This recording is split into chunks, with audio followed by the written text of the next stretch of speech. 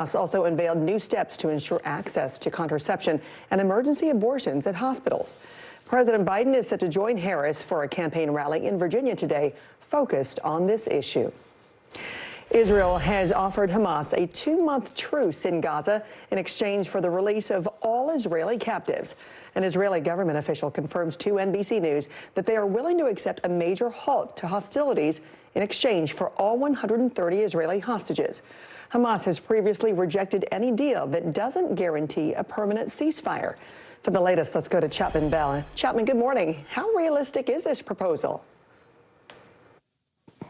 Good morning, Francis. Well, we'll see. While it's a big step forward, or should I say towards a ceasefire, it does not propose a permanent stop to the war that began on October 7th when Hamas invaded Israel from Gaza.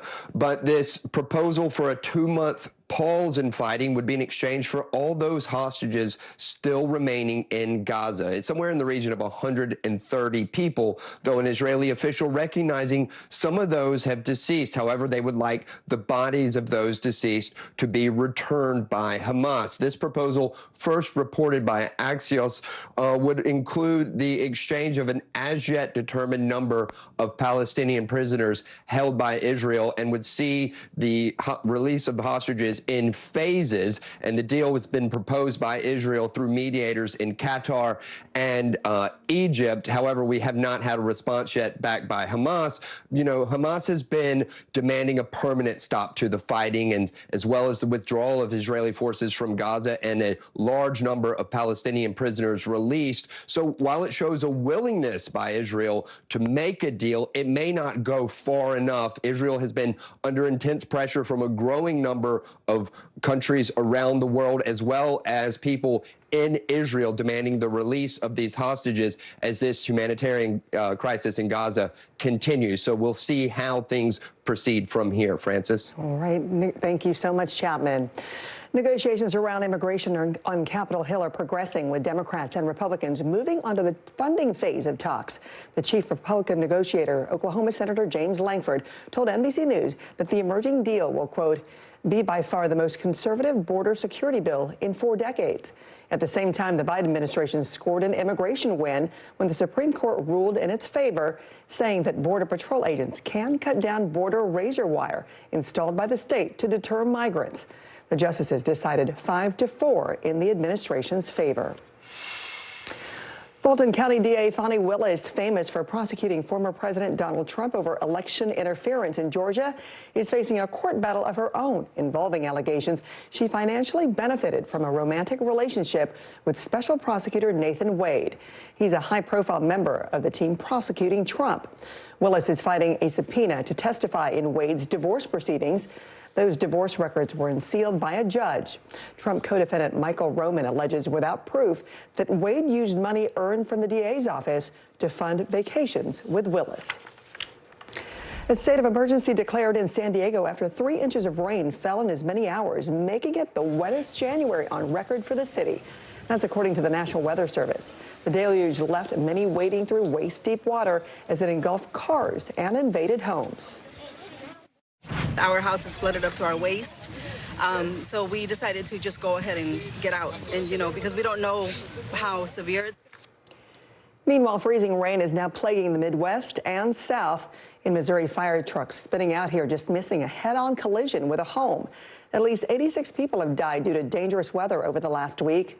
Let's bring in now NBC meteorologist Bill Cairns, who is tracking what's next. Hi, Bill. Good morning. Hey, good morning to you, Francis. And overnight, the concern has been freezing rain. I haven't heard a lot of reports of anything too treacherous, but it only takes a little coating. It's probably going to be a bunch of school delays out there waiting for things to warm up, especially northern Indiana and southern Michigan. Where you see the pink in here, that's where we have pockets of temperature below freezing. It's not going to be every surface, especially untreated surfaces. Bridges, overpasses will be the problem. Just plain old rain through much of Illinois and northern Missouri. And now some wintry weather precip is beginning to break out here from Cleveland, eventually up towards Erie, and that will spread into New York State. So that's why we have 48 million people under winter weather advisories all the way from northern Missouri, and now a few even issued in areas of Massachusetts. So it's not a huge event, but just a little coating of ice. And during the day today, it'll shift northwards. Things will warm up in areas of the Ohio Valley especially, but then some light snow possible over New York State, and eventually some of this will even get into New Hampshire tonight. It shouldn't shouldn't cause any problems, though. Maybe the main roads should be just fine with temperatures above freezing. Here's the ice forecast. Nowhere do we expect power outages either, so that's a piece of good news, too.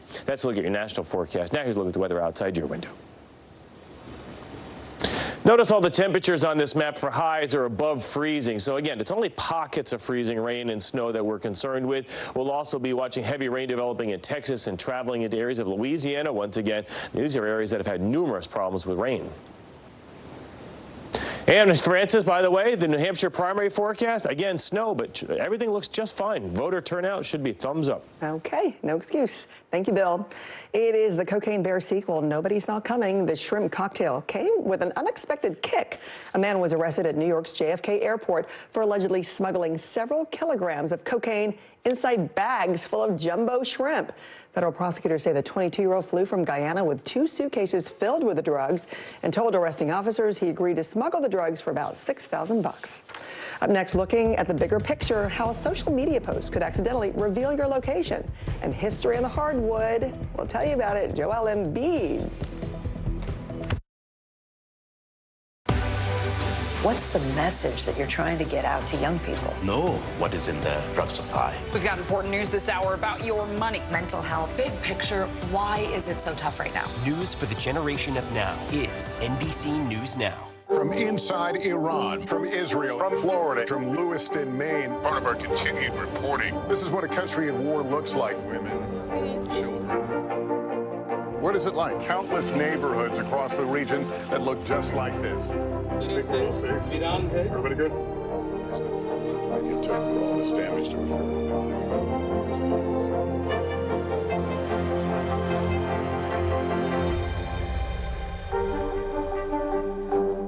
The NBC News mobile app. Get connected to your favorite news shows. For the top stories, breaking news, and live video, download the NBC News mobile app now. Now is raw. How hard is it to see it like this? Our house is no longer here, but we are here. Now is real. Let's break down what we know and then the big questions still outstanding. News for the generation of now is NBC News Now. When I think about what the Today Show does, it's not just about the mornings, it's about your whole day. There's a feeling of we're in there with you. Then let's take on this day together. Stay on top of breaking news and the biggest stories of the day with NBC News Daily. Thank you so much for joining us. I'm Morgan Radford. I'm Vicki Wynn. I'm Kate Snow. And I'm Zinklaya Samwat. Get in-depth reporting from across the country. We have breaking news out of the White House and around the world. Questions about the rebellion inside Russia. And ways you can take care of your health. What are symptoms that people should be on the lookout for? And your wallet. Some really great last-minute deals if you have flexibility. NBC News Daily. Weekdays from 12 to 4 p.m. Eastern on NBC News Now. News for the generation of now is NBC News Now. Okay, you know this saying, they say a picture is worth 1,000 words. But how much data does it reveal? One TikTok influencer says he can pinpoint almost anyone's location anywhere in the world on Earth just by looking at the videos they send him on social media. NBC Digital reporter Maya Eaglin shows us the unique way to raise awareness about online safety. Find me, Jose Monkey. You asked me to figure out where this video was recorded, so I did. Hi, I'm Jose Monkey. Jose Monkey is what's known as a geo-influencer. So far, I have found people in 37 countries. With over 1.6 million followers on TikTok, he's locating people who think they're being discreet online. But he likes to keep his own life to himself. I try to keep relatively private, so I don't use my real name when posting videos. Where am I? So someone sends you a video. Walk me through the steps of how you find their location. I download the videos and look at them on a big screen, typically. And it depends what I see, what kind of video it is, what resources I will use to find it. Sometimes it's very generic resources. Sometimes it's using store locators for, different businesses I see. As you exit the plane, the tail number is visible. I have used a site called Find a Grave. Some videos take just a few minutes, others take hours, and every now and then he does get stumped. Where am I, Jose Monkey? Guys, I don't know why I even tried to find this video. There are a few different things that make it difficult. One is if there's really no writing whatsoever to look at in the video. It also depends if it's in an area where I recognize the businesses and their logos. So I decided to put Jose Monkey to the test. All right, Jose Monkey, let's see if you can find out where I am. I did not find anything in the videos that you sent me that had readable writing on it. So that definitely made it difficult. Some of the buildings we see in the background kind of look a bit like New York, and I got just a glimpse of a red running track with like a field inside of it. I looked at the New York City Parks website. I was hoping that maybe I could see that red track from the satellite view. You're at the southwest corner of the Sarah D. Roosevelt Park. Jose Monkey says he's making these videos to raise awareness about online safety in an entertaining way. The privacy and safety concerns and like raising awareness has really always been an important motivator in what I'm doing. Pew Research found that 77% of teens use social media every day. And one study from Susie Lampla Trust finding that 84% of respondents had experienced stalking online. Definitely think about the things that you're sharing. Anyone who's trying to figure out other clues from the video, they're usually not even looking at that main subject of the video. They're looking at all of the things in the background. We want to thank Maya for that report. Still to come, another record-breaking performance from Joel Embiid, and one Buckeye fan should have had more of a Hawkeye to avoid that on-court collision with an Iowa basketball star. Stay on top of breaking news and the biggest stories of the day with NBC News Daily. Thank you so much for joining us. I'm Morgan Radford. I'm Vicki Wynn. I'm Kate Snow. And I'm Zinklaya Samwat. Get in-depth reporting from across the country. We have breaking news out of the White House and around the world. Questions about the rebellion inside Russia. And ways you can take care of your health. What are symptoms that people should be on the lookout for? And your wallet. Some really great last-minute deals if you have flexibility. NBC News Daily, weekdays from 12 to 4 p.m. Eastern on NBC News Now.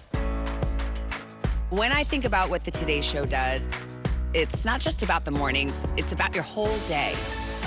There's a feeling of we're in there with you. Then let's take on this day together. News lives in the now. It's coming at us every second from all over the world.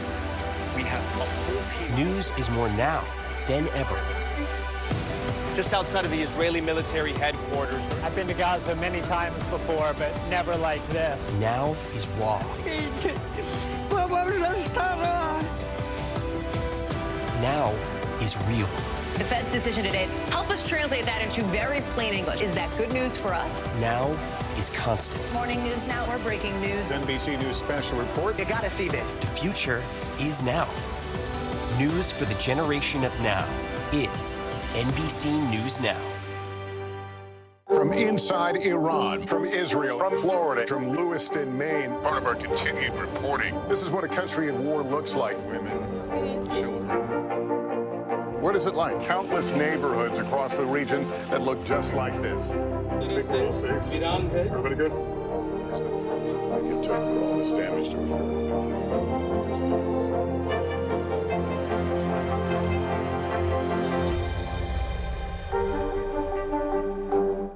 Hey, I'm Hallie. It's good to be with you tonight. What do we know that voters care about? The economy, right? You are seeing that firsthand yourself on the ground there today. I know that you have been reading the vibes from D.C. here, and the vibes are different from action.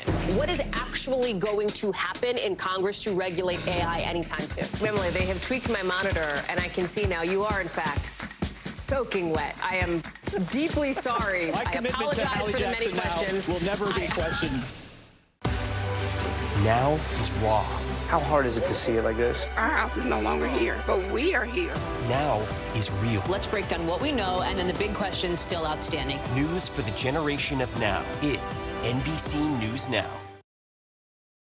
Chance at 70. Embiid. Coast to coast for 70. Joel Embiid cannot stop sinking buckets and breaking records. The reigning NBA MVP accounted for 70 of the 76ers' 133 points in their Monday win over the Spurs, matching and breaking the franchise record of the legendary Wilt Chamberlain, who scored 68 points in a 1967 game. Embiid now becomes the 9th player in NBA history to drop 70 points, but still has a ways to go if he ever wants to top Chamberlain's other record of 100-point games. So you're talking about the 70 club. He's joining Kobe, of course, Devin Booker, David Robinson, Donovan Mitchell, and also David Thompson. Some big names. Others. Huge names. And what's crazy is that you can play a maximum of 48 minutes in the NBA game. He only played 37. He had 11 more minutes where he could have, maybe 80. He's on his way. Well, turning now to college basketball, and how about this? Watch that. Ooh, boom. Well, this is the fallout of the post-game incident. This is after 18th-ranked Ohio State's upset win over number 2 Iowa on Sunday. And, of course, this is star Hawkeyes point guard Caitlin Clark, who was hit by this Ohio State fan running with her phone onto the court to celebrate the victory. Clark was then helped off the court. She said she was okay following the hit. Ohio State's athletic director personally apologized to her, and the Iowa coach, Lisa Boulder, decried the incident and said that her players should be able to safely walk off the court, kind of blaming security a little bit for that. When you can see the officer was there just a little bit too late. Yeah, you know, storming the court, storming the fields comes with that risk. That's it right there. All right, now to the latest in the NFL coaching carousel. Reports emerged Monday that the Tennessee Titans are expected to hire Brian Callahan as their next head coach. Callahan spent 5 years as the offensive coordinator for the Cincinnati Bengals and, along with stars Joe Burrow and Jamar Chase, helped guide the team to a Super Bowl appearance in 2021. The Titans, who parted ways with head coach Mike Vrabel earlier this month, said this would be the 3rd team to fill their coaching vacancy in the offseason with that whole carousel. So a little bit about Callahan is the son of Bill Callahan, former Raiders coach there, who got them that Super Bowl. But everyone wants to know, where's Belichick and Harbaugh going? I mean, come on, let's get to the big names. Man. No offense. Yeah, I know. We need to figure it out. I don't know. The Falcons? I don't know. We'll see. Coming up, a historic strike ends in California as NASA finally cracked open a capsule that may contain celestial clues about our solar system.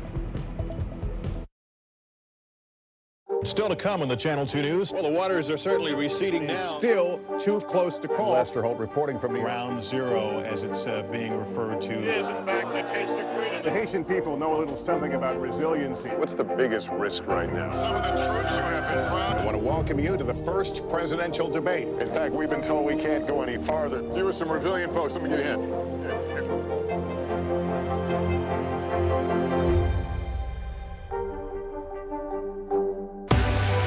What's the message that you're trying to get out to young people? Know what is in the drug supply. We've got important news this hour about your money. Mental health, big picture, why is it so tough right now? News for the generation of now is NBC News Now. Were you calling the shots, though, Mr. President, ultimately? Was the Biden administration caught off guard by this latest surge of migrants? Is it clear who's going to govern Gaza once this war is over? If it's Sunday, it's Meet the Press. People really don't know what's going to happen. Nearly a dozen hours after the eye roared ashore. More good people than bad people, you know, right? 5 seconds. 4, 3. There is some late-breaking news. 4 hours into the Iowa caucuses by the mail delivery system. All right, it just me too.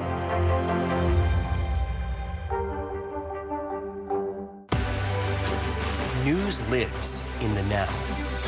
It's coming at us every second from all over the world. We have a full team. News is more now than ever.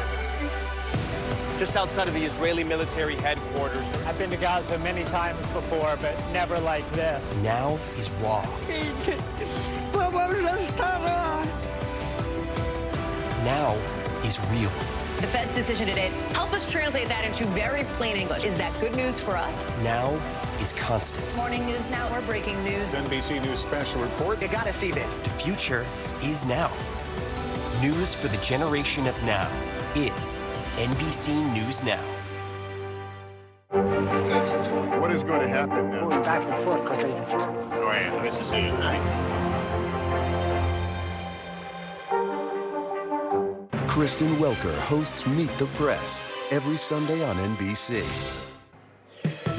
We're back with what you need to know early today. Dexter Scott King, the youngest son of Martin Luther King Jr., has died at 62 after battling prostate cancer.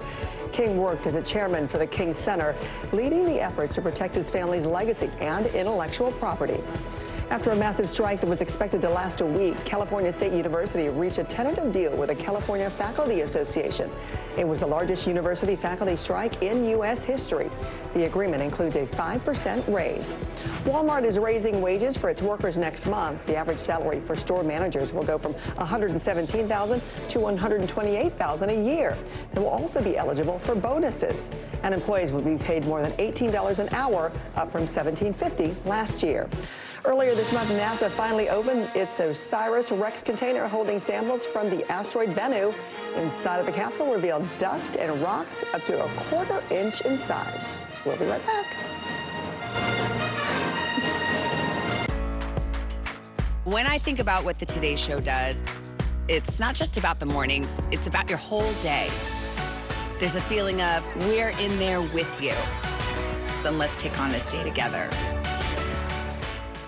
Stay on top of breaking news and the biggest stories of the day with NBC News Daily. Thank you so much for joining us. I'm Morgan Radford. I'm Vicki Wynn. I'm Kate Snow. And I'm Zinklea Samwat. Get in-depth reporting from across the country. We have breaking news out of the White House and around the world. Questions about the rebellion inside Russia. And ways you can take care of your health. What are symptoms that people should be on the lookout for? And your wallet. Some really great last-minute deals if you have flexibility. NBC News Daily, weekdays from 12 to 4 p.m. Eastern on NBC News Now. News lives in the now. It's coming at us every second from all over the world. We have a full team. News is more now than ever. Just outside of the Israeli military headquarters. I've been to Gaza many times before, but never like this. Now is raw. Now is real. The Fed's decision today, help us translate that into very plain English. Is that good news for us? Now is constant. Morning News Now or breaking news. NBC News special report. You gotta see this. The future is now. News for the generation of now is NBC News Now. Good morning. Thanks for joining us. I'm Joe Fryer. I'm Savannah Sellers. The latest developments in the war between Israel and Hamas. If you do have points or you have miles, is now a good time to use them. The first woman on a lunar mission. What was it like to get that news? Morning News Now, streaming weekdays at 7. What is going to happen now? Going back and forth because All right, nice to see you.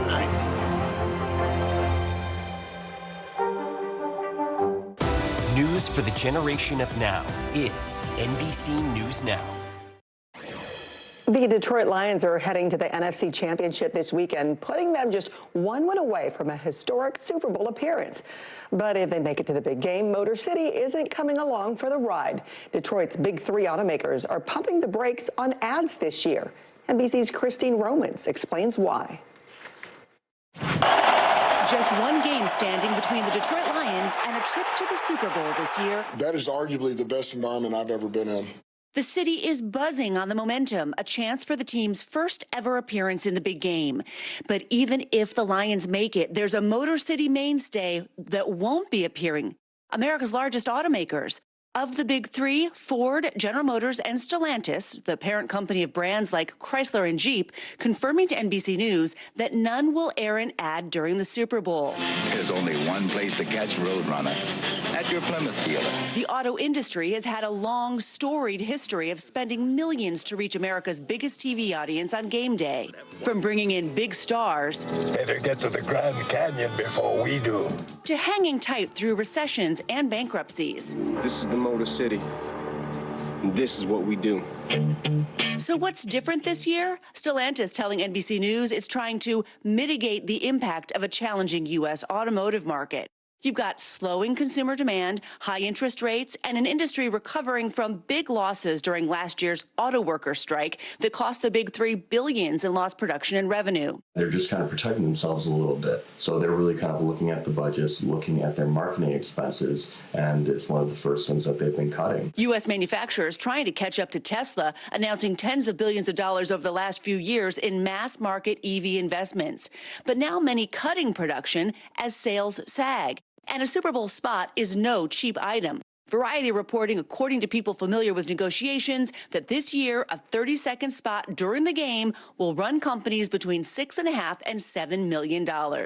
Those prices steadily rising over the last few years, even as linear TV is on the decline and viewers turn down to the screens in their hands.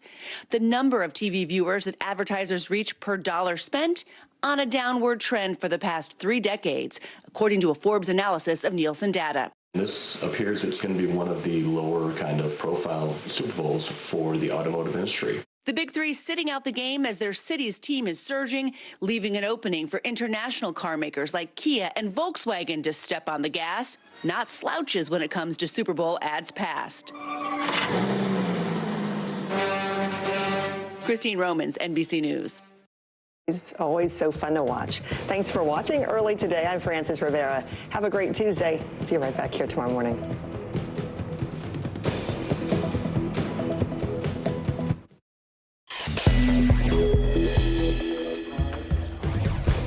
We are off to the races in New Hampshire. Nikki Haley notching a clean sweep in the small town of Dixville Notch after all 6 voters cast their ballots at midnight. Can she keep up the momentum against frontrunner Donald Trump? We're live with a fight for the Republican nomination. The new push for a truce in Gaza as the war rages on. We're live with Israel's proposal to Hamas in an attempt to free the remaining Israeli hostages. Could a simple blood test detect Alzheimer's years in advance? The promising new study that could lead to a breakthrough in screening for the disease. The bulls are charging down Wall Street. What's fueling the record run for stocks after the Dow blasted past 38,000 for the first time ever? Putting the 70 in 76ers. NBA superstar Joel Embiid shatters a record Wilt Chamberlain set over 5 decades ago. It's Tuesday, January 23rd.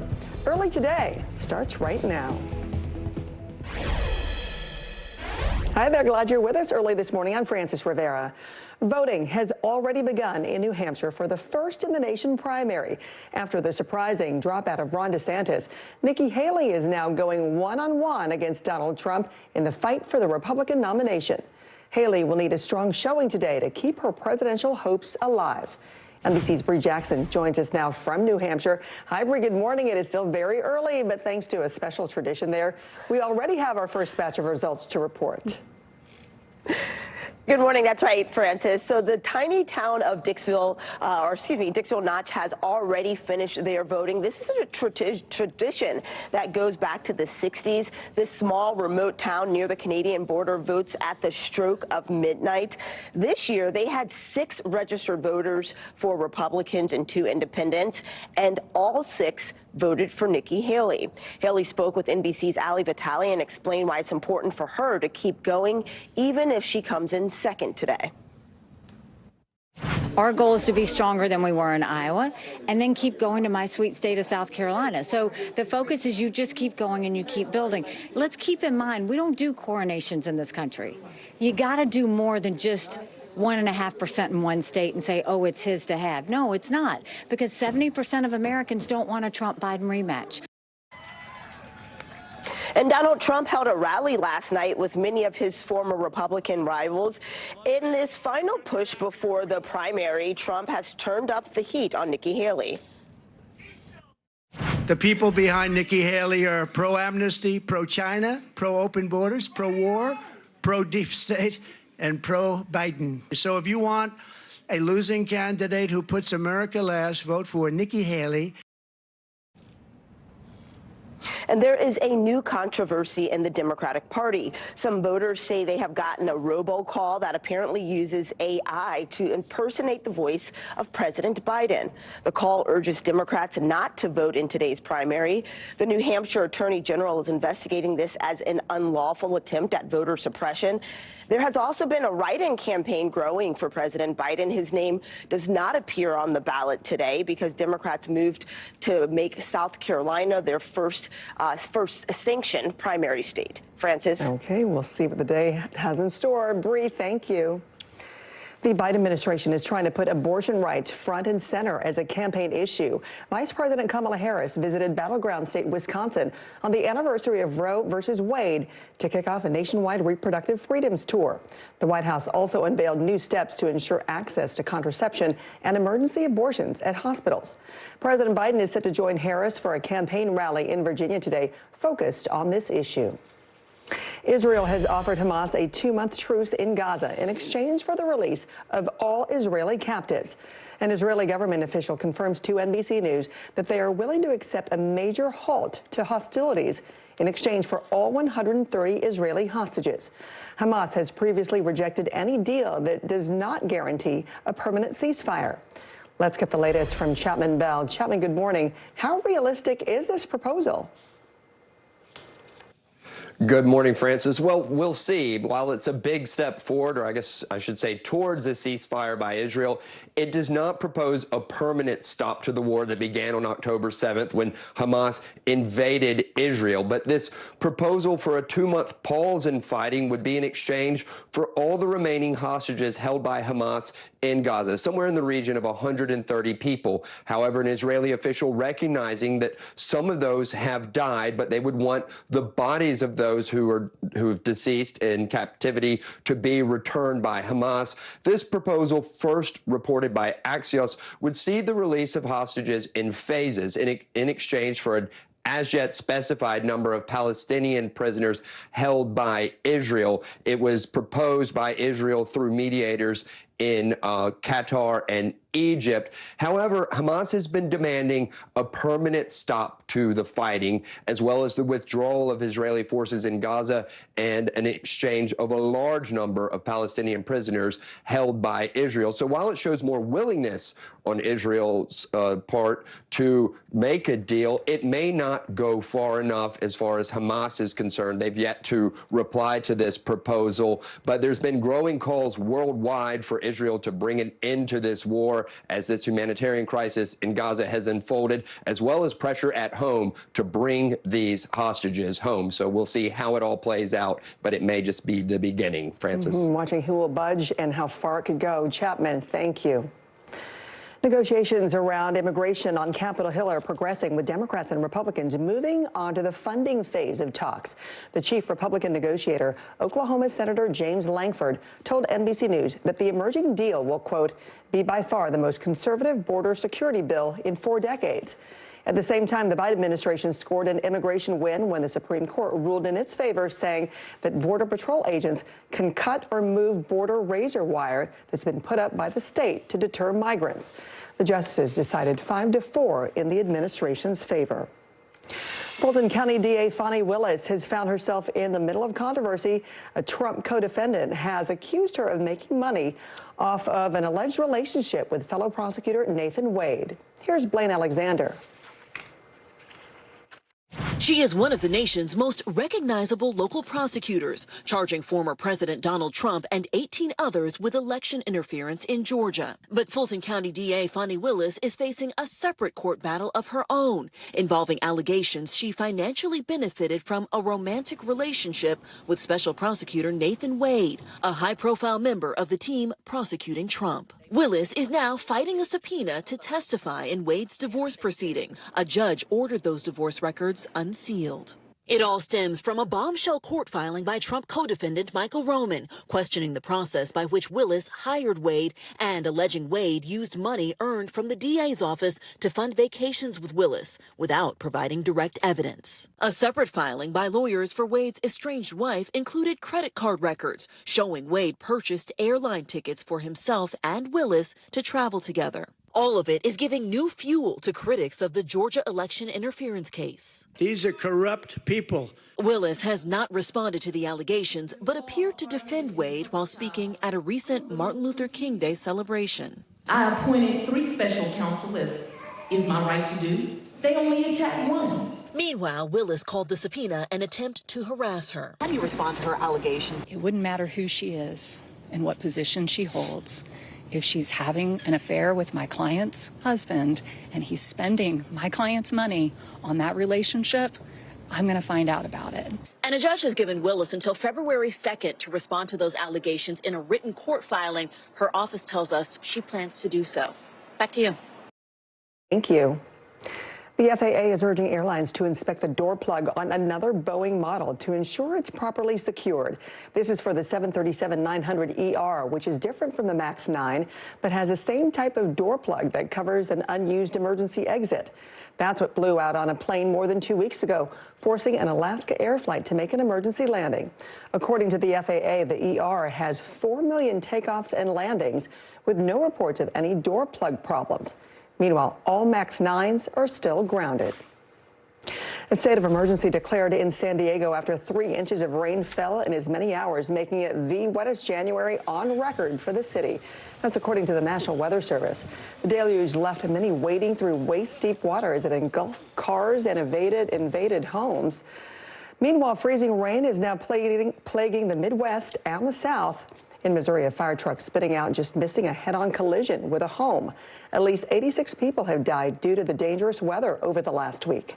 Let's now bring in NBC meteorologist Bill Cairns, who's up tracking what's next. Hi, Bill. Good morning. Hey, good morning to you, Francis. That San Diego rainfall was wild. In 6 hours, they got a quarter of their year's worth of rain. They just try to figure that. I mean, that's incredible. I know they don't get a lot of rain, and almost 3 inches is a ton for them, most ever in January. So now we're watching this wet weather system through the Ohio Valley. I say wet because there's not a lot of snow with it. Some areas are cold enough that we do have some freezing rain problems, especially southern portions of Michigan, northern Indiana, and a lot of heavy rain early today. Now, winter weather advisories are up, and now they've been extended all the way through New York State and now into areas of New England. This is not like a high impact event, but just enough ice out there to make things slick at times, especially today in Michigan and later today and tonight in areas now interior sections of the Northeast. Not enough for like power outages, but we'll have concerns just like sidewalks that'll be icy. And then heavy rain will develop later today with thunderstorms too. We have flood watches popping up now, East Texas, Louisiana, and even portions there in Mississippi and Alabama. And as far as the primary voting goes today, no problems, just a little bit of light snow late today.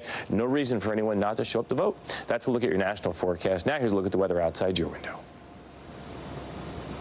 So for today, you'll notice temperatures in almost all the big cities, even all the way up in the northern Vermont, will be above freezing today. So most of the main roads and treated surfaces should be just fine. And we'll also watch that heavy rain developing later in areas of Texas into Louisiana. Now that's a look at your forecast, Francis. Okay, Bill, thank you. We are just a few hours away from the 96th Academy Award nominations, and some names we're expecting to hear include Emma Stone, who has been racking up trophies for her work in Poor Things, and the cinematic event of the summer, Barbie and Oppenheimer, looking to bring that box office showdown to the award stage. The Oscars are set to air on March 10th. Early Today is back in a minute with a promising new study that could change how we screen for Alzheimer's disease. And CNBC's Arabella Gamede is here to take us inside the history-making rally on Wall Street and what's fueling the record run for stocks. News lives in the now. Israel tonight declaring war against Hamas following the brutal surprise attack within its own borders. Now is raw. We are in the West Bank city of Ramallah. Protesters are on the streets here to denounce Israel. Now is real. Most of the time, the Iron Dome works, but there are rare occasions that a few get through, like here in Ashkelon. News for the generation of now is NBC News Now, streaming free everywhere. Still to come on the Channel 2 News. Well, the waters are certainly receding now. Still too close to call. Lester Holt reporting from the Ground Zero, as it's being referred to. It is, in fact, a taste of freedom. The Haitian people know a little something about resiliency. What's the biggest risk right now? Some of the troops who have been proud. I want to welcome you to the first presidential debate. In fact, we've been told we can't go any farther. You were some resilient folks. Let me get in.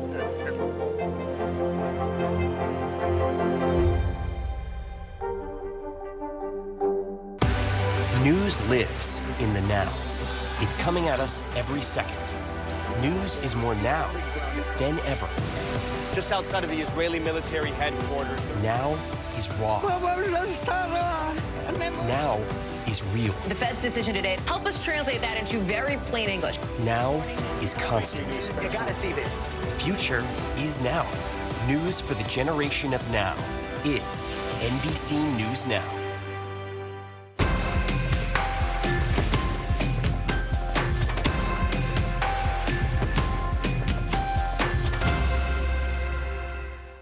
Kristen Welker hosts Meet the Press every Sunday on NBC.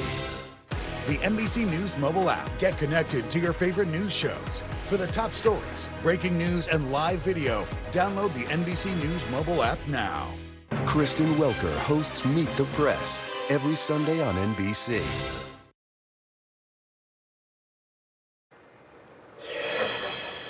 There's more signs of trouble for big tech this morning, but that's not slowing down the rally on Wall Street. The Dow made history yesterday, closing above 38,000 for the first time ever.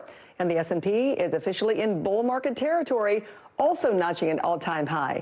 CNBC's Arabile Gamede is here to take us inside that record run. Arabile, good morning. Yeah, good morning, Francis. The bulls certainly are running away with it. It was the third day of gains in a row then consistently for the market out of Wall Street. Then the S&P 500 rising 0.2%. As you said, it did hit that all-time record high. The Dow Jones also hitting a similar mark there, above 38,000 points for the first time. Those are all significant because investors are deliberating as to whether we will continue to see interest rate cuts come in this year as quickly as they had anticipated. And instead, they're looking at how long the gains will persist in this market. It's also on the back of an earnings cycle that we're currently seeing ourselves in. The likes of Netflix are reporting their earnings later today. We also have Tesla coming out with numbers as well. That's going to be highly anticipated. So a lot of the tech counters that have really moved things along, the likes of Nvidia gaining more than 20%. United Airlines, however, they're cautioning that next year, the first quarter of next year, they may begin to see, or the first quarter of this year, should I say, they're beginning to see that airplanes their profits might go down because of the grounding of those MAX 9 airplanes. Very quickly as well, TikTok is laying off some employees, around 60 of them being laid off as they try to focus in more a little bit on that AI spend. Let's remember that a whole lot of tech giants did cut jobs last year. We already saw around 260,000 jobs laid off. This year already around 10,000. So quite significant. All right, Arabile, thank you so much. A new blood test now is actually helping us when it comes to this and testing for Alzheimer's here. This is what's happening when it comes to that. It could actually detect Alzheimer's disease up to 15 years before symptoms appear. According to research published in the JAMA Neurology Journal, the test screens for a unique type of protein known as p-tau. According to scientists, it's just as accurate as expensive tests like lumbar punctures and brain scans. The study's co-authors say this now paves the way toward having the test available in clinical settings.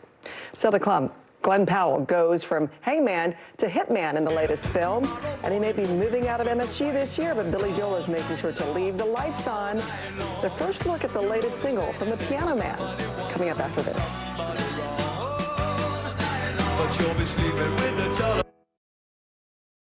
News lives in the now. Look at this. You can't even see anything anymore. Let's break down what we know. You gotta see this. News for the generation of now is NBC News Now.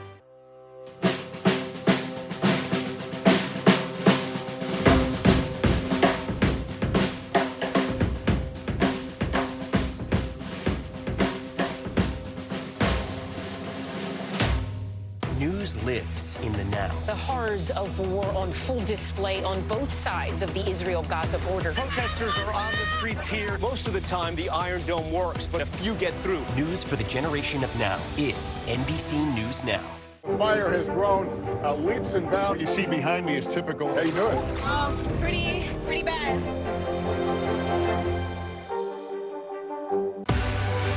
Now is raw. How hard is it to see it like this? Our house is no longer here, but we are here. Now is real. Let's break down what we know and then the big questions still outstanding. News for the generation of now is NBC News Now. We report live from Tel Aviv. We are live tonight from Juarez, Mexico, reporting over the skies of Lahaina here in Florida. The time to evacuate has come and gone.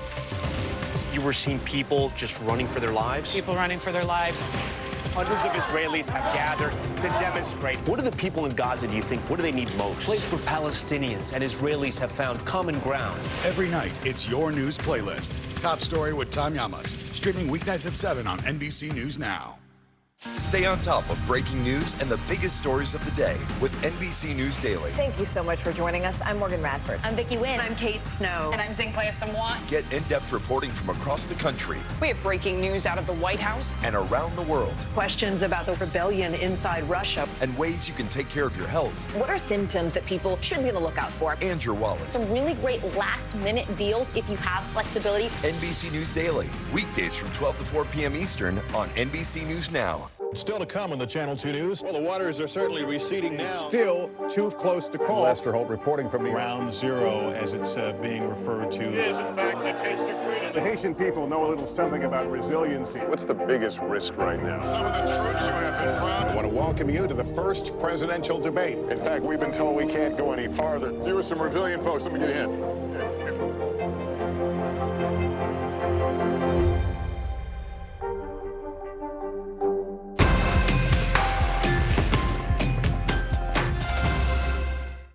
News for the generation of now is NBC News Now. So, am I the right guy to eliminate your problem?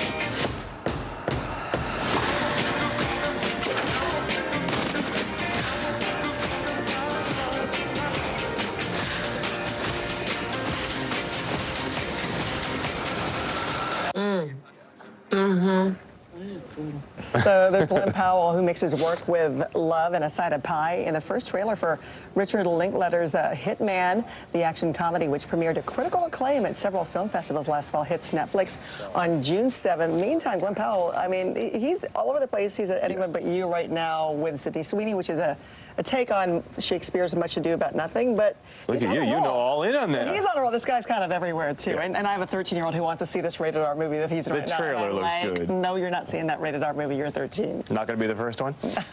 Not this one. Not this one. Almost 50 years after the lights go out on Broadway, Billy Joel is turning them back on. On Monday, the Piano Man posted a snippet of his first single since 2007 to his social media pages. The video briefly shows the lyric sheet for Famous Last Words, the closing track on Joel's last pop album from 1993. Before he gets behind the keys and plays the chords to the new song titled Turn the Lights Back On, the highly anticipated comeback single drops on February 1st. You know, I've never seen him at the Garden, and I need to. I mean, time's running out, right? I know. Because he said goodbye so many times, but this is what happens when he says goodbye to that residency. Now he's making new music, that's right. So that's a plus, right? So we still can't get enough of Billy Joel. I believe He'll you. be back. He's like Elton John. Like they say they're going to be done, but they're never really done. All right, when we come back, it is a hydration heist. How a woman stole Stanley Cups worth thousands. Yeah, and later, Wendy's is spicing up their menu with their latest breakfast edition. Were you calling the shots, though, Mr. President, ultimately? Was the Biden administration caught off guard by this latest surge of migrants? Is it clear who's going to govern Gaza once this war is over? If it's Sunday, it's Meet the Press. We report live from Tel Aviv, from Juarez, Mexico, reporting over the skies of Lahaina. Every weeknight, it's your news playlist. Top Story with Tom Yamas, streaming weeknights at 7 on NBC News Now. Fire has grown leaps and bounds. You see behind me is typical. How you doing? Pretty bad.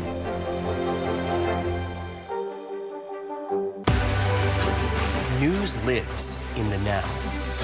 It's coming at us every second from all over the world. We have a full team. News is more now than ever. Just outside of the Israeli military headquarters. I've been to Gaza many times before, but never like this. Now is raw.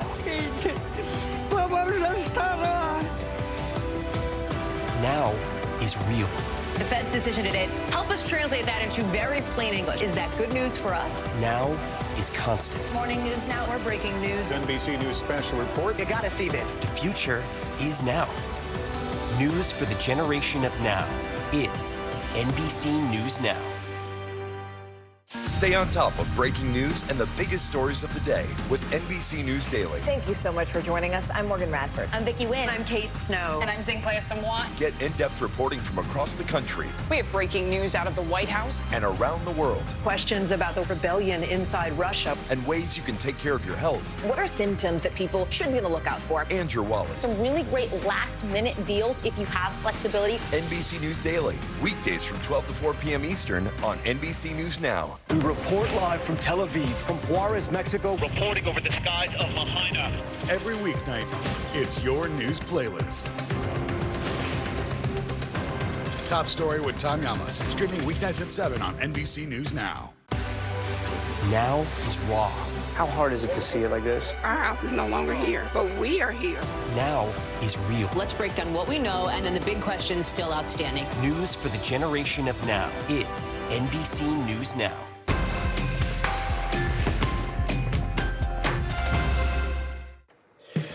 We are back with what you need to know early today. A thirst-quenching shoplifter has been busted in California after allegedly stealing those 65 Stanley Quencher tumblers valued at over $2,000. The unidentified 23-year-old was later pulled over by officers and was charged with grand theft. The mayor of Flavortown, Guy Fieri, is serving up food and fun with his Flavortown Fest.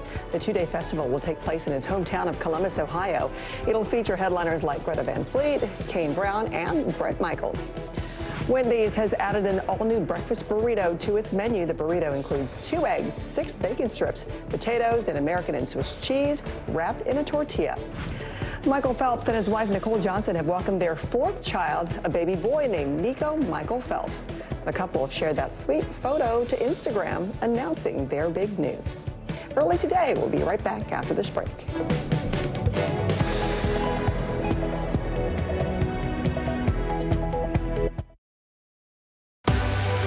What's the message that you're trying to get out to young people? Know what is in the drug supply. We've got important news this hour about your money. Mental health, big picture, why is it so tough right now? News for the generation of now is NBC News Now. Hey, I'm Hallie. It's good to be with you tonight. What do we know that voters care about? The economy, right? You are seeing that firsthand yourself on the ground there today. I know that you have been reading the vibes from D.C. here, and the vibes are different from action.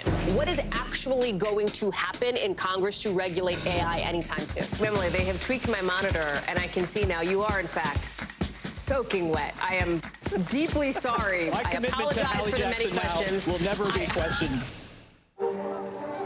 People really don't know what's going to happen. Only a dozen hours after the eye roared ashore.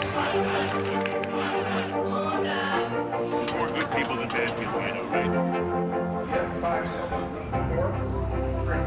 There is some late-breaking news 4 hours into the Iowa caucuses. Private Hammond delivering. All right, it just me too.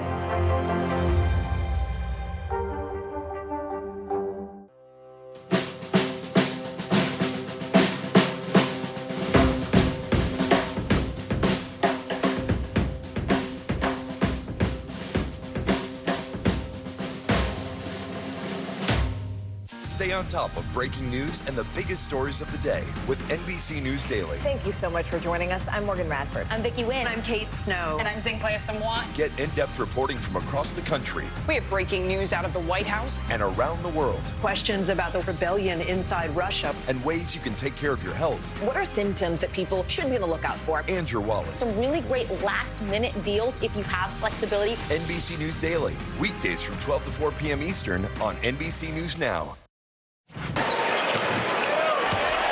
Chance at 70. Embiid, coast to coast for 70. Joel Embiid can't stop sinking buckets and breaking records. Their reigning NBA MVP accounted for 70 of the 76ers' 133 points in their Monday win over the Spurs, matching and breaking the franchise record of the legendary Wilt Chamberlain, who scored 68 points in a 1967 game. Embiid now becomes the 9th player in NBA history to drop 70 points, but still has a ways to go if he ever wants to top Chamberlain's other record of a 100-point game. Another hoop dream coming true this morning. Stanford's women's basketball coach has earned a coveted spot in the record books. NBC's Stephanie Gosk looks at her historic run. A record 46 years in the making. An incredible milestone. Stanford basketball coach Tara Vanderveer has now won more games than any other coach in NCAA history. After a commanding win against Oregon State in front of the home crowd, her players had hugs and T-shirts ready. I just want to thank everyone for coming out today. It is so exciting to have you all here. 1,203 wins, one more than Mike Krzyzewski. The legendary Duke coach had this message for the coach who snatched his crown. Tar, congratulations. What an amazing achievement. And what's even more amazing is the manner in which you achieved so many victories. Wow. Vanderveer has shaped women's basketball for decades, winning 3 national titles, sending 30 players onto the WNBA, and getting a gold medal in the 1996 Olympics. Sports greats and her players honoring the latest achievement. Congratulations on this amazing milestone, and thank you so much for your leadership. This is huge for women's basketball. I think she's the greatest to ever do it. After the game, the 7-year-old Vanderveer spoke with NBC News. I've really enjoyed coaching every single player that I've ever coached, and it's just, I'm just very fortunate. The coach, who admits to not really liking the limelight, still focused on the team. I thought we had a great game, and we want to keep doing what we're doing. And the wins will keep coming. Stephanie Gosk, NBC News. We will keep counting them. All right, coming up on the Today Show, this seasonal battle is back. Should parents let their kids wear shorts in the winter? Why some parents are giving up that fight. And here's Chanel Jones with a preview of what else is ahead. This morning on the 3rd hour of Today, a first look at a groundbreaking new Broadway show. Then SNL star Marcelo Hernandez is live in studio, and cozy winter meals in Today Food. That's all this morning on the 3rd hour of Today. And thank you for waking up with Early Today. I'm Frances Rivera. Have a great Tuesday. See you tomorrow. Right now on Morning News Now, it's finally here, primary day in New Hampshire. We're on the ground as voters are set to head to the polls in what has become a 2-person race. We've got the results in overnight from the town of Dixville Notch, the tiny mountain village that's the first to cast its ballots, as Nikki Haley tries to pull the upset against her former boss, Donald Trump. Also this morning, a growing legal battle in Georgia. The district attorney prosecuting former President Trump is under fire over an alleged improper relationship with the prosecutor she hired for Trump's case. How she's responding and what it could mean for the case against Trump. Also, the battle at the border over razor wire installed by Texas. We're digging into the new ruling from the Supreme Court and what it could mean for future legal fights along the southern border. And the Detroit Lions just 1 game away from their first ever Super Bowl. But as the buzz in the Motor City reaches a fever pitch, America's big 3 car companies are pumping the brakes on ads in the big game. We will explain why. We're at that period where we're going to start to see the ads before the game, which always confuses me a little bit. Yeah, you're like, isn't that kind of not the point? But I like watching them during the game as well. Also, it's almost Super Bowl. Wow. Exactly. Good morning. Good to have you with us. I'm Joe Fryer. And I'm Savannah Sellers. Thanks for being here. We're going to begin this morning with the race for the White House today. Voters in the Granite State will head to the polls and cast their ballots in the first in the nation primary. The Republican primary is now down to a 2-person race between former President Donald Trump and former UN Ambassador Nikki Haley. The former South Carolina governor is trailing in the polls, but looking to shrink that gap, especially after Florida Governor Ron DeSantis dropped out of the race on Sunday. As for Trump, the former president won the first big contest last week, the Iowa caucuses, cementing his status as the frontrunner for the GOP nomination. Haley came in 3rd place, 2 points behind DeSantis. We have our first results in already from New Hampshire. Voters in the town of Dixville Notch cast their ballots just after midnight. All 6 registered voters cast their ballots for Nikki Haley. The community has a tradition of first-in-the-nation voting that dates back to 1960. For more on what we can expect today, we're joined by NBC News senior political editor Mark Murray and NBC News senior national politics reporter Jonathan Allen.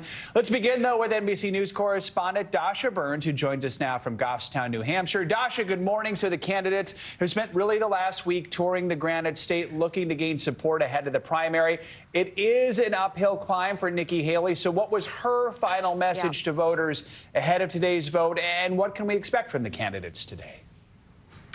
Well, Joe, the polls just opened here in Goffstown. Voters already making their choices. And in the live free or die state of New Hampshire, it is do or die for Nikki Haley. This is her absolute best chance at trying to stop Donald Trump's march to the nomination. But as you said, it is an uphill climb. She's been barnstorming the state, holding 5+ events every day, retail stops and rallies. And in a change of strategy, she's been gaggling with reporters, which is something that was rare for her previously. And she's been trying to make that contrast between her and the former president. Some of her favorite lines are comparing the chaos of the Trump world to the sort of more traditional Republican platform that she has. And she's been calling for new generational leadership and starting to call into question his mental competency, really starting to sharpen her tone on former President Trump in these final hours. Take a listen to some of her closing message.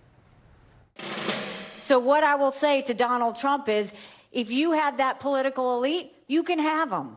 Because that's never who I wanted to work for. I always wanted to serve the people. But I'll say this, if you've got to lie to win, you don't deserve to win. It's that simple. And you'll get more into this with John and Mark, but she is hoping to capture that independent, that moderate vote here in New Hampshire. And because of that, you know, we've seen the polling, but it can be unpredictable because we just don't know how many of those independents are going to show up, choose a Republican ballot and cast their vote for Nikki Haley. But given Ron DeSantis dropped out and endorsed former President Trump, that does make that hill a little steeper for Haley. Absolutely. John, let's bring you in now. Former President Trump, he's been spending some time on the campaign trail in New Hampshire this past week. Also, though, balancing those days in court as well. What is the state of the Trump campaign heading into today's vote? I mean, the state of the Trump campaign right now, at least as far as the primary goes, is that they're in a very good mood. They can read the polls, not only, and I think Mark will talk a little bit about this, not only does Trump have a big lead, but the tracking polls show that growing over the course of this week.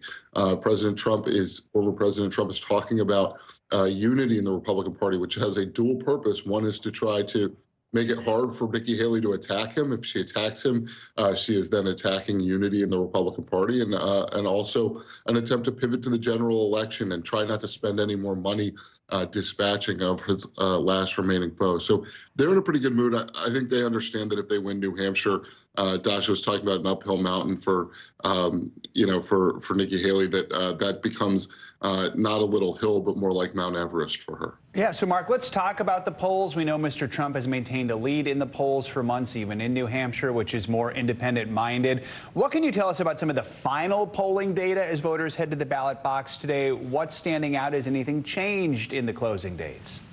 Yeah, Joe, over the course of the past week, Donald Trump has maintained a consistent double-digit lead in all of the polls. And in fact, according to that Suffolk tracking poll, his lead has actually increased over Nikki Haley over the past week. What the good news for her is that she leads among those independent voters that Dasha was just talking about. They make up the largest share of voters in the New Hampshire electorate, and she's been leading them by about 15, 20 points or so.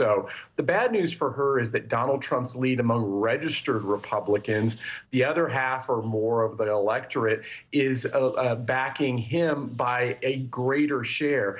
And so for Haley to be able to pull off the upset tonight, given that her being behind in the polls, she's got to win those independent voters by a wider margin than Donald Trump ends up winning registered Republicans. And right now, the polling, as John ended up mentioning, that makes it seem like a very uphill climb, but we'll have to wait and see what happens tonight. Mark, quick question. Just historically, how good is polling in New Hampshire? Does it tend to capture what's going to happen, or does that independent streak come out in maybe unpredictable ways sometimes? Joe, it's difficult, and not only trying to get the independent versus Republican share right, but also it's important to note that so many events end up happening as you get to the New Hampshire primary. You just have the concluded Iowa caucuses. You have candidates start dropping out. There is a lot of volatility, but the polls heading into tonight have showed a consistent story, and that is Donald Trump ahead. All right. Mark, John, Dasha, thank you all for kicking us off this hour. We appreciate it. Thank you. Well, this fall we could see our first presidential rematch in the general election since the 1950s, when Dwight Eisenhower and Adlai Stevenson faced off twice. But as NBC News chief political analyst Chuck Todd explains, voters in New Hampshire are not excited about another showdown between Joe Biden and Donald Trump. Across New Hampshire, voters are feeling fed up. I just don't understand where my party is right now. Reed and Nancy Panicetti have lived and voted in Amherst for 25 years. This is one of the first ones that I can really recall there's a winner being crowned before the race has happened. All of a sudden, you feel like, oh my God, the race could end here. Yes, but hopefully not. Nancy, like nearly 40% of New Hampshire voters, is an independent. In this state, independents outnumber Democrats and Republicans, like her husband Reed. They are both desperate for something new. I will always be a Republican, but I am slowly losing my party, and I want to know how I can get it back. Are you ready to accept this binary choice of Trump versus Biden, or are you hopeful something else happens? Still hopeful. What is that? What are you hoping for? That it's not Donald Trump.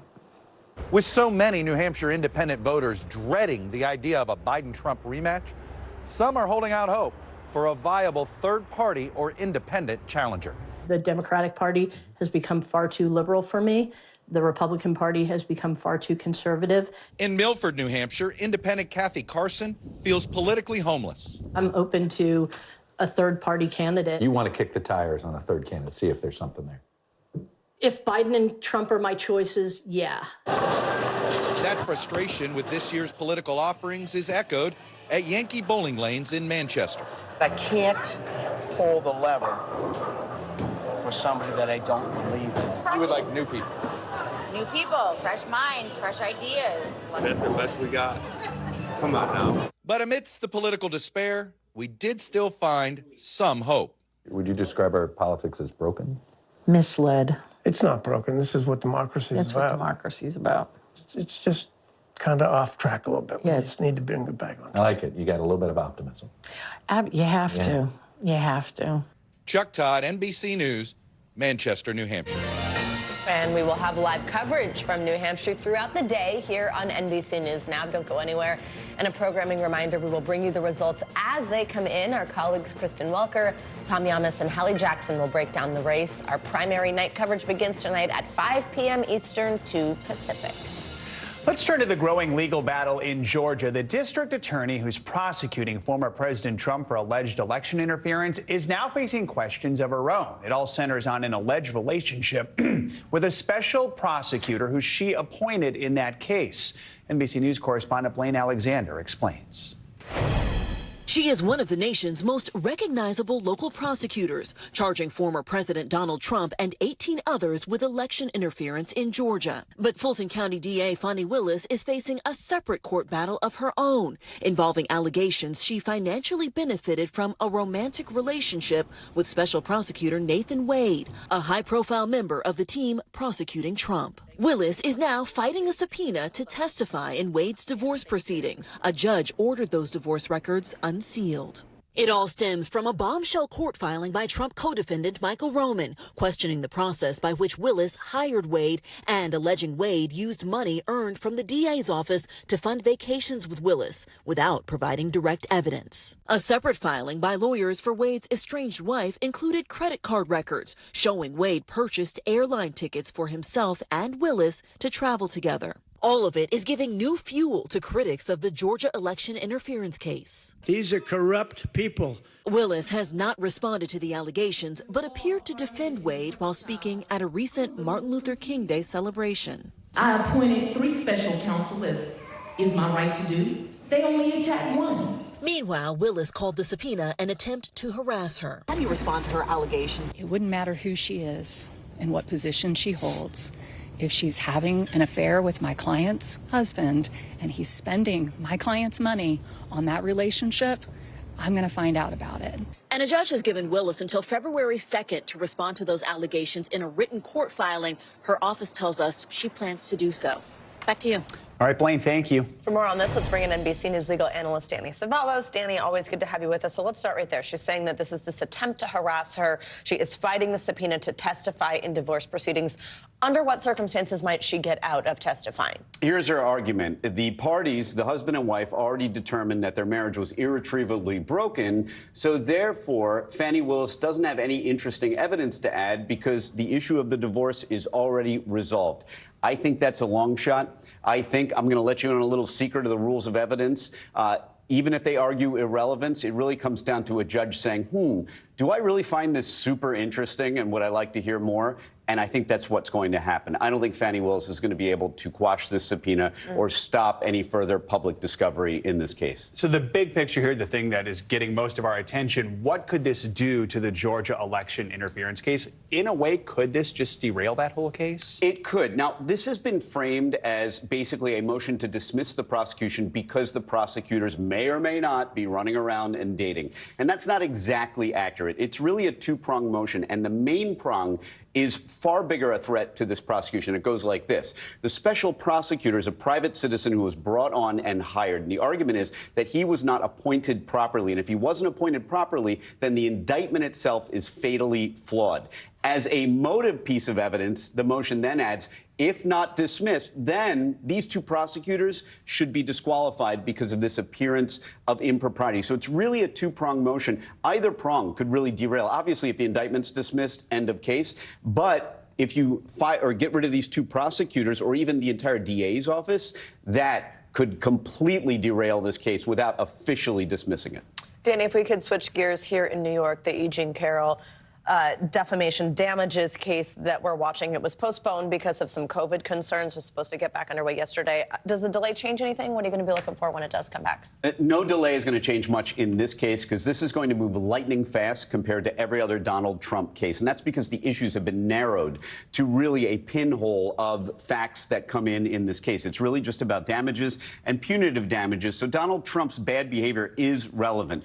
Don't be surprised if Donald Trump has been floating the idea that he would testify, and then he changes his mind because by doing so, he's sent the other side into burning all their resources, staying up all weekend, preparing for cross-examination. I will neither confirm nor deny that I have done something similar myself in cases. Lawyers do it all the time. It's strategy. But if he does testify, he really runs the risk of drawing the ire of a judge who has no sense of humor about contempt. All right, Danny Savalos, thank you very much. In a victory for the Biden administration, the Supreme Court ruled that Border Patrol agents can remove razor wire put in place along a stretch of the southern border in Texas. Yeah, the wire installed near the Rio Grande River is the latest effort from Texas Governor Greg Abbott to prevent migrants from entering the country illegally. The Supreme Court's narrowly divided ruling came after an emergency request from the Biden administration that argued the wire was endangering migrants while preventing law enforcement from patrolling the area. NBC News Supreme Court reporter Lawrence Hurley joins us now with more on this. Lawrence, good morning. So first, tell us how the Supreme Court ruled, and it's a short order, but what do you believe went into their decision? Sure. So good morning to everyone. This is an interesting case because we don't really know, the reasoning behind what the court did. There's no description of the grounds on which they ruled. There's no description on why the 4 justices who dissented disagreed with the ruling. What we know is the arguments that were made, which is the Biden administration saying immigration is a basic federal function. The state doesn't have a role in this. The state can't stop Border Patrol agents from carrying out their duties. Whereas the state was saying this was basically trespass. The Border Patrol was going on private land, cutting through property that wasn't theirs. And that under Texas law, that's trespass. And they wanted to stop them from doing that. Following the ruling, what were the reactions from both the state and the Biden administration? Well, as you can imagine, it's hard to separate the politics from the law. And, kind of predictably, the Texas Attorney General Ken Paxton was saying, this is just another example of the Biden administration's policy of open borders and encouraging illegal immigration, whereas the Biden administration is saying, this is just a basic attempt to allow the Border Patrol to do their jobs, and the state doesn't have any role in that. And of course, Republicans more broadly are supporting Texas because they see this as a sort of wedge issue heading into the election this year. So let's talk about the impact of this. We know there are a lot of battles right now between the White House and Texas. This ruling, could it have an impact on future legal battles along the border, or is it very specific to this one issue they addressed here? Well, there may be a little bit of overlap here, just because what you do have is a Supreme Court decision now on a 5-4 vote saying that the court is recognizing the federal government's, supremacy, as it were, in over immigration issues, which is a long-standing tradition. And so, that might mean Texas has struggles with some other cases like this that come up if the court's going to kind of endorse that broader theory, even though if in specific cases, that might not hold true. But I think we'll wait to see on that one. Yeah, for example, there was also this case going on, the buoys that were placed in the Rio Grande to also prevent those crossings, part of this immigration enforcement plan that's called Operation Lone Star. The Biden administration had sued the state for that as well. Where do things stand with that case? Again, that's another one where there's a lot of litigation going on, and it's kind of gone back and forth, where initially courts said that the buoys had to be removed, but just last week an appeals court, federal appeals court, said it was going to rehear that case, and so in the meantime the buoys can remain. So that's another battle which quite clearly could end up at the Supreme Court as well at some point. All right, Lawrence Hurley, good to have you with us this morning. Thank you. Well, a state of emergency has been declared in San Diego after the third storm in 4 days brought flash floods and extreme rains on Monday. Look at this. It was the scene as residents scrambled to find shelter yesterday. There were no reports of injuries or deaths, though, as a result of the flash flooding. According to the National Weather Service, it was the wettest January day on record in San Diego. Thankfully, experts say this is likely the last storm of its size to hit the region during the rainy season. Let's get the latest on the forecast with NBC meteorologist Bill Cairns. He is tracking everything for us this morning. Hi, Bill. Good morning. Great to have you here with us. Hey, great to see you guys. And that San Diego stuff was wild. So in 6 hours, they had almost 3 inches of rain. To put that in kind of perspective, that's a quarter of their yearly rainfall in 6 hours. So that's why that was so extreme flooding. I mean, that would have been flooding almost anywhere in the country, especially Southern California, though. So this weather map looks like a little kid's been sitting here coloring it in all different sorts of markers and colors. And all that means to me is that we have a lot of winter weather out there. We have ice, we got sleet, we got snow, we got rain. And it's just a mess from Chicago to Detroit and now starting to spread through Pennsylvania and western New York. That's why we have winter weather advisories up for 54 million people because of this wintry mix. This is not a big ice storm. It's not a big snowstorm, but just a little glaze of ice. Probably has a lot of school delays throughout the northern Indiana, Ohio, southern Michigan, and we could even get some early dismissals out of this if this ice glaze happens around Scranton, Binghamton, the southern tier of New York. And this is where our computers are pinpointing the heaviest amounts of icing during the day today, just north of State College, the southern tier of New York heading into the Catskills, a little bit here through Connecticut too. Not enough for power outages, just some icy roads and untreated surfaces. Not a lot of snow out of this either. Some in Michigan, about an inch. That's everywhere in white has a chance of about an inch of snow, including areas of northern Connecticut and New Hampshire. Now, New Hampshire is not going to be, by their standards, a big deal. This is going to be late this afternoon through this evening where we're going to see some areas of light snow, especially the southern half of the state, maybe an inch at most. Notice all the bigger cities here, Lebanon, Woodstock, Conway, Manchester, all well above freezing. So for that reason, we're thinking this will not affect turnout whatsoever throughout the region. So for the forecast for today, foggy in the middle of the plains, very foggy. So careful traveling there. That rain is going to break out later on today throughout areas of Texas into Louisiana and eventually into Alabama and Mississippi. Flood threat in these areas. It rained hard yesterday. Another 2 to 4 inches tonight could cause some real flash flood problems. And then rainy weather where it's been icy later today. So that'll help out. And then finally, our forecast for your Wednesday. We are going to be watching temperatures kind of borderline once again in areas here throughout the Midwest. So we could see a little bit more of icy weather throughout areas from, I'd say, anywhere from Milwaukee back down through Iowa. In the Northeast, the big warm-up is on the way. I know you guys have been waiting for it. It does look like it. No? I like it. You liked it when it was wind chill of 0? Yeah, you were out there like, I like it, and I like the snow, and I just want winter to feel like winter. And isn't a bunch of rain coming with that? Ugh. Yeah. So you'd rather cold than rain. But it's after the rain we get the kind of a warm up, right? The rain comes through, and then a little bit of like a little bit of warm. Okay. Yeah, doesn't that sound just I think I know Savannah, and then just all of a sudden she surprises me. I also just like, when you are complaining about your shoveling and just. I haven't complained a lot in the last 2 years. Exactly. Has it snowed? I know. It's been scary. Perfect. All right, Phil, we'll see you in a little bit. Thank you. Coming up, the Biden administration is taking new initiatives to protect abortion rights. We're digging into the president's plan and the reaction from Capitol Hill up next. But first, a new proposal from Israel to try and free hostages taken by Hamas, what we know about that potential deal, and the new wave of U.S. and U.K. airstrikes against Iranian-backed Houthi militants in Yemen.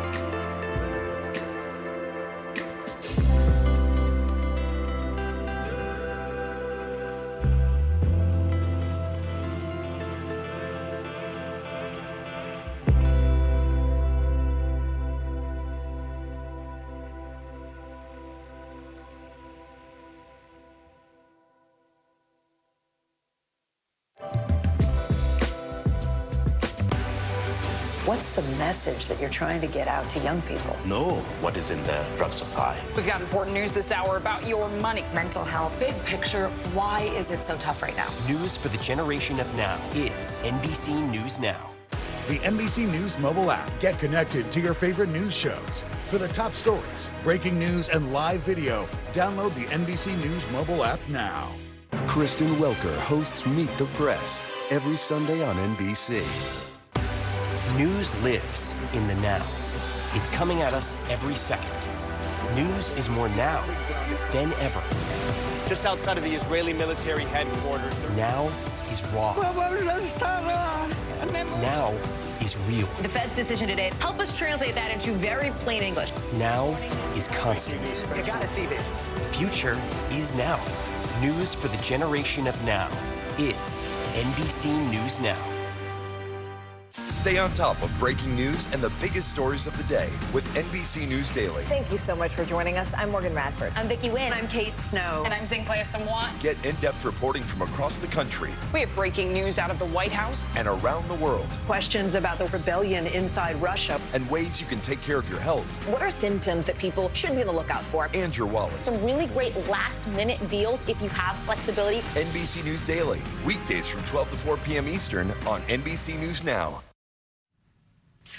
Welcome back. The United States and Britain have carried out a new wave of airstrikes on Yemen's Houthi rebels as the war in Gaza continues to spill over to other parts of the Middle East. The Pentagon said it targeted underground storage and missile sites, which it says the Houthis used to target Red Sea shipping. NBC's Raf Sanchez has more from Tel Aviv. Guys, good morning. This is the biggest wave of strikes in Yemen in more than 10 days. It involved both U.S. and U.K. warplanes and cruise missiles. The question, though, will this actually be enough to stop the Houthi attacks? U.S. Navy fighter jets leading a major new wave of joint American and British airstrikes against Iranian-backed Houthi militants in Yemen. The attacks targeting missiles, radar sites, and weapons depots, according to U.S. Central Command. It's the 8th time Western forces have struck in Yemen in response to months of Houthi attacks in the Red Sea, which are threatening to hold up global shipping. The U.S. and U.K. saying, we will not hesitate to defend lives and the free flow of commerce. But so far, the strikes failing to deter the Houthis, who say their attacks will continue until the war in Gaza ends. That doesn't look likely anytime soon. Israel's military saying this morning it's encircled the city of Han Yunis, sending thousands of Palestinian civilians fleeing further south in hope of safety. But Israel also reeling from news 21 troops were killed in an explosion yesterday, its single greatest loss of the war. Prime Minister Netanyahu saying, on behalf of our heroes, we will not stop fighting until total victory. But two Israeli officials tell NBC News they've offered Hamas a 2-month pause in the fighting in exchange for the release of the remaining hostages. Families of those hostages storming a parliamentary committee yesterday, demanding action from their government. You will not sit here while our children die, this father shouts. Among the protesters, Gil Dickman, whose cousin Carmel is still a hostage. If you could speak to her now, what would you tell her? I'd say, Carmeli, I'm so sorry it took us such a long time. I really want this to end. We all want this to end, but we're coming for you. And every day, just agony for those families. In terms of the negotiations, despite that new proposal from Israel, the two sides remain very far apart. Hamas says no hostages will be released until the war ends. Israel says the war will not end until Hamas is destroyed. And those mediators in Qatar say they're trying to bridge the gap. Guys. All right, Raf, thank you very much. Well, Dexter Scott King, the youngest son of Dr. Martin Luther King Jr., has died at the age of 62 after battling prostate cancer. Dexter was named after the church where his father first served as a pastor and went on to work as a longtime chairman of the King Center and as president of the King Estate. He devoted much of his life to protecting the intellectual property of the iconic civil rights leader. In a statement, his wife said that he passed away peacefully in his sleep at their home in Malibu, California.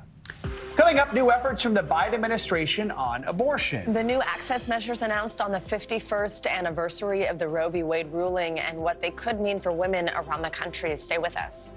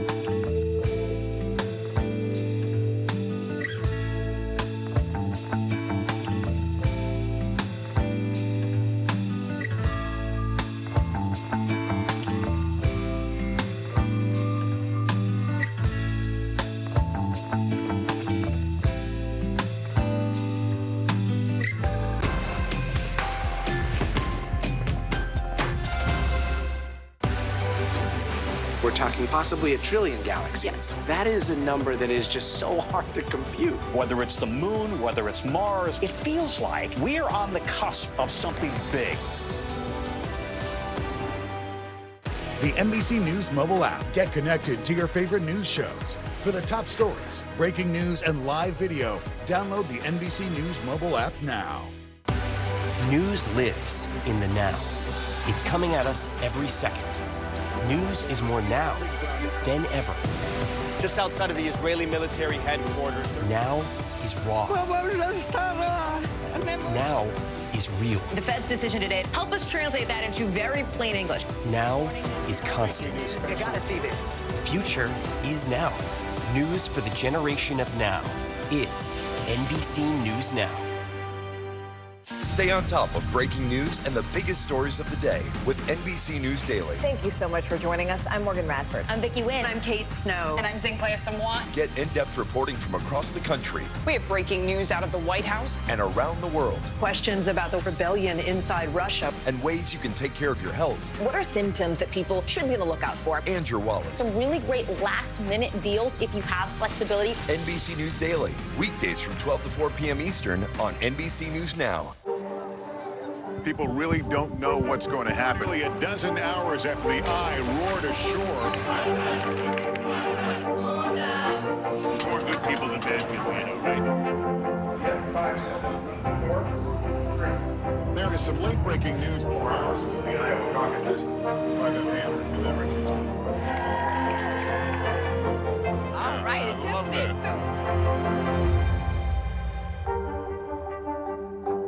Report live from Tel Aviv. We are live tonight from Juarez, Mexico. Reporting over the skies of Lahaina. Here in Florida. The time to evacuate has come and gone. You were seeing people just running for their lives? People running for their lives. Hundreds of Israelis have gathered to demonstrate. What do the people in Gaza, do you think, what do they need most? A place where Palestinians and Israelis have found common ground. Every night, it's your news playlist. Top Story with Tom Llamas. Streaming weeknights at 7 on NBC News Now. Welcome back. On Monday, the Biden administration announced new initiatives to try to protect Americans' access to reproductive health care. The new plans include expanded coverage of FDA-approved contraceptives under the Affordable Care Act, also steps to increase awareness about access to emergency medical care. The news of these steps was unveiled on the day marking the 51st anniversary of the Supreme Court's Roe v. Wade decision protecting abortion access. Speaking to his task force on reproductive health care, the president slammed the overturning of the decision and reiterated his call for Congress to pass abortion access protections.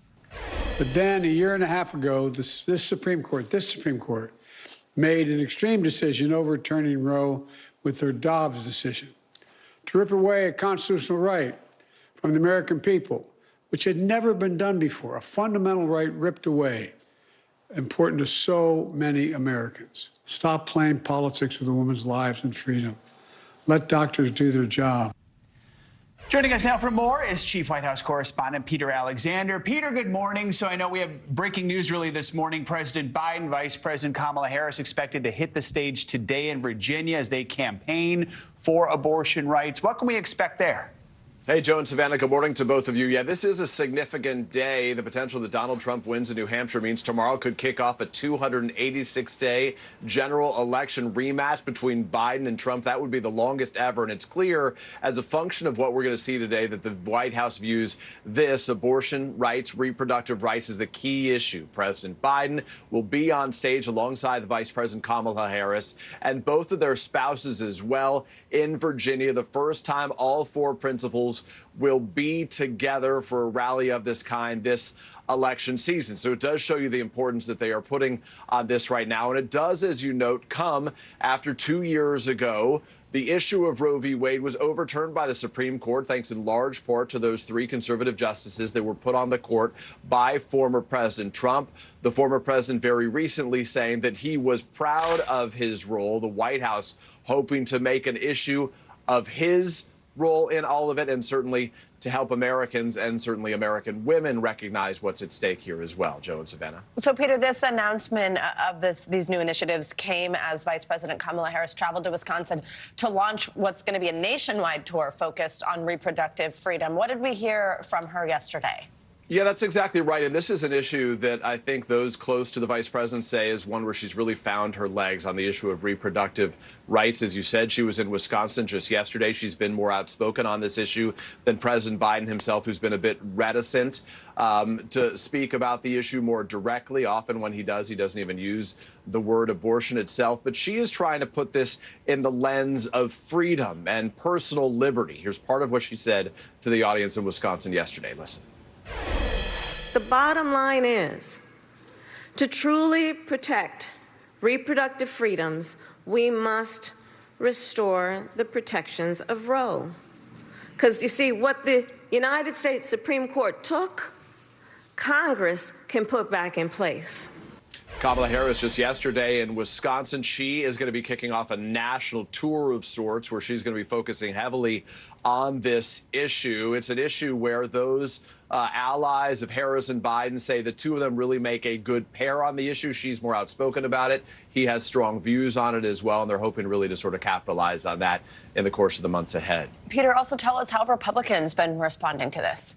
It's interesting how Republicans have responded to this. I wouldn't say that they're fearful, but they've certainly shied away from this issue, knowing that the more it's on the ballot, the more attention it gets, the more it served as a backlash for Republicans' efforts in all sorts of states across the country. There are plenty of states right now that are trying to put initiatives on abortion on their ballots, hoping that will sort of amp up the turnout from Democratic voters come the general election this fall. Nikki Haley, we've heard from her in New Hampshire saying that she wants to try to find consensus on this issue. And as we noted before, the former president, likely the Republican nominee if he has a good turnout tonight, as expected in New Hampshire. Donald Trump has said how proud he is about the role he played on this issue. Peter, let's talk a little more about these new initiatives. What exactly more should we know about them? What does the Biden administration hope they accomplish? Well, they're trying to put a little meat on the bone here, knowing that there's only so much they can do on these issues. There are a series of departments here in Washington, Treasury, Labor, HHS right now that have tried to give new guidance as it relates to this issue, specifically on expanded coverage for contraceptives that you can get at no cost under the Affordable Care Act, what's commonly known as Obamacare. There have been new educational efforts right now to try to inform patients of their rights as well. So those are some of the efforts as part of these initiatives, the White House trying to find the muscle where it can unilaterally, given the overturning of Roe v. Wade by the Supreme Court. Joe and Savannah. Peter Alexander, thanks for joining us this morning. We appreciate it. Now it is time for our weekly mental health check-in. We are taking a closer look at how all that mindless doom scrolling during the pandemic might have impacted your brain. Plus, many people included meditation as one of their New Year's resolutions, but sitting in silence can prove to be difficult for many so far. So we have tips to help try and break through. Yeah, I can't do it. So hopefully licensed marriage and family therapist Dr. George James can help us out on this. Dr. James, always great to have you with us. Thanks for joining us. Let's start with social media and COVID. As we just mentioned, we've got some new research that shows teens spent this excessive amount of time on those platforms during the pandemic, and that led to this decline in mental health. Talk to us about what exactly that looks like, and importantly, if there's anything we can do to reverse those effects. Yeah, good morning. For many of our teens, they had to deal with the pandemic and the shutdown by spending time on social media because they couldn't go out, they couldn't socialize, they couldn't be with their friends. And what happens with, just being on social media, we get this reward in our brain, release of dopamine that makes us want to go back over and over again, and it becomes overwhelming. And so we need a little bit of separation. And what we've seen for some of our teens is increased levels of anxiety and depression. Hopefully now they're socializing more and can get some breaks from social so that they can get back to where they used to be. All right, let's talk about meditation, because for some people, sitting alone with your thoughts, trying to be mindful can be incredibly difficult, or maybe you have a day where you succeed at it, and then the next day it's just really hard. Your mind is wandering all over the place. There are a lot of upsides to having that uninterrupted alone time. So how can we all benefit from silence, and why is it so tough to do?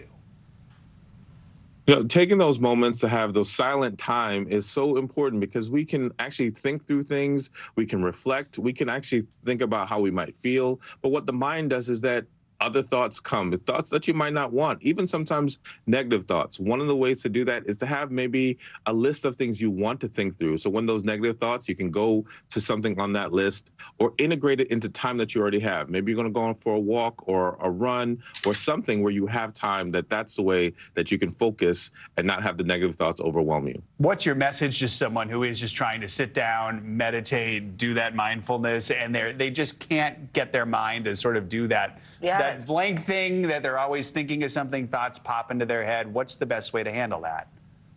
I once had a client that talked about focusing on blank paper. And the truth is, it takes practice. So if you don't get it right away, that's okay. That's actually very normal. Keep trying, keep going at it, and then eventually you'll get there. And if it's only 5 minutes, that's fine. I swear it's the time where I come up with I'm like, are my dog's vaccines up to date? Everything just comes up, and now it's so interesting how when you're really trying, when you're focusing on it, it can become so hard. Dr. James, we also want to ask you about there's always a new trend on TikTok, but some of them, I think it's worth talking about, especially if they kind of use some of these mental health, mental illness types of terms. This one is called manic cleaning. People are recording themselves sort of frantically cleaning because they've got this burst of energy, but that word manic in there. I mean, there is such a thing as a true manic episode. Experts are saying this is not that. How do we spot the difference here? And what do you think about words like that finding their way into TikTok trends? For a long time, we've used mental health phrases in our vernacular that sometimes has not been great. Like, I'm so OCD, which, folks, there actually are people who are dealing with obsessive compulsive disorder. So when we talk about manic cleaning, the difference is folks who are experiencing mania, they might already have what's called bipolar disorder.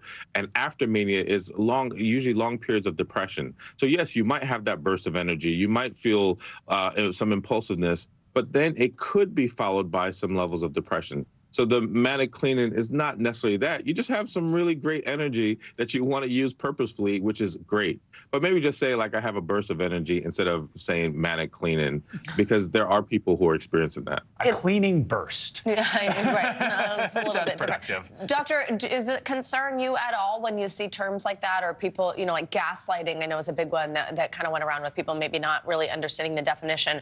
What impact does that have on people who are actually dealing with something and then care that they can receive? I think it's two parts. I think there's people who are experiencing it that say, that doesn't fully represent my experience and that doesn't feel fair, and they feel like that shouldn't be used. And that is correct.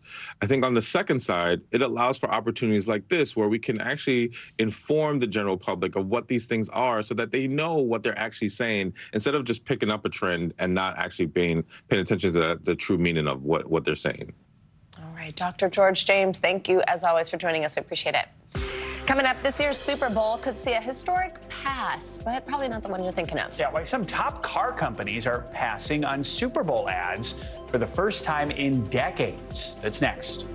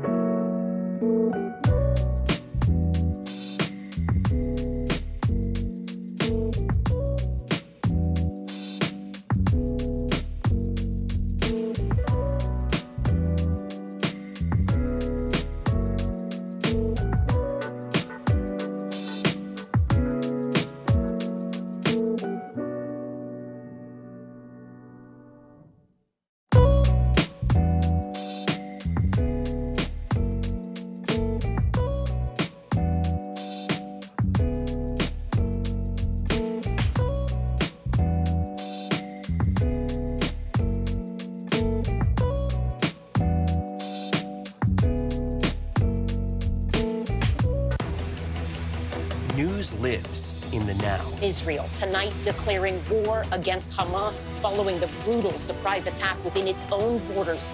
Now is raw. We are in the West Bank city of Ramallah. Protesters are on the streets here to denounce Israel. Now is real. Most of the time, the Iron Dome works, but there are rare occasions that a few get through, like here in Ashkelon. News for the generation of now is NBC News Now, streaming free everywhere. Welcome back. It's a tradition truly as old as the Super Bowl itself. Millions will watch America's biggest game next month. Yes, for the football, but also the commercials that come with it. And this year, though, you won't be seeing a handful of big brands. NBC News senior business correspondent Christine Romans explains why the auto industry's big three is sitting this one out. Just one game standing between the Detroit Lions and a trip to the Super Bowl this year. That is arguably the best environment I've ever been in. The city is buzzing on the momentum, a chance for the team's first ever appearance in the big game. But even if the Lions make it, there's a Motor City mainstay that won't be appearing. America's largest automakers. Of the big three, Ford, General Motors, and Stellantis, the parent company of brands like Chrysler and Jeep, confirming to NBC News that none will air an ad during the Super Bowl. There's only one place to catch Roadrunner. At your Plymouth dealer. The auto industry has had a long, storied history of spending millions to reach America's biggest TV audience on game day. From bringing in big stars. Better get to the Grand Canyon before we do. To hanging tight through recessions and bankruptcies. This is the Motor City. And this is what we do. So what's different this year? Stellantis telling NBC News it's trying to mitigate the impact of a challenging U.S. automotive market. You've got slowing consumer demand, high interest rates, and an industry recovering from big losses during last year's auto worker strike that cost the big three billions in lost production and revenue. They're just kind of protecting themselves a little bit. So they're really kind of looking at the budgets, looking at their marketing expenses, and it's one of the first things that they've been cutting. Car makers also spending big on a shift to the electric vehicle landscape. GM running this ad just last year. General Motors is going electric. U.S. manufacturers trying to catch up to Tesla, announcing tens of billions of dollars over the last few years in mass market EV investments. But now many cutting production as sales sag. Until they have a mass adoption of EVs, it kind of seems like, do you really want to spend millions of dollars on EV advertising for the Super Bowl if you're not going to get the sales and the kind of return on investment? And a Super Bowl spot is no cheap item. Variety reporting, according to people familiar with negotiations, that this year a 30-second spot during the game will run companies between $6.5 and $7 million. Those prices steadily rising over the last few years, even as linear TV is on the decline and viewers turn down to the screens in their hands. The number of TV viewers that advertisers reach per dollar spent on a downward trend for the past 3 decades, according to a Forbes analysis of Nielsen data. This appears it's going to be one of the lower kind of profile Super Bowls for the automotive industry. The big three sitting out the game as their city's team is surging, leaving an opening for international car makers like Kia and Volkswagen to step on the gas. Not slouches when it comes to Super Bowl ads passed. Christine Romans, NBC News. What a great way to end it. Well, not in financial headlines.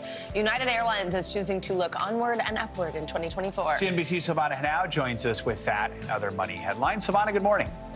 Hey, Joe. Hey, Savannah. Good morning to you. Yeah, so United Airlines is upbeat about business in 2024, despite warning of a bigger than expected loss this quarter due to the grounding of the Boeing 737 MAX 9 jets. Now, United and Alaska Airlines, they account for 70% of the MAX 9 fleet. United, along with rivals Delta and American, they've benefited from a strong demand for premium travel following the pandemic, and it expects revenue from those more profitable premium offerings to stay robust and boost its profit outlook this year. Netflix says its film chief is leaving to start his own media company. Scott Stuber joined Netflix in 2017, overseeing its massive growth in producing and releasing original content, making it one of Hollywood's biggest studios. During his tenure, Netflix had its most popular movie ever. It was the action film Red Notice, as well as critically acclaimed movies such as Marriage Story and The Power of the Dog. So Netflix was the most nominated studio from 2020 to 2022 at the Academy Awards. And viral video king Mr. Beast recently took his talents to X to check how his earnings from a video would compare to how much he makes on YouTube.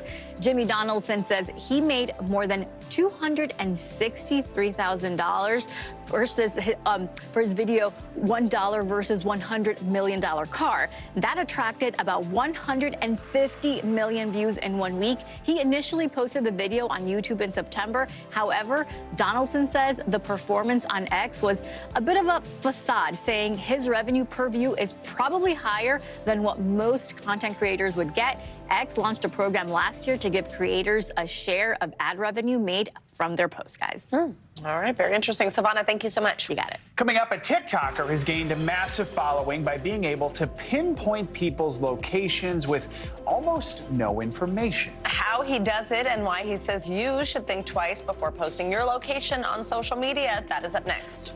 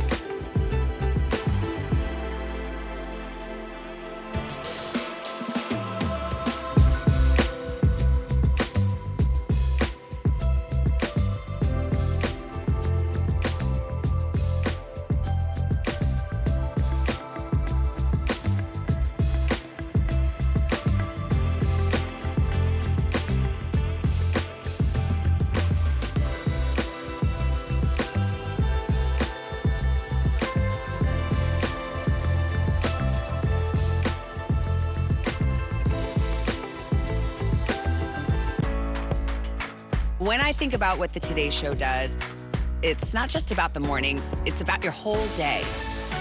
There's a feeling of we're in there with you. Then let's take on this day together. News lives in the now. Look at this. You can't even see anything anymore. Let's break down what we know. You gotta see this. News for the generation of now is NBC News Now.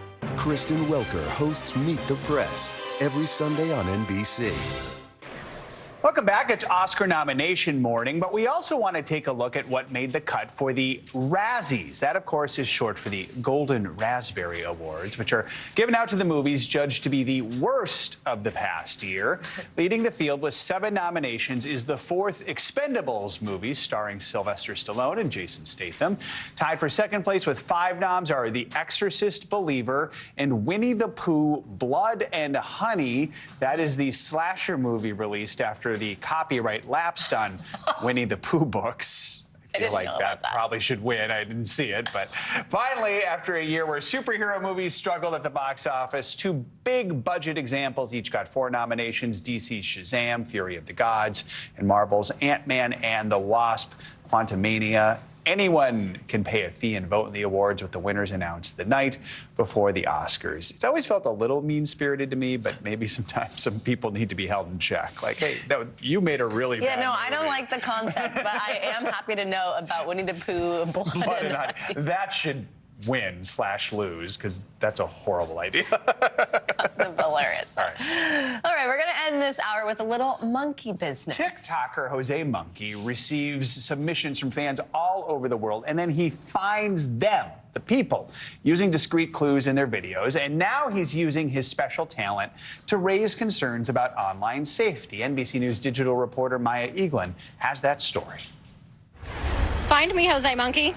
You asked me to figure out where this video was recorded, so I did. Hi, I'm Jose Monkey. Jose Monkey is what's known as a geo-influencer. So far, I've found people in 37 countries. With over 1.6 million followers on TikTok, he's locating people who think they're being discreet online. But he likes to keep his own life to himself. I try to keep relatively private, so I don't use my real name when posting videos. Where am I? So someone sends you a video, walk me through the steps of how you find their location. I download the videos and look at them on a big screen, typically. And it depends what I see, what kind of video it is, what resources I will use to find it. Sometimes it's very generic resources. Sometimes it's using store locators for, different businesses I see.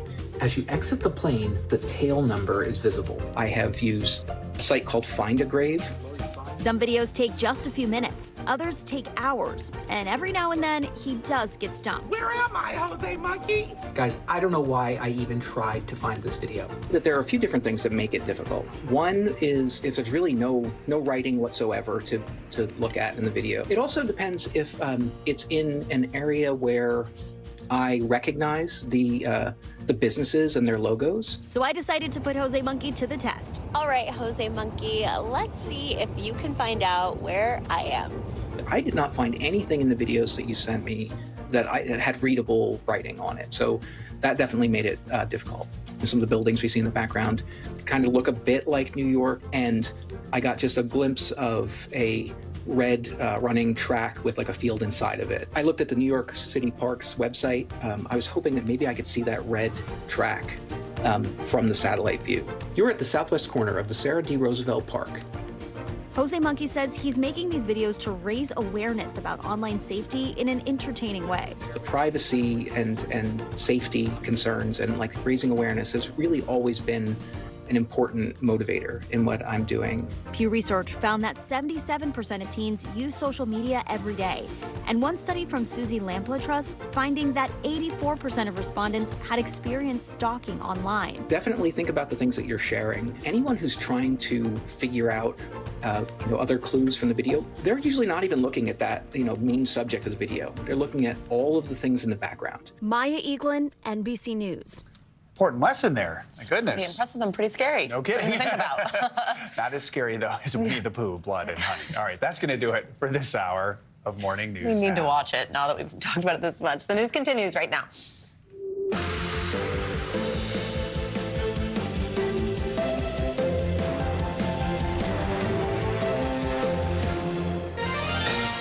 Good morning. Thank you for joining us this Tuesday. And on a primary day, I'm Savannah Sellers. I'm Joe Fryer. Right now on Morning News Now, it is primary day in America. In battleground New Hampshire, they're already heading to the polls this morning. The two remaining GOP candidates, former President Trump, former Ambassador Nikki Haley, making their final pushes for votes. Overnight, our first glimpse at how the state could swing, maybe. All 6 registered voters in small-town Dixville Notch casting their ballots for former Ambassador Haley. We've got full coverage this morning on what is to come. In the Middle East, what's thought to be the deadliest single attack on Israel's military since the war against Hamas began more than 100 days ago. More than 20 IDF troops killed in a Gaza assault yesterday. Comes as calls grow around the world for a ceasefire and the release of those remaining hostages held by Hamas. We'll bring you Israel's latest proposal to bring them home. Also this morning, the parents of a high-profile school shooter in Michigan are headed to trial. But what are the charges they're facing in this unusual case? And how could the trial shape future cases like it as America's gun violence crisis continues?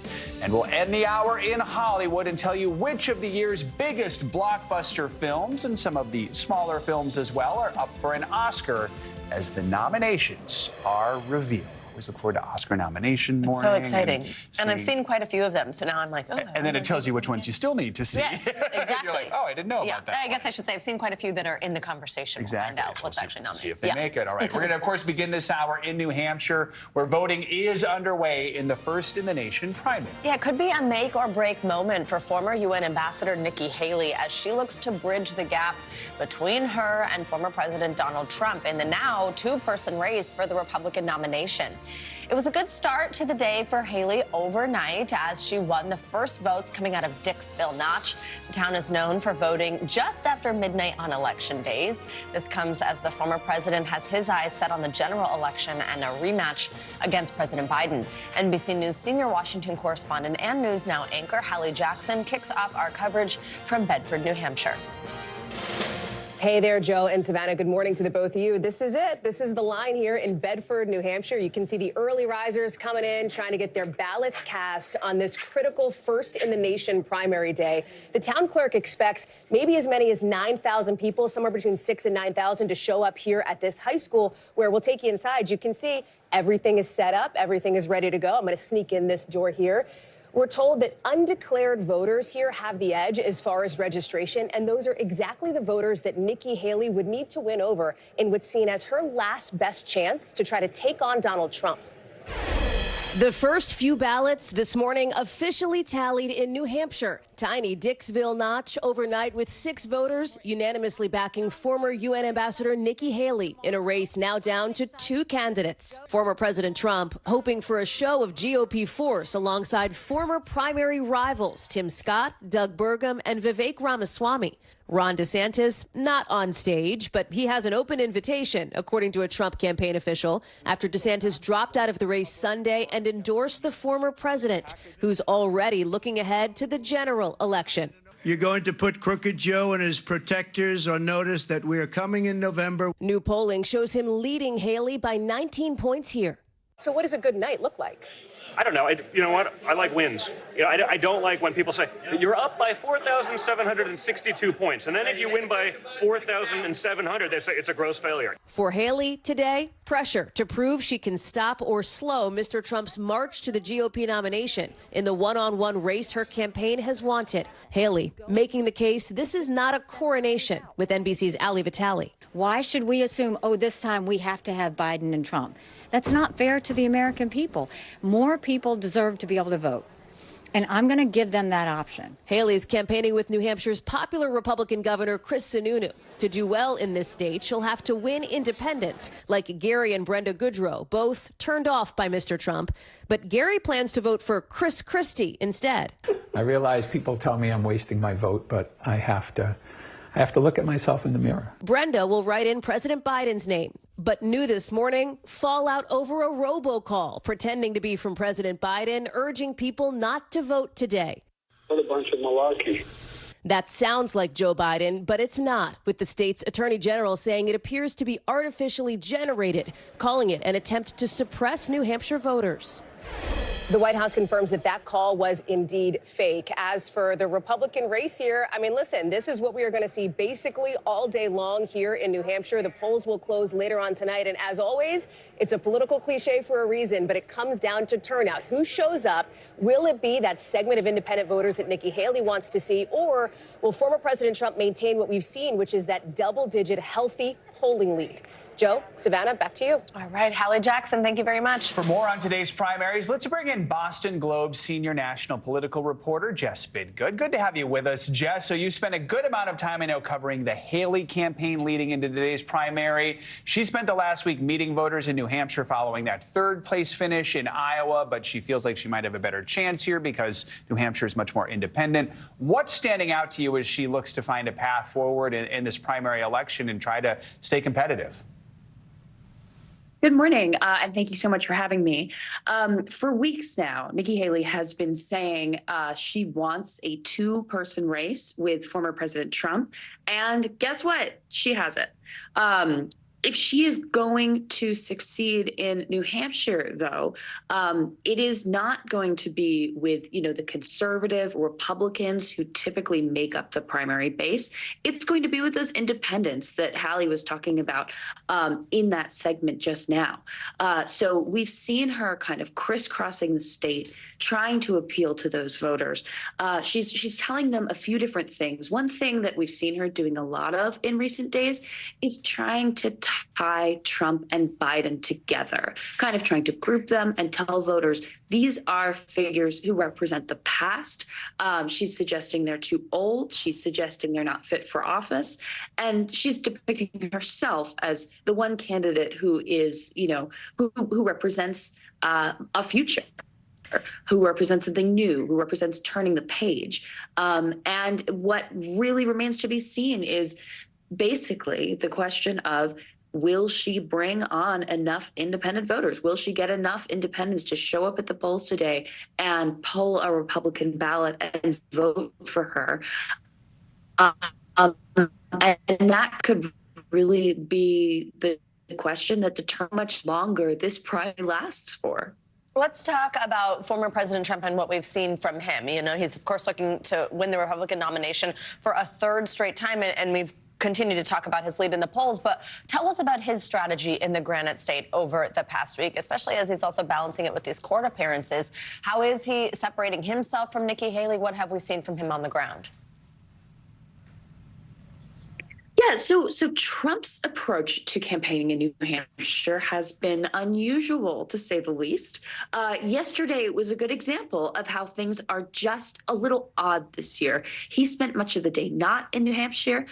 He was in New York, where he had a brief court appearance, although most of those proceedings were delayed, and didn't get back to the state until a 9 p.m. rally. So that really left, the state to Nikki Haley to kind of crisscross and attempt to claim for herself. But when you are former President Trump, when everybody knows your name, knows who you are, and knows how they feel about you, arguably, you don't need to be on the ground quite so much, or at least that is the bet that Trump is making. When he is here, what we see him do is try to kind of flood the zone. Right now, he is trying to make it really lonely for Nikki Haley to be the final candidate running against him. He had a bunch of his former competitors in the race up on stage with him last night, as we just saw. One of those people was Senator Tim Scott of South Carolina. Scott is somebody who Haley has helped in her career, but it was not in this moment Haley to whom he turned to support. It was Trump. Trump is really trying to show, as much of the party falling behind him as possible, as many elected officials falling behind him as possible, as many people specifically from South Carolina as possible, as he tries to telegraph a message that this race is already over. And that's a message that Haley is pushing very hard against. All right. Jess Bidgood, thank you so much for joining us this morning. We appreciate your time. For more on the state of the race, let's bring in NBC News national political correspondent Steve Kornacki. He is, of course, at the big board. Steve, always great to have you here. Thanks for joining us this morning. So, okay, this is this two-person race between Trump and Haley. Does the fact that Ron DeSantis, after, by the way, the second-place finish in Iowa, does the fact that he dropped out this week help Haley's chances at all? It seems, at least based on the polling, it might be the opposite. I think you mentioned this, but this is the final tracking poll from NBC 10 in Boston, Suffolk University polling. They've been doing this every night since Iowa, and this morning their final poll comes out. Trump at 60%. That's the best he's done in this tracking poll. Haley is up a little bit, too, from last week, but overall the margin has grown for Trump over the course of the last week. One possibility, look, to be honest, DeSantis wasn't registering much in New Hampshire. He was getting about 5% before he dropped out. So it may be less DeSantis supporters moving to Trump's column. There is a little bit of that. But the other thing is just think about the context of this. Trump has been rolling out in the last few days. His strategy is major endorsements, including some from Haley's home state of South Carolina, to try to really produce that feeling among Republicans that he's inevitable, that the train's leaving the station, that this is the time to get on board. And I think it raises the question, DeSantis dropping out the Sunday night before the primary, getting a ton of attention, endorsing Trump while he was at it. Does that reinforce to voters who maybe weren't quite sold on Trump in New Hampshire that, yeah, this is happening, this is inevitable, and they end up kind of moving towards him? I think that's a possibility here, at least. We keep talking about New Hampshire's independent voters, which Haley is counting on. What are her chances of actually gaining their support? She would need to make massive gains from what we're seeing in the polls among independents. That's not to say she's doing poorly among independents. You can see here, again, from this tracking poll, she's leading by 12 points among independents in New Hampshire. Usually, that would be that'd be a great number in a Republican primary. Winning the independents usually means winning the primary. The problem for Haley is, look at this, among Republicans, she's getting absolutely stomped here. 42 points is the margin for Trump. So quite honestly, if Haley's going to pull off a surprise tonight, she needs a huge number of independent voters just to turn out and be part of the mix. We've seen that before, but then she needs them to break for her, not by 12 points, not by 22, not by probably 40 points. That could get her into the game. And even then, this 24 is probably too low. She'd probably have to get that closer to 30 among Republicans. It's an extremely tall order, but that's what it's come down to. That's what she needs to pull a rabbit out of the hat. She'll need something like that. So, Steve, if we look ahead, the South Carolina primary will take place next month. First, I guess one of the questions is, how does she do over the next few weeks in terms of if she stays in the race? But that's, of course, Haley's home state where she was governor.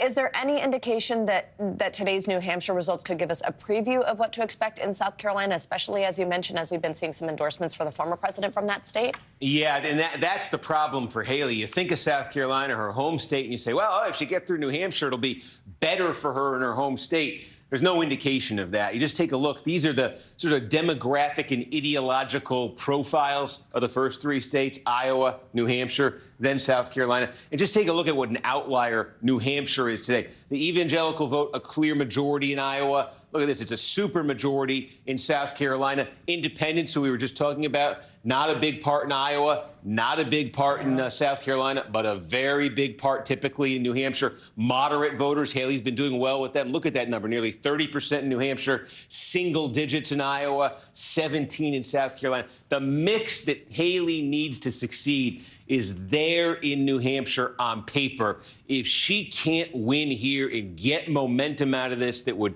maybe transfer to South Carolina and get her a second look there, the mix in South Carolina, even though it's her home state, is very unfavorable to her. All right, Steve Kornacki, we so appreciate you on a primary morning. Thank you so much for stopping by. Got it. We're going to have live coverage from New Hampshire, of course, throughout the day here on NBC News Now. And a programming reminder, we will bring you the results as they come in. Our colleagues Kristen Walker, Tom Yamas, and Hallie Jackson will break down the race. Our primary night coverage begins tonight at 5 p.m. Eastern, 2 Pacific time. Much of the country looking for a break from the brutal cold. NBC News meteorologist Bill Cairns is back with us this hour with a look at what is in store for the week ahead. Hello, Bill.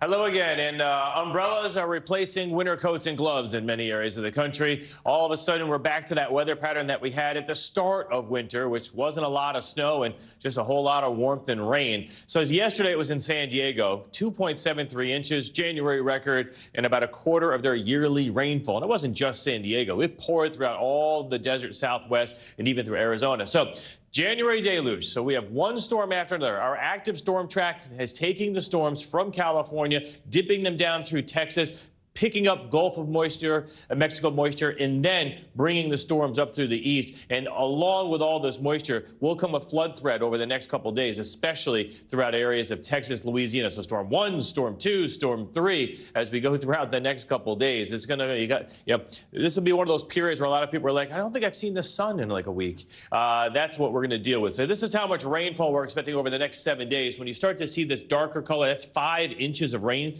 is likely. So if we have 5 inches likely, there'll be isolated spots that could get 6, 7, 8 inches of rain in between New Orleans and Houston, Louisiana, southern Arkansas. That's why we have the concern there for flash flooding. And of course, we have flood watches up for about 11 million people here from Birmingham all the way over to Lufkin and Tyler, Baton Rouge included in this too, all up to Alexandria. So as far as the forecast goes for today, you notice temperatures are definitely on the mild side for this time of year, just about everywhere. We have a little bit of ice and snow heading for areas of New Hampshire late today. This will not be a big deal.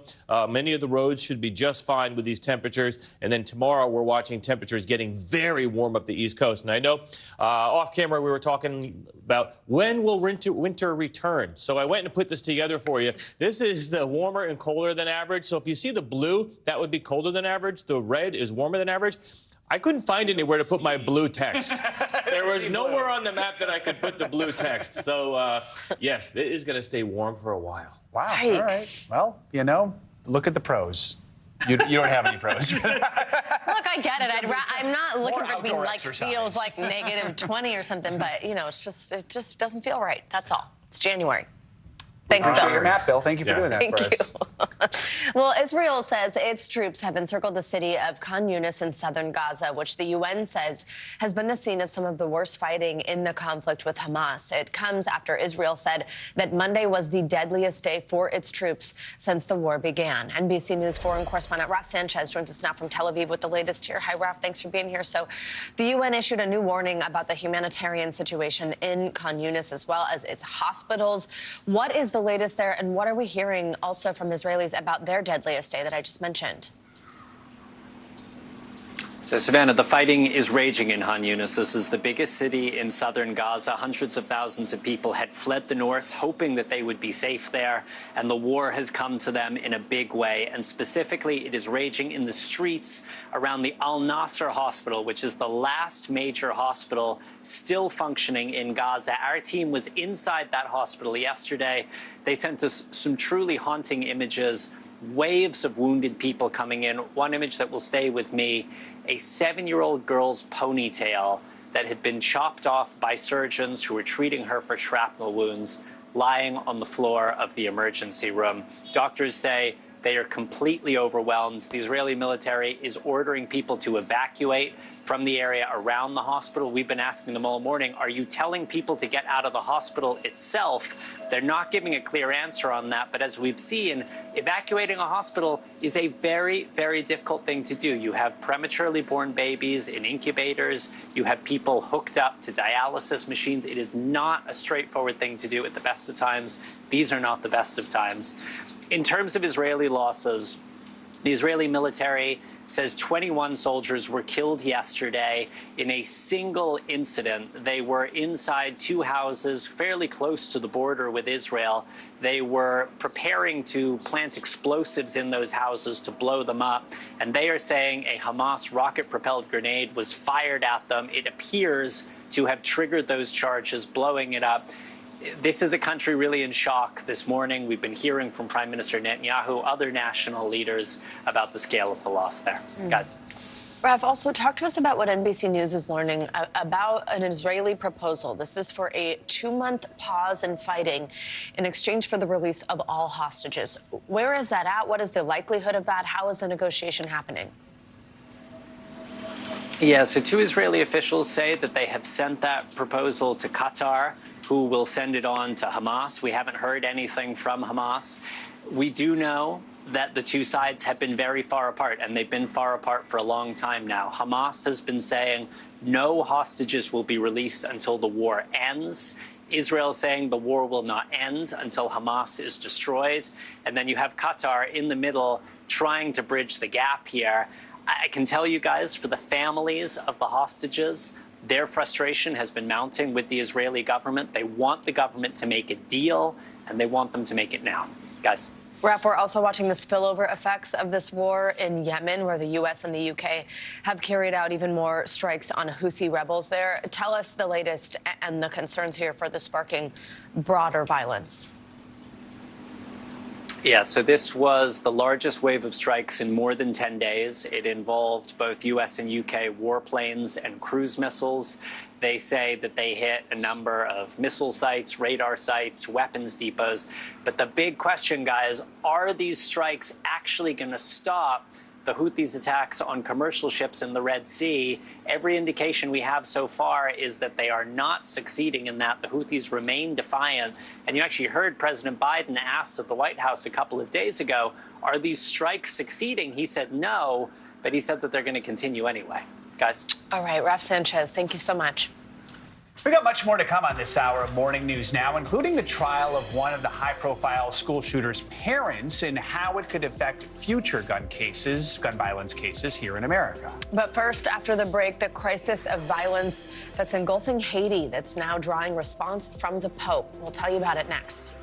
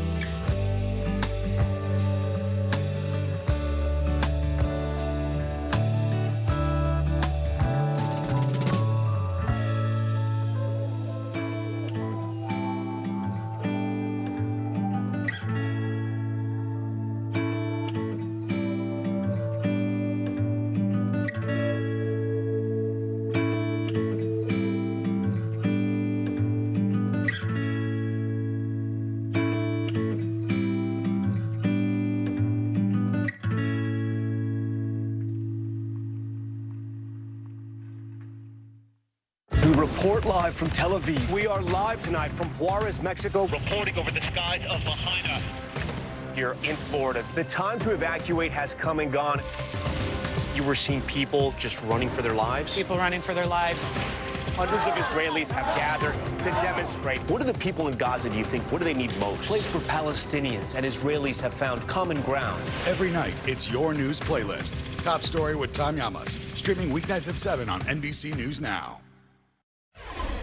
Welcome back. The Pope is pleading for the release of 6 nuns and other hostages who were kidnapped on a bus in Haiti on Friday by armed gunmen. That is according to Catholic Church officials. This is the latest incident in a volatile few years for a nation gripped by gang violence. NBC's Guad Venegas has the latest. Residents in the Haitian capital of Port-au-Prince forced to shelter in place after a new wave of gang violence erupted across several neighborhoods in the small Caribbean nation.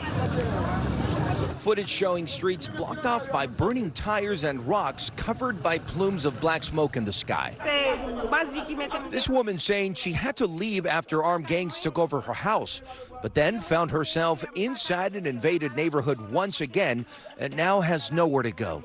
It's estimated gangs control up to 80% of Port-au-Prince and are suspected of killing nearly 4,000 people and kidnapping another 3,000 last year. Gangs gain power over a nation trying to get back on its feet after the assassination of its president, Jovenel Moïse, in 2021.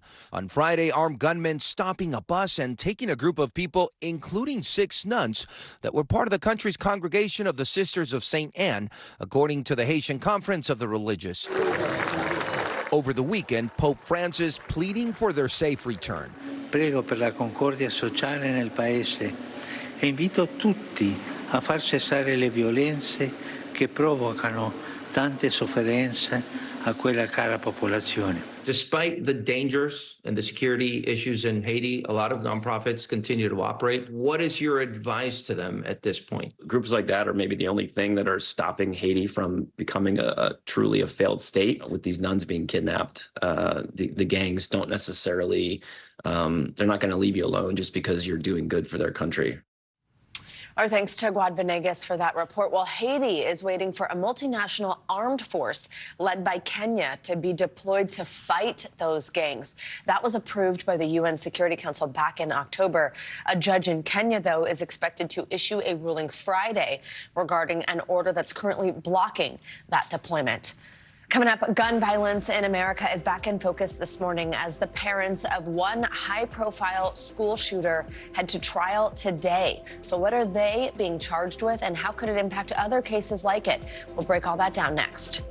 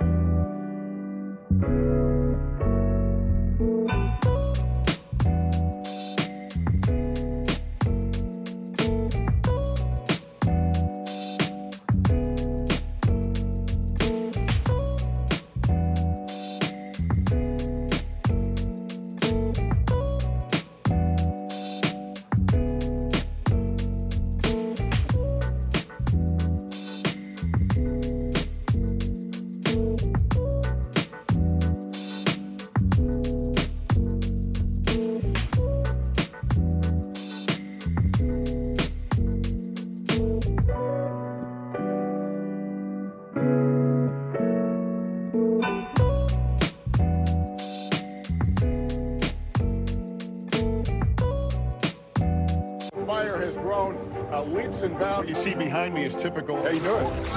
Pretty bad. News lives in the now. The front lines are still very active. This is like quicksand, and officials say an entire town is cut off. This close to actually understand why people had to jump in the ocean. News for the generation of now is NBC News Now.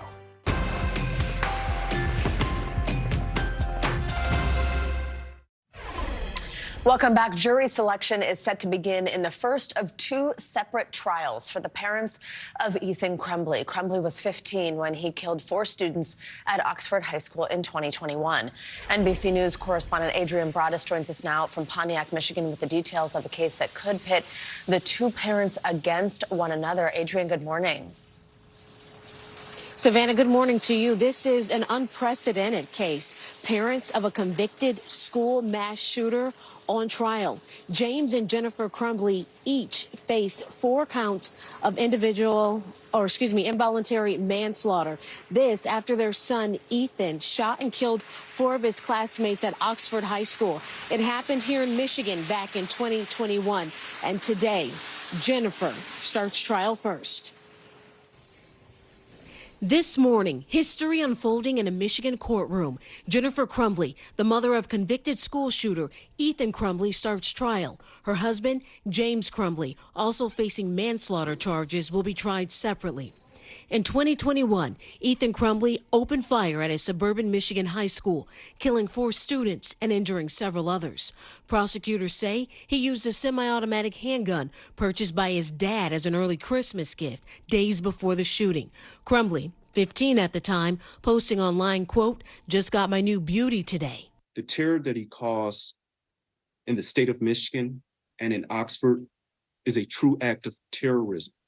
Prosecutors also say there were warning signs days before the shooting when a teacher saw Crumbley searching for ammunition online. His parents allegedly dismissed calls from the school at the time. Authorities say Jennifer Crumbley sent a text saying, quote, "LOL, I'm not mad at you. You have to learn not to get caught." And the day of the attack, a teacher discovering hand-drawn images of a gun pointing at the words, quote, "The thoughts won't stop. Help me." Then both parents were called to the school, but prosecutors say they declined a request to take Ethan home. Crumbley, who was charged as an adult, received a life sentence without parole last month. Victims testified at his sentencing in December. Justin told us he was in the bathroom with the shooter. The next text we got from him after was, quote unquote, "I love you guys." Little did I know that would be my last text I ever received from Justin. But in newly revealed court documents, Crumbley is appealing the sentence, and his attorneys now say he will be advised to resist testifying in his parents' trials. Vin Johnson represents 2 students killed by Crumbley and others who escaped. Those parents sat in that room with the administrators and didn't tell them about the gun, didn't tell them about all the problems that this kid was having at home, didn't tell them about any of this. He says these families believe Jennifer and James Crumbley should be held accountable. Meanwhile, we have not heard from the attorneys representing the parents. A gag order issued in 2022 bans them from speaking about the case publicly. We also haven't heard from the lawyers representing Ethan. Savannah? All right, Adrian, thank you so much. Let's now bring in NBC News legal analyst Angela Sanadella for more on this unusual, sort of unprecedented case, I believe, but that's where I want to start with you, Angela. Thanks for being here. So how rare is it to see not one, but both parents, but also even just one, actually being held accountable for their child's actions, especially when it comes to something like a school shooting? Is there any precedent for this? No, there's not. So you're right. It is absolutely unprecedented. It is historic. And if the prosecution is successful here, it's certainly possible it could be used as a framework in the future for other school shootings. But I also think it's important to note that the prosecutor here said that all parents should not be held responsible. It's that the fact pattern here was so egregious. She used the word unconscionable. And the reason is because she says they knew of the mental health concerns. And instead of addressing them, they went out and they bought him a gun that he used to commit this shooting. Yeah, it's certainly, when you hear a lot of those details, just so disturbing. We don't have any full details yet about how these trials are going to look, but one question, is there a strategy in requesting separate trials? Like we said, just the mothers begins today. Why are they not being tried together? So when co-defendants are put on trial, they always have the request, the ability to ask the court to separate their trials if they feel their defenses are different or if one would prejudice the other. So it is very possible here that they would be pointing fingers at the other, claiming that the other person was just that much more responsible. Which parent is the one who actually bought the gun? Which one left the gun unsecured? These are big questions with the negligence aspect, which is what involuntary manslaughter is based on. So lawyers for the Crumbleys say that they do intend to call their son Ethan to the stand for either one or both of these trials. We did just hear, though, in that story from our colleague Adrian here about the fact that now if he's appealing his sentence, he may be advised not to. What do you make of that? Do you think we will hear from him? And what would we expect, especially if the parents are choosing to call him up, that they think could be helpful here? So I'll tell you what I thought we would expect prior to this appeal, and that's that in Ethan Crumbly at the sentencing, he took full responsibility. He said, it was not my parents' fault at all. It was entirely my parents' fault. So you'd expect him to testify on the behalf of his parents to say they didn't do anything wrong. It was entirely me. But I think it all comes down to these mental health concerns, given that the prosecution here has to prove mental health in order to prosecute the parents. It's possible this appeal could be based on mental health. So what I mean by that is Ethan Crumbly then can't get on the stand here and say it was all my fault and take responsibility. Angela Senadella, a lot to unpack there. Definitely something we will keep watching and I'm sure discuss with you again. Thank you for joining us. Coming up, we've got some pretty troubling new data on America's job market. Layoffs reportedly surged last year. But why was that? Which industries were hit the hardest? And can we expect even more cuts this year? We've got some answers for you up next.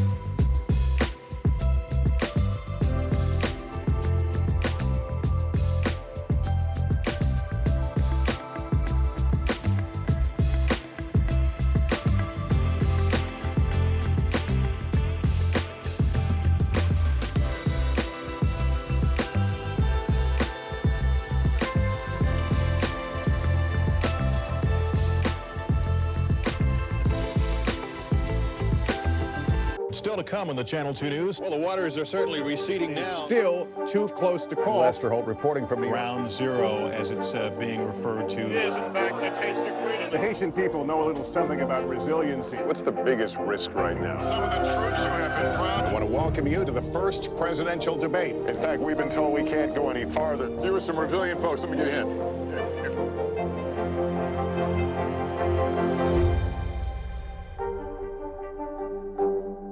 We're back now with a look at the labor market. As a recent report shows, layoffs surged last year. The leadership development and executive coaching firm called Challenger, Gray & Christmas found that companies planned more than 721,000 job cuts in 2023. And that is a 98% increase from the cuts announced in 2022. So what does this mean for job cuts this year? Well, for more, let's bring in Johnny C. Taylor Jr. He is the CEO of the Society for Human Resource Management. Johnny, thanks very much for being with us. So first, just tell us, why did we see such a spike in job cuts last year, and which industries were most impacted? So totally predictable. Right after COVID, if you recall, we're in the middle of the Great Resignation. The economy was on fire as we came out of COVID 21, 22, and employers overhired. In fact, every time we see a statement from the CEO announcing job cuts, they admit, like we overhired. Just read Wayfair's letter the other day, and they literally said, I overhired. So that's partly is we're settling back into what is the norm. And in what industries did we mostly see this? Yeah, listen, technology is really taking the hit. Retail is taking a hit. Those are your two biggest areas. We're seeing healthcare firms, financial firms, professional services firms generally, where people are driving the business, is where we're taking the biggest hits. What challenges do these big job cuts present ultimately at a company? Right. So morale problems. Yeah. I mean, the bottom line is if I'm sitting there, my employer announces a layoff, particularly when that employer has had a great prior year, then I now don't think I have job security. Talking about Google, you name an organization, you say, every indication is things are great, but they're laying off. So what message does that send to you? Even your star employees, maybe my job's not secure. And so they start looking. It doesn't seem right like this is going away, at least not yet. I mean, we've seen Google CEO saying more job cuts are needed. Citigroup announced it's cutting 10% of its workforce. Amazon, you just mentioned Wayfair. We've seen Macy's. We've seen Sports Illustrated. Can we expect to see this continue throughout this year? And if so, I mean, how can companies try to help employees with the anxiety of wondering if, it's going to happen soon or next? So every indication is that 2024, we're having a softening in the economy. We're seeing the quit rate, which is the rate at which employees quit their jobs. Those numbers are coming down. People are staying longer because every indication is that this is going to be a tough labor market year for employees in particular. Now, it's not great for employers. No one likes to terminate people or end their employment, but at the end of the day, more is expected to come. What do we as employers and what do we as SHRM advise employers to do? Keep your employees aware of how they're doing and how the organization is doing. Like, be honest. Too often when employees are really bothered is when they're surprised. Like, I thought everything was great and then it was over. It's like walking into your spouse is saying, I want a divorce. After a great vacation, after a great party, you're like, where'd that come from? So what employers are encouraged to do is to be honest with their employees. If they see headwinds, they need to message those appropriately so that you don't create panic, but enough so that people know if my job is potentially at risk, I need to do some things to make sure that I can protect my livelihood, either at the company or elsewhere. Yeah, really good advice. Johnny C. Taylor Jr., thank you very much for joining us on this, something a lot of people are thinking about and dealing with. Thank you. Let's stay on some financial news. Samsung is in a heated race against Apple to innovate health tracking tech. NBC's Silvana Henao is back with us this hour with that and other money headlines. Hey, Silvana, good morning. Hey, Savannah, good morning to you. Yeah, so Samsung is racing against Apple to develop a blood sugar monitor that's non-invasive and doesn't break the skin.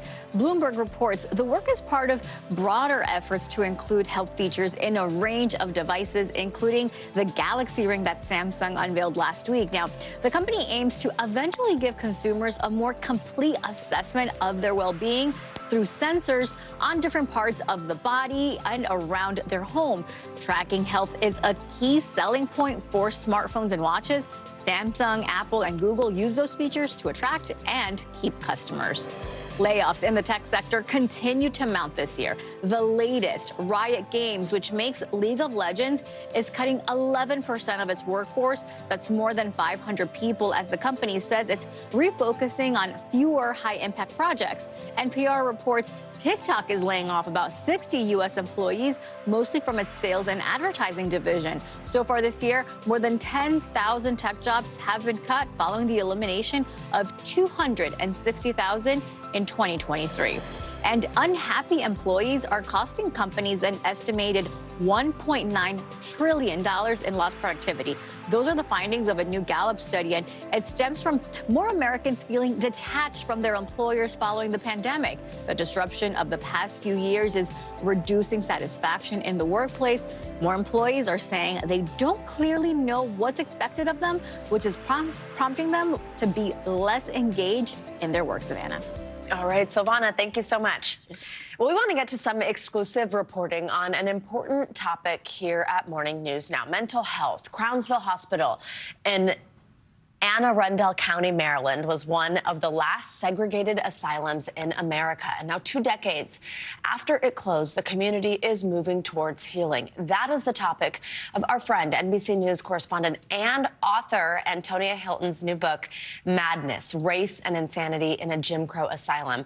It is out today. We are lucky enough to be joined on set by Antonia this morning. Antonia, first of all, just congratulations on your new book. And I know you're going to share this story with us. We're going to talk about the book on the other side and really dig in on it. But thank you for joining us this morning with the story. Thank you for having me. This is a story that is very close to my heart. I think we're at this moment where people want to talk about mental health. Totally. And I hope that this history, through the eyes of this one hospital in Maryland, really helps people see You know, if we go back, we can imagine a better system going forward. And that's exactly what this community in Maryland is going to do. They're going to take this sad chapter of history, this former segregated asylum, and turn it into a community space. Take a look. Amazing.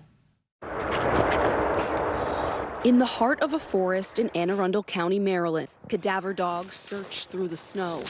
They pause every time they identify a soul. Many were buried in this cemetery as numbers, not names, from their time as patients in a historic, segregated asylum that shaped the lives of locals like historian Janice Hayes Williams. Is this land sacred to you? 100%. Yes, this is sacred. Crownsville Hospital opened in 1911 and closed in 2004. For decades, it was the only place that accepted Black Marylanders suffering with mental illness. It was notorious for overcrowding and abuse, and as a symbol of America's racial divide. If you lived here, this was a place you did not want to go. As a child, you were threatened by your parents or others. If you don't do what I tell you, I will send you to Crownsville. With Janice's help, this land will become a 500-acre memorial park that turns dilapidated hospital buildings into mental health treatment spaces, public gardens, and biking paths. The need is great. Last year, a record number of Americans took their own lives.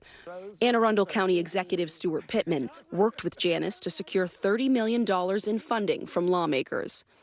What do you want people to see when they walk onto this property? Great work being done by a lot of people from diverse backgrounds to make the human experience better. Former Crownsville patient Reverend Sonia King shares that dream. She came to Crownsville when she was a college student battling a deep depression. It was stressful and overcrowded, but a team of nurses helped her recover. It was hard. I was confused, didn't know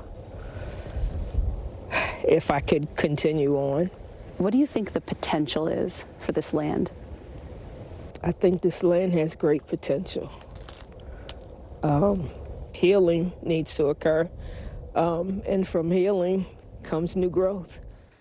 Healing propels this project. Janice is the descendant of slaves who worked for the Maryland governor. County Executive Pittman, the descendant of those slave owners. Do you think about that? I think we wear that like a banner because we are truly this county. Why do you think so many Americans are having a hard time having these conversations about history, collaborating with people who are different from them? Fear of the unknown.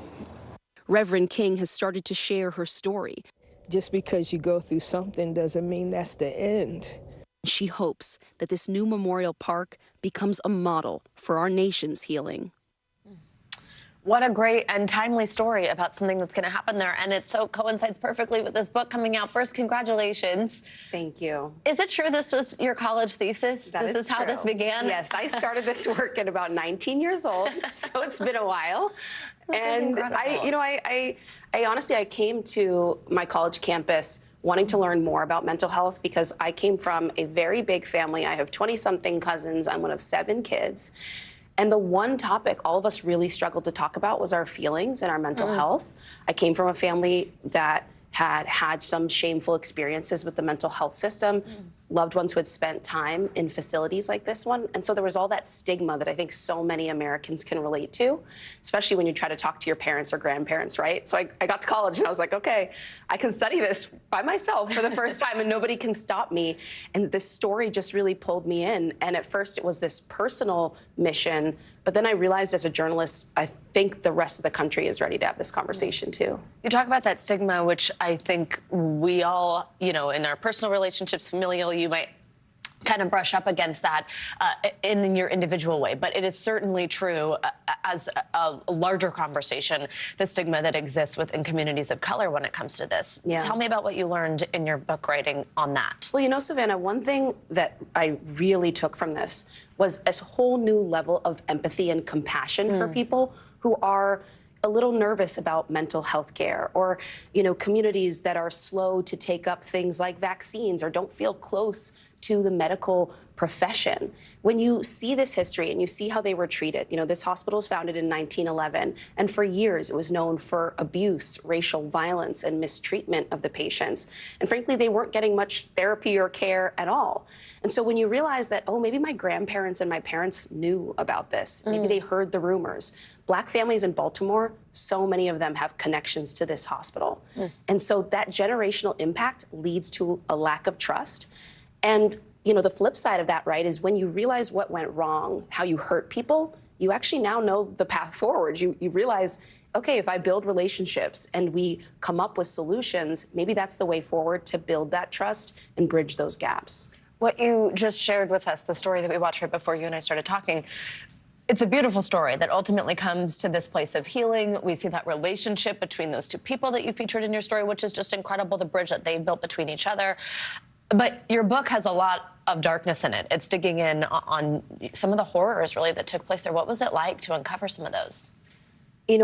Personally, it was really hard. Sometimes you come across these stories of patients that are just heartbreaking, and you can't imagine how anybody would allow that to happen. But the truth is I have traveled this country as a journalist, and I talk to people of every racial background about mental health. I think everyone has a story about a loved one or an older relative who maybe was sent to a place like this and kind of disappeared, and the family didn't talk about it. And that's what was happening here. Patients would end up at Crownsville for decades, and they wouldn't be taken care of properly. I write at one point a story about a man who is brought to Crownsville, picked up by authorities because they think he is speaking in a fake British accent. It turns out, after one Black nurse, who's one of the first people to integrate the hospital, she gets to know him, and it turns out he is from London and was a jockey and had come to the United States and hit hard times, but that was his real accent. And that was the only reason he was sent to the asylum. And so you hear stories like that and you realize just how much pain and loss happened in spaces like this. But there were also the heroes who came to work every single day, who did everything they could to save people. And for me, the major takeaway has been a lot of this isn't rocket science. We could all start by just listening, being patient with and kinder to some of our neighbors and friends and colleagues, and that would change a lot of mental health outcomes in the U.S. What a great message, something we can all definitely play our part in. Antonia Hilton, congratulations again. This important book, Madness, out today. Thank you very much for joining us. You can check it out, Madness, Race and Insanity in a Jim Crow Asylum, again, on shelves today. Antonia, thank you so much. Congrats, we're so happy for you. Coming up, something a little bit lighter this Tuesday morning. Oscar nominations just dropped, and we've got you covered after the break. Which films scored, which got snubbed. We'll let you know. Stay with us. That's up next.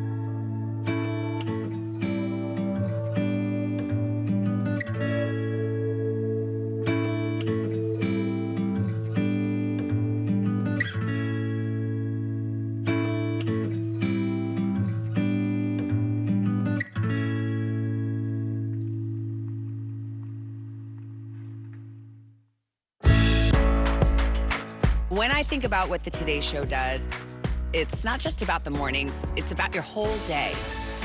There's a feeling of we're in there with you. Then let's take on this day together.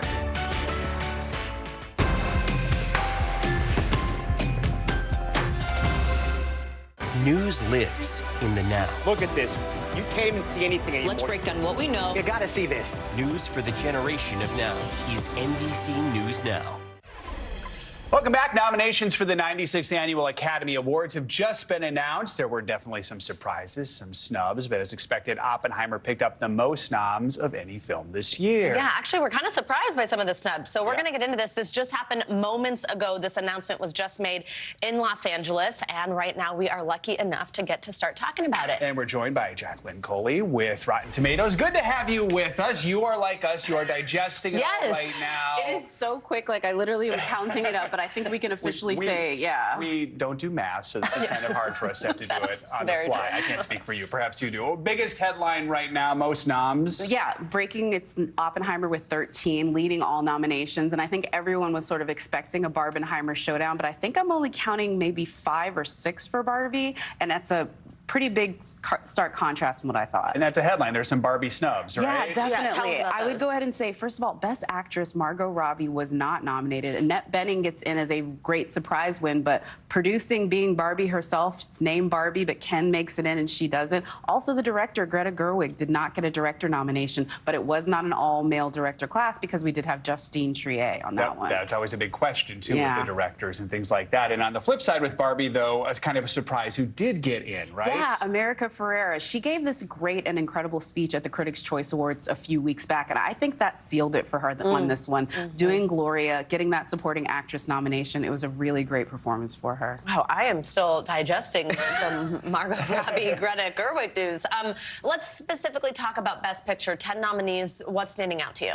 Honestly, this is a carbon copy of the PGA nominations. I think the most notable thing is this is the first time we've had 3 non-English language Best Picture nominations with Past Lives, Anatomy of the Fall, and Zone of Interest. The high watermark before this had been 2, and so having all 3 of these this year really, I think, sort of signifies what Janet Yang was talking about at the top, which is the global audience of the Academy Awards. All right, we kind of talked vaguely about snubs and things, but to actually look at Best Actress and Best Actor and see what's in there, some things predicted, but not everything. Let's start with Best Actor, right? What do you see there? So Best Actor was fairly predictable. I think a lot of folks, after he didn't get a SAG nomination, expected that Leonardo DiCaprio wouldn't make this list, but it's really great to see both Coleman Domingo and Jeffrey Wright in there in the lead actor category. Both of them, I would say, journeyman character actors getting their first Oscar nominations and starring roles. And this is kind of a 2-person race right now, it looks like, Yeah, right? it definitely is between, really, we're looking at either, I would say, Paul Giamatti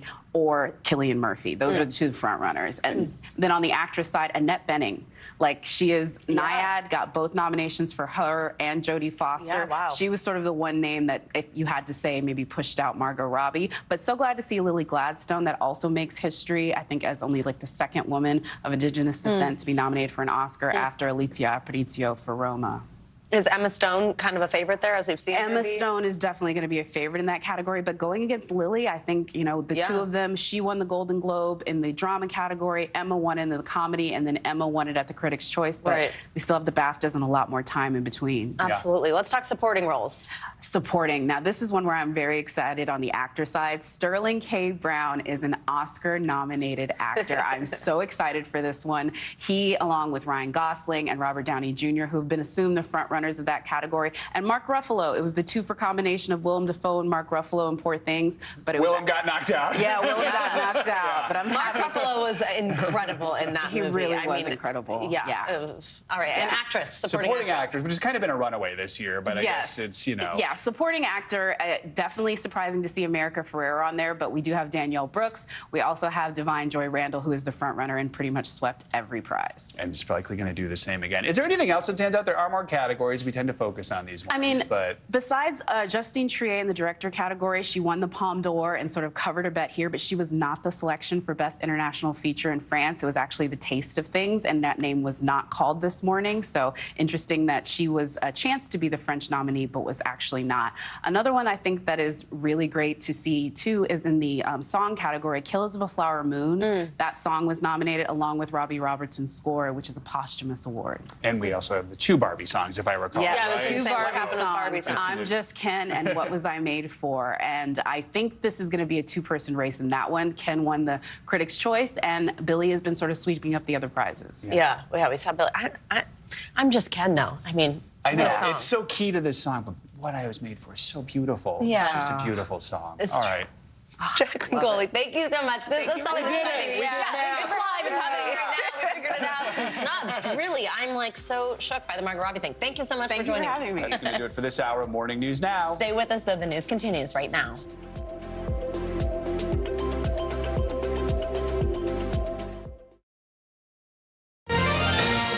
Right now on Morning News Now, it's finally here, primary day in New Hampshire. We're on the ground as voters are set to head to the polls in what has become a two-person race. We've got the results in overnight from the town of Dixville Notch, the tiny mountain village that's the first to cast its ballots, as Nikki Haley tries to pull the upset against her former boss, Donald Trump. Also this morning, a growing legal battle in Georgia. The district attorney prosecuting former President Trump is under fire over an alleged improper relationship with the prosecutor she hired for Trump's case, how she's responding and what it could mean for the case against Trump. Also, the battle at the border over razor wire installed by Texas. We're digging into the new ruling from the Supreme Court and what it could mean for future legal fights along the southern border.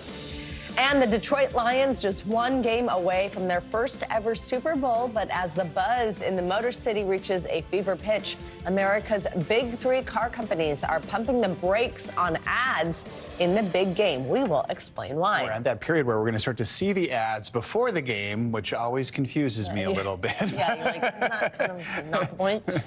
But I like watching them during the game as well. Also, it's almost Super Bowl. Wow. Exactly. Good morning. Good to have you with us. I'm Joe Fryer. And I'm Savannah Sellers. Thanks for being here. We're going to begin this morning with the race for the White House today. Voters in the Granite State will head to the polls and cast their ballots in the first in the nation primary. The Republican primary is now down to a two-person race between former President Donald Trump and former UN Ambassador Nikki Haley. The former South Carolina governor is trailing in the polls, but looking to shrink that gap, especially after Florida Governor Ron DeSantis dropped out of the race on Sunday. As for Trump, the former president won the first big contest last week, the Iowa caucuses, cementing his status as the frontrunner for the GOP nomination. Haley came in third place, 2 points behind DeSantis. We have our first results in already from New Hampshire. Voters in the town of Dixville Notch cast their ballots just after midnight. All 6 registered voters cast their ballots for Nikki Haley. The community has a tradition of first-in-the-nation voting that dates back to 1960. For more on what we can expect today, we're joined by NBC News senior political editor Mark Murray and NBC News senior national politics reporter Jonathan Allen. Let's begin, though, with NBC News correspondent Dasha Burns, who joins us now from Goffstown, New Hampshire. Dasha, good morning. So the candidates have spent really the last week touring the Granite State, looking to gain support ahead of the primary. It is an uphill climb for Nikki Haley. So what was her final message to voters ahead of today's vote, and what can we expect from the candidates today? Well, Joe, the polls just opened here in Goffstown. Voters already making their choices. And in the live free or die state of New Hampshire, it is do or die for Nikki Haley. This is her absolute best chance at trying to stop Donald Trump's march to the nomination. But as you said, it is an uphill climb. She's been barnstorming the state, holding 5+ events every day, retail stops and rallies. And in a change of strategy, she's been gaggling with reporters, which is something that was rare for her previously. And she's been trying to make that contrast between her and the former president. Some of her favorite lines are comparing the chaos of the Trump world to the sort of more traditional Republican platform that she has. And she's been calling for new generational leadership and starting to call into question his mental competency, really starting to sharpen her tone on former President Trump in these final hours. Take a listen to some of her closing message. So what I will say to Donald Trump is, If you have that political elite, you can have them. Because that's never who I wanted to work for. I always wanted to serve the people. But I'll say this, if you've got to lie to win, you don't deserve to win. It's that simple.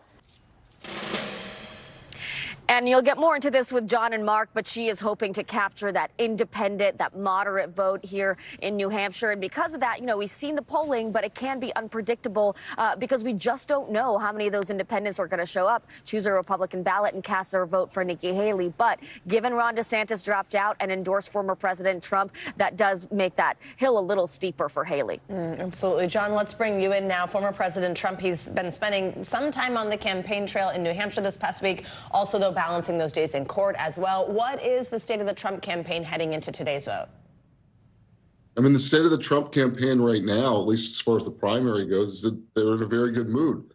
They can read the polls, not only, and I think Mark will talk a little bit about this, not only does Trump have a big lead, but the tracking polls show that growing over the course of this week. Former President Trump is talking about unity in the Republican Party, which has a dual purpose. One is to try to make it hard for Nikki Haley to attack him. If she attacks him, she is then attacking unity in the Republican Party, and also an attempt to pivot to the general election and try not to spend any more money dispatching of his last remaining foe. So they're in a pretty good mood. I think they understand that if they win New Hampshire, Dasha was talking about an uphill mountain for Nikki Haley, that becomes not a little hill, but more like Mount Everest for her. Yeah, so Mark, let's talk about the polls. We know Mr. Trump has maintained a lead in the polls for months, even in New Hampshire, which is more independent-minded. What can you tell us about some of the final polling data as voters head to the ballot box today? What's standing out? Has anything changed in the closing days?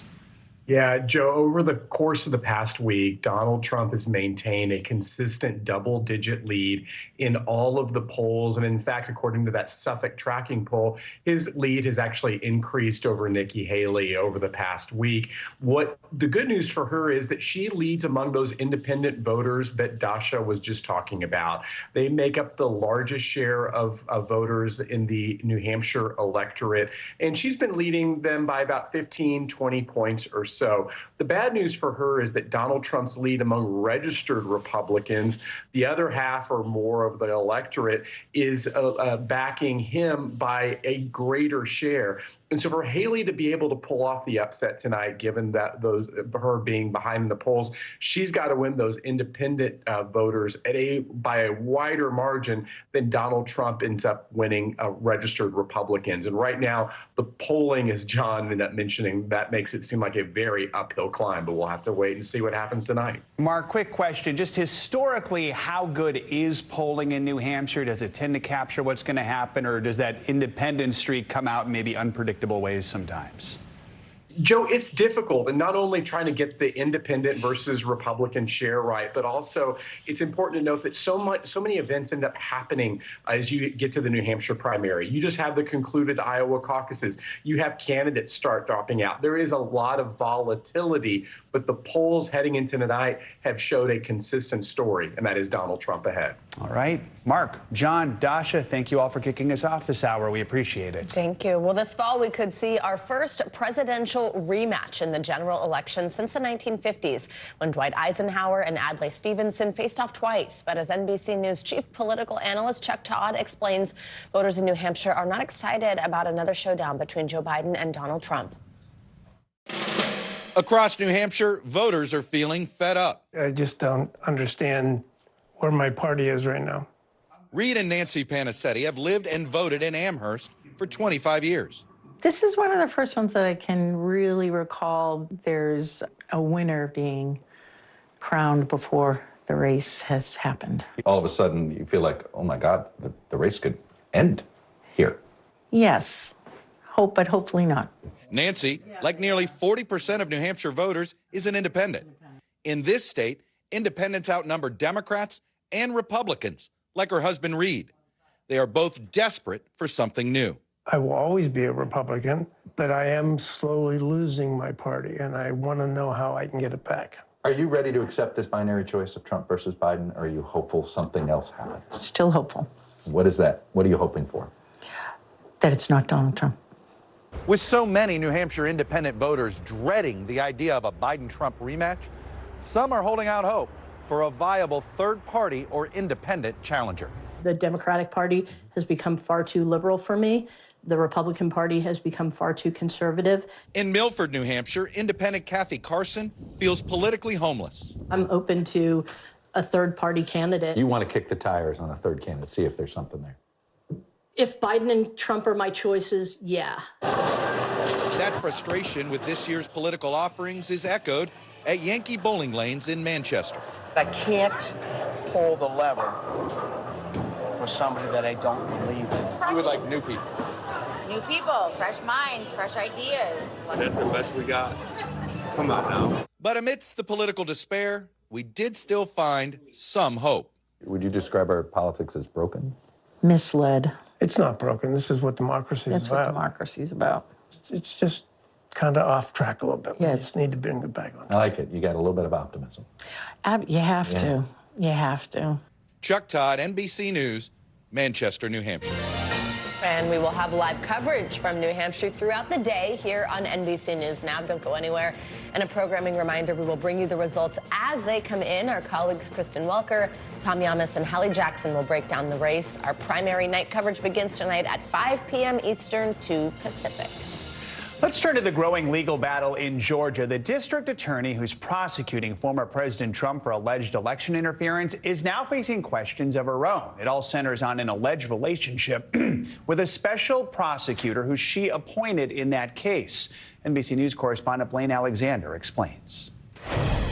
She is one of the nation's most recognizable local prosecutors, charging former President Donald Trump and 18 others with election interference in Georgia. But Fulton County DA Fani Willis is facing a separate court battle of her own, involving allegations she financially benefited from a romantic relationship with Special Prosecutor Nathan Wade, a high-profile member of the team prosecuting Trump. Willis is now fighting a subpoena to testify in Wade's divorce proceeding. A judge ordered those divorce records unsealed.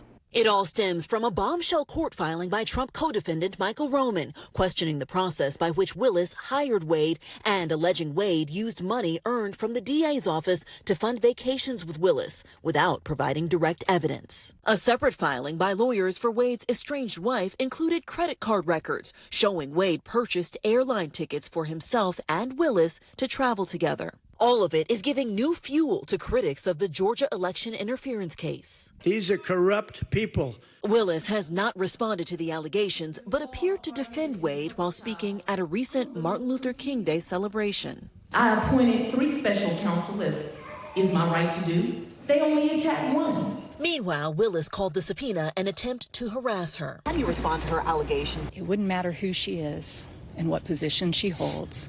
If she's having an affair with my client's husband and he's spending my client's money on that relationship, I'm going to find out about it. And a judge has given Willis until February 2nd to respond to those allegations in a written court filing. Her office tells us she plans to do so. Back to you.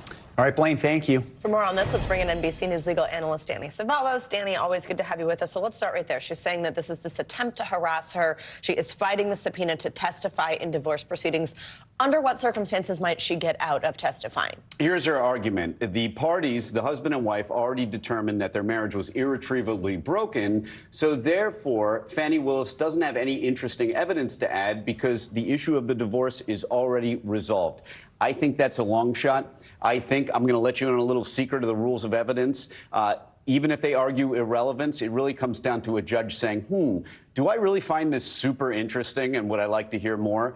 And I think that's what's going to happen. I don't think Fani Willis is going to be able to quash this subpoena or stop any further public discovery in this case. So the big picture here, the thing that is getting most of our attention, what could this do to the Georgia election interference case? In a way, could this just derail that whole case? It could. Now, this has been framed as basically a motion to dismiss the prosecution because the prosecutors may or may not be running around and dating. And that's not exactly accurate. It's really a two-pronged motion. And the main prong is far bigger a threat to this prosecution. It goes like this. The special prosecutor is a private citizen who was brought on and hired. And the argument is that he was not appointed properly. And if he wasn't appointed properly, then the indictment itself is fatally flawed. As a motive piece of evidence, the motion then adds, if not dismissed, then these two prosecutors should be disqualified because of this appearance of impropriety. So it's really a two-pronged motion. Either prong could really derail. Obviously, if the indictment's dismissed, end of case. But if you fire or get rid of these two prosecutors or even the entire DA's office, that could completely derail this case without officially dismissing it. Danny, if we could switch gears here in New York, the E. Jean Carroll defamation damages case that we're watching. It was postponed because of some COVID concerns. Was supposed to get back underway yesterday. Does the delay change anything? What are you going to be looking for when it does come back? No delay is going to change much in this case because this is going to move lightning fast compared to every other Donald Trump case. And that's because the issues have been narrowed to really a pinhole of facts that come in this case. It's really just about damages and punitive damages. So Donald Trump's bad behavior is relevant. Don't be surprised if Donald Trump has been floating the idea that he would testify, and then he changes his mind because by doing so, he's sent the other side into burning all their resources, staying up all weekend, preparing for cross-examination. I will neither confirm nor deny that I have done something similar myself in cases. Lawyers do it all the time. It's strategy. But if he does testify, he really runs the risk of drawing the ire of a judge who has no sense of humor about contempt. Danny Savalos, thank you very much. In a victory for the Biden administration, the Supreme Court ruled that Border Patrol agents can remove razor wire put in place along a stretch of the southern border in Texas. Yeah, the wire installed near the Rio Grande River is the latest effort from Texas Governor Greg Abbott to prevent migrants from entering the country illegally. The Supreme Court's narrowly divided ruling came after an emergency request from the Biden administration that argued the wire was endangering migrants while preventing law enforcement from patrolling the area. NBC News Supreme Court reporter Lawrence Hurley joins us now with more on this. Lawrence, good morning. So first, tell us how the Supreme Court ruled, and it's a short order, but what do you believe went into their decision? Sure. So good morning to everyone. This is an interesting case because we don't really know, the reasoning behind what the court did. There's no description of the grounds on which they ruled. There's no description on why the 4 justices who dissented disagreed with the ruling. What we know is the arguments that were made, which is the Biden administration saying immigration is a basic federal function. The state doesn't have a role in this. The state can't stop Border Patrol agents from carrying out their duties. Whereas the state was saying this was basically trespass. The Border Patrol was going on private land, cutting through property that wasn't theirs. And that under Texas law, that's trespass. And they wanted to stop them from doing that. Following the ruling, what were the reactions from both the state and the Biden administration? Well, as you can imagine, it's hard to separate the politics from the law. And, kind of predictably, the Texas Attorney General Ken Paxton was saying, this is just another example of the Biden administration's policy of open borders and encouraging illegal immigration, whereas the Biden administration is saying, this is just a basic attempt to allow the Border Patrol to do their jobs, and the state doesn't have any role in that. And of course, Republicans more broadly are supporting Texas because they see this as a sort of wedge issue heading into the election this year. So let's talk about the impact of this. We know there are a lot of battles right now between the White House and Texas. This ruling, could it have an impact on future legal battles along the border, or is it very specific to this one issue they addressed here? Well, there may be a little bit of overlap here, just because, what you do have is a Supreme Court decision now on a 5-4 vote saying that the court is recognizing the federal government's, supremacy, as it were, over immigration issues, which is a long-standing tradition. And so, that might mean Texas has struggles with some other cases like this that come up if the court's going to kind of endorse that broader theory, even though in specific cases, that might not hold true. But I think we'll wait to see on that one. Yeah, for example, there was also this case going on, the buoys that were placed in the Rio Grande to also prevent those crossings, part of this immigration enforcement plan that's called Operation Lone Star. The Biden administration had sued the state for that as well. Where do things stand with that case? Again, that's another one where there's a lot of litigation going on, and it's kind of gone back and forth, where initially courts said that the buoys had to be removed, but just last week an appeals court, federal appeals court, is said it's going to rehear that case, and so in the meantime, the buoys can remain. So that's another battle which, quite clearly could end up at the Supreme Court as well at some point. All right, Lawrence Hurley, good to have you with us this morning. Thank you. Well, a state of emergency has been declared in San Diego after the third storm in 4 days brought flash floods and extreme rains on Monday. Look at this. It was the scene as residents scrambled to find shelter yesterday. There were no reports of injuries or deaths, though, as a result of the flash flooding. According to the National Weather Service, it was the wettest January day on record in San Diego. Thankfully, experts say this is likely the last storm of its size to hit the region during the rainy season. Let's get the latest on the forecast with NBC meteorologist Bill Cairns. He is tracking everything for us this morning. Hi, Bill. Good morning. Great to have you here with us. Hey, great to see you guys. And that San Diego stuff was wild. So in 6 hours, they had almost 3 inches of rain. To put that in kind of perspective, that's a quarter of their yearly rainfall in 6 hours. So that's why that was so extreme flooding. I mean, that would have been flooding almost anywhere in the country, especially Southern California, though. So this weather map looks like a little kid's been sitting here coloring it in all different sorts of markers and colors. And all that means to me is that we have a lot of winter weather out there. We have ice, we got sleet, we got snow, we got rain. And it's just a mess from Chicago to Detroit and now starting to spread through Pennsylvania and western New York. That's why we have winter weather advisories up for 54 million people because of this wintry mix. This is not a big ice storm. It's not a big snowstorm, but just a little glaze of ice. Probably has a lot of school delays throughout the northern Indiana, Ohio, southern Michigan, and we could even get some early dismissals out of this if this ice glaze happens around Scranton, Binghamton, the southern tier of New York. And this is where our computers are pinpointing the heaviest amounts of icing during the day today, just north of State College, the southern tier of New York heading into the Catskills, a little bit here through Connecticut too. Not enough for power outages, just some icy roads and untreated surfaces. Not a lot of snow out of this either.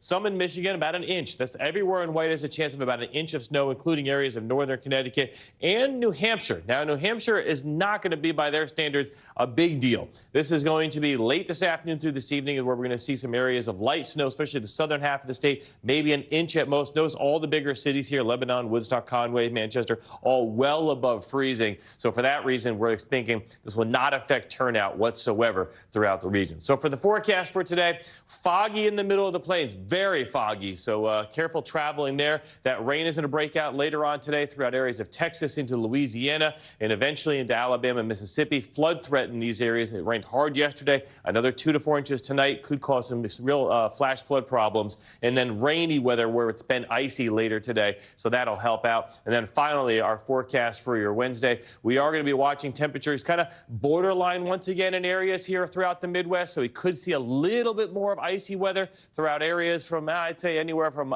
Milwaukee back down through Iowa. In the Northeast, the big warm-up is on the way. I know you guys have been waiting for it. It does look like it. No? I like it. You liked it like when winter. it was wind chill of 0? Yeah, you were out there like, I like it, and I like the snow, and I just want winter to feel like winter. And isn't a bunch of rain coming with that? Ugh. Yeah. So you'd rather cold than rain. But it's after the rain we get the kind of a warm up, right? The rain comes through and then a little bit of like a little bit of warm. Okay. Yeah, doesn't that sound just I think I know Savannah, and then just all of a sudden she surprises me. I also just like, when you are complaining about your shoveling and just I haven't complained a lot in the last 2 years. Exactly. Has it snowed? I know. It's been scary. Perfect. All right, Phil, we'll see you in a little bit. Thank you. Coming up, the Biden administration is taking new initiatives to protect abortion rights. We're digging into the president's plan and the reaction from Capitol Hill up next. But first, a new proposal from Israel to try and free hostages taken by Hamas, what we know about that potential deal, and the new wave of U.S. and U.K. airstrikes against Iranian-backed Houthi militants in Yemen.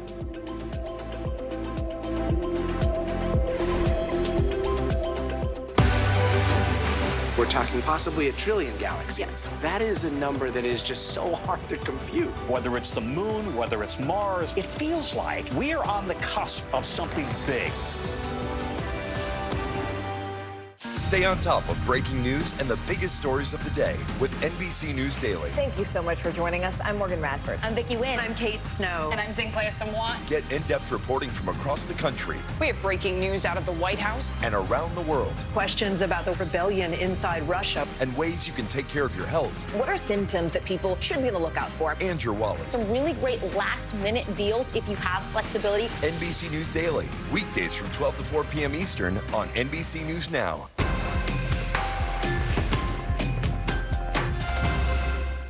Good morning, and thanks for joining us. I'm Joe Fryer. And I'm Savannah Sellers. We're going to get started with breaking news. The record number of migrant crossings. The latest developments in the war between Israel and Hamas. A closer look at the good news we got about the economy. If you do have points or you have miles, is now a good time to use them. A lot of people spend a lot of time sitting. 20 minutes of exercise might be able to help out.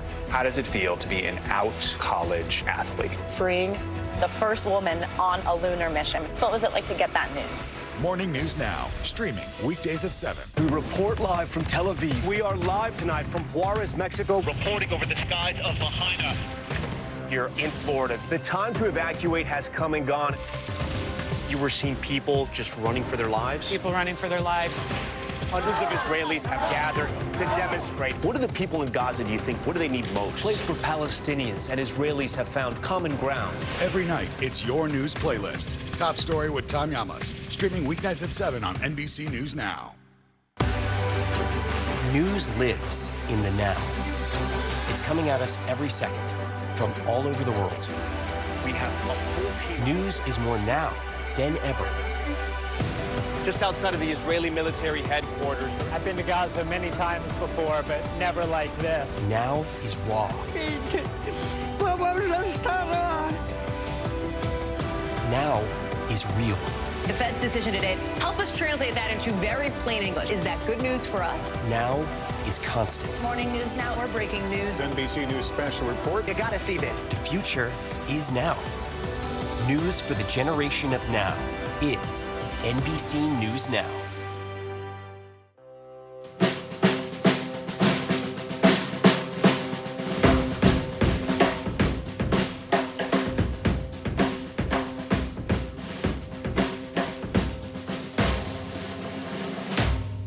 News lives in the now. Look at this. You can't even see anything anymore. Let's break down what we know. You gotta see this. News for the generation of now is NBC News Now.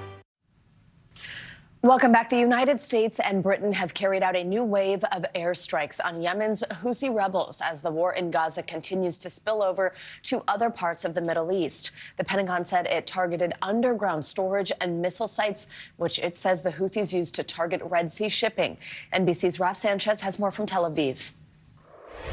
Guys, good morning. This is the biggest wave of strikes in Yemen in more than 10 days. It involved both U.S. and U.K. warplanes and cruise missiles. The question, though, will this actually be enough to stop the Houthi attacks? U.S. Navy fighter jets leading a major new wave of joint American and British airstrikes against Iranian-backed Houthi militants in Yemen. The attacks targeting missiles, radar sites, and weapons depots, according to U.S. Central Command. It's the 8th time Western forces have struck in Yemen in response to months of Houthi attacks in the Red Sea, which are threatening to hold up global shipping. The U.S. and U.K. saying, we will not hesitate to defend lives and the free flow of commerce. But so far, the strikes failing to deter the Houthis, who say their attacks will continue until the war in Gaza ends.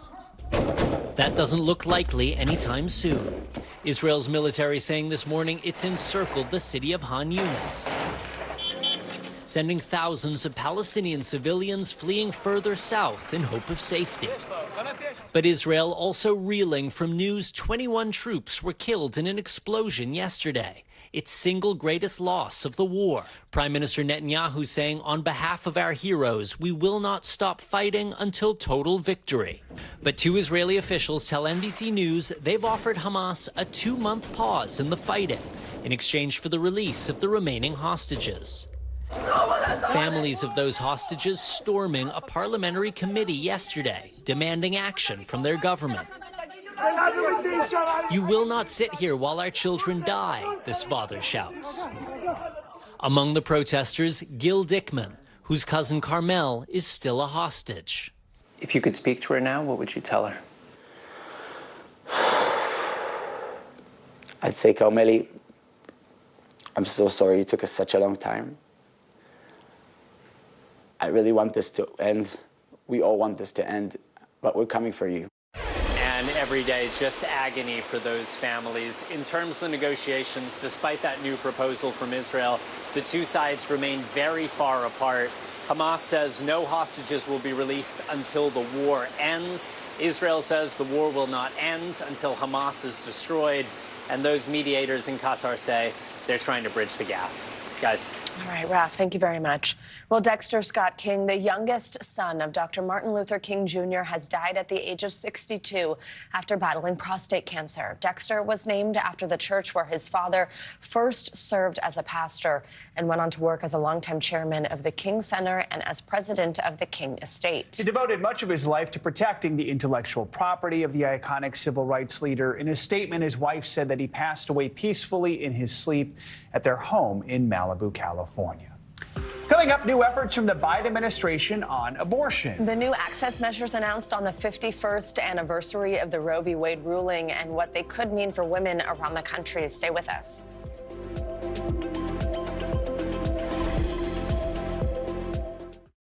Kristen Welker hosts Meet the Press every Sunday on NBC. From inside Iran, from Israel, from Florida, from Lewiston, Maine. Part of our continued reporting. This is what a country in war looks like. Women, children. What is it like? Countless neighborhoods across the region that look just like this. Everybody good? Get tough for all this damage to it.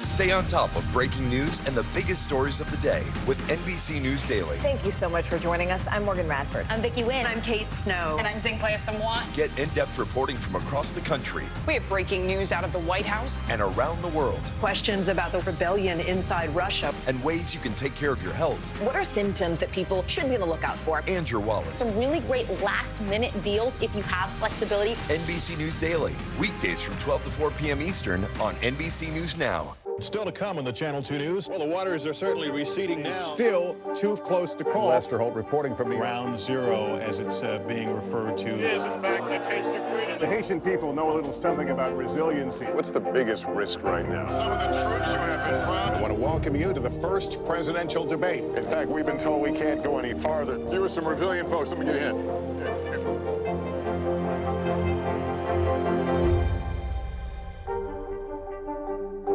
We report live from Tel Aviv, from Juarez, Mexico. Reporting over the skies of Lahaina. Every weeknight, it's your news playlist. Top Story with Tom Yamas, streaming weeknights at 7 on NBC News Now. News lives in the now. It's coming at us every second from all over the world. We have a full team. News is more now than ever. Just outside of the Israeli military headquarters. I've been to Gaza many times before, but never like this. Now is raw.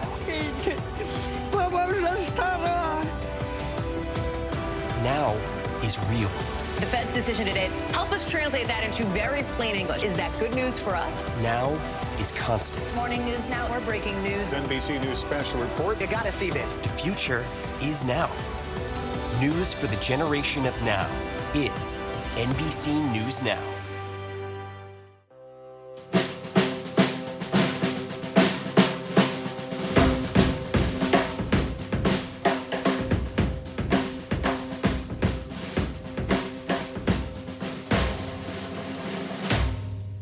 Welcome back. On Monday, the Biden administration announced new initiatives to try to protect Americans' access to reproductive health care.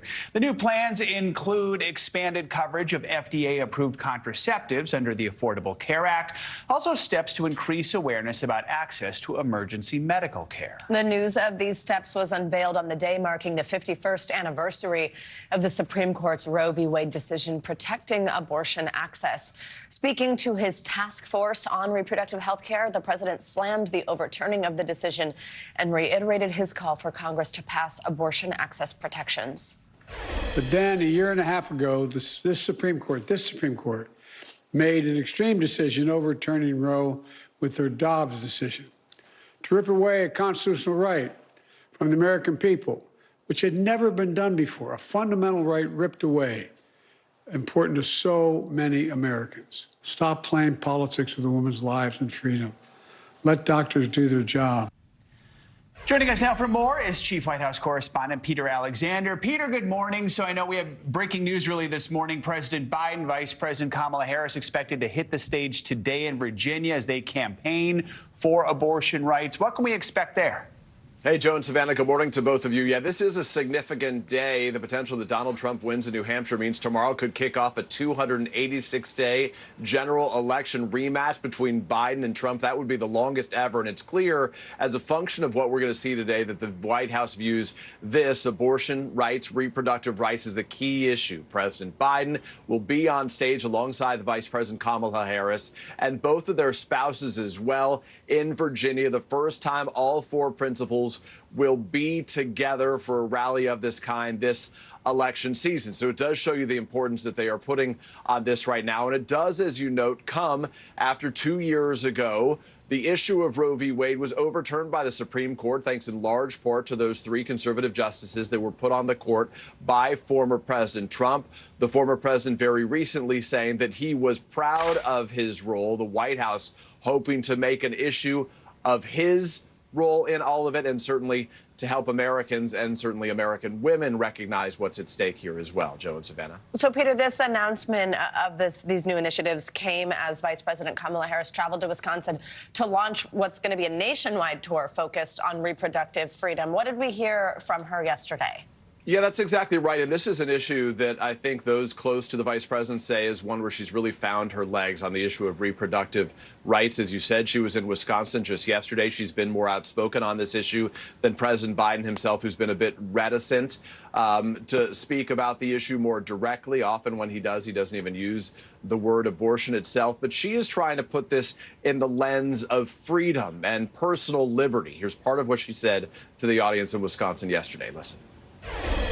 The bottom line is, to truly protect reproductive freedoms, we must restore the protections of Roe.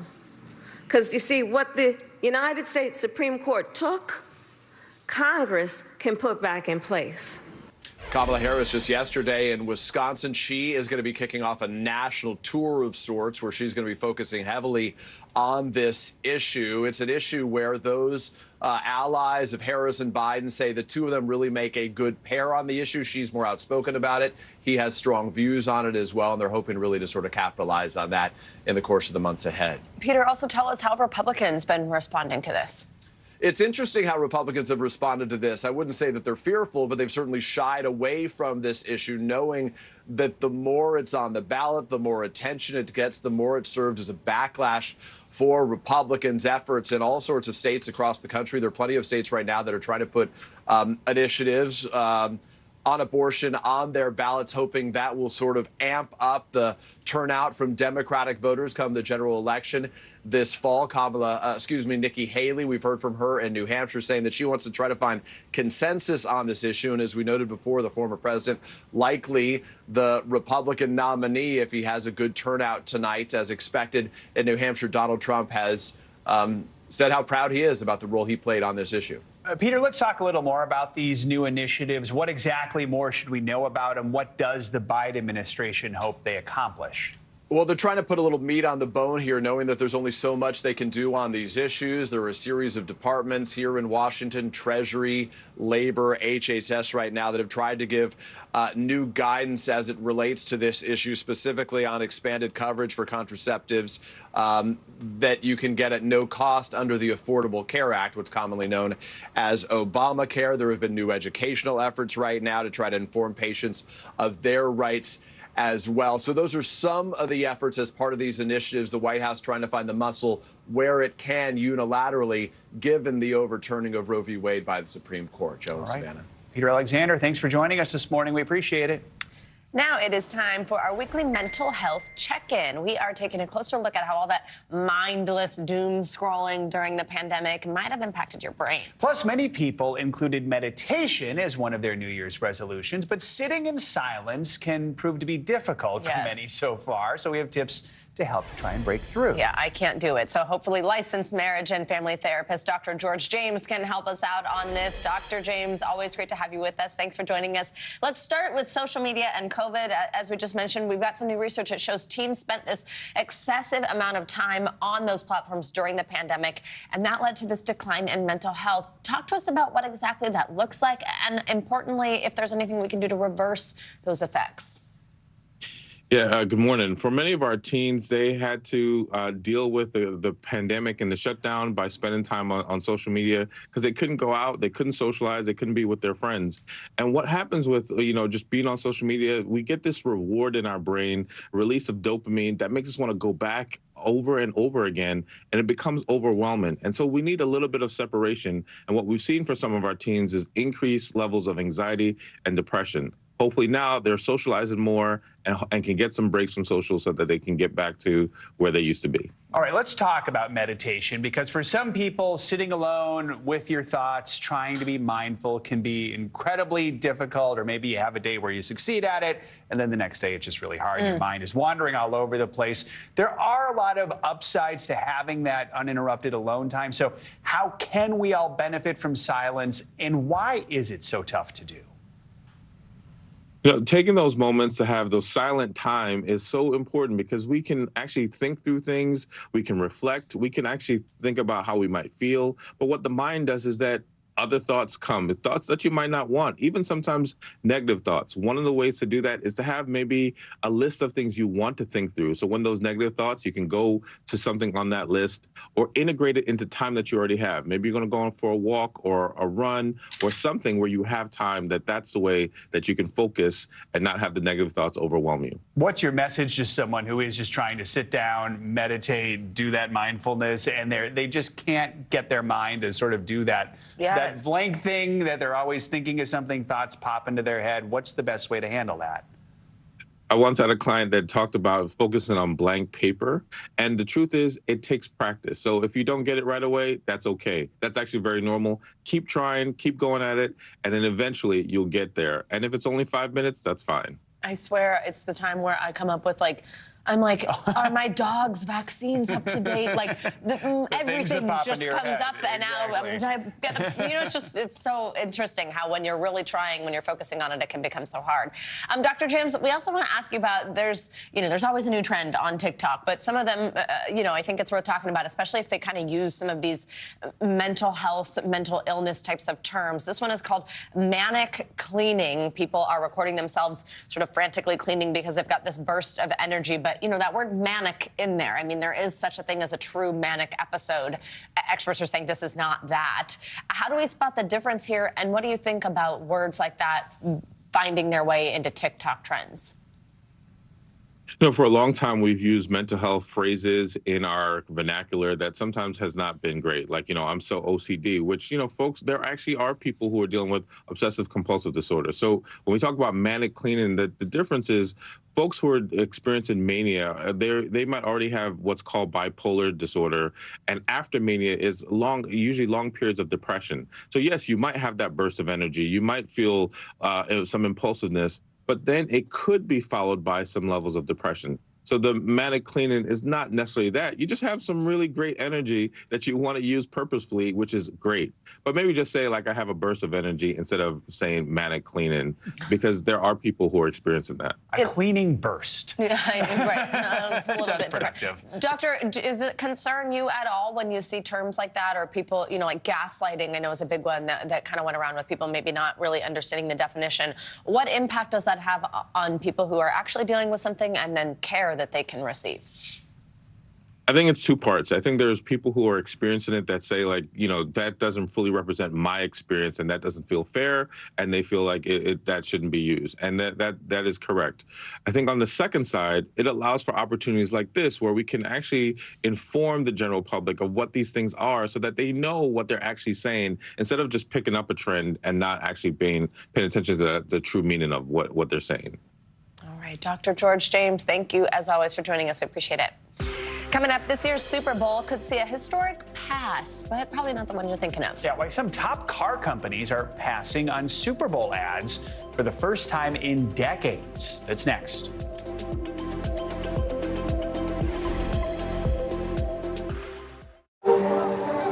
People really don't know what's going to happen. Nearly a dozen hours after the eye roared ashore. More good people than bad people, I know, right? 5 seconds. 4, 3. There is some late-breaking news 4 hours into the Iowa caucuses by the mail delivered. All right, it just me too.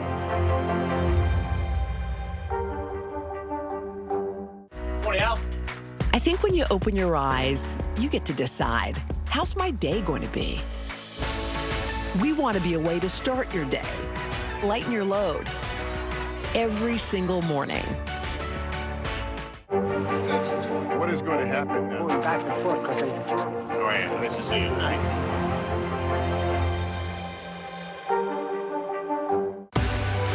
Now is raw. How hard is it to see it like this? Our house is no longer here, but we are here.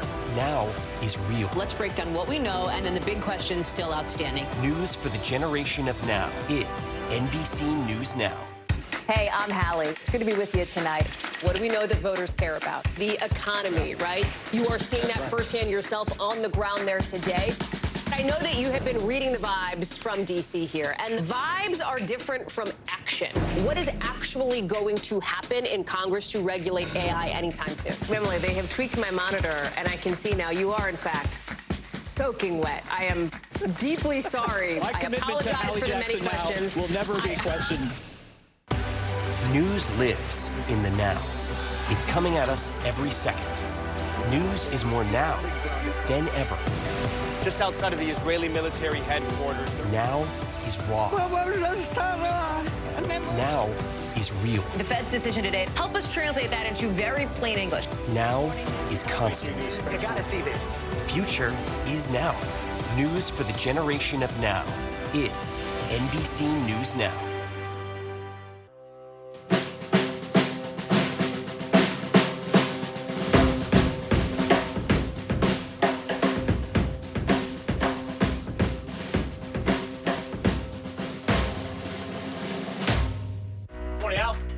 I think when you open your eyes, you get to decide, how's my day going to be?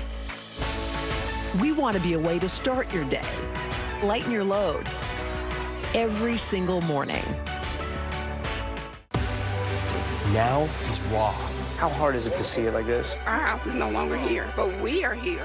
Now is real. Let's break down what we know and then the big questions still outstanding. News for the generation of now is NBC News Now.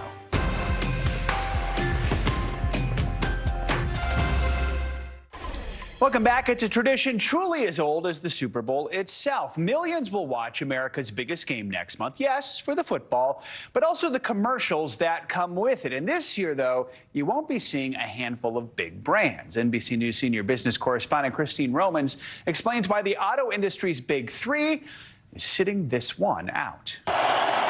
Just one game standing between the Detroit Lions and a trip to the Super Bowl this year. That is arguably the best environment I've ever been in. The city is buzzing on the momentum, a chance for the team's first ever appearance in the big game. But even if the Lions make it, there's a Motor City mainstay that won't be appearing. America's largest automakers. Of the big three, Ford, General Motors, and Stellantis, the parent company of brands like Chrysler and Jeep, confirming to NBC News that none will air an ad during the Super Bowl. There's only one place to catch Roadrunner, at your Plymouth dealer. The auto industry has had a long, storied history of spending millions to reach America's biggest TV audience on game day. From bringing in big stars, better get to the Grand Canyon before we do, to hanging tight through recessions and bankruptcies. This is the Motor City. And this is what we do. So what's different this year? Stellantis telling NBC News it's trying to mitigate the impact of a challenging U.S. automotive market. You've got slowing consumer demand, high interest rates, and an industry recovering from big losses during last year's auto worker strike that cost the big three billions in lost production and revenue. They're just kind of protecting themselves a little bit. So they're really kind of looking at the budgets, looking at their marketing expenses, and it's one of the first things that they've been cutting. Car makers also spending big on a shift to the electric vehicle landscape. GM running this ad just last year. General Motors is going electric. U.S. manufacturers trying to catch up to Tesla, announcing tens of billions of dollars over the last few years in mass market EV investments. But now many cutting production as sales sag. Until they have a mass adoption of EVs, it kind of seems like, do you really want to spend millions of dollars on EV advertising for the Super Bowl if you're not going to get the sales and the kind of return on investment? And a Super Bowl spot is no cheap item. Variety reporting, according to people familiar with negotiations, that this year a 30-second spot during the game will run companies between $6.5 and $7 million. Those prices steadily rising over the last few years, even as linear TV is on the decline and viewers turn down to the screens in their hands. The number of TV viewers that advertisers reach per dollar spent on a downward trend for the past 3 decades, according to a Forbes analysis of Nielsen data. This appears it's going to be one of the lower kind of profile Super Bowls for the automotive industry. The Big Three sitting out the game as their city's team is surging, leaving an opening for international car makers like Kia and Volkswagen to step on the gas. Not slouches when it comes to Super Bowl ads passed. Christine Romans, NBC News. What a great way to end it. Well, not in financial headlines. United Airlines is choosing to look onward and upward in 2024. CNBC's Savannah now joins us with that and other money headlines. Savannah, good morning. Hey, Joe. Hey, Savannah. Good morning to you. Yeah, so United Airlines is upbeat about business in 2024, despite warning of a bigger than expected loss this quarter due to the grounding of the Boeing 737 MAX 9 jets. Now, United and Alaska Airlines, they account for 70% of the MAX 9 fleet.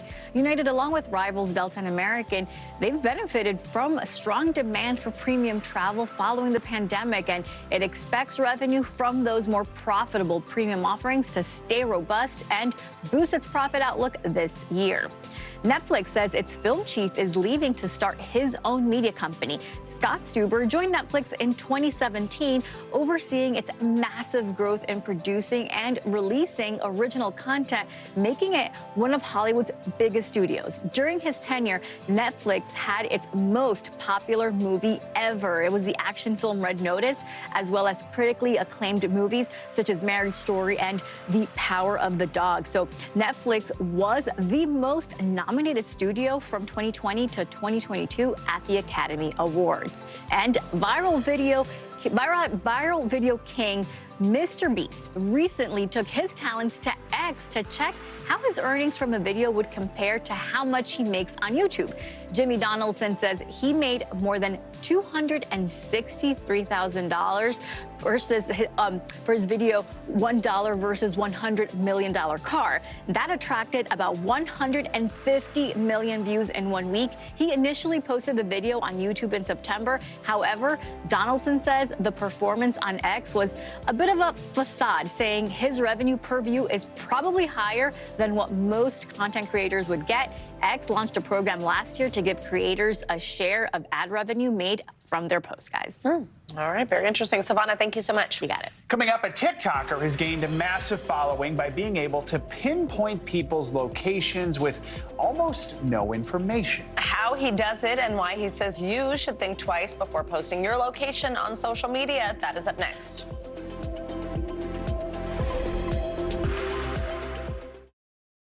News lives in the now. The horrors of war on full display on both sides of the Israel-Gaza border. Protesters are on the streets here. Most of the time, the Iron Dome works, but a few get through. News for the generation of now is NBC News Now. What is going to happen now? Going back and forth because they... Go ahead. This is it, right? We report live from Tel Aviv, from Juarez, Mexico, reporting over the skies of Lahaina. Every weeknight, it's your news playlist. Top Story with Tom Yamas, streaming weeknights at 7 on NBC News Now. News lives in the now. Israel tonight declaring war against Hamas following the brutal surprise attack within its own borders. Now is raw. We are in the West Bank city of Ramallah. Protesters are on the streets here to denounce Israel. now is real. Most of the time, the Iron Dome works, but there are rare occasions that a few get through, like here in Ashkelon. News for the generation of now is NBC News Now, streaming free everywhere. The NBC News mobile app. Get connected to your favorite news shows. For the top stories, breaking news, and live video, download the NBC News mobile app now. News for the generation of now is NBC News Now. The NBC News mobile app. Get connected to your favorite news shows. For the top stories, breaking news, and live video, download the NBC News mobile app now. Morning, Al. I think when you open your eyes, you get to decide, how's my day going to be? We want to be a way to start your day, lighten your load, every single morning.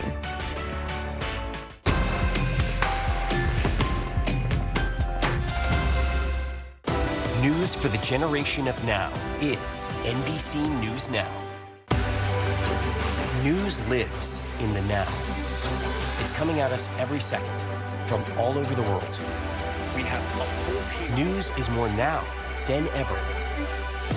Just outside of the Israeli military headquarters. I've been to Gaza many times before, but never like this. Now is raw. Now is real.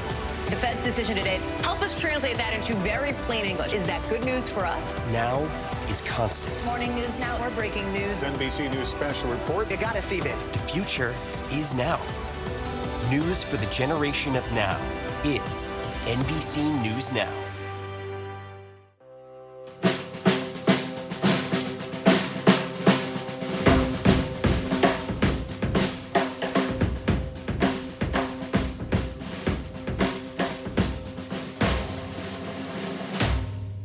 Welcome back. It's Oscar nomination morning, but we also want to take a look at what made the cut for the Razzies. That, of course, is short for the Golden Raspberry Awards, which are given out to the movies judged to be the worst of the past year.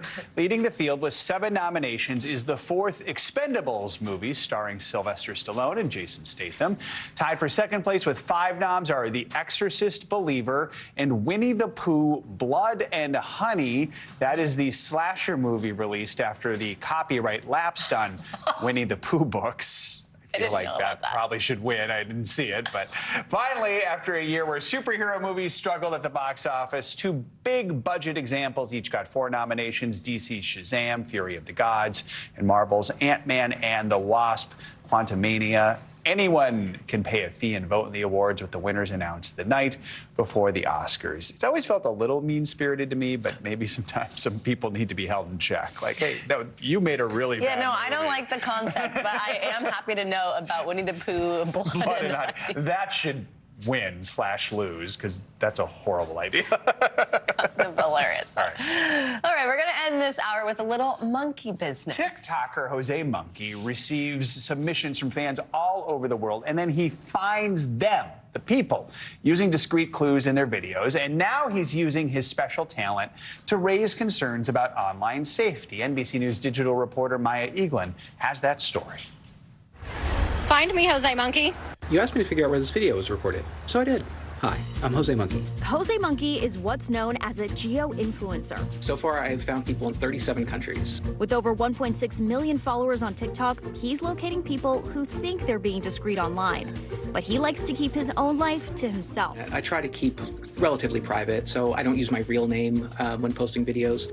Where am I? So someone sends you a video. Walk me through the steps of how you find their location. I download the videos and look at them on a big screen, typically. It depends what I see and what kind of video it is, what resources I will use to find it. Sometimes it's very generic resources. Sometimes it's using store locators for, different businesses I see. As you exit the plane, the tail number is visible. I have used a site called Find a Grave. Some videos take just a few minutes, others take hours, and every now and then he does get stumped. Where am I, Jose Monkey? Guys, I don't know why I even tried to find this video. That there are a few different things that make it difficult. One is if there's really no writing whatsoever to look at in the video. It also depends if it's in an area where I recognize the businesses and their logos. So I decided to put Jose Monkey to the test. All right, Jose Monkey, let's see if you can find out where I am. I did not find anything in the videos that you sent me that had readable writing on it. So that definitely made it difficult. Some of the buildings we see in the background kind of look a bit like New York, and I got just a glimpse of a red running track with like a field inside of it. I looked at the New York City Parks website. I was hoping that maybe I could see that red track from the satellite view. You're at the southwest corner of the Sarah D. Roosevelt Park. Jose Monkey says he's making these videos to raise awareness about online safety in an entertaining way. The privacy and safety concerns and like raising awareness has really always been an important motivator in what I'm doing. Pew Research found that 77% of teens use social media every day. And one study from Susie Lampla Trust finding that 84% of respondents had experienced stalking online. Definitely think about the things that you're sharing. Anyone who's trying to figure out other clues from the video, they're usually not even looking at that main subject of the video. They're looking at all of the things in the background. Maya Eaglin, NBC News. Important lesson there. My goodness. Pretty impressive and pretty scary. No kidding. Something to think about. Not as scary, though, as Winnie the Pooh, Blood and Honey. All right, that's going to do it for this hour of Morning News. We need to watch it now that we've talked about it this much. The news continues right now.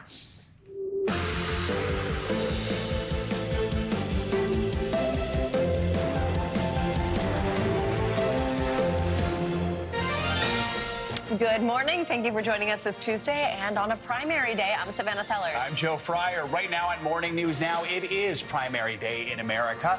In battleground New Hampshire, they're already heading to the polls this morning. The two remaining GOP candidates, former President Trump, former Ambassador Nikki Haley, making their final pushes for votes. Overnight, our first glimpse at how the state could swing, maybe. All 6 registered voters in small-town Dixville Notch casting their ballots for former Ambassador Haley. We've got full coverage this morning on what is to come. In the Middle East, what's thought to be the deadliest single attack on Israel's military since the war against Hamas began more than 100 days ago. More than 20 IDF troops killed in a Gaza assault yesterday comes as calls grow around the world for a ceasefire and the release of those remaining hostages held by Hamas. We'll bring you Israel's latest proposal to bring them home. Also this morning, the parents of a high-profile school shooter in Michigan are headed to trial. But what are the charges they're facing in this unusual case? And how could the trial shape future cases like it as America's gun violence crisis continues? And we'll end the hour in Hollywood and tell you which of the year's biggest blockbuster films and some of the smaller films as well are up for an Oscar as the nominations are revealed. Always look forward to Oscar nomination morning. It's so exciting. And I've seen quite a few of them, so now I'm like, oh. And then it tells you which ones you still need to see. Yes, exactly. You're like, oh, I didn't know about that. I guess I should say I've seen quite a few that are in the conversation. Exactly. We'll find out what's actually nominated. See if they make it. All right. We're going to, of course, begin this hour in New Hampshire, where voting is underway in the first-in-the-nation primary. Yeah, it could be a make-or-break moment for former UN Ambassador Nikki Haley as she looks to bridge the gap between her and former President Donald Trump in the now 2-person race for the Republican nomination. It was a good start to the day for Haley overnight as she won the first votes coming out of Dixville Notch. The town is known for voting just after midnight on election days. This comes as the former president has his eyes set on the general election and a rematch against President Biden. NBC News senior Washington correspondent and News Now anchor Hallie Jackson kicks off our coverage from Bedford, New Hampshire. Hey there, Joe and Savannah. Good morning to the both of you. This is it. This is the line here in Bedford, New Hampshire. You can see the early risers coming in, trying to get their ballots cast on this critical first-in-the-nation primary day. The town clerk expects maybe as many as 9,000 people, somewhere between 6,000 and 9,000, to show up here at this high school, where we'll take you inside. You can see everything is set up. Everything is ready to go. I'm going to sneak in this door here. We're told that undeclared voters here have the edge as far as registration, and those are exactly the voters that Nikki Haley would need to win over in what's seen as her last best chance to try to take on Donald Trump. The first few ballots this morning officially tallied in New Hampshire. Tiny Dixville notch overnight with 6 voters unanimously backing former UN Ambassador Nikki Haley in a race now down to 2 candidates. Former President Trump hoping for a show of GOP force alongside former primary rivals Tim Scott, Doug Burgum, and Vivek Ramaswamy. Ron DeSantis not on stage, but he has an open invitation, according to a Trump campaign official, after DeSantis dropped out of the race Sunday and endorsed the former president, who's already looking ahead to the general election. You're going to put Crooked Joe and his protectors on notice that we are coming in November. New polling shows him leading Haley by 19 points here. So what does a good night look like? I don't know. You know what? I like wins. You know, I don't like when people say, you're up by 4,762 points. And then if you win by 4,700, they say it's a gross failure. For Haley today, pressure to prove she can stop or slow Mr. Trump's march to the GOP nomination in the one-on-one race her campaign has wanted. Haley making the case this is not a coronation with NBC's Ali Vitale. Why should we assume, oh, this time we have to have Biden and Trump? That's not fair to the American people.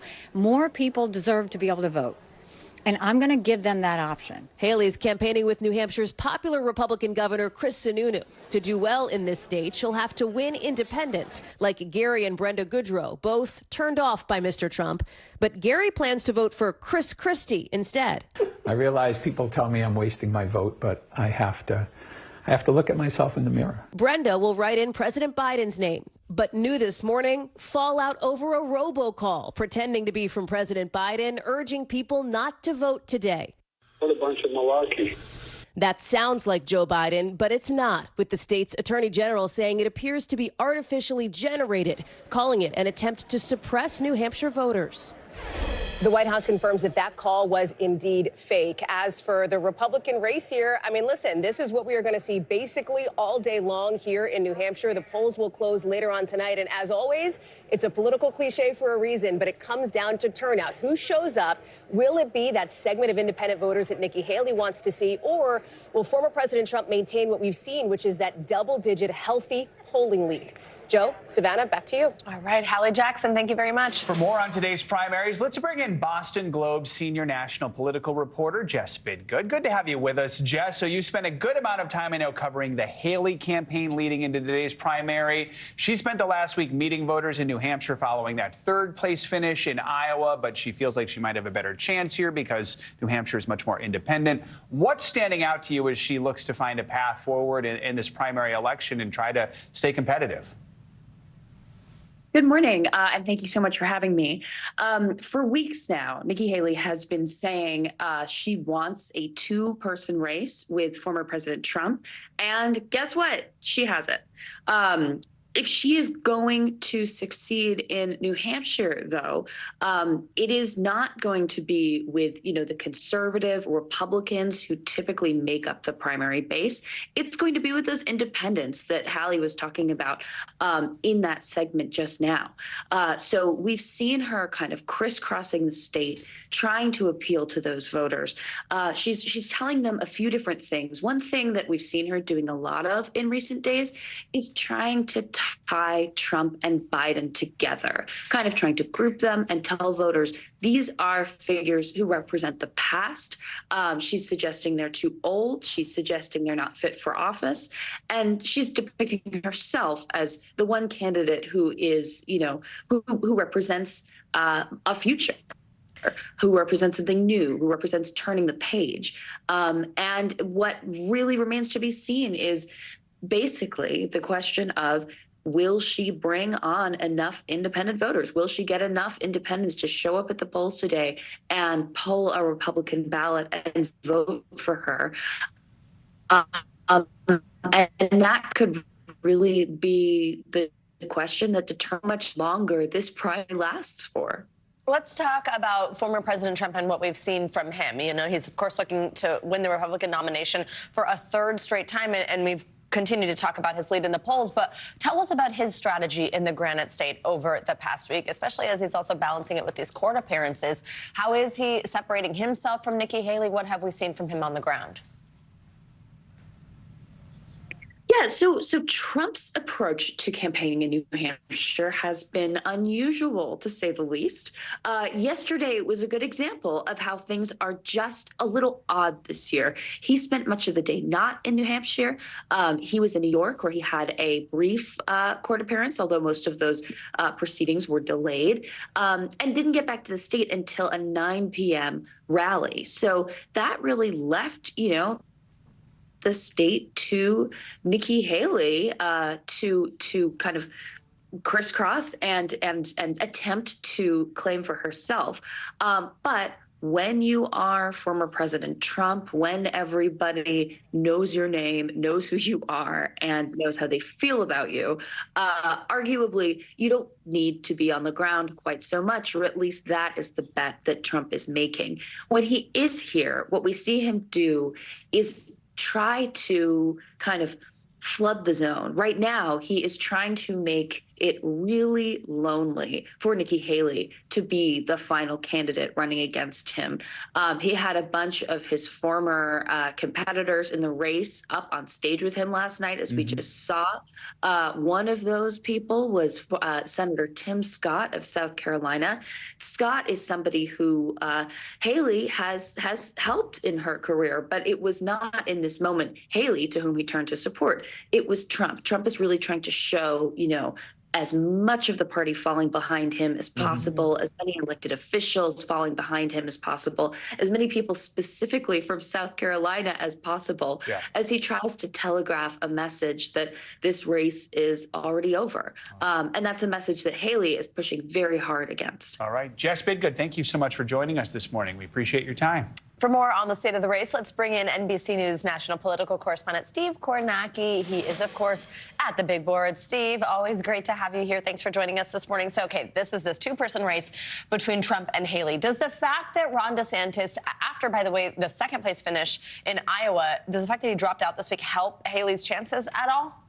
It seems, at least based on the polling, it might be the opposite. I think you mentioned this, but this is the final tracking poll from NBC 10 in Boston, Suffolk University polling. They've been doing this every night since Iowa, and this morning their final poll comes out, Trump at 60%. That's the best he's done in this tracking poll. Haley is up a little bit, too, from last week, but overall the margin has grown for Trump over the course of the last week. One possibility, look, to be honest, DeSantis wasn't registering much in New Hampshire. He was getting about 5% before he dropped out. So it may be less DeSantis supporters moving to Trump's column. There is a little bit of that. But the other thing is just think about the context of this. Trump has been rolling out in the last few days. His strategy is major endorsements, including some from Haley's home state of South Carolina, to try to really produce that feeling among Republicans that he's inevitable, that the train's leaving the station, that this is the time to get on board. And I think it raises the question, DeSantis dropping out the Sunday night before the primary, getting a ton of attention, endorsing Trump while he was at it. Does that reinforce to voters who maybe weren't quite sold on Trump in New Hampshire that, yeah, this is happening, this is inevitable, and they end up kind of moving towards him? I think that's a possibility here, at least. We keep talking about New Hampshire's independent voters, which Haley is counting on. What are her chances of actually gaining their support? She would need to make massive gains from what we're seeing in the polls among independents. That's not to say she's doing poorly among independents. You can see here, again, from this tracking poll, she's leading by 12 points among independents in New Hampshire. Usually, that would be that'd be a great number in a Republican primary. Winning the independents usually means winning the primary. The problem for Haley is, look at this, among Republicans, she's getting absolutely stomped here. 42 points is the margin for Trump. So quite honestly, if Haley's going to pull off a surprise tonight, she needs a huge number of independent voters just to turn out and be part of the mix. We've seen that before, but then she needs them to break for her, not by 12 points, not by 22, not by probably 40 points.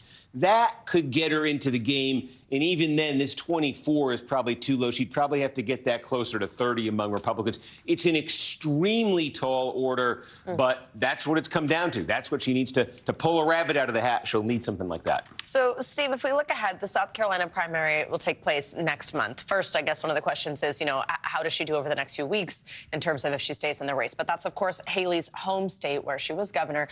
Is there any indication that today's New Hampshire results could give us a preview of what to expect in South Carolina, especially, as you mentioned, as we've been seeing some endorsements for the former president from that state? Yeah, and that's the problem for Haley. You think of South Carolina, her home state, and you say, well, if she gets through New Hampshire, it'll be better for her in her home state. There's no indication of that. You just take a look. These are the sort of demographic and ideological profiles of the first three states, Iowa, New Hampshire, then South Carolina. And just take a look at what an outlier New Hampshire is today. The evangelical vote, a clear majority in Iowa. Look at this. It's a super majority in South Carolina. Independents, who we were just talking about, not a big part in Iowa, not a big part in South Carolina, but a very big part typically in New Hampshire. Moderate voters, Haley's been doing well with them. Look at that number, nearly 30% in New Hampshire, single digits in Iowa, 17 in South Carolina. The mix that Haley needs to succeed is there in New Hampshire on paper. If she can't win here and get momentum out of this that would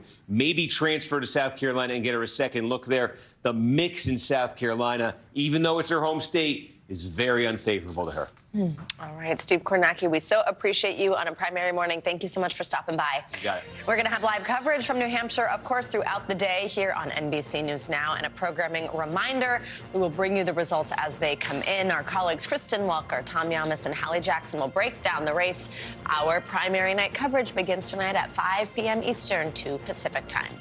Much of the country looking for a break from the brutal cold. NBC News meteorologist Bill Cairns is back with us this hour with a look at what is in store for the week ahead. Hello, Bill.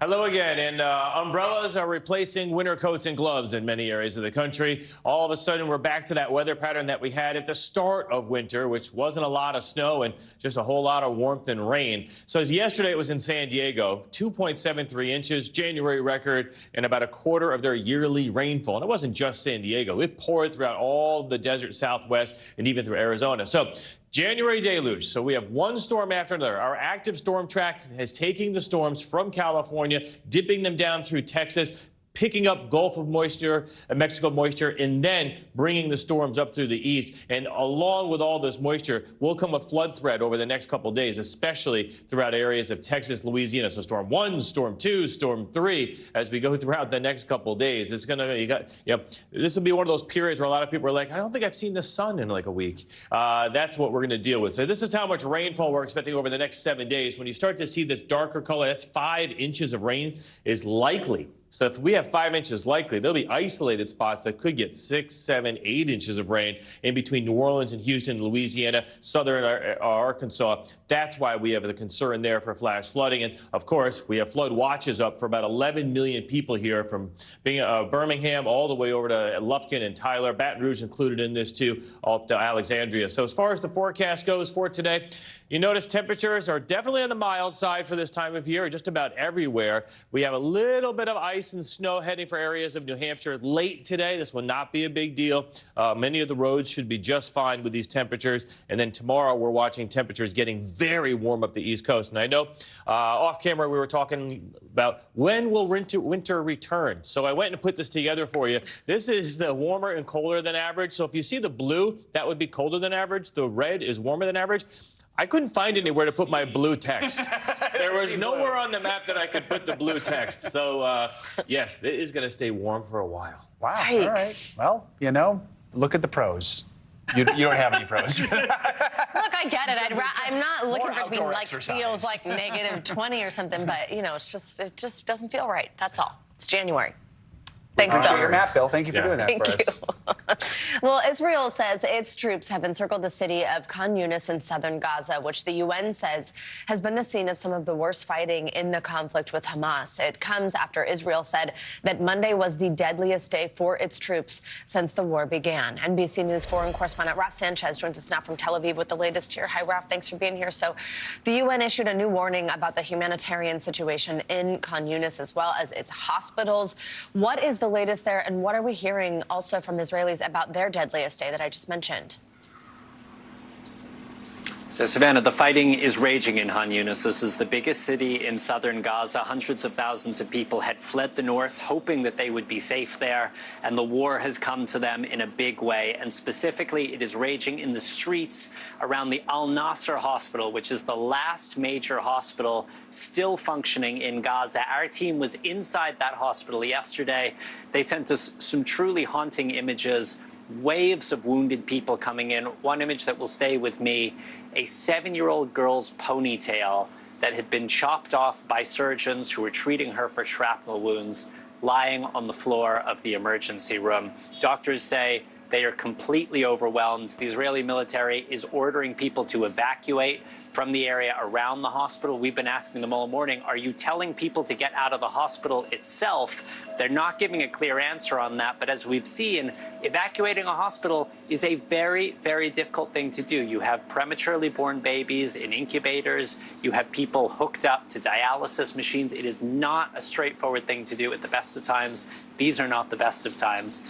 In terms of Israeli losses, the Israeli military says 21 soldiers were killed yesterday in a single incident. They were inside 2 houses fairly close to the border with Israel. They were preparing to plant explosives in those houses to blow them up. And they are saying a Hamas rocket-propelled grenade was fired at them. It appears to have triggered those charges, blowing it up. This is a country really in shock. This morning, we've been hearing from Prime Minister Netanyahu, other national leaders, about the scale of the loss there. Guys. Raf, also talk to us about what NBC News is learning about an Israeli proposal. This is for a 2-month pause in fighting in exchange for the release of all hostages. Where is that at? What is the likelihood of that? How is the negotiation happening? Yeah, so 2 Israeli officials say that they have sent that proposal to Qatar, who will send it on to Hamas. We haven't heard anything from Hamas. We do know that the 2 sides have been very far apart, and they've been far apart for a long time now. Hamas has been saying no hostages will be released until the war ends. Israel saying the war will not end until Hamas is destroyed. And then you have Qatar in the middle trying to bridge the gap here. I can tell you guys, for the families of the hostages, their frustration has been mounting with the Israeli government. They want the government to make a deal, and they want them to make it now. Guys. Raf, we're also watching the spillover effects of this war in Yemen, where the U.S. and the U.K. have carried out even more strikes on Houthi rebels there. Tell us the latest and the concerns here for the sparking broader violence. Yeah, so this was the largest wave of strikes in more than 10 days. It involved both U.S. and U.K. warplanes and cruise missiles. They say that they hit a number of missile sites, radar sites, weapons depots. But the big question, guys, are these strikes actually going to stop the Houthis' attacks on commercial ships in the Red Sea? Every indication we have so far is that they are not succeeding in that. The Houthis remain defiant. And you actually heard President Biden asked at the White House a couple of days ago, are these strikes succeeding? He said no, but he said that they're going to continue anyway. Guys. All right, Raf Sanchez, thank you so much. We've got much more to come on this hour of Morning News Now, including the trial of one of the high-profile school shooter's parents and how it could affect future gun violence cases here in America. But first, after the break, the crisis of violence that's engulfing Haiti that's now drawing response from the Pope. We'll tell you about it next.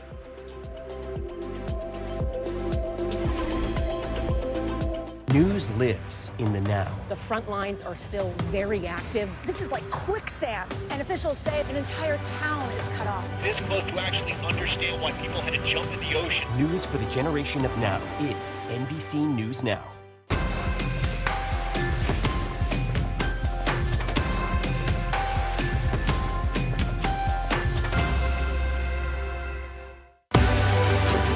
News lives in the now. It's coming at us every second from all over the world. We have a full team. News is more now than ever. Just outside of the Israeli military headquarters. I've been to Gaza many times before, but never like this. Now is raw.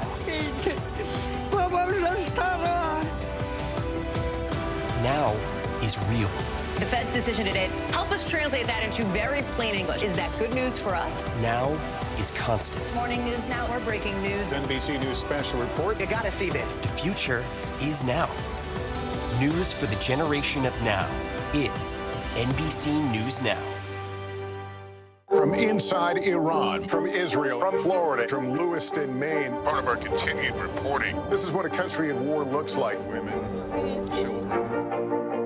What is it like? Countless neighborhoods across the region that look just like this. Everybody good? that it took for all this damage to occur.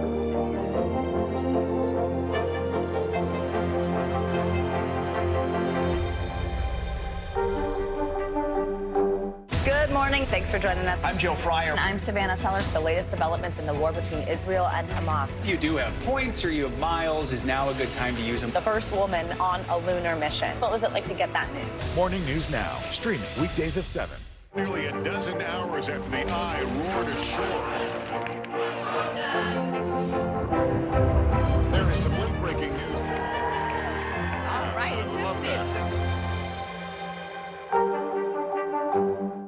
News for the generation of now is NBC News Now. Nearly a dozen hours after the eye roared ashore. There is some late-breaking news. All right,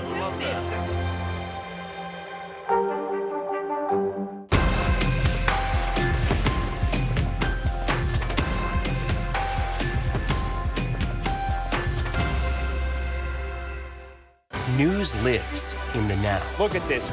You can't even see anything anymore. Let's break down what we know. You gotta see this. News for the generation of now is NBC News Now. Kristen Welker hosts Meet the Press every Sunday on NBC. News for the generation of now is NBC News Now. Welcome back. The Pope is pleading for the release of 6 nuns and other hostages who were kidnapped on a bus in Haiti on Friday by armed gunmen. That is according to Catholic Church officials. This is the latest incident in a volatile few years for a nation gripped by gang violence. NBC's Guad Venegas has the latest. Residents in the Haitian capital of Port-au-Prince forced to shelter in place after a new wave of gang violence erupted across several neighborhoods in the small Caribbean nation. Footage showing streets blocked off by burning tires and rocks covered by plumes of black smoke in the sky. This woman saying she had to leave after armed gangs took over her house, but then found herself inside an invaded neighborhood once again and now has nowhere to go. It's estimated gangs control up to 80% of Port-au-Prince and are suspected of killing nearly 4,000 people and kidnapping another 3,000 last year. Gangs gain power over a nation trying to get back on its feet after the assassination of its president, Jovenel Moïse, in 2021. On Friday, armed gunmen stopping a bus and taking a group of people, including 6 nuns, that were part of the country's Congregation of the Sisters of St. Anne, according to the Haitian Conference of the Religious. Over the weekend, Pope Francis pleading for their safe return.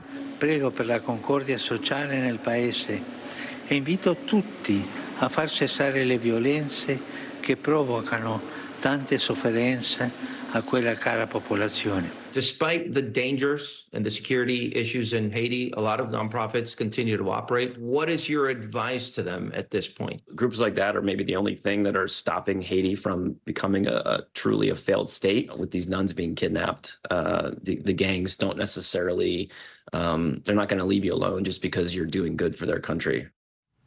Our thanks to Guad Venegas for that report. Well, Haiti is waiting for a multinational armed force led by Kenya to be deployed to fight those gangs. That was approved by the UN Security Council back in October.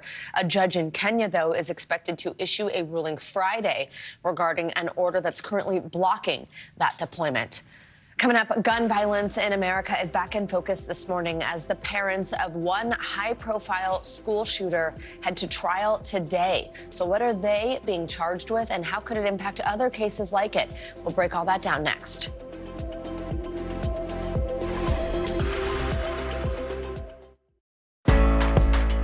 When I think about what the Today Show does, it's not just about the mornings, it's about your whole day. There's a feeling of we're in there with you. Then let's take on this day together.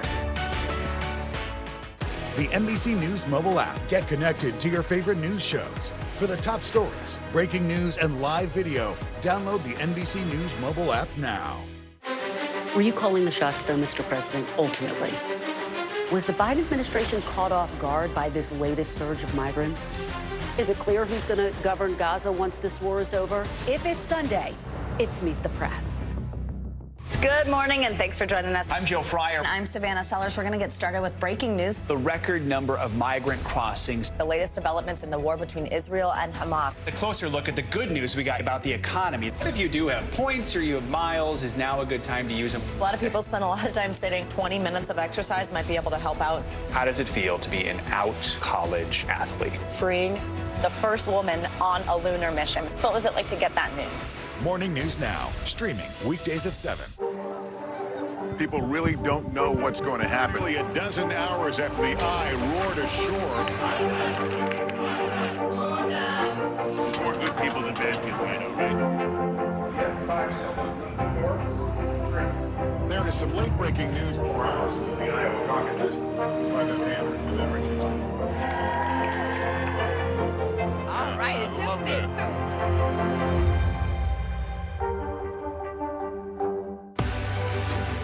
We're talking possibly a trillion galaxies. Yes. That is a number that is just so hard to compute. Whether it's the moon, whether it's Mars, it feels like we're on the cusp of something big.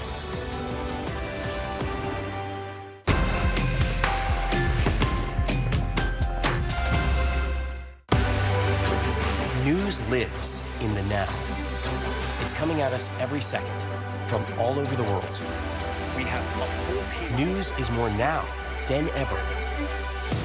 Just outside of the Israeli military headquarters. I've been to Gaza many times before, but never like this. Now is raw. Now is real. The Fed's decision today, help us translate that into very plain English. Is that good news for us? Now is constant. Morning News Now, or breaking news. NBC News special report. You gotta see this. The future is now. News for the generation of now is NBC News Now.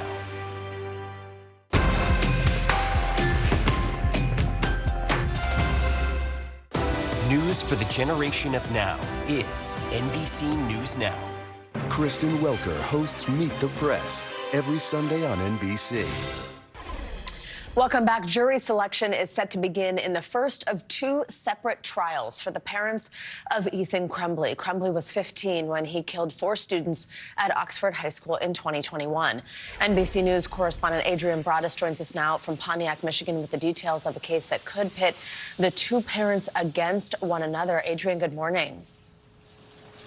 Savannah, good morning to you. This is an unprecedented case. Parents of a convicted school mass shooter on trial.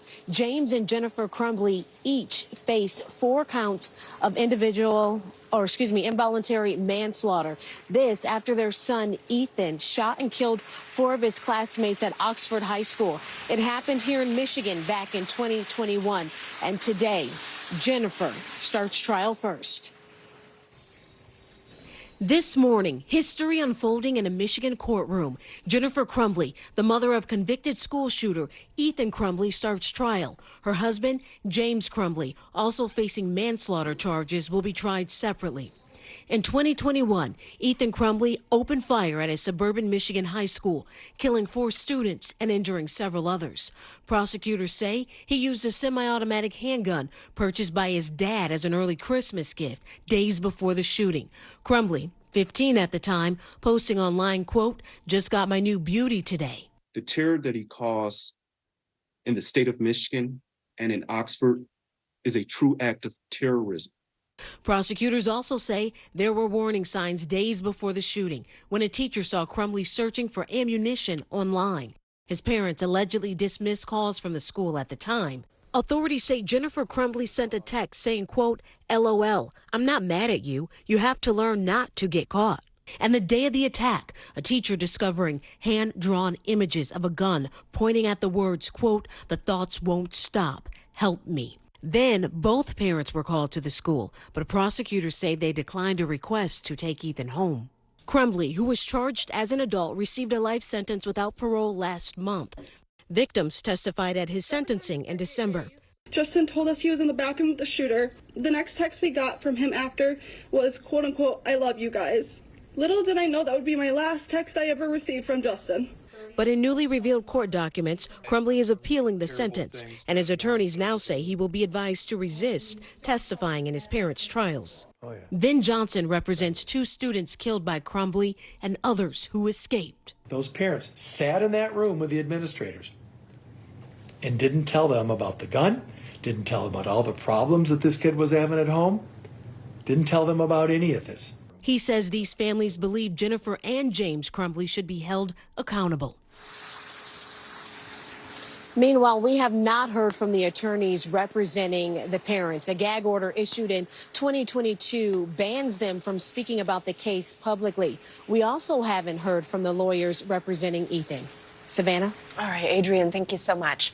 Let's now bring in NBC News legal analyst Angela Sanadella for more on this unusual, sort of unprecedented case, I believe, but that's where I want to start with you, Angela. Thanks for being here. So how rare is it to see not one, but both parents, but also even just one, actually being held accountable for their child's actions, especially when it comes to something like a school shooting? Is there any precedent for this? No, there's not. So you're right. It is absolutely unprecedented. It is historic. And if the prosecution is successful here, it's certainly possible it could be used as a framework in the future for other school shootings. But I also think it's important to note that the prosecutor here said that all parents should not be held responsible. It's that the fact pattern here was so egregious. She used the word unconscionable. And the reason is because she says they knew of the mental health concerns. And instead of addressing them, they went out and they bought him a gun that he used to commit this shooting. Yeah, it's certainly, when you hear a lot of those details, just so disturbing. We don't have any full details yet about how these trials are going to look, but one question, is there a strategy in requesting separate trials? Like we said, just the mother's begins today. Why are they not being tried together? So when co-defendants are put on trial, they always have the request, the ability to ask the court to separate their trials if they feel their defenses are different or if one would prejudice the other. So it is very possible here that they would be pointing fingers at the other, claiming that the other person was just that much more responsible. Which parent is the one who actually bought the gun? Which one left the gun unsecured? These are big questions with the negligence aspect, which is what involuntary manslaughter is based on. So lawyers for the Crumbleys say that they do intend to call their son Ethan to the stand for either one or both of these trials. We did just hear, though, in that story from our colleague Adrian here about the fact that now if he's appealing his sentence, he may be advised not to. What do you make of that? Do you think we will hear from him? And what would we expect, especially if the parents are choosing to call him up, that they think could be helpful here? So I'll tell you what I thought we would expect prior to this appeal, and that's that in Ethan Crumbley at the sentencing, he took full responsibility. He said, it was not my parents' fault at all. It was entirely my parents' fault. So you'd expect him to testify on the behalf of his parents, to say they didn't do anything wrong. It was entirely me. But I think it all comes down to these mental health concerns. Given that the prosecution here has to prove mental health in order to prosecute the parents, it's possible this appeal could be based on mental health. So what I mean by that is Ethan Crumbley then can't get on the stand here and say, it was all my fault, and take responsibility. Angela Sanadella, a lot to unpack there. Definitely something we will keep watching and I'm sure discuss with you again. Thank you for joining us. Coming up, we've got some pretty troubling new data on America's job market. Layoffs reportedly surged last year. But why was that? Which industries were hit the hardest? And can we expect even more cuts this year? We've got some answers for you up next.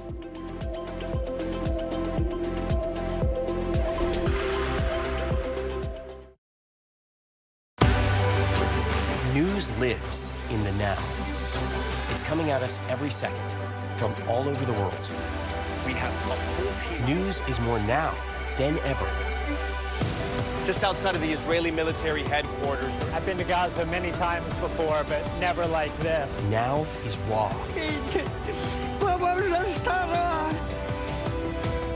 Now is real. The Fed's decision today, help us translate that into very plain English. Is that good news for us? Now is constant. Morning News Now, we're breaking news. NBC News special report. You gotta see this. The future is now. News for the generation of now is NBC News Now.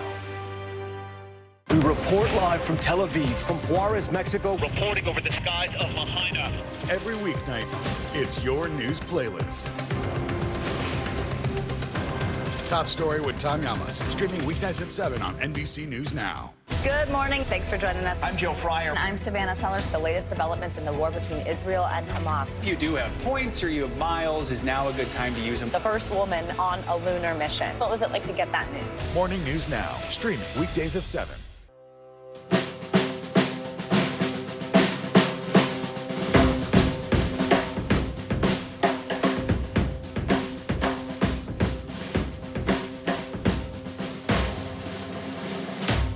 Nearly a dozen hours after the eye roared ashore.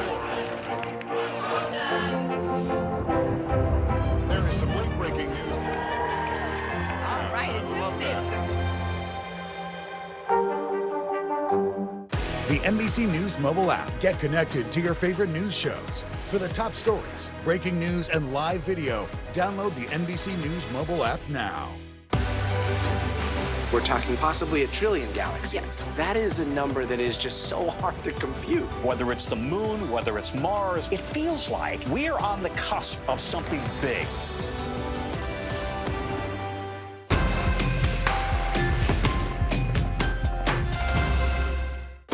News for the generation of now is NBC News Now. Nearly a dozen hours after the eye roared ashore. There is some late-breaking news. All right,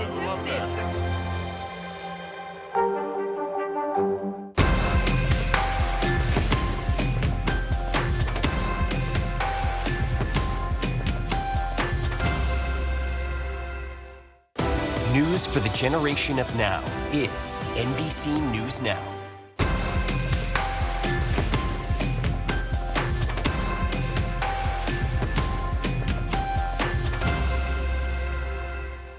We're back now with a look at the labor market. As a recent report shows, layoffs surged last year. The leadership development and executive coaching firm called Challenger, Gray & Christmas found that companies planned more than 721,000 job cuts in 2023.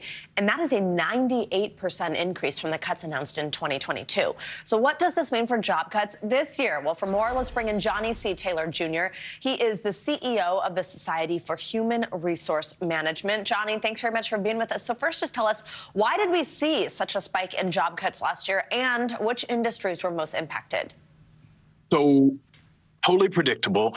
Right after COVID, if you recall, we're in the middle of the Great Resignation. The economy was on fire as we came out of COVID 21, 22, and employers overhired. In fact, every time we see a statement from the CEO announcing job cuts, they admit, like we overhired. Just read Wayfair's letter the other day, and they literally said, I overhired. So that's partly is we're settling back into what is the norm. And in what industries did we mostly see this? Yeah, listen, technology is really taking the hit. Retail is taking a hit. Those are your two biggest areas. We're seeing healthcare firms, financial firms, professional services firms generally, where people are driving the business, is where we're taking the biggest hits. What challenges do these big job cuts present ultimately at a company? Right. So morale problems. Yeah. I mean, the bottom line is if I'm sitting there, my employer announces a layoff, particularly when that employer has had a great prior year, then I now don't think I have job security. Talking about Google, you name an organization, you say, every indication is things are great, but they're laying off. So what message does that send to even your star employees? Maybe my job's not secure. And so they start looking. It doesn't seem right like this is going away, at least not yet. I mean, we've seen Google CEO saying more job cuts are needed. Citigroup announced it's cutting 10% of its workforce. Amazon, you just mentioned Wayfair. We've seen Macy's. We've seen Sports Illustrated. Can we expect to see this continue throughout this year? And if so, I mean, how can companies try to help employees with the anxiety of wondering if, it's going to happen soon or next? So every indication is that 2024, we're having a softening in the economy. We're seeing the quit rate, which is the rate at which employees quit their jobs. Those numbers are coming down. People are staying longer because every indication is that this is going to be a tough labor market year for employees in particular. Now, it's not great for employers. No one likes to terminate people or end their employment, but at the end of the day, more is expected to come. What do we as employers and what do we as SHRM advise employers to do? Keep your employees aware of how they're doing and how the organization is doing. Like, be honest. Too often when employees are really bothered is when they're surprised. Like, I thought everything was great and then it was over. It's like walking into your spouse is saying, I want a divorce. After a great vacation, after a great party, you're like, where'd that come from? So what employers are encouraged to do is to be honest with their employees. If they see headwinds, they need to message those appropriately so that you don't create panic, but enough so that people know if my job is potentially at risk, I need to do some things to make sure that I can protect my livelihood, either at the company or elsewhere. Yeah, really good advice. Johnny C. Taylor Jr., thank you very much for joining us on this, something a lot of people are thinking about and dealing with. Thank you. Let's stay on some financial news. Samsung is in a heated race against Apple to innovate health tracking tech. NBC's Silvana Henao is back with us this hour with that and other money headlines. Hey, Silvana, good morning. Hey, Savannah, good morning to you. Yeah, so Samsung is racing against Apple to develop a blood sugar monitor that's non-invasive and doesn't break the skin.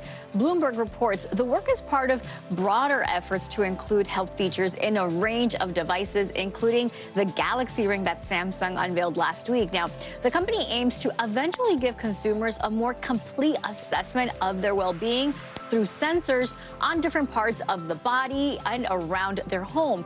Tracking health is a key selling point for smartphones and watches. Samsung, Apple, and Google use those features to attract and keep customers. Layoffs in the tech sector continue to mount this year. The latest, Riot Games, which makes League of Legends, is cutting 11% of its workforce. That's more than 500 people, as the company says it's refocusing on fewer high-impact projects. NPR reports TikTok is laying off about 60 U.S. employees, mostly from its sales and advertising division. So far this year, more than 10,000 tech jobs have been cut following the elimination of 260,000 in 2023. And unhappy employees are costing companies an estimated $1.9 trillion in lost productivity. Those are the findings of a new Gallup study, and it stems from more Americans feeling detached from their employers following the pandemic. The disruption of the past few years is reducing satisfaction in the workplace. More employees are saying they don't clearly know what's expected of them, which is prompting them to be less engaged in their work, Savannah. All right, Silvana, thank you so much. Well, we want to get to some exclusive reporting on an important topic here at Morning News Now. Mental health. Crownsville Hospital in Anne Arundel County, Maryland, was one of the last segregated asylums in America. And now 2 decades after it closed, the community is moving towards healing. That is the topic of our friend, NBC News correspondent and author Antonia Hilton's new book, Madness, Race and Insanity in a Jim Crow Asylum.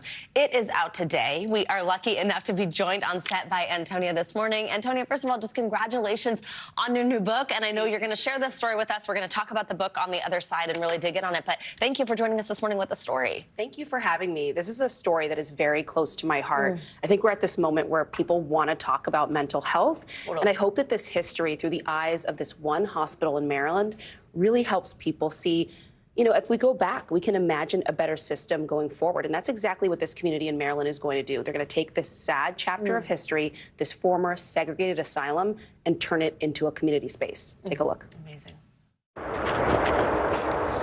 In the heart of a forest in Anne Arundel County, Maryland, cadaver dogs search through the snow. They pause every time they identify a soul.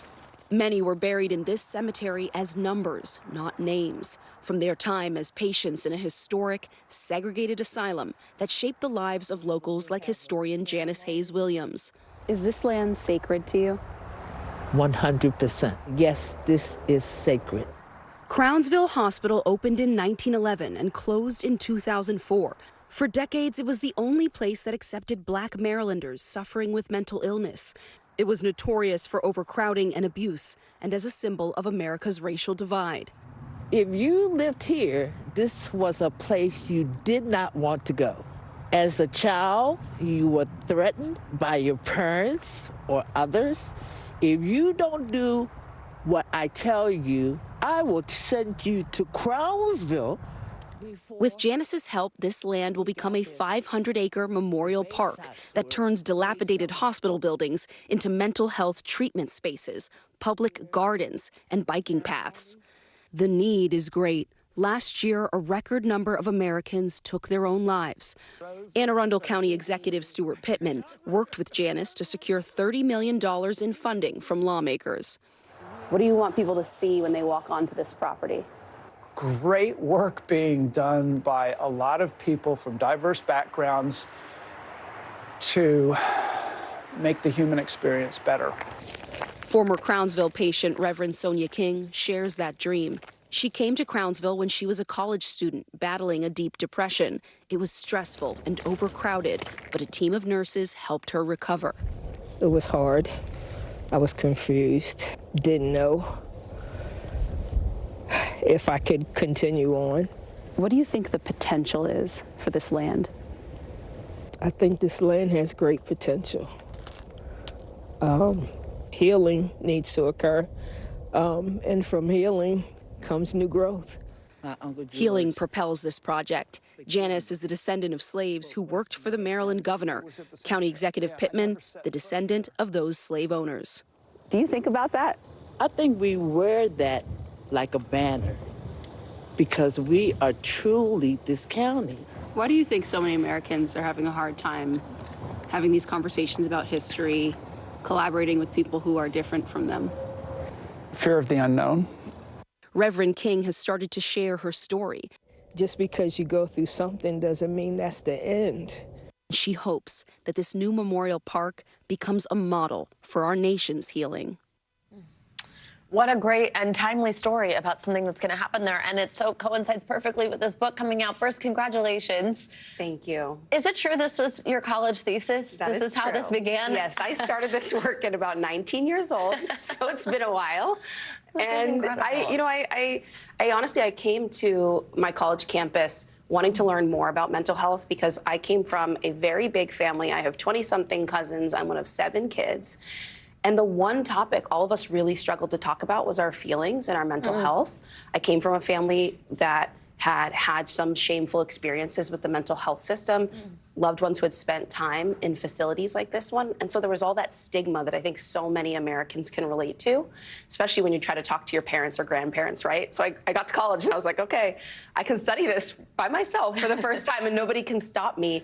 And this story just really pulled me in. And at first it was this personal mission, but then I realized as a journalist, I think the rest of the country is ready to have this conversation too. You talk about that stigma, which I think we all, in our personal relationships, familial, you might kind of brush up against that in your individual way. But it is certainly true as a larger conversation, the stigma that exists within communities of color when it comes to this. Yeah. Tell me about what you learned in your book writing on that. Well, Savannah, one thing that I really took from this was a whole new level of empathy and compassion for people who are a little nervous about mental health care, or, communities that are slow to take up things like vaccines or don't feel close to the medical profession. When you see this history and you see how they were treated, this hospital was founded in 1911, and for years it was known for abuse, racial violence, and mistreatment of the patients. And frankly, they weren't getting much therapy or care at all. And so when you realize that, maybe my grandparents and my parents knew about this, maybe they heard the rumors.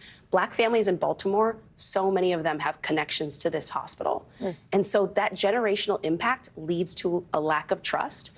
And, the flip side of that, right, is when you realize what went wrong, how you hurt people, you actually now know the path forward. You realize, okay, if I build relationships and we come up with solutions, maybe that's the way forward to build that trust and bridge those gaps. What you just shared with us, the story that we watched right before you and I started talking, it's a beautiful story that ultimately comes to this place of healing. We see that relationship between those two people that you featured in your story, which is just incredible, the bridge that they built between each other. But your book has a lot of darkness in it. It's digging in on some of the horrors, really, that took place there. What was it like to uncover some of those?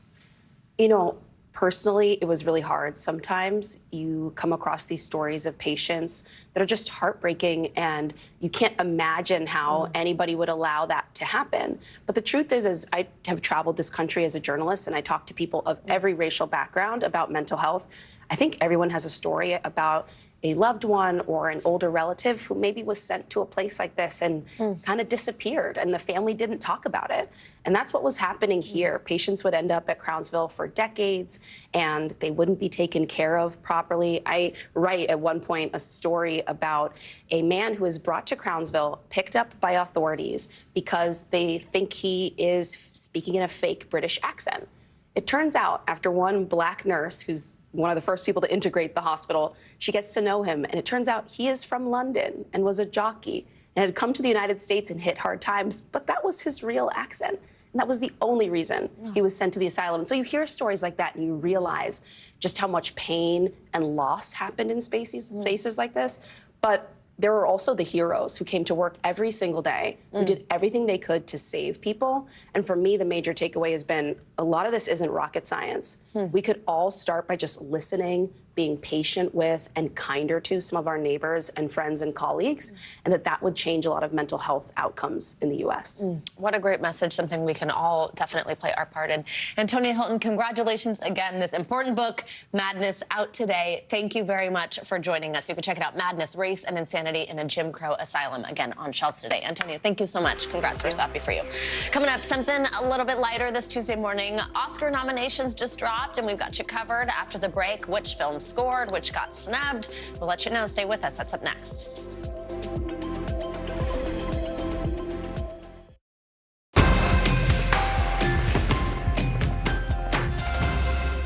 Nearly a dozen hours after the eye roared ashore. There is some late breaking news. All right, News lives in the now. Look at this.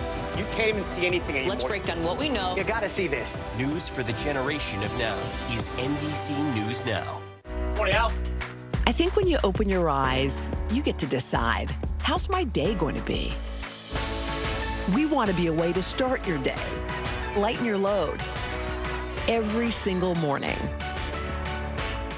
The NBC News mobile app. Get connected to your favorite news shows. For the top stories, breaking news, and live video, download the NBC News mobile app now. What's the message that you're trying to get out to young people? Know what is in the drug supply. We've got important news this hour about your money. Mental health, big picture, why is it so tough right now? News for the generation of now is NBC News Now.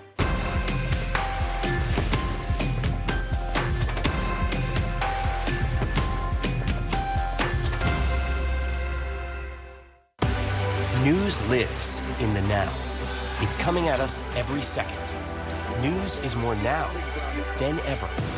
Just outside of the Israeli military headquarters. Now is raw. Now is real. The Fed's decision today, help us translate that into very plain English. Now is constant. You gotta see this. The future is now. News for the generation of now is NBC News Now. The NBC News mobile app. Get connected to your favorite news shows. For the top stories, breaking news, and live video, download the NBC News mobile app now. Welcome back. Nominations for the 96th Annual Academy Awards have just been announced. There were definitely some surprises, some snubs, but as expected, Oppenheimer picked up the most noms of any film this year. Yeah, actually, we're kind of surprised by some of the snubs. So we're going to get into this. This just happened moments ago. This announcement was just made in Los Angeles, and right now we are lucky enough to get to start talking about it. And we're joined by Jacqueline Coley with Rotten Tomatoes. Good to have you with us. You are like us. You are digesting it all right now. It is so quick. Like, I literally am counting it up, but I think we can officially say, yeah. We don't do math, so this is kind of hard for us to have to do it on the fly. I can't speak for you. Perhaps you do. Biggest headline right now, most noms. Yeah, breaking, it's Oppenheimer with 13, leading all nominations. And I think everyone was sort of expecting a Barbenheimer showdown, but I think I'm only counting maybe 5 or 6 for Barbie. And that's a pretty big stark contrast from what I thought. And that's a headline. There's some Barbie snubs, right? Yeah, definitely. Yeah, I would go ahead and say, first of all, Best Actress Margot Robbie was not nominated. Annette Bening gets in as a great surprise win, but producing, being Barbie herself, it's named Barbie, but Ken makes it in and she doesn't. Also, the director, Greta Gerwig, did not get a director nomination, but it was not an all-male director class because we did have Justine Triet on that one. That's always a big question, too, with the directors and things like that. And on the flip side with Barbie, though, it's kind of a surprise who did get in, right? Yeah, America Ferrera. She gave this great and incredible speech at the Critics' Choice Awards a few weeks back, and I think that sealed it for her on this one. Doing Gloria, getting that supporting actress nomination, it was a really great performance for her. Wow, I am still digesting the Margot Robbie, Greta Gerwig news. Let's specifically talk about Best Picture. 10 nominees. What's standing out to you? Honestly, this is a carbon copy of the PGA nominations. I think the most notable thing is this is the first time we've had 3 non-English language Best Picture nominations with Past Lives, Anatomy of the Fall, and Zone of Interest. The high watermark before this had been 2, and so having all 3 of these this year really, I think, sort of signifies what Janet Yang was talking about at the top, which is the global audience of the Academy Awards. All right, we kind of talked vaguely about snubs and things, but to actually look at Best Actress and Best Actor and see what's in there, some things predicted, but not everything. Let's start with Best Actor, right? What do you see there? So Best Actor was fairly predictable. I think a lot of folks, after he didn't get a SAG nomination, expected that Leonardo DiCaprio wouldn't make this list, but it's really great to see both Coleman Domingo and Jeffrey Wright in there in the lead actor category. Both of them, I would say, journeyman character actors getting their first Oscar nominations and starring roles. And this is kind of a 2-person race right now, it looks like, Yeah, right? it definitely is between, really, we're looking at either, I would say, Paul Giamatti or Cillian Murphy. Those are the 2 front runners. And then on the actress side, Annette Bening. Like, she is Naiad, got both nominations for her and Jodie Foster. Yeah, wow. She was sort of the one name that, if you had to say, maybe pushed out Margot Robbie. But so glad to see Lily Gladstone. That also makes history, I think, as only like the 2nd woman of Indigenous descent to be nominated for an Oscar after Alicia Aparicio for Roma. Is Emma Stone kind of a favorite there, as we've seen? Emma Stone is definitely going to be a favorite in that category, but going against Lily, I think, you know, the 2 of them, she won the Golden Globe in the drama category, Emma won in the comedy, and then Emma won it at the Critics' Choice, but we still have the BAFTAs and a lot more time in between. Absolutely. Let's talk supporting roles. Supporting. Now, this is one where I'm very excited on the actor side. Sterling K. Brown is an Oscar-nominated actor. I'm so excited for this one. He, along with Ryan Gosling and Robert Downey Jr., who have been assumed the front runners of that category, and Mark Ruffalo. It was the 2-for combination of Willem Dafoe and Mark Ruffalo in Poor Things, but it Willem got knocked out. Yeah, Willem got knocked out. But I'm Mark Ruffalo was incredible in that movie. He really was incredible. Yeah. All right, an actress, supporting actress, which has kind of been a runaway this year, but I guess it's, you know. Yeah, supporting actor, definitely surprising to see America Ferrera on there, but we do have Danielle Brooks. We also have Divine Joy Randall, who is the front runner and pretty much swept every prize. And is likely going to do the same again. Is there anything else that stands out? There are more categories. We tend to focus on these ones. I mean, but besides Justine Triet in the director category, she won the Palme d'Or and sort of covered her bet here, but she was not the selection for Best International Feature in France. It was actually The Taste of Things, and that name was not called this morning. So interesting that she was a chance to be the French nominee, but was actually not. Another one I think that is really great to see, too, is in the song category, Killers of a Flower Moon. That song was nominated along with Robbie Robertson's score, which is a posthumous award. And we also have the 2 Barbie songs, if I recall. Yeah, right? the 2 Barbie songs. I'm Just Ken and What Was I Made For? And I think this is going to be a 2-person race in that one. Ken won the Critics' Choice, and Billy has been sort of sweeping up the other prizes. Yeah, we saw Billy. I'm Just Ken, though. I mean, I know. It's so key to this song, but What I Was Made For is so beautiful. Yeah. It's just a beautiful song. All right. Jacqueline Coley, thank you so much. That's always exciting. It's live. It's happening right now. We figured it out. Some snubs. Really, I'm like so shook by the Margot Robbie thing. Thank you so much for joining us. That's going to do it for this hour of Morning News Now. Stay with us, though. The news continues right now.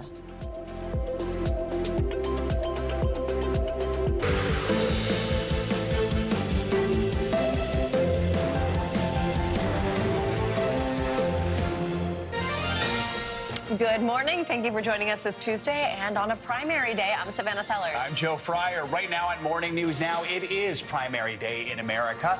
In battleground New Hampshire, they're already heading to the polls this morning.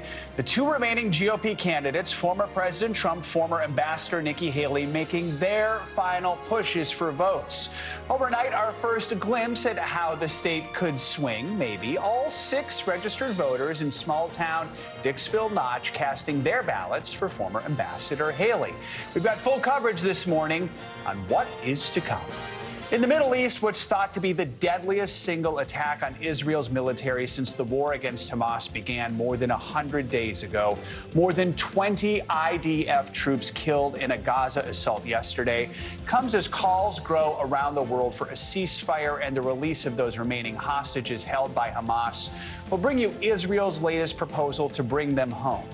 Also this morning, the parents of a high-profile school shooter in Michigan are headed to trial. But what are the charges they're facing in this unusual case? And how could the trial shape future cases like it as America's gun violence crisis continues?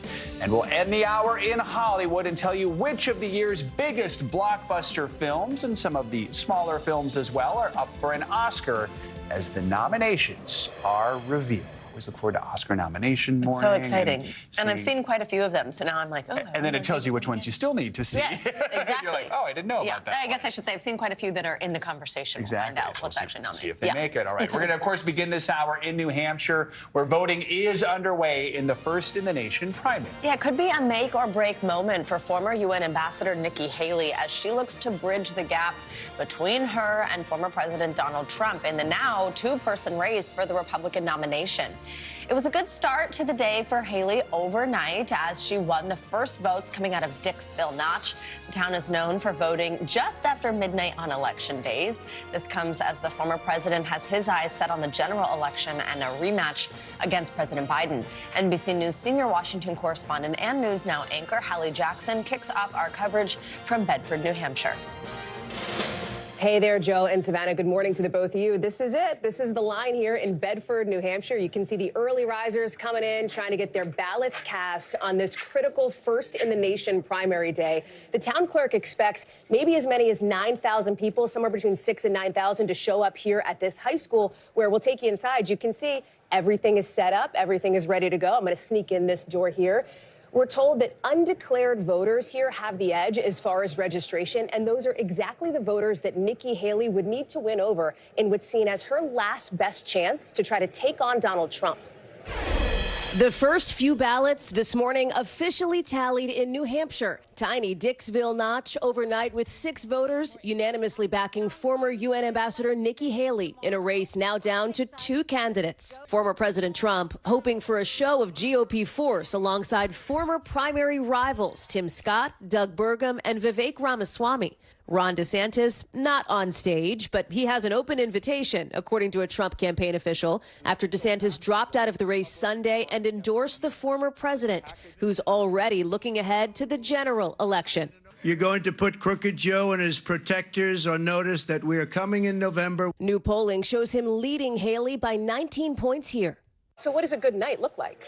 I don't know. You know what? I like wins. You know, I don't like when people say, you're up by 4,762 points. And then if you win by 4,700, they say it's a gross failure. For Haley today, pressure to prove she can stop or slow Mr. Trump's march to the GOP nomination in the one-on-one race her campaign has wanted. Haley making the case this is not a coronation with NBC's Ali Vitale. Why should we assume, oh, this time we have to have Biden and Trump? That's not fair to the American people. More people deserve to be able to vote.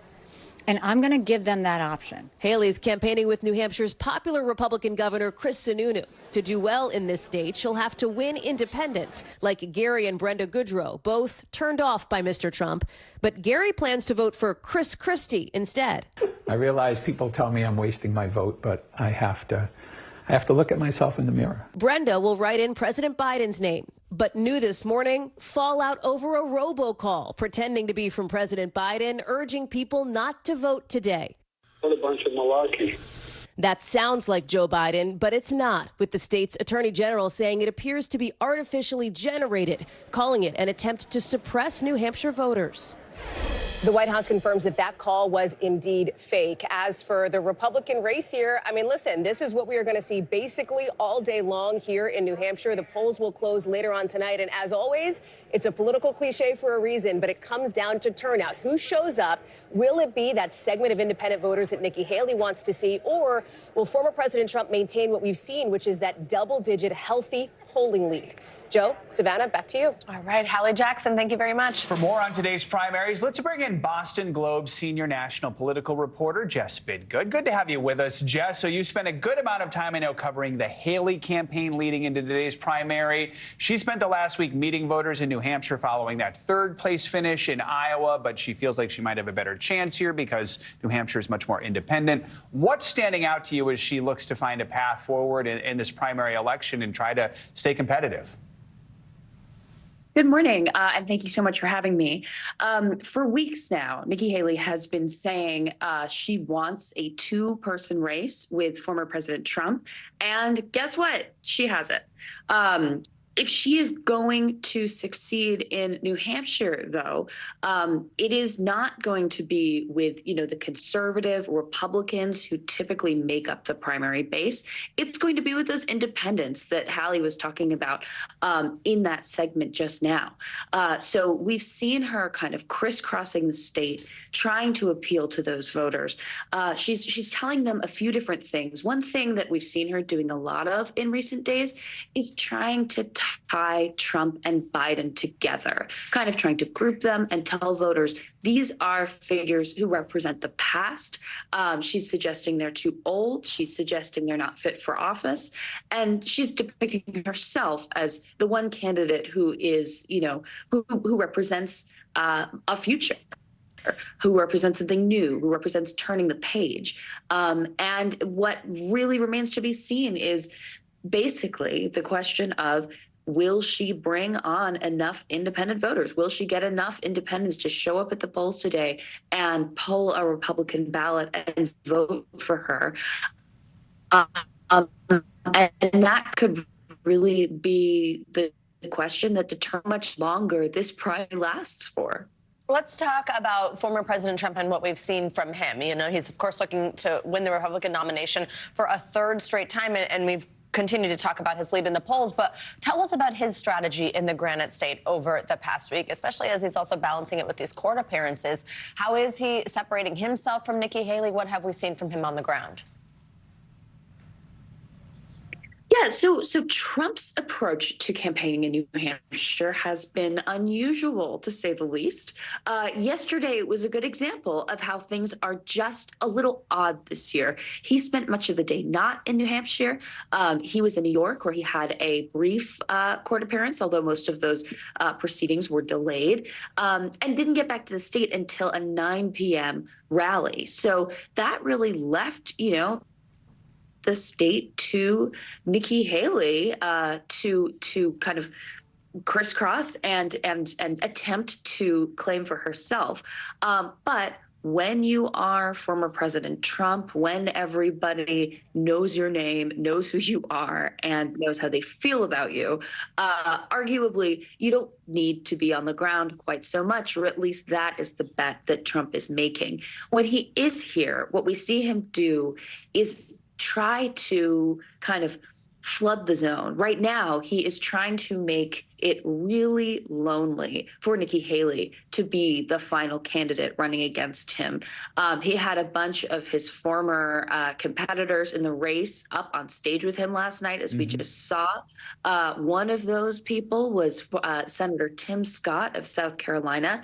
Scott is somebody who Haley has helped in her career, but it was not in this moment Haley to whom he turned to support. It was Trump. Trump is really trying to show, as much of the party falling behind him as possible, as many elected officials falling behind him as possible, as many people specifically from South Carolina as possible, as he tries to telegraph a message that this race is already over. And that's a message that Haley is pushing very hard against. All right. Jess Bidgood, thank you so much for joining us this morning. We appreciate your time. For more on the state of the race, let's bring in NBC News national political correspondent Steve Kornacki. He is, of course, at the big board. Steve, always great to have you here. Thanks for joining us this morning. So, okay, this is this two-person race between Trump and Haley. Does the fact that Ron DeSantis, after, by the way, the second-place finish in Iowa, does the fact that he dropped out this week help Haley's chances at all?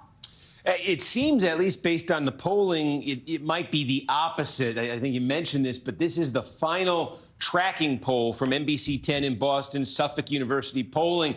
They've been doing this every night since Iowa, and this morning their final poll comes out. Trump at 60%. That's the best he's done in this tracking poll. Haley is up a little bit, too, from last week, but overall the margin has grown for Trump over the course of the last week. One possibility, look, to be honest, DeSantis wasn't registering much in New Hampshire. He was getting about 5% before he dropped out. So it may be less DeSantis supporters moving to Trump's column. There is a little bit of that. But the other thing is just think about the context of this. Trump has been rolling out in the last few days. His strategy is major endorsements, including some from Haley's home state of South Carolina, to try to really produce that feeling among Republicans that he's inevitable, that the train's leaving the station, that this is the time to get on board. And I think it raises the question, DeSantis dropping out the Sunday night before the primary, getting a ton of attention, endorsing Trump while he was at it. Does that reinforce to voters who maybe weren't quite sold on Trump in New Hampshire that, yeah, this is happening, this is inevitable,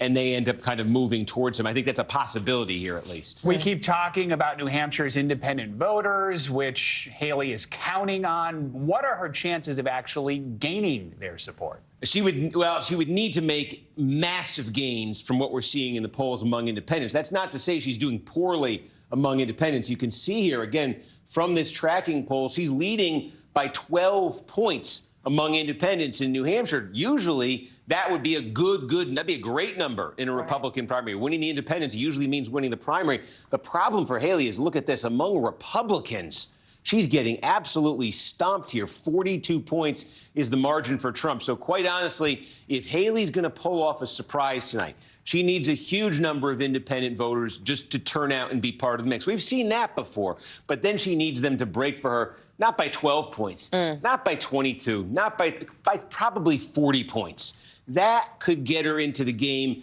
And even then, this 24 is probably too low. She'd probably have to get that closer to 30 among Republicans. It's an extremely tall order, but that's what it's come down to. That's what she needs to pull a rabbit out of the hat. She'll need something like that. So, Steve, if we look ahead, the South Carolina primary will take place next month. First, I guess one of the questions is, how does she do over the next few weeks in terms of if she stays in the race? But that's, of course, Haley's home state where she was governor. Is there any indication that today's New Hampshire results could give us a preview of what to expect in South Carolina, especially, as you mentioned, as we've been seeing some endorsements for the former president from that state? Yeah, and that's the problem for Haley. You think of South Carolina, her home state, and you say, well, if she gets through New Hampshire, it'll be better for her in her home state. There's no indication of that. You just take a look. These are the sort of demographic and ideological profiles of the first three states, Iowa, New Hampshire, then South Carolina. And just take a look at what an outlier New Hampshire is today. The evangelical vote, a clear majority in Iowa. Look at this. It's a super majority in South Carolina. Independents, who we were just talking about, not a big part in Iowa, not a big part in South Carolina, but a very big part typically in New Hampshire. Moderate voters, Haley's been doing well with them. Look at that number, nearly 30% in New Hampshire, single digits in Iowa, 17 in South Carolina. The mix that Haley needs to succeed is there in New Hampshire on paper. If she can't win here and get momentum out of this that would maybe transfer to South Carolina and get her a second look there, the mix in South Carolina, even though it's her home state, is very unfavorable to her. All right, Steve Kornacki, we so appreciate you on a primary morning. Thank you so much for stopping by. You got it. We're going to have live coverage from New Hampshire, of course, throughout the day here on NBC News Now. And a programming reminder, we will bring you the results as they come in. Our colleagues Kristen Welker, Tom Yamas, and Hallie Jackson will break down the race. Our primary night coverage begins tonight at 5 p.m. Eastern, 2 Pacific time. Much of the country looking for a break from the brutal cold. NBC News meteorologist Bill Cairns is back with us this hour with a look at what is in store for the week ahead. Hello, Bill.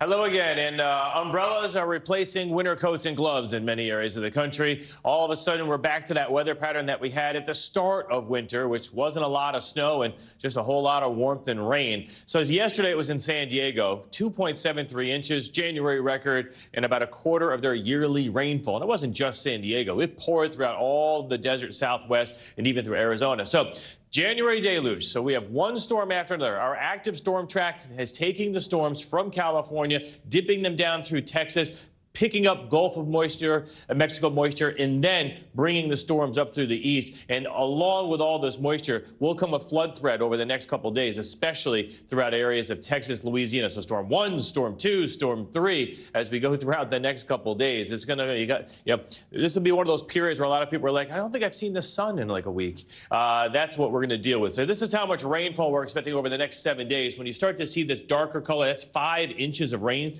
is likely. So if we have 5 inches likely, there'll be isolated spots that could get 6, 7, 8 inches of rain in between New Orleans and Houston, Louisiana, southern Arkansas. That's why we have the concern there for flash flooding. And of course, we have flood watches up for about 11 million people here from Birmingham all the way over to Lufkin and Tyler, Baton Rouge included in this too, up to Alexandria. So as far as the forecast goes for today, you notice temperatures are definitely on the mild side for this time of year, just about everywhere. We have a little bit of ice and snow heading for areas of New Hampshire late today. This will not be a big deal.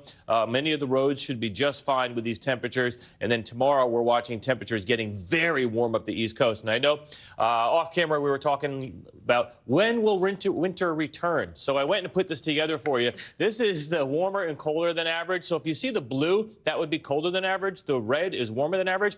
I couldn't find anywhere to put my blue text. There was nowhere on the map that I could put the blue text. So, yes, it is going to stay warm for a while. Wow. Yikes. All right. Well, you know, look at the pros.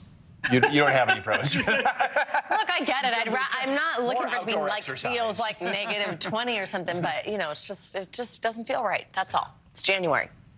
Thanks, Bill. Your map, Bill. Thank you for doing that for us. Well, Israel says its troops have encircled the city of Khan Yunis in southern Gaza, which the UN says has been the scene of some of the worst fighting in the conflict with Hamas. It comes after Israel said that Monday was the deadliest day for its troops since the war began. NBC News foreign correspondent Raf Sanchez joins us now from Tel Aviv with the latest here. Hi, Raf. Thanks for being here. So the UN issued a new warning about the humanitarian situation in Khan Yunis as well as its hospitals.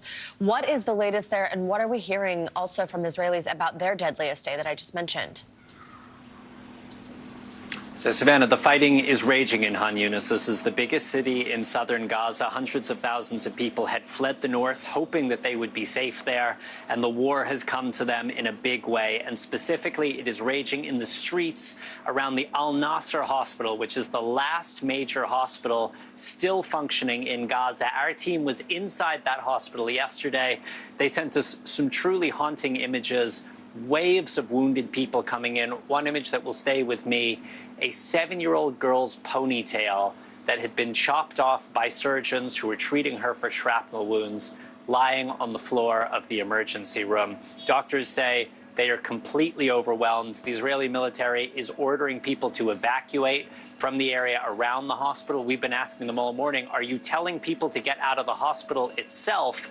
They're not giving a clear answer on that. But as we've seen, evacuating a hospital is a very, very difficult thing to do. You have prematurely born babies in incubators. You have people hooked up to dialysis machines. It is not a straightforward thing to do at the best of times. These are not the best of times. In terms of Israeli losses, the Israeli military says 21 soldiers were killed yesterday in a single incident. They were inside 2 houses fairly close to the border with Israel.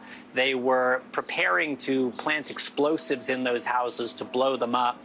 And they are saying a Hamas rocket-propelled grenade was fired at them. It appears to have triggered those charges, blowing it up. This is a country really in shock this morning. We've been hearing from Prime Minister Netanyahu, other national leaders, about the scale of the loss there. Guys. Raf, also talk to us about what NBC News is learning about an Israeli proposal. This is for a 2-month pause in fighting in exchange for the release of all hostages. Where is that at? What is the likelihood of that? How is the negotiation happening?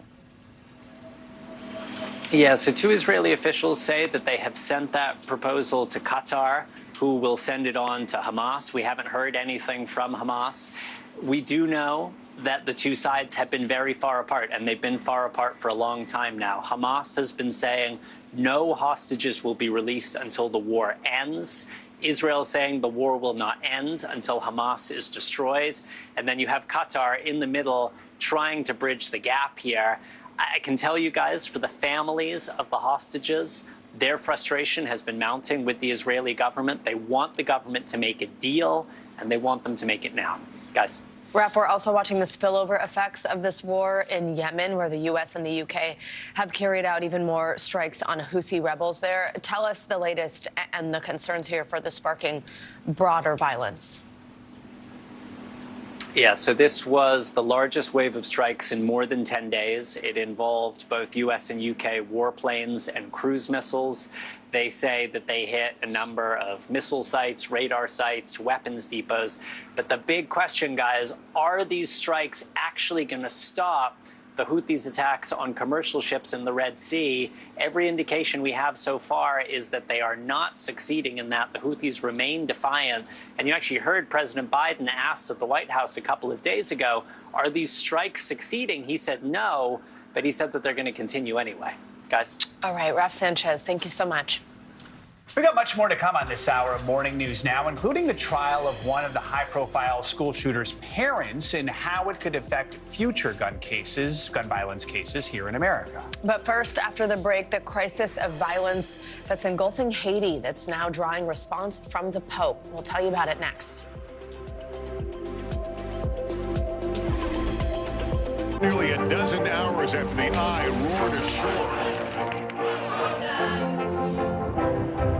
There is some late-breaking news. All right, it just News lives in the now. It's coming at us every second. News is more now than ever. Just outside of the Israeli military headquarters. Now is raw. Now is real. The Fed's decision today, help us translate that into very plain English. Now is constant. You gotta see this. Future is now. News for the generation of now is NBC News Now. Kristen Welker hosts Meet the Press every Sunday on NBC. News lives in the now. Look at this. You can't even see anything anymore. Let's break down what we know. You gotta see this. News for the generation of now is NBC News Now. Stay on top of breaking news and the biggest stories of the day with NBC News Daily. Thank you so much for joining us. I'm Morgan Radford. I'm Vicki Wynn. I'm Kate Snow. And I'm Zinklea Samwa. Get in-depth reporting from across the country. We have breaking news out of the White House and around the world. Questions about the rebellion inside Russia. And ways you can take care of your health. What are symptoms that people should be on the lookout for? And your wallet. Some really great last-minute deals if you have flexibility. NBC News Daily. Weekdays from 12 to 4 p.m. Eastern on NBC News Now. When I think about what the Today Show does, it's not just about the mornings, it's about your whole day. There's a feeling of we're in there with you. Then let's take on this day together. People really don't know what's going to happen. Nearly a dozen hours after the eye roared ashore. More good people than bad people, I know, right? 5 seconds. 4, 3. There is some late-breaking news 4 hours into the Iowa caucuses by the November 16th. All right, it just made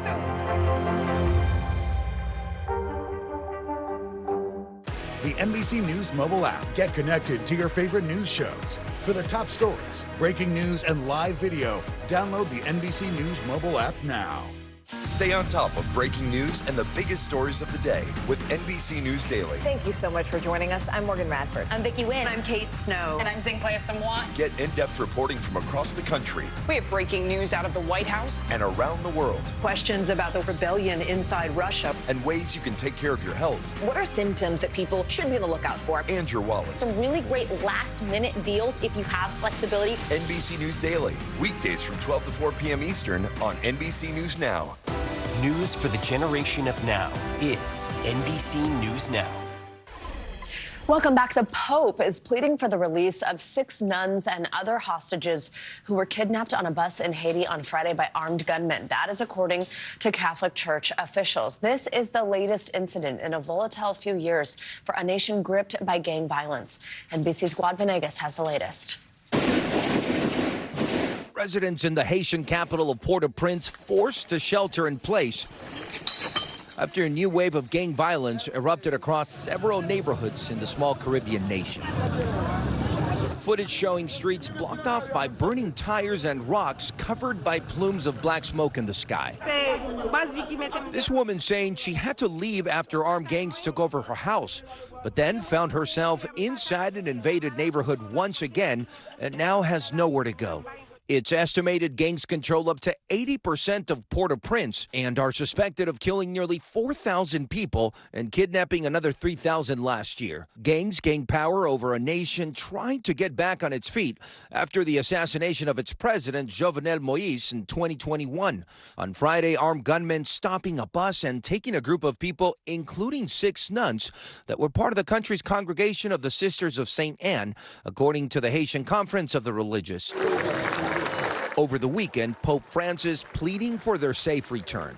Prego per la concordia sociale nel paese e invito tutti a far cessare le violenze che provocano tante sofferenze a quella cara popolazione. Despite the dangers and the security issues in Haiti, a lot of nonprofits continue to operate. What is your advice to them at this point? Groups like that are maybe the only thing that are stopping Haiti from becoming a truly a failed state. With these nuns being kidnapped, the gangs don't necessarily, they're not going to leave you alone just because you're doing good for their country. Our thanks to Guad Venegas for that report. Well, Haiti is waiting for a multinational armed force led by Kenya to be deployed to fight those gangs. That was approved by the UN Security Council back in October. A judge in Kenya, though, is expected to issue a ruling Friday regarding an order that's currently blocking that deployment. Coming up, gun violence in America is back in focus this morning as the parents of one high-profile school shooter head to trial today. So what are they being charged with, and how could it impact other cases like it? We'll break all that down next.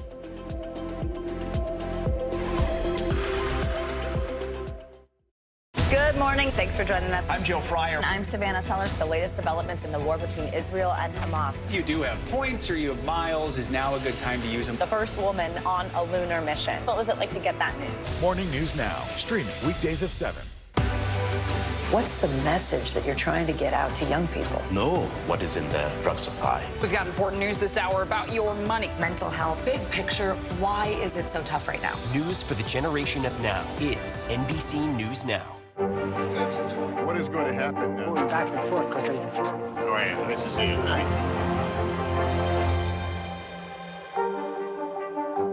Morning, Al. I think when you open your eyes, you get to decide, how's my day going to be? We want to be a way to start your day, lighten your load, every single morning. News lives in the now. The horrors of war on full display on both sides of the Israel-Gaza border. Protesters are on the streets here. Most of the time, the Iron Dome works, but a few get through. News for the generation of now is NBC News Now.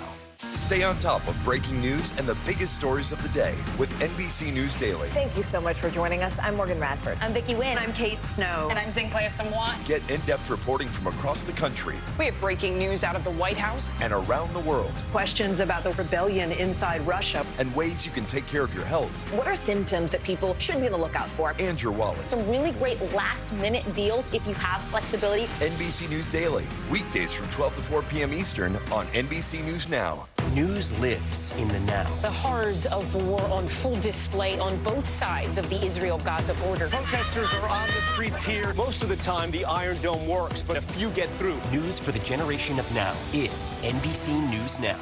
Kristen Welker hosts Meet the Press every Sunday on NBC. Welcome back. Jury selection is set to begin in the first of 2 separate trials for the parents of Ethan Crumbley. Crumbley was 15 when he killed 4 students at Oxford High School in 2021.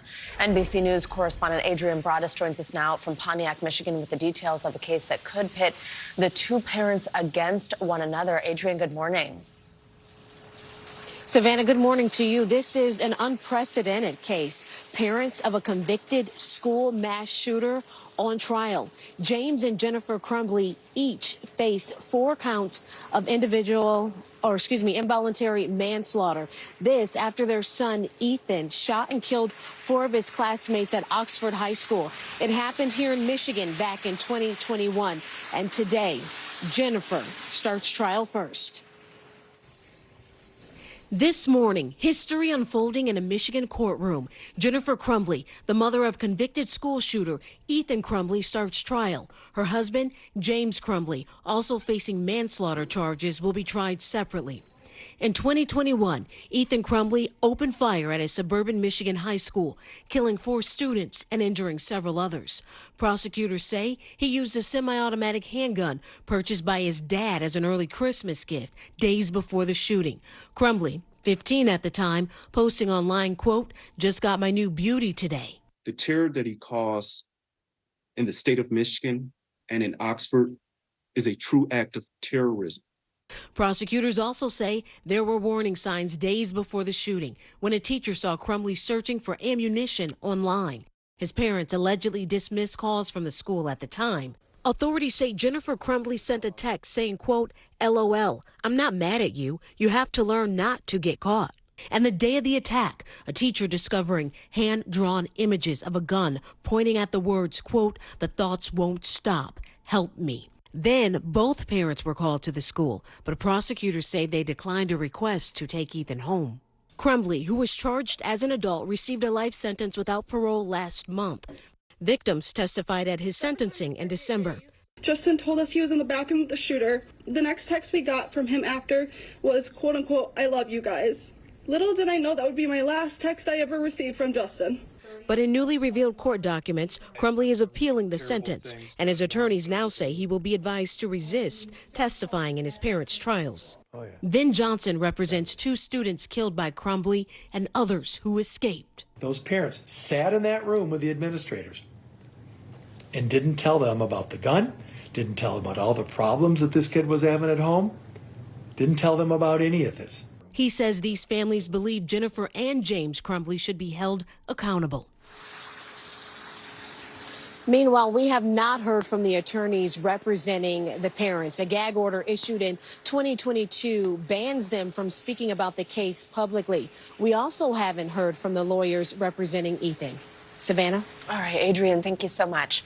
Let's now bring in NBC News legal analyst Angela Sanadella for more on this unusual, sort of unprecedented case, I believe, but that's where I want to start with you, Angela. Thanks for being here. So how rare is it to see not one, but both parents, but also even just one, actually being held accountable for their child's actions, especially when it comes to something like a school shooting? Is there any precedent for this? No, there's not. So you're right. It is absolutely unprecedented. It is historic. And if the prosecution is successful here, it's certainly possible it could be used as a framework in the future for other school shootings.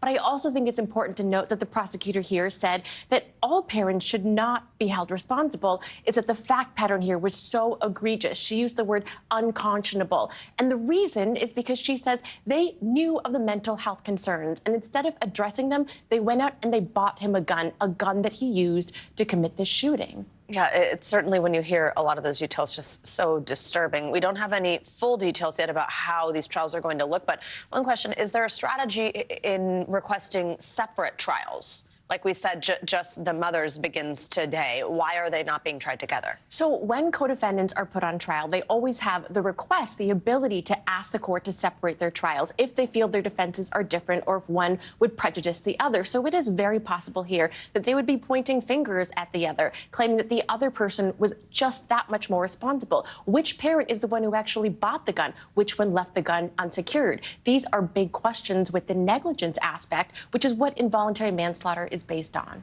So lawyers for the Crumbleys say that they do intend to call their son Ethan to the stand for either one or both of these trials.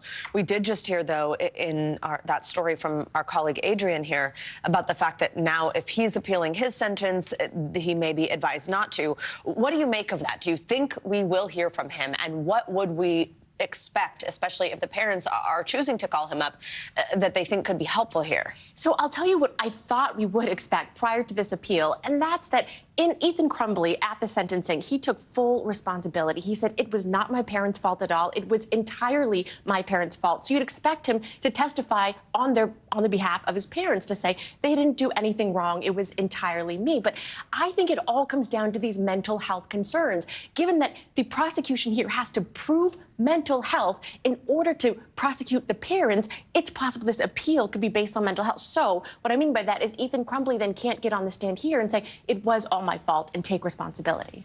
Angela Senadell, a lot to unpack there. Definitely something we will keep watching and I'm sure discuss with you again. Thank you for joining us. Coming up, we've got some pretty troubling new data on America's job market. Layoffs reportedly surged last year. But why was that? Which industries were hit the hardest? And can we expect even more cuts this year? We've got some answers for you up next.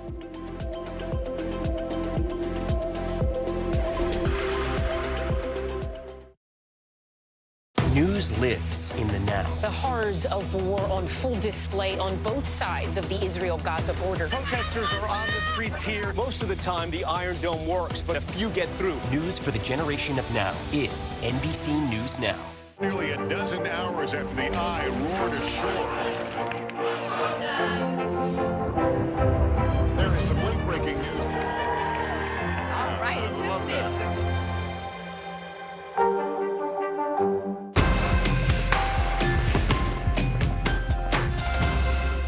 News lives in the now. The front lines are still very active. This is like quicksand, and officials say an entire town is cut off. This close to actually understand why people had to jump in the ocean. News for the generation of now is NBC News Now. The fire has grown leaps and bounds. What you see behind me is typical. How you doing? Pretty bad. Kristen Welker hosts Meet the Press every Sunday on NBC. What's the message that you're trying to get out to young people? Know what is in the drug supply. We've got important news this hour about your money. Mental health, big picture, why is it so tough right now? News for the generation of now is NBC News Now. Kristen Welker hosts Meet the Press every Sunday on NBC.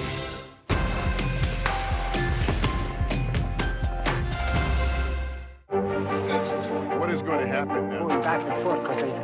Oh, yeah, this is it, right?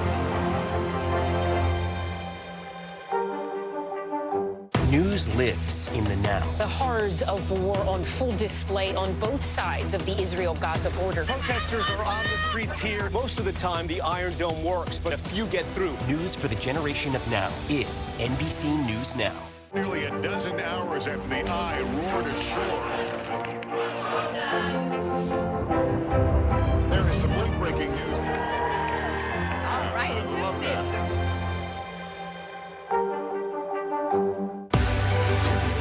We're talking possibly 1 trillion galaxies. Yes. That is a number that is just so hard to compute. Whether it's the moon, whether it's Mars, it feels like we're on the cusp of something big.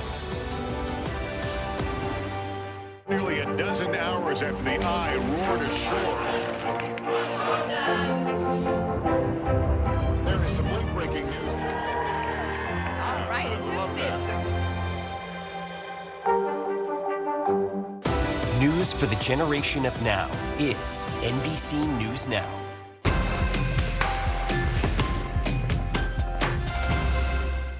News lives in the now. Look at this.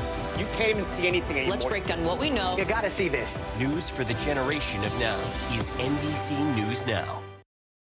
We're back now with a look at the labor market. As a recent report shows, layoffs surged last year. The leadership development and executive coaching firm called Challenger, Gray & Christmas found that companies planned more than 721,000 job cuts in 2023. And that is a 98% increase from the cuts announced in 2022.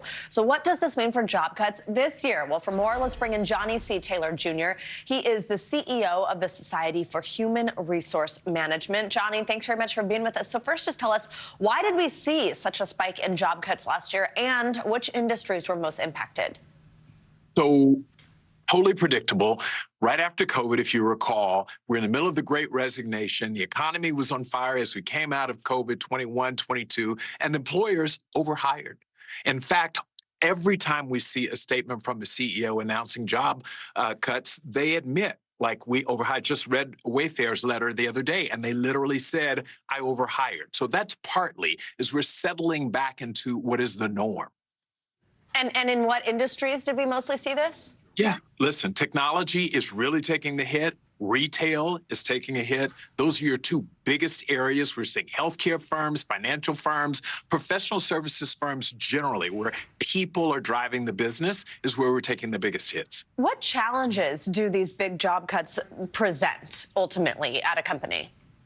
Right. So morale problems. Yeah. I mean, the bottom line is if I'm sitting there, my employer announces a layoff, particularly when that employer has had a great prior year, then I now don't think I have job security. Talking about Google, you name an organization, you say, every indication is things are great, but they're laying off. So what message does that send to you? Even your star employees, maybe my job's not secure. And so they start looking. It doesn't seem right like this is going away, at least not yet. I mean, we've seen Google CEO saying more job cuts are needed. Citigroup announced it's cutting 10% of its workforce. Amazon, you just mentioned Wayfair. We've seen Macy's. We've seen Sports Illustrated. Can we expect to see this continue throughout this year? And if so, I mean, how can companies try to help employees with the anxiety of wondering if, it's going to happen soon or next? So every indication is that 2024, we're having a softening in the economy. We're seeing the quit rate, which is the rate at which employees quit their jobs. Those numbers are coming down. People are staying longer because every indication is that this is going to be a tough labor market year for employees in particular. Now, it's not great for employers. No one likes to terminate people or end their employment, but at the end of the day, more is expected to come. What do we as employers and what do we as SHRM advise employers to do? Keep your employees aware of how they're doing and how the organization is doing. Like, be honest. Too often when employees are really bothered is when they're surprised. Like, I thought everything was great and then it was over. It's like walking into your spouse is saying, I want a divorce. After a great vacation, after a great party, you're like, where'd that come from? So what employers are encouraged to do is to be honest with their employees. If they see headwinds, they need to message those appropriately so that you don't create panic, but enough so that people know if my job is potentially at risk, I need to do some things to make sure that I can protect my livelihood, either at the company or elsewhere. Yeah, really good advice. Johnny C. Taylor Jr., thank you very much for joining us on this, something a lot of people are thinking about and dealing with. Thank you.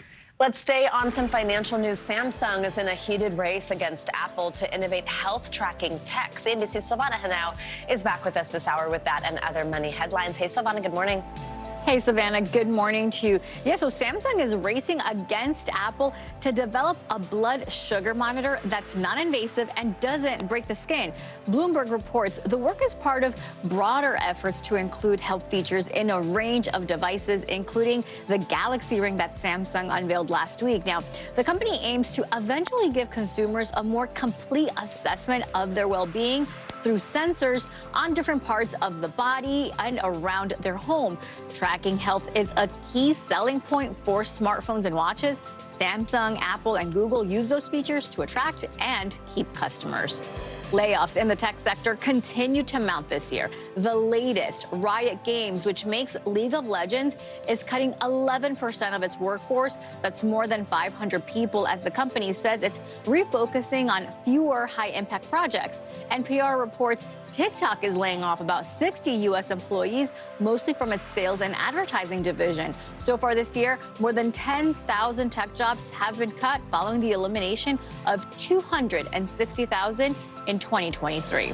And unhappy employees are costing companies an estimated $1.9 trillion in lost productivity.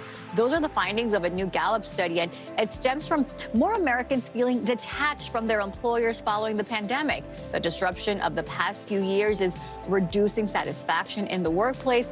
More employees are saying they don't clearly know what's expected of them, which is prompting them to be less engaged in their work, Savannah. All right, Silvana, thank you so much. Well, we want to get to some exclusive reporting on an important topic here at Morning News Now. Mental health. Crownsville Hospital in Anne Arundel County, Maryland, was one of the last segregated asylums in America. And now 2 decades after it closed, the community is moving towards healing. That is the topic of our friend, NBC News correspondent and author Antonia Hilton's new book, Madness, Race and Insanity in a Jim Crow Asylum. It is out today. We are lucky enough to be joined on set by Antonia this morning. Antonia, first of all, just congratulations on your new book. And I know you're going to share this story with us. We're going to talk about the book on the other side and really dig in on it. But thank you for joining us this morning with the story. Thank you for having me. This is a story that is very close to my heart. I think we're at this moment where people want to talk about mental health. Totally. And I hope that this history, through the eyes of this one hospital in Maryland, really helps people see, if we go back, we can imagine a better system going forward. And that's exactly what this community in Maryland is going to do. They're going to take this sad chapter of history, this former segregated asylum, and turn it into a community space. Take a look. Amazing. In the heart of a forest in Anne Arundel County, Maryland, cadaver dogs search through the snow. They pause every time they identify a soul. Many were buried in this cemetery as numbers, not names, from their time as patients in a historic, segregated asylum that shaped the lives of locals like historian Janice Hayes Williams. Is this land sacred to you? 100%. Yes, this is sacred. Crownsville Hospital opened in 1911 and closed in 2004. For decades, it was the only place that accepted Black Marylanders suffering with mental illness. It was notorious for overcrowding and abuse, and as a symbol of America's racial divide. If you lived here, this was a place you did not want to go. As a child, you were threatened by your parents or others. If you don't do what I tell you, I will send you to Crownsville. With Janice's help, this land will become a 500-acre memorial park that turns dilapidated hospital buildings into mental health treatment spaces, public gardens, and biking paths. The need is great. Last year, a record number of Americans took their own lives. Anne Arundel County Executive Stuart Pittman worked with Janice to secure $30 million in funding from lawmakers. What do you want people to see when they walk onto this property?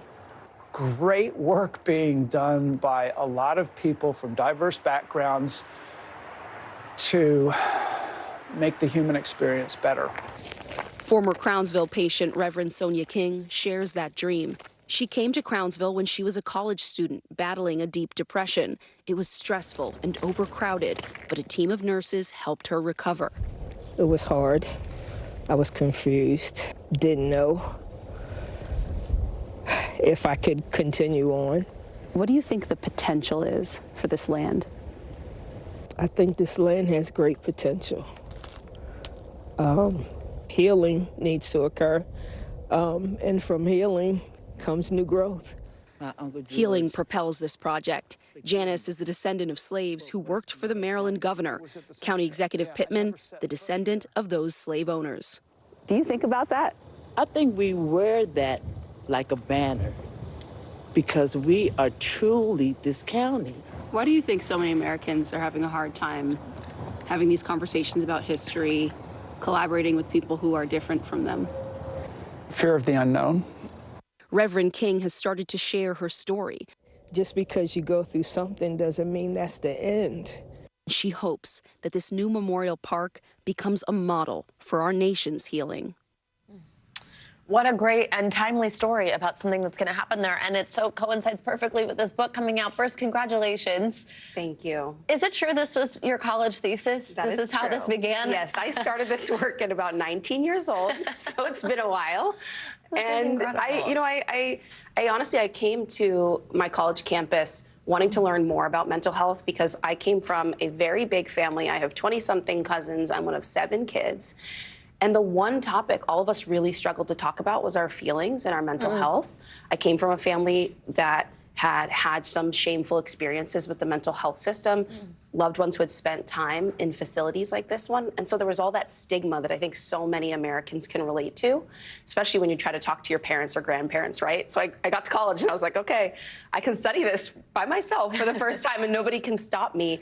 And this story just really pulled me in. And at first it was this personal mission, but then I realized as a journalist, I think the rest of the country is ready to have this conversation too. You talk about that stigma, which I think we all, in our personal relationships, familial, you might kind of brush up against that in your individual way. But it is certainly true as a larger conversation, the stigma that exists within communities of color when it comes to this. Yeah. Tell me about what you learned in your book writing on that. Well, Savannah, one thing that I really took from this was a whole new level of empathy and compassion for people who are a little nervous about mental health care, or, communities that are slow to take up things like vaccines or don't feel close to the medical profession. When you see this history and you see how they were treated, this hospital was founded in 1911, and for years it was known for abuse, racial violence, and mistreatment of the patients.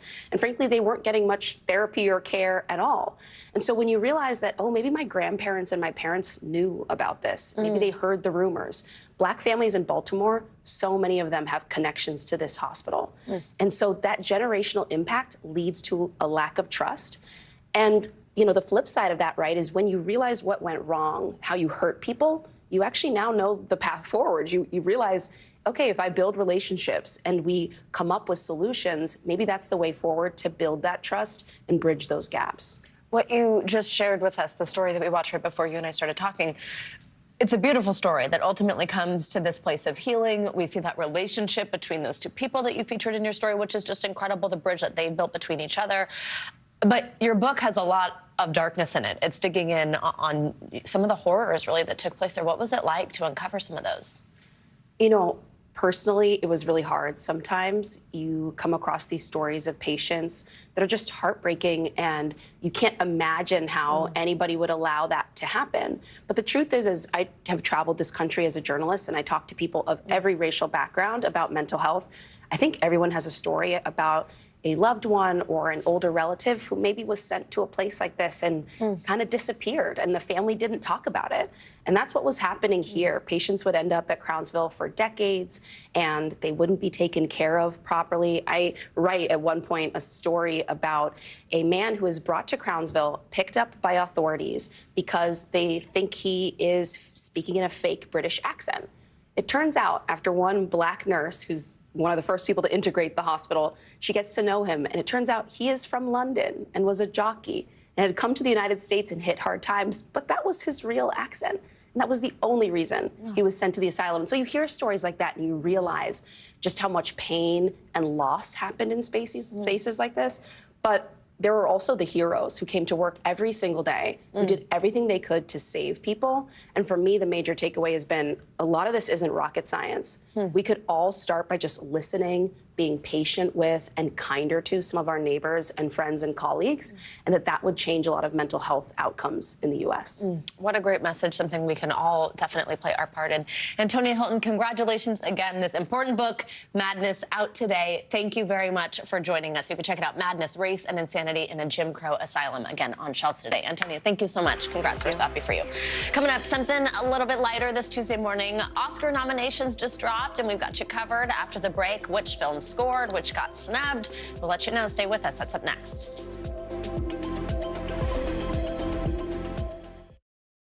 News lives in the now. The horrors of the war on full display on both sides of the Israel-Gaza border. Protesters are on the streets here. Most of the time, the Iron Dome works, but a few get through. News for the generation of now is NBC News Now. Nearly a dozen hours after the eye roared ashore. There is some late-breaking news. All right, it is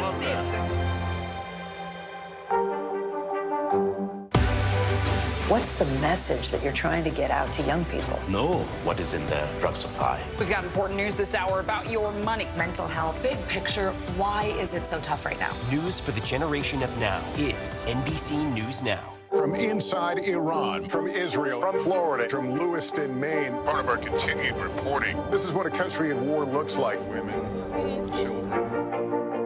What is it like? Countless neighborhoods across the region that look just like this. Everybody good? I get took for all this damage to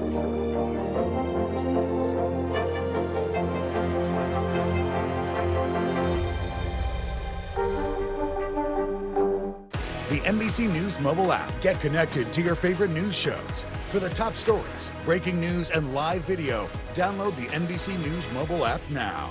We report live from Tel Aviv. We are live tonight from Juarez, Mexico. Reporting over the skies of Lahaina. Here in Florida. The time to evacuate has come and gone. You were seeing people just running for their lives? People running for their lives. Hundreds of Israelis have gathered to demonstrate. What do the people in Gaza, do you think, what do they need most? A place where Palestinians and Israelis have found common ground. Every night, it's your news playlist. Top Story with Tom Yamas. Streaming weeknights at 7 on NBC News Now. News for the generation of now is NBC News Now. Welcome back. Nominations for the 96th Annual Academy Awards have just been announced. There were definitely some surprises, some snubs, but as expected, Oppenheimer picked up the most noms of any film this year. Yeah, actually, we're kind of surprised by some of the snubs. So we're going to get into this. This just happened moments ago. This announcement was just made in Los Angeles, and right now we are lucky enough to get to start talking about it. And we're joined by Jacqueline Coley with Rotten Tomatoes. Good to have you with us. You are like us. You are digesting it all right now. It is so quick. Like, I literally was counting it up, but I think we can officially say, We don't do math, so this is kind of hard for us to have to do it on the fly. I can't speak for you. Perhaps you do. Oh, biggest headline right now, most noms. Yeah, breaking, it's Oppenheimer with 13, leading all nominations. And I think everyone was sort of expecting a Barbenheimer showdown, but I think I'm only counting maybe 5 or 6 for Barbie, and that's a pretty big stark contrast from what I thought. And that's a headline. There's some Barbie snubs, right? Yeah, definitely. Tell us about I would go ahead and say, first of all, Best Actress Margot Robbie was not nominated. Annette Bening gets in as a great surprise win, but producing, being Barbie herself, it's named Barbie, but Ken makes it in and she doesn't. Also, the director, Greta Gerwig, did not get a director nomination, but it was not an all-male director class because we did have Justine Triet on that one. That's always a big question, too, with the directors and things like that. And on the flip side with Barbie, though, it's kind of a surprise who did get in, right? Yeah, America Ferrera. She gave this great and incredible speech at the Critics' Choice Awards a few weeks back, and I think that sealed it for her on this one. Doing Gloria, getting that supporting actress nomination, it was a really great performance for her. Wow, I am still digesting the Margot Robbie, Greta Gerwig news. Let's specifically talk about Best Picture. 10 nominees. What's standing out to you? Honestly, this is a carbon copy of the PGA nominations. I think the most notable thing is this is the first time we've had 3 non-English language Best Picture nominations with Past Lives, Anatomy of the Fall, and Zone of Interest. The high watermark before this had been 2, and so having all 3 of these this year really, I think, sort of signifies what Janet Yang was talking about at the top, which is the global audience of the Academy Awards. All right, we kind of talked vaguely about snubs and things, but to actually look at Best Actress and Best Actor and see what's in there, some things predicted, but not everything. Let's start with Best Actor, right? What do you see there? So Best Actor was fairly predictable. I think a lot of folks, after he didn't get a SAG nomination, expected that Leonardo DiCaprio wouldn't make this list, but it's really great to see both Coleman Domingo and Jeffrey Wright in there in the lead actor category. Both of them, I would say, journeyman character actors getting their first Oscar nominations and starring roles. And this is kind of a 2-person race right now, it looks like, Yeah, right? it definitely is between, really, we're looking at either, I would say, Paul Giamatti or Cillian Murphy. Those are the 2 front runners. And then on the actress side, Annette Bening. Like, she is Naiad, got both nominations for her and Jodie Foster. Yeah, wow. She was sort of the one name that, if you had to say, maybe pushed out Margot Robbie. But so glad to see Lily Gladstone. That also makes history, I think, as only like the 2nd woman of Indigenous descent to be nominated for an Oscar after Alicia Aparicio for Roma. Is Emma Stone kind of a favorite there, as we've seen? Emma Stone is definitely going to be a favorite in that category, but going against Lily, I think, you know, the 2 of them, she won the Golden Globe in the drama category, Emma won in the comedy, and then Emma won it at the Critics' Choice, but we still have the BAFTAs and a lot more time in between. Absolutely. Let's talk supporting roles. Supporting. Now, this is one where I'm very excited on the actor side. Sterling K. Brown is an Oscar-nominated actor. I'm so excited for this one. He, along with Ryan Gosling and Robert Downey Jr., who have been assumed the front runners of that category, and Mark Ruffalo. It was the 2 for combination of Willem Dafoe and Mark Ruffalo in Poor Things, but it Willem got knocked out. Yeah, Willem got knocked out. But Mark Ruffalo was incredible in that movie. He really was incredible. Yeah. All right, and actress, supporting actress, which has kind of been a runaway this year, but I guess it's, you know. Yeah, supporting actor, definitely surprising to see America Ferrera on there, but we do have Danielle Brooks. We also have Divine Joy Randall, who is the front runner and pretty much swept every prize. And is likely going to do the same again. Is there anything else that stands out? There are more categories. We tend to focus on these ones. I mean, but besides Justine Triet in the director category, she won the Palme d'Or and sort of covered her bet here, but she was not the selection for Best International Feature in France. It was actually The Taste of Things, and that name was not called this morning. So interesting that she was a chance to be the French nominee, but was actually not. Another one I think that is really great to see, too, is in the song category, Killers of a Flower Moon. That song was nominated along with Robbie Robertson's score, which is a posthumous award. And we also have the 2 Barbie songs, if I recall. Yeah, right? the 2 Barbie songs. I'm Just Ken and What Was I Made For? And I think this is going to be a 2-person race in that one. Ken won the Critics' Choice, and Billy has been sort of sweeping up the other prizes. Yeah, we saw Billy. I'm Just Ken, though. I mean, I know. It's so key to this song, but What I Was Made For is so beautiful. Yeah. It's just a beautiful song. It's All right. Jacqueline Coley, thank you so much. That's always We did exciting. it. We did it now. It's live. It's happening right now. We figured it out. Some snubs. Really, I'm like so shook by the Margot Robbie thing. Thank you so much for joining us. That's going to do it for this hour of Morning News Now. Stay with us, though. The news continues right now.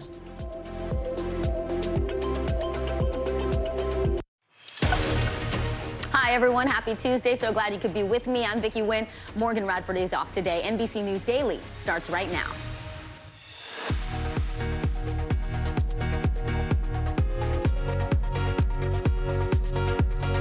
Today is Tuesday, January 23rd, Decision Day. New Hampshire voters are heading to the ballot box to pick their favorite of the two remaining Republican candidates for president, where the vote stands at this hour, and who has the most to lose. Market feats. The Dow and S&P 500 closed at record highs yesterday, while confidence in the economy seems to be soaring. What this all means for your next trip to the grocery store. Troubling trend. After decades of good news in the fight against cervical cancer, a new report suggests that some women are getting left behind. Why cases are on the rise for women in their 30s and 40s. Self-reliance. There's a lot of buzz around a new parenting style focused on raising your kids to value themselves and their ideas. We're going to talk with a psychologist about how to incorporate some of this into your day-to-day routine. Welcome to NBC News Daily. We start with primary day in New Hampshire, where the polls are open and voting is happening right now. Just two candidates remain, former President Donald Trump and former U.S. Ambassador Nikki Haley. Trump has consistently been leading in the polls by double digits, and the stakes have never been higher. Even though New Hampshire is just the second state to vote, tonight's primary could be the final stand of the Republican race for the White House. If Haley doesn't prove that she can stop or even slow Trump's momentum in his march to the nomination, it will be difficult for her to stay in this race. We are covering the fast-moving developments from all angles. NBC News senior political editor Mark Murray is with us for analysis. But first, we're going to head over to NBC News correspondent Dasha Burns, who joins us from Goffstown, New Hampshire. That's a town in the southern part of the state. It is seen as an important bellwether for these presidential primaries. Dasha, great to see you. So let's talk first about the most important people there, the voters. What are you hearing from them about who they're casting their ballots for today? Well, Vicki, the reason Goffstown is a bellwether is because in 2016, the results here from this town basically exactly mirrored the statewide results. Trump won with about 34%, but a lot of folks here did vote for more moderate candidates back then, like Kasich, Rubio, Bush, if you remember that. So this isn't necessarily a Trump stronghold, and folks are casting their ballots right now. I'm going to have my cameraman Chris Jackson show you the scene here. This is an area where Nikki Haley really needs to run up her margins. She needs to get about 50% or so here in order to do well and have that kind of strong showing that she needs to if she wants to try to slow or stop Trump's march to the nomination. I've had some very interesting conversations with voters here. I want to play you a conversation I had with a group of folks. It was two gentlemen and one of the gentlemen's wives off camera. She didn't want to talk on camera, but she certainly had some influence on the process. Take a listen. Who did you cast your ballot for today? Nikki. Why? Besides your wife telling you you had to. I like what she did. She was representing the UN for us, and I think she's a serious candidate. But I haven't got a problem with Trump either, so. So you'd vote for him in the general if you were the nominee? Undoubtedly. Okay. And what about you, sir? What did you decide to do? I changed my vote this morning. I went, instead of voting for Haley, I voted for Donald Trump You this morning. changed your vote this morning. Yeah, Why? sure did. I think the primary's over. I think that, Mr. Trump's going to be our next candidate. That right there is the reason that Trump may have a major advantage here today. We also talked to some folks who did write in Joe Biden's name because he is not on the ballot here. There's a big write-in campaign from Democrats trying to show enthusiasm and support for President Biden here in Goffstown as well. Oh, we could tell from the enthusiasm with the voters that you talked to. The New Hampshire Secretary of State is predicting 322,000 people will turn out today. If that happens, it's a number that would shatter records. Dasha, what are you hearing from people about why this is so important to them, why they're so energized about being there at the polls and casting those ballots? Well, it's the first in the nation primary, and because we've already narrowed it down to 2 people at this early stage, they feel like their vote can really have a serious impact. And we really spoke to voters all across the spectrum. You've got Trump voters, Haley voters, those Biden write-in folks that really feel it's important to have their voices heard. New Hampshire is a state with a lot of independent-minded folks. That's what it's known for, and they want to make sure that they make their voice heard. Vicki. All right, it is important. NBC News correspondent Dasha Burns. Dasha, thank you so much. Let's bring in NBC News senior political editor Mark Murray now, who is in Manchester, New Hampshire. Mark, great to see you. So as you put it in your first read newsletter this morning, this could be the Republicans' last chance to stop Trump. So is today's contest, frankly, is it do or die for Nikki Haley? It really is her best opportunity to win one of these early contests. As Dasha was just telling you, the largest share of overall voters in New Hampshire are those independent, undeclared voters that really have been part of the Nikki Haley coalition that we've seen in polling. But when it comes to the polling, Vicki, Donald Trump does have a lead, 22 points, according to the latest Boston Globe NBC 10 Suffolk tracking poll. And what we do see inside those numbers is that Nikki Haley is leading Donald Trump when it comes to those independent, undeclared voters. But where Donald Trump has that really large lead is among registered Republicans. And Haley has actually vowed in her campaign to keep going forward, no matter what ends up happening tonight. But I will tell you, the future contests that we're going to see in South Carolina, as well as the Super Tuesday states, the electorate is a lot more heavy with those Republican voters that she is struggling with than the independent voters that she seems to be winning in this poll. Well, here, let me ask you this. If Trump is, in fact, the nominee, do you think most Republicans who didn't vote for him in the primaries will end up supporting him? We heard from one of them in Dasha's piece there. Or do you think they're going to sit out the general election? Yeah, the one thing about the general election, Vicki, is that we still have a long time to go. We've often seen even some of the most competitive races. Think about Hillary Clinton versus Barack Obama in 2008, for example, that even in a divided race like that partisans end up coming back home, that the Democrats, even if you voted for somebody else in your nomination, you typically end up supporting that person in the general election. But this could end up being a general election unlike any other that we've seen, particularly with the legal challenges that former President Donald Trump faces. So my guidance is we've got to wait till we get to the general election first, and then it's going to be a long, hard slog, and we have to see how all the numbers and all the voters break down, Vicki. And it is only January. NBC News senior political editor Mark Murray, thank you very much. And you can be sure to join Hallie Jackson, Tom Yamas, and Kristen Welker for live coverage and analysis of the New Hampshire primary. Special coverage begins tonight at 5 p.m. Eastern, right here on NBC News Now. All right, well, there's a fresh new record on Wall Street after the Dow closed above 38,000 points yesterday for the first time ever. The S&P 500 also closed at a second straight record high. This happening as consumer sentiment has been on the rise. It is up 29% in just 2 months, according to the University of Michigan. For more on the state of the economy, we want to bring in NBC News senior business correspondent Christine Romans. Christine, it's great to see you. So This is good news. And for a while, I feel like we've been talking about will we or won't we, soft landing, this and that. But people weren't feeling it in their wallets. Are they finally feeling it? Something has shifted. There has been that vibe session of last year where people didn't feel good about the economy. It seems to have broken. That mood has broken. And certainly that Michigan sentiment survey that you just showed, it has grown faster, improved faster than any time since 1991. So something is happening quite quickly. A couple of things here. The grocery bills are not stinging quite as badly as they did a year ago. Egg prices, for example, are way below that terrible peak of last year. They were $4.25 last year. Now they're, more than $2 a dozen range. Gas prices, by the way, gas prices in a bunch of states are below $3 a gallon, and that really matters. It's been several months of that kind of a trend for gas prices. And by the way, I was just checking New Hampshire, where there's people will be voting today.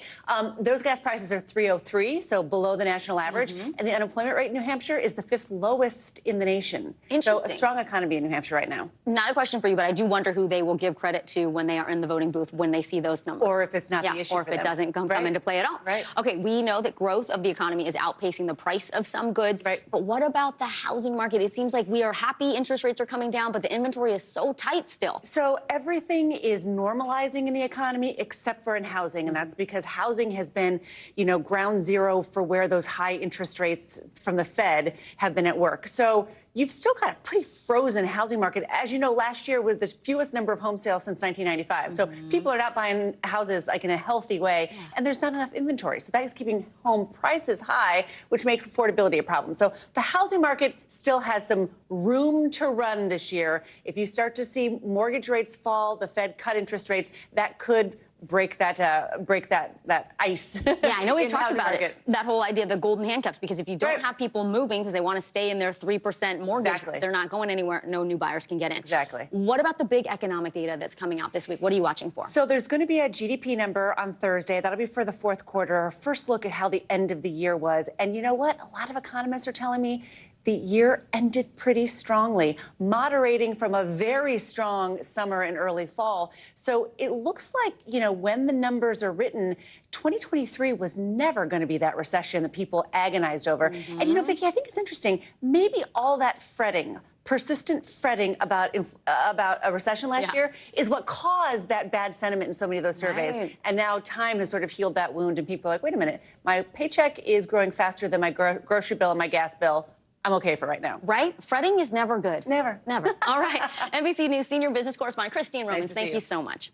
And we'll stay on your money now with our CNBC Money Minute. Pilots at Southwest Airlines have approved a new contract worth $12 billion. It'll raise pay for about 11,000 pilots by nearly 50% over the next few years.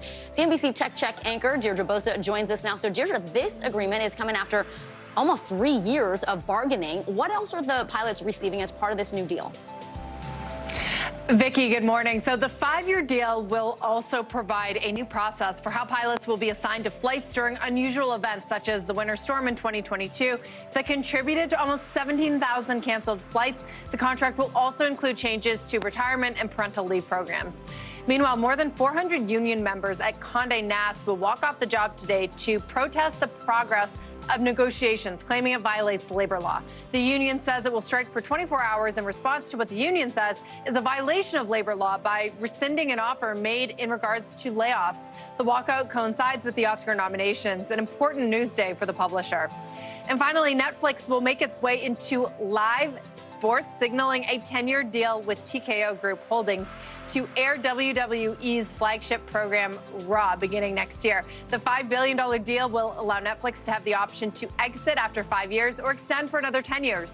In a separate announcement, Dwayne "The Rock" Johnson was also named to the TKO board. And Vicki, if you were watching CNBC earlier today, Dwayne "The Rock" Johnson was also at the New York Stock Exchange talking about this deal. A very big day, a very big man. So it's good news all around if you're a WWE fan. All right, CNBC Tech Check anchor Deirdre Bosa, great to see you. Thanks. Just ahead, demanding accountability. There is outrage in Las Vegas after newly released body cam video shows a high schooler thrown to the ground by police. Stay with us. You're watching NBC News Daily.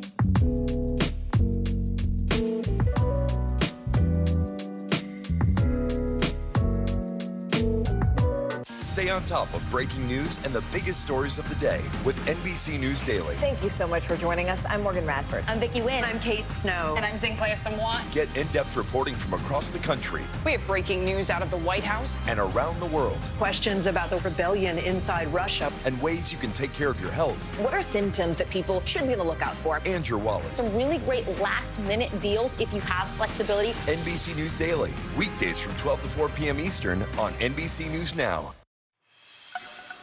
The American Civil Liberties Union of Nevada is demanding accountability after officials released this body cam video of a violent incident involving a student and a police officer. It happened almost a year ago at a high school in Las Vegas. We want to warn you, the footage is disturbing, and you can see there's an officer that appears to slam this black teenager to the ground before kneeling on him. The officer's attorney told the Associated Press that he is still on the police force and was cleared of any wrongdoing. Tiffany Lane from our NBC affiliate KSNV has more on the fallout. It's egregious. Where's the oversight? Where's the accountability? The ACLU of Nevada sharing its outrage that it took nearly a year and a court order to receive these videos. Put your hands behind your back. You're going to be in cuffs. That's what you're going to be doing. This is the body-worn camera footage from the February 9th incident outside Durango High School. And this is an example of how the government abuses the public records laws. A police report also shared the perspective of Lieutenant Jason Elfberg, the officer who slammed a student to the ground. Elfberg says in that report that he and another officer say they made the stop because they believed one of the students may have had a weapon. Come here, man. Yeah, you wanted my attention. You got it, bud. Come on over. Where's your ID? I don't got no ID. You got no ID? Okay. You wanted my attention, bro. You got it now. You want to keep looking at me and talking? You got my attention now. Hey, bro. Go ahead and start walking. Start walking. No, come on, Mom. Come on, Mom. Watch out. Stop. Bro. Then Elfberg approached another student. Bro. Hey, relax. All right, bro. Start walking. I don't have to. You do. Actually, you're blocking the sidewalk. Start walking. Start walking. Come here. I didn't do nothing. Come here. I didn't do nothing. I will touch your cousin. Let's go. What did I do? Hey, call my mama. What the f? Let's go. Bro, I didn't do anything. What the f? Now to the viral moment nearly everyone has seen. A teen slammed to the ground with Elfberg's knee on his back. My cousin, bro, look at this. You want next, dude? You want next? Start walking. No. Okay. You're refusing to walk. Don't touch me, bro. What are you going to do? Don't touch me. Don't touch me, bro. Back the f up. Back the f up. You want to keep looking at me and talking? You got it. That's the basis for the stop. So regardless of however many ways anybody tries to spin this, the video is clear. The ACLU responding to the comments that the children were being detained for not moving. All you did was start walking. Let's go. You don't have to walk away just because an officer told you to walk away. Those young people were not violating the law by standing there on a sidewalk, asking questions and filming what those officers were doing. So, listen, when he has somebody else in custody and you step in, that's what's going to happen. But you can't just body slam me like that. He doesn't know what you're doing. I'm not trying to do nothing but tell him not to touch him. The ACLU maintaining none of the students at any point had a gun. If that officer really thinks that young man is dangerous to him and he believes he's armed, that he most likely would have done a pat-down search almost immediately and would have began that pat-down search by asking if that young man has anything on him. CCSD in a statement said in part, under Nevada law, we are required to protect the identity and safety of minors and the rights of police officers. Those laws were upheld, and the release of the court-ordered video shows that the rights of citizens were honored and laws were followed despite the challenges of that day's events near Durango High School. Our thanks to Tiffany Lane from KSNV for that story. All right, well, some other stories we are following today. The mayor of San Diego is declaring a state of emergency after record rain and flooding devastated parts of the city. The storm has shut down schools and caused chaos on the roads. I mean, look at that big rig there. NBC San Diego reports first responders rescued several people who were trapped in their apartments. According to the National Weather Service, yesterday was the city's wettest January day ever. Well, the California State University system has reached a tentative deal with its faculty union to end their strike, this just hours after it began. Both sides announced a new contract agreement last night. Union members still need to officially ratify it, but the group's president says the deal includes pay raises for faculty members and increases in paid parental leave. The union represents nearly 30,000 workers at the nation's largest public university system. Coming up, the historic trial getting underway in Michigan, how the mother of a convicted school shooter may be held responsible. You are watching NBC News Daily.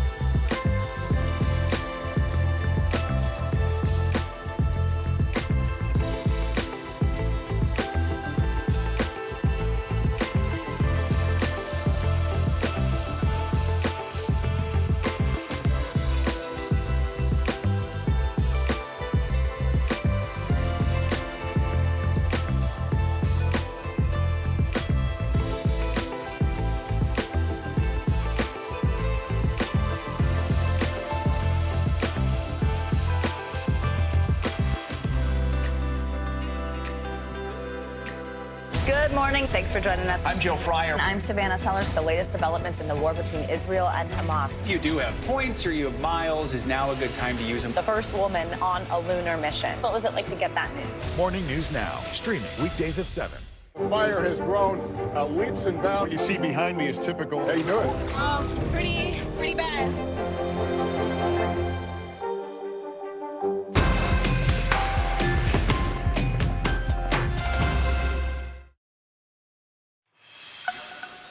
Pope Francis is calling for the release of several hostages, including 6 nuns who were kidnapped from a bus in Haiti on Friday.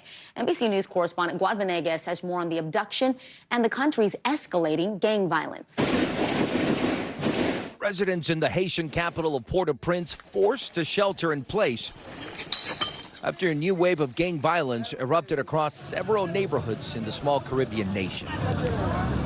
Footage showing streets blocked off by burning tires and rocks covered by plumes of black smoke in the sky. This woman saying she had to leave after armed gangs took over her house, but then found herself inside an invaded neighborhood once again and now has nowhere to go. It's estimated gangs control up to 80% of Port-au-Prince and are suspected of killing nearly 4,000 people and kidnapping another 3,000 last year. Gangs gain power over a nation trying to get back on its feet after the assassination of its president, Jovenel Moïse, in 2021. On Friday, armed gunmen stopping a bus and taking a group of people, including 6 nuns, that were part of the country's congregation of the Sisters of St. Anne, according to the Haitian Conference of the Religious. Over the weekend, Pope Francis pleading for their safe return. Prego per la concordia sociale nel paese e invito tutti a far cessare le violenze che provocano tante sofferenze a quella cara popolazione. Despite the dangers and the security issues in Haiti, a lot of nonprofits continue to operate. What is your advice to them at this point? Groups like that are maybe the only thing that are stopping Haiti from becoming a truly a failed state. With these nuns being kidnapped, the gangs don't necessarily, they're not going to leave you alone just because you're doing good for their country.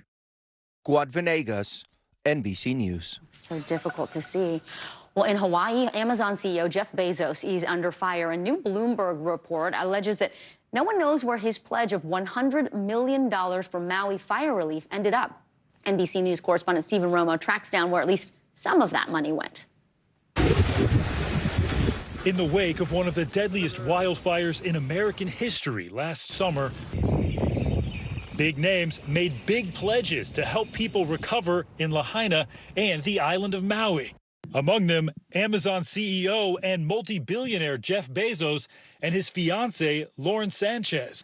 They pledged a whopping $100 million for recovery efforts on the islands. The pledge is increasingly how philanthropy is being done. But months later, the question, where exactly, if anywhere, did that money go? In their initial post, the couple promising not a one-time lump sum, but multiple donations over, quote, the coming years as the continuing needs reveal themselves. A spokesman for Bezos telling NBC News the couple donated $15.5 million to the Bezos Maui Fund, which provided funds to at least 4 local organizations. NBC News independently verifying the Maui Food Bank did receive a donation. But the lack of transparency with the community on how exactly the money will be used is leaving a bad taste in the mouth of Hawaii State Senator Angus McKelvey. But what hurts us is when you hear about $100 million. Why are you guys looking at raising taxes for Lahaina? Why do you need more money? You had $100 million. How come you guys are still living in congregate shelters? Bezos, the world's 3rd richest person, has announced several large donation pledges in recent months as part of his Earth Fund. Do you plan to give away the majority of your wealth in your lifetime? Yeah, I do. It's not a question of Bezos not being truthful or not making good on his promise. It's about the way in which the money is actually transparently dispersed. These pledges getting philanthropists a lot of positive press when they're first announced, but communities are often not included in a discussion of what's actually needed in that moment. A philanthropist is in partnership with the communities that they're serving. So at the moment of peak publicity, when you have minimum details, you make it difficult for the community to engage and to help and to offer guidance and feedback. As for Lahaina, hopefully philanthropists can try to organize whatever relief they can give or investment in the community into a way where there's not 1,000 different versions of it floating around. Stephen Romo, NBC News. Stay with us. More news ahead. You're watching NBC News Daily.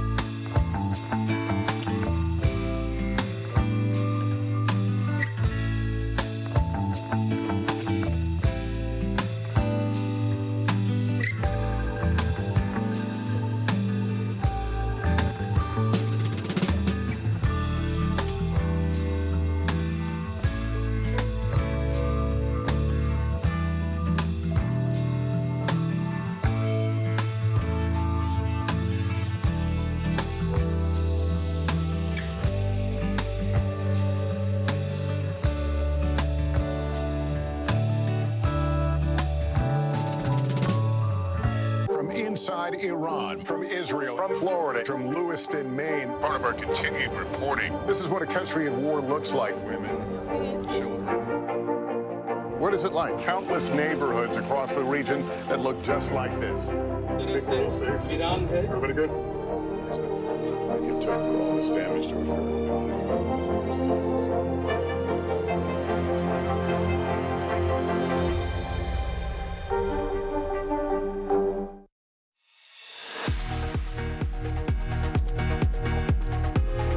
We're back on this Tuesday. Your time is 12:30. I'm Vicki Wynn, and here's what's making news right now.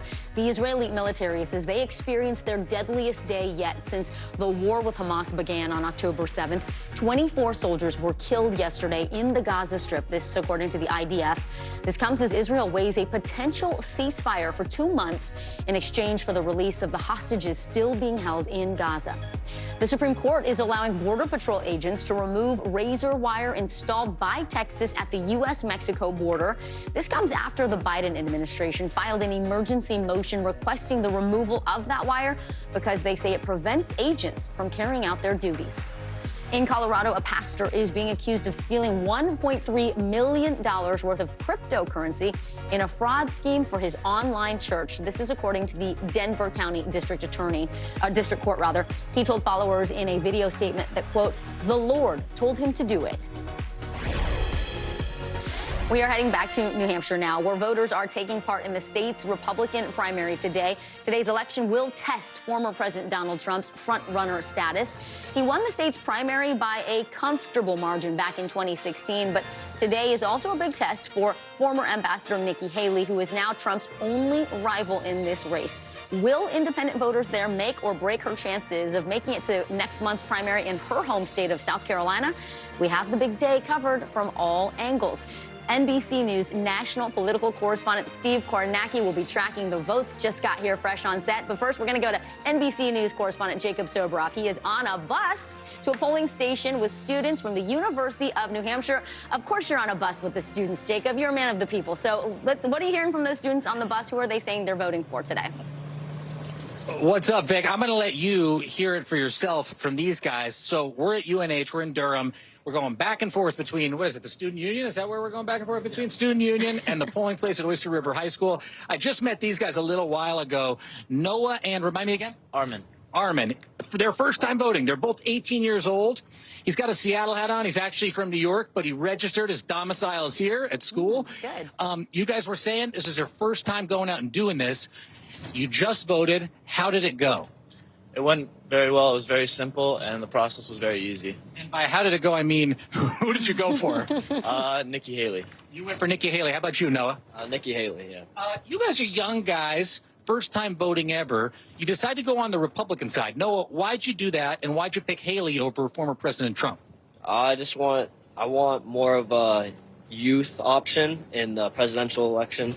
So I want to see if I can get Haley in there, help that cause. That's certainly, Armin, an argument that Nikki Haley is making. Look at these two guys, 80-year-old dudes, President Trump and President Biden, former President Trump, President Biden. Does Nikki Haley feel like a quote-unquote younger candidate to you? Sure. Well, aside from the fact that she's like actually younger, I'm personally voting more for views and political views rather than her age. So if I saw that Trump or Biden were a better candidate for me, then I would have voted for them. Let's say Nikki Haley doesn't make it tonight and former President Trump eventually becomes the nominee. Do you go with Biden or Trump in the general election? That's something I'd have to think about more. But you're not going to make up your mind on the bus with me live on national television? You don't have to. No. Are you thinking about it, really? I am. Yeah, I am thinking about it because right now, it does seem as if Trump's going to win the nomination, so I will have to think about that more, yeah. Noah, what about you? If it's Trump versus Biden, what do you do? I personally would go Biden. Go with Biden. Well, you guys, you're nice guys. Yeah, Vicki, I was on this bus 8 years ago. It was a lot busier, although before Noah and Armin got back on the bus, it was filled with people. There's a lot, I think, there's only second day back at school. There's a lot of excitement out here. despite it being sort of a mellow, butt-bumpy bus ride. We're going to keep an eye on what the students are doing, what they're saying. But in the meantime, I'm going to wish them a congratulations on their first time voting and send it back to you, my friend. Noah Armand, yeah, absolutely. Our thanks to you all for talking to us on that bumpy bus ride, answering the difficult questions. Jacob Sobroff, thank you so much. All right, we're going to head over to NBC News national political correspondent Steve Kornacki now. Hey, Steve, it is good to see you. So a week ago, former President Trump swept Iowa. Now that Governor DeSantis is out, talk about how that affects Nikki Haley today. She's such a distant second, but how does it help her? I'm not sure it does, to be honest, and I'm not sure it has. I mean, this is the final tracking poll. NBC 10, our Boston affiliate, Suffolk University Polling, has been doing this every night in New Hampshire since the Iowa caucuses. This is going to be their final tracking poll. This is the highest Trump's been in it. He's at 60%. Haley's at 38%. When they began this a week ago, Trump's margin was 16 points over Haley. It's now risen to 22 over the last week. The final 2 nights of this poll did not have DeSantis in them, and Trump's lead has actually gone up from 19 to 22. Now, DeSantis was barely registering in New Hampshire, so yeah, there's a little bit, I think, of DeSantis voters just moving over to Trump. They were always telling us in polls Trump was disproportionately their second choice, but there's another possibility here, too, and that is the Trump strategy in these closing days in New Hampshire has been to roll out big, high-profile endorsements, a lot of them from Nikki Haley's home state of South Carolina, trying to send the message to Republican voters that, hey, you know, this race is basically wrapped up, trains are leaving the station, get on board now. And you do wonder if there are sort of Republican voters who are iffy on Trump in New Hampshire, but have watched this play out and who watched Ron DeSantis drop out, get all that attention dropping out as he endorsed Donald Trump. Right. And it kind of feeds into that messaging, and they take it as a signal to kind of line up with Trump. The polling suggests that might be happening. Look, Steve, let's say Nikki Haley how close does she have to be to Trump to continue on? Yeah, I mean, look, her campaign is obviously going to say, you know, second place. They'll celebrate, you know, anything pretty much in second place and say they're going on. But the reality is, look, if she can't win in New Hampshire, I can't find a single state on the map that is more demographically suited to what she's sort of building as her coalition right now. This graphic shows it perfectly. Again, from the tracking poll here, just among Republicans, she's getting blown out in New Hampshire, on average by more than 40 points. She's running behind Trump in this New Hampshire tracking poll. What's keeping the race, you know, around 20 is she's leading among independents. And independents in New Hampshire make up a much bigger share of the electorate than you're going to see in other states. And overall, New Hampshire is a much more moderate, much more secular Republican primary electorate than you're going to see in every other state. So the groups Haley's been doing best with, they are in numbers in New Hampshire that are not going to be matched in any other state. And again, if you're losing the Republican section of that electorate this badly, it makes it awfully tough to win New Hampshire. And like I said, if you can't win New Hampshire, even, you know, South Carolina's her home state, and you think on paper that gives her an advantage. She's polling a lot worse in South Carolina than she's polling in New Hampshire. Especially with those endorsements you just mentioned for Trump. All right, NBC News national political correspondent Steve Kornacki, an exciting night ahead. Thank you. You got it. Well, today, the trial begins for the mother of the Oxford, Michigan school shooter. Jennifer Crumbley and her husband are both facing 4 counts of involuntary manslaughter after their son killed 4 classmates in 2021 with a gun they bought for him. The parents are pleading not guilty, but if they are convicted, they face up to 15 years in prison. The charges are unprecedented. This marks the first time in history parents are being criminally charged with manslaughter for their child's mass shooting. NBC News correspondent Adrian Broaddus joins us now from Pontiac, Michigan. Adrian, prosecutors are arguing the Crumbleys were grossly negligent for buying that gun, for failing to properly store it, and for ignoring their son's mental state. What can you tell us about what's happened inside the courtroom so far today? Good afternoon to you, Vicki. We will try to paint the picture here for you. So far, 340 potential jurors were called today. Right out the gate, we're told by our courtroom reporter who's inside, because our cameras are not allowed in the courtroom, 11 of those potential members of the jury were dismissed. This after they were given a questionnaire. Just moments ago, the judge welcomed the first potential group or members of the jury. Right now, she is reading a list of witnesses and asking these potential jurors if they know any of the names on the witness list, or even if they think they know people on this list. 17 people will be seated in total. 5 of them will be alternates. Only 12 will make up this jury. Jennifer Crumbley, who is facing 4 counts of involuntary manslaughter is in the courtroom. Today, she is not wearing handcuffs. She's wearing regular clothes, and we're told she has on black glasses and her hair is pulled back in a bun. Vicky?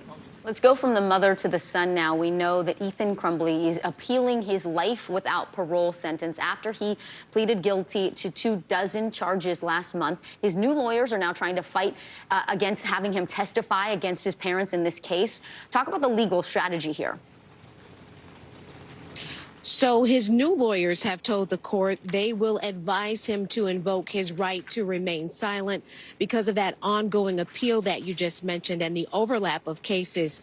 His appeal case and the case of his parents, his mom, whose trial is starting today, Jennifer Crumbley, and his dad, James Crumbley, who's also charged with the same thing. Vicky? All right, NBC News correspondent Adrian Broaddus. Thank you so much, Adrian. Cervical cancer cases are on the rise for women in their 30s and 40s. This is according to a new report by the American Cancer Society. It found a 2% yearly increase in the diagnosis among women in that age range from 2012 to 2019. NBC News medical contributor Dr. Natalie Azar joins me now. So, Dr. Azar, the first question is why? Why are we seeing this increase in cervical cancer after we saw years of declining cases? Yeah, and the striking thing about the difference here, Vicky, is the difference in 30 and 40-year-olds versus women in their 20s. So there's two real explanations here. One has to do with the HPV vaccine, and the other one has to do with screening. You may recall that in 2006 was the first year that Gardasil, or the HPV vaccine, was approved. So women in their 20s really have benefited from that, and the numbers bear that out. So the thought is that women aged 30 to 40 might have missed out on that opportunity. And then the other one, of course, is screening, Vicki. According to the CDC, over 50% of women who are diagnosed with cervical cancer have either not had cancer screening, a pap smear, or other screening in the last 5 years or at all. And the number is true. Since 2000, the number or percentage of women 21 and older who get screened went from 87% to 72%. Numbers just not good enough. So women just aren't going in for those checkups the way they should, right, Dr. Azar? That's what you're saying? Okay. Well, what steps, are there steps women can take to prevent cervical cancer, especially for those who are not protected by the HPV vaccine? Yeah, and so I kind of want to, double down again on the vaccine itself, Vicki. It is incredibly effective at preventing infection from HPV, which is responsible for over 90% of cervical cancers. In terms of screening, I know the recommendations can sometimes get a little confusing. It's a lot easier when we tell you to get a pap smear once a year, but that's actually not the recommendation. Right now, women are to start getting pap smears at the age of 21 and get them every 3 years until the age of 29. After that, until about age 65, Vic, you have a choice. You can continue to get a pap smear every 3 years, or you can do a co-test, that is a test for HPV and a pap every 5, or just the HPV test every 5 years. But you don't stop screening. Even if you've had the vaccine, if you're finished having children, it doesn't mean you don't see your GYN yearly, and it doesn't mean that you don't get screened in that interval that we discussed. And it is key, that early detection. Thanks so much, NBC News medical contributor Dr. Natalie Azar. We appreciate you. Okay. Coming up, how to help kids discover their true selves. We're going to break down the benefits and the potential pitfalls of so-called autonomy supportive parenting. Yes, it is a mouthful. More NBC News Daily right after this.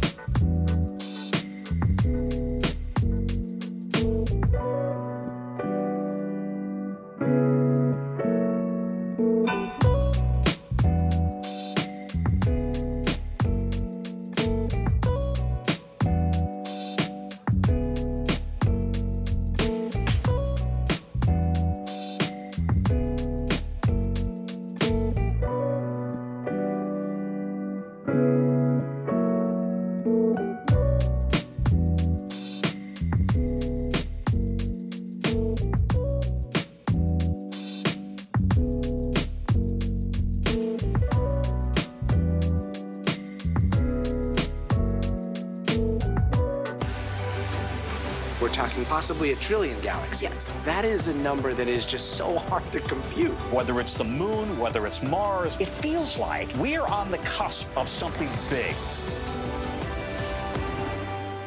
Kristen Welker hosts Meet the Press every Sunday on NBC. Nearly a dozen hours after the eye roared ashore. There is some late-breaking news. All right, it is it.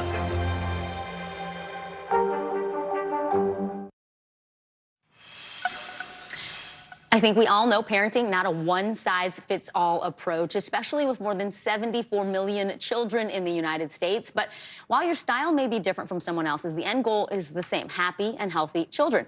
To reach this goal, some experts are recommending a technique called autonomy supportive parenting. It is when you raise your kids to understand their authentic self through self-respect, self-worth, and self-governing. Clinical psychologist and author of Autonomy Supportive Parenting, Dr. Emily Edlin, is here to explain. Okay, so we know there are many different styles, and really it makes sense culturally, like generationally. We're gonna raise our kids a little bit differently. But what about this new style? So it's actually not new. What's crazy is that it's been studied for 30 years in the science. So the science backs it up. That's the very exciting part. And it is all about giving our kids space and freedom to figure out how they want to live their lives and who they are in the world. And so what I see in parenting these days is we are micromanaging way too much, and we are doing parenting too hard. And we're stressed out, Right. Our kids are stressed out, and they end up not knowing who they are or what they want out of life. Yeah, we're doing the most here, and maybe that's not so good because Yeah. you're not getting your kids to kind of figure some things out. It almost seems like it's the opposite of what we'd heard for so long, the helicopter parenting. Yes. So talk to me more about what these techniques are and how do they help kids? Yes, so I see this as the antidote to helicopter parenting. This is our map for parents that are just too burned out these days. And really what it is getting our kids involved in decision making, expecting independent behaviors that they are capable of, expressing trust that they can do it, using a lot of open-ended questions instead of lectures, because we should be more like coaches than always instructing and teaching, right? I love that. Be more of a coach. It's interesting because I think the other component to this is you're not saying just let your kids decide everything and sort of run amok, right? No. Where does the discipline part come in? Where do the boundaries come in? Yes. Where I want you to express your authentic self, but you also have to follow some rules. Right, and part of autonomy is respecting other people's boundaries. And relationships are a really important piece of autonomy supportive parenting. So it's really important that kids have limits and structure, but every kid needs a slightly different blend of structure and freedom. And so it's really tuning into each of our kids to figure out where do they thrive? How many limits do they need versus freedom to explore? Are there some techniques that you can say, here, do this today, do this tomorrow, like some do's and don'ts when it comes to this style of parenting? Sure. I would say first thing, think about what your kids are actually capable of and what you're doing for them that they can do themselves. That is my first Is that like tip. making breakfast? Yes. Is that... Make their own food, do their own laundry. My older girls, they're 12 and 14. They've done their own laundry for 2 years. That's laundry I don't have to do. That's good. I still do some 14-year-old and 11-year-old laundry for sure. Yeah. Okay, I love that. We had this situation where our oldest daughter was planning a sleepover. We had some other event, and then it was up to her to tell her friends, like, this is how it's going to shake out. Here are some of the options. We didn't tell her what to do. We gave her options. Yes. Does that fall under this style that you're talking about? Because it's more coaching. Yeah. So you're not just saying you're on your own to figure everything out. And I'm not telling her word for word what to say. Right. You're giving parameters, and you're there for support, but they're ultimately making their choices and decisions. Okay, quickly before you go, what is benign neglect? Benign neglect is being more hands-off of parenting, and it's very healthy. And neglect throws us off because that doesn't sound good. No, it doesn't. But you're saying sometimes it's okay. Let them figure it out. They need to. They will develop more confidence in themselves. They will be the adults we want them to be. Amen to that. Clinical psychologist and author of Autonomy Supportive Parenting, Dr. Emily Edlin. Thank you so much for your time today. Great conversation. Stay with us. You're watching NBC News Daily.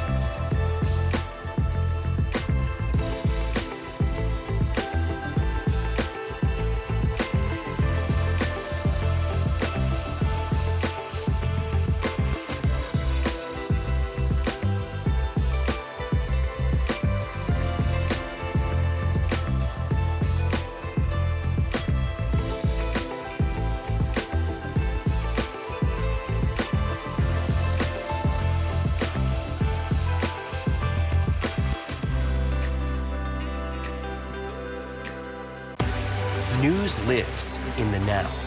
It's coming at us every second. News is more now than ever. Just outside of the Israeli military headquarters. Now is raw. Now is real. The Fed's decision today, help us translate that into very plain English. Now is constant. You gotta see this. Future is now. News for the generation of now is NBC News Now. All right, so the Oscar nominations are finally here. Universal's Oppenheimer led the pack with 13 nominations. The Academy also provided plenty of snubs and surprises this year, as always. The awards are set to take place on Sunday, March 10th, with Jimmy Kimmel hosting for a fourth time. But guess who we have with us? Host of Turner Classic Movies, Dave Karger. Dave, it's always good to talk entertainment with you. You know so much. Great to see you. First, let's talk about the headlines. The nominations, any surprises in there for you? Yeah, of course, everybody was checking to see how Barbenheimer would do, right? Indeed. The two movies that made almost $1 billion last year. And as you said, Oppenheimer was in charge. 13 nominations, more than any movie. Barbie did well. It did get 8 nominations, but people were surprised that Greta Gerwig, the director, was not nominated in that category. Wow. And Margot Robbie, the star, was not nominated. And I don't use the word snub. I think it's tough competition. There's only 5 spots. I do think it's hard for a true comedy like Barbie to break through in a lead acting category or a directing category. That's all that happened here, and they went a little bit heavier with the ones. I mean, Emma Stone did win the Golden Globe for Best Comedy for Poor Things, but that's not really a comedy. Yeah, I was going to say, is it a comedy? It didn't seem like it. Like Barbie. Right. Okay, so they tend to lean toward the more serious, and it seems like award the more serious. Yes. We have tight races in multiple categories. I always feel like your predictions are pretty spot on. Sometimes. We'll see. I actually think Oppenheimer's going to have a great night. I'm expecting a night similar to last year's Oscars where Everything Everywhere All at Once won 7. I think Oppenheimer could win 7, maybe 8 if Cillian Murphy wins for Best Actor. I think it'll win Best Picture. Director, I think Robert Downey Jr. will finally win his first Oscar after decades. He was almost unrecognizable. On the screen. Yeah, he did such a great job. You know, Poor Things had a great showing, got the second most nominations with 11, and I think it could win in some of the technical categories, maybe production design. But I do think Oppenheimer is going to be the big winner. Although Best Actor is up for grabs. You asked about tight races. Yeah. Because it's Paul Giamatti for The Holdovers versus Cillian Murphy for Oppenheimer. That's the one acting race where I think you see some tough competition. Okay, well, let's talk about the major surprise nominations that caught your eye. Yeah, I mean, I think some people were surprised to see Annette Bening get nominated for her performance in Nyad, a film on Netflix. I mean, I'm not that surprised. When I saw it, I thought, oh, this is a movie that deserves to be nominated and a performance that deserves to be nominated, but she wasn't included in some of the other lists. Likewise, Sterling K. Brown in the movie American Fiction. He's a first-time Oscar nominee now, and all the other people in that supporting actor category are people who have either won Oscars before, like Robert De Niro, or been nominated before, like Ryan Gosling or Robert Downey Jr. or Mark Ruffalo. So Sterling K. Brown, even though he's a multiple Emmy winner, now finally an Oscar nominee, which is great. And then there were some surprise nominations for a movie called Anatomy of a Fall, which is a foreign language film, my favorite movie of last year, a movie that's in English, German, and French. Instead of Greta Gerwig getting nominated for Best Director, that film's director, Justine Triet, got nominated, and I would encourage everybody to see that film. Anatomy of a Fall. Is that streaming? Where is it? Where you can find rent it. Okay. And I have a feeling they'll probably bring it back into theaters now that it did so well. Oh, well, that is good to know. Okay, so let's talk about, you mentioned Margot Robbie, sidelined because you think not a snub, it's just very competitive. Who else was lost out on that? Leonardo DiCaprio, which is a bit of a surprise because Killers of the Flower Moon and the movie got 10 nominations. Yeah. But again, if you look at Best Actor, I don't know Paul Giamatti, Coleman Domingo, Jeffrey Wright, Cillian Murphy. I don't know Bradley Cooper. They all deserve to be there. Yeah, Sure. I don't know who you would have swapped out. Got it. And you know, it's a tough category, and when there's 6, I knew somebody was going to be left out. And when Leonardo DiCaprio did not get the SAG Award nomination, a lot of people took that as a hint that he was going to be left out today, too, and he was. Well, let's talk about your book. I'm so excited we have time for this, and it's called 50 Oscar Nights. It's out today. Yes, can you believe it? Congratulations. It's fascinating and full of amazing anecdotes. The access you got was incredible. Yeah, I interviewed 50 Oscar winners from Meryl Streep to Julia Roberts to Elton John to John Legend, Sally Field, Jane Fonda, Steven Spielberg, all about the day that they won their Oscar and what they remember about it and the highs and lows of the whole experience. And you saw the article in People magazine about it, which had some stories. But there's a lot of fun stories in there, a lot of serious and dramatic stories, a lot of stuff that surprised me. Which one? Tell me the Sally Field one. Burt Reynolds not so nice to her. No, she was going through a rough relationship with Burt Reynolds, and he was not super supportive. She ended up bringing some other friends to the Oscars, and she told me a great story. After she won, she showed up to the after party, but she was late because she was doing so many interviews. Oh. She got called over to sit with Cary Grant and Audrey Hepburn. Hey, not so bad after all. Dave Karger, the book is out today. Thank you so much for your time today. Thanks a lot. It's great to talk to you.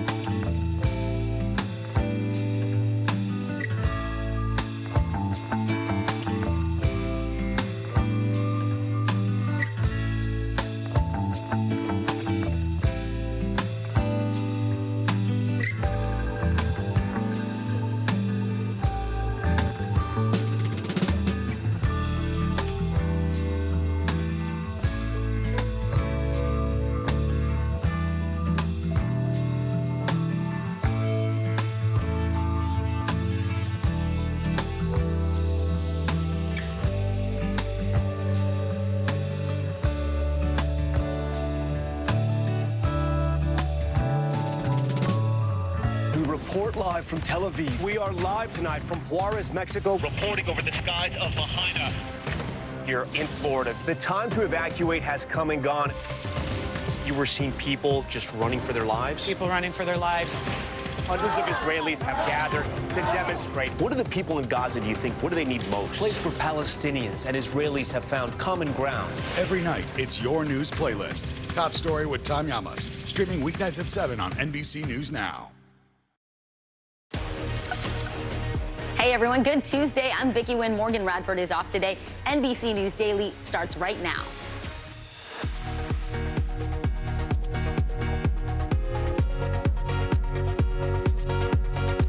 Today is Tuesday, January 23rd, head-to-head race. It is primary day in New Hampshire, where former President Donald Trump and Nikki Haley are vying to become the next Republican presidential nominee. What we are hearing from voters there about the future of the party. Standing trial, jury selection is underway in a case involving the mother of a teenage gunman convicted of killing 4 students at his high school in Michigan. Why prosecutors are trying to hold her liable for the mass shooting. Alzheimer's breakthrough. Experts say a simple blood test could revolutionize the way doctors check people for the disease, how it works, and when it could be available to you. Post-weaning depression. A new study is highlighting the challenges that some women face after they stop breastfeeding. What new mothers need to know. Well, welcome to NBC News Daily. We're going to start in New Hampshire, where voters are hitting the ballot box in today's high-stakes primary election. Republicans are choosing between just 2 candidates now, former President Donald Trump and former U.S. Ambassador Nikki Haley. Recent polling suggests Trump could win by a double-digit margin in a state known for its large number of independent voters. That means tonight could be a game-changer. If Haley does not prove that she can actually chip away at Trump's dominant lead, she will face an even steeper uphill climb before the next primary in her home state of South Carolina. Our reporters are stationed all throughout New Hampshire, talking to voters and gathering polling information for us. We have NBC News senior political editor Mark Murray with us for analysis. But first, we're heading to NBC News correspondent Ali Vitale, who joins us from Pembroke, New Hampshire. That's a town near the center of the state. It is seen as an important bellwether for presidential primaries. Ali, it is great to see you. So we know that Haley has invested a great deal of time and resources into New Hampshire. Is it paying off with voters there?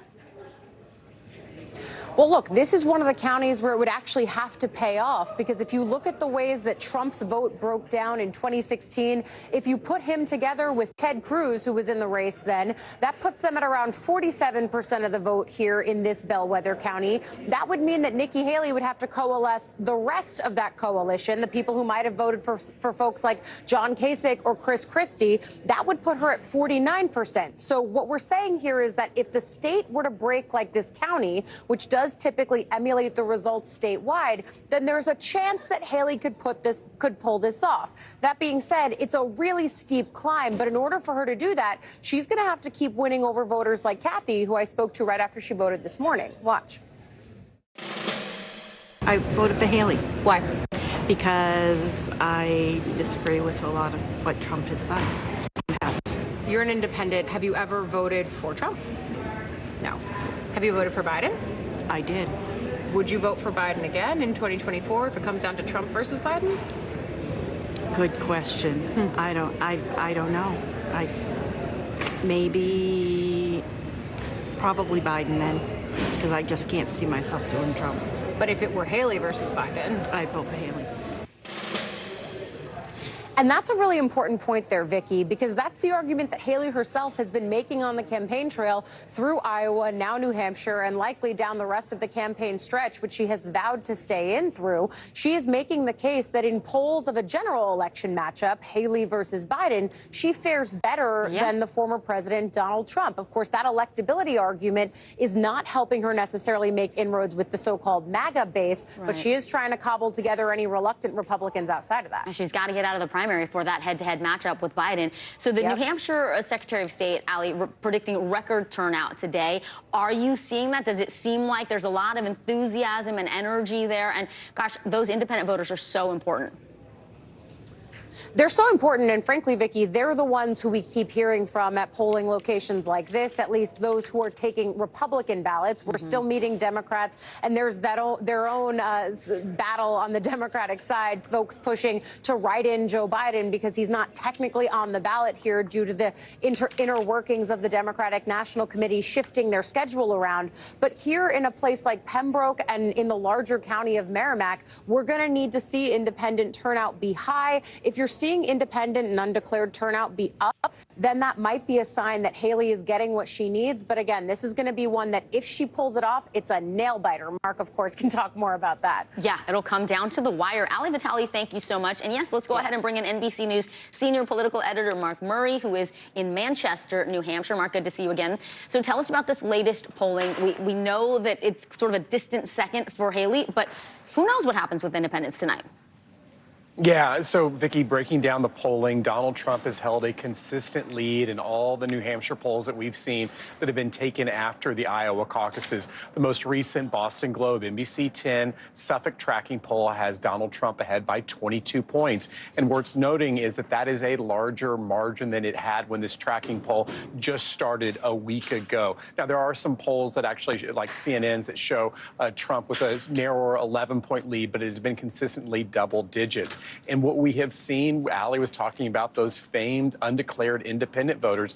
Nikki Haley has a lead among those. The problem that she's running into is that Donald Trump's lead among registered Republicans is even larger. And so, as Ali was saying, you know, for Nikki Haley to really shock the polls, to be able to win tonight, she's got to win those independent voters by a larger margin than Donald Trump ends up winning registered Republicans.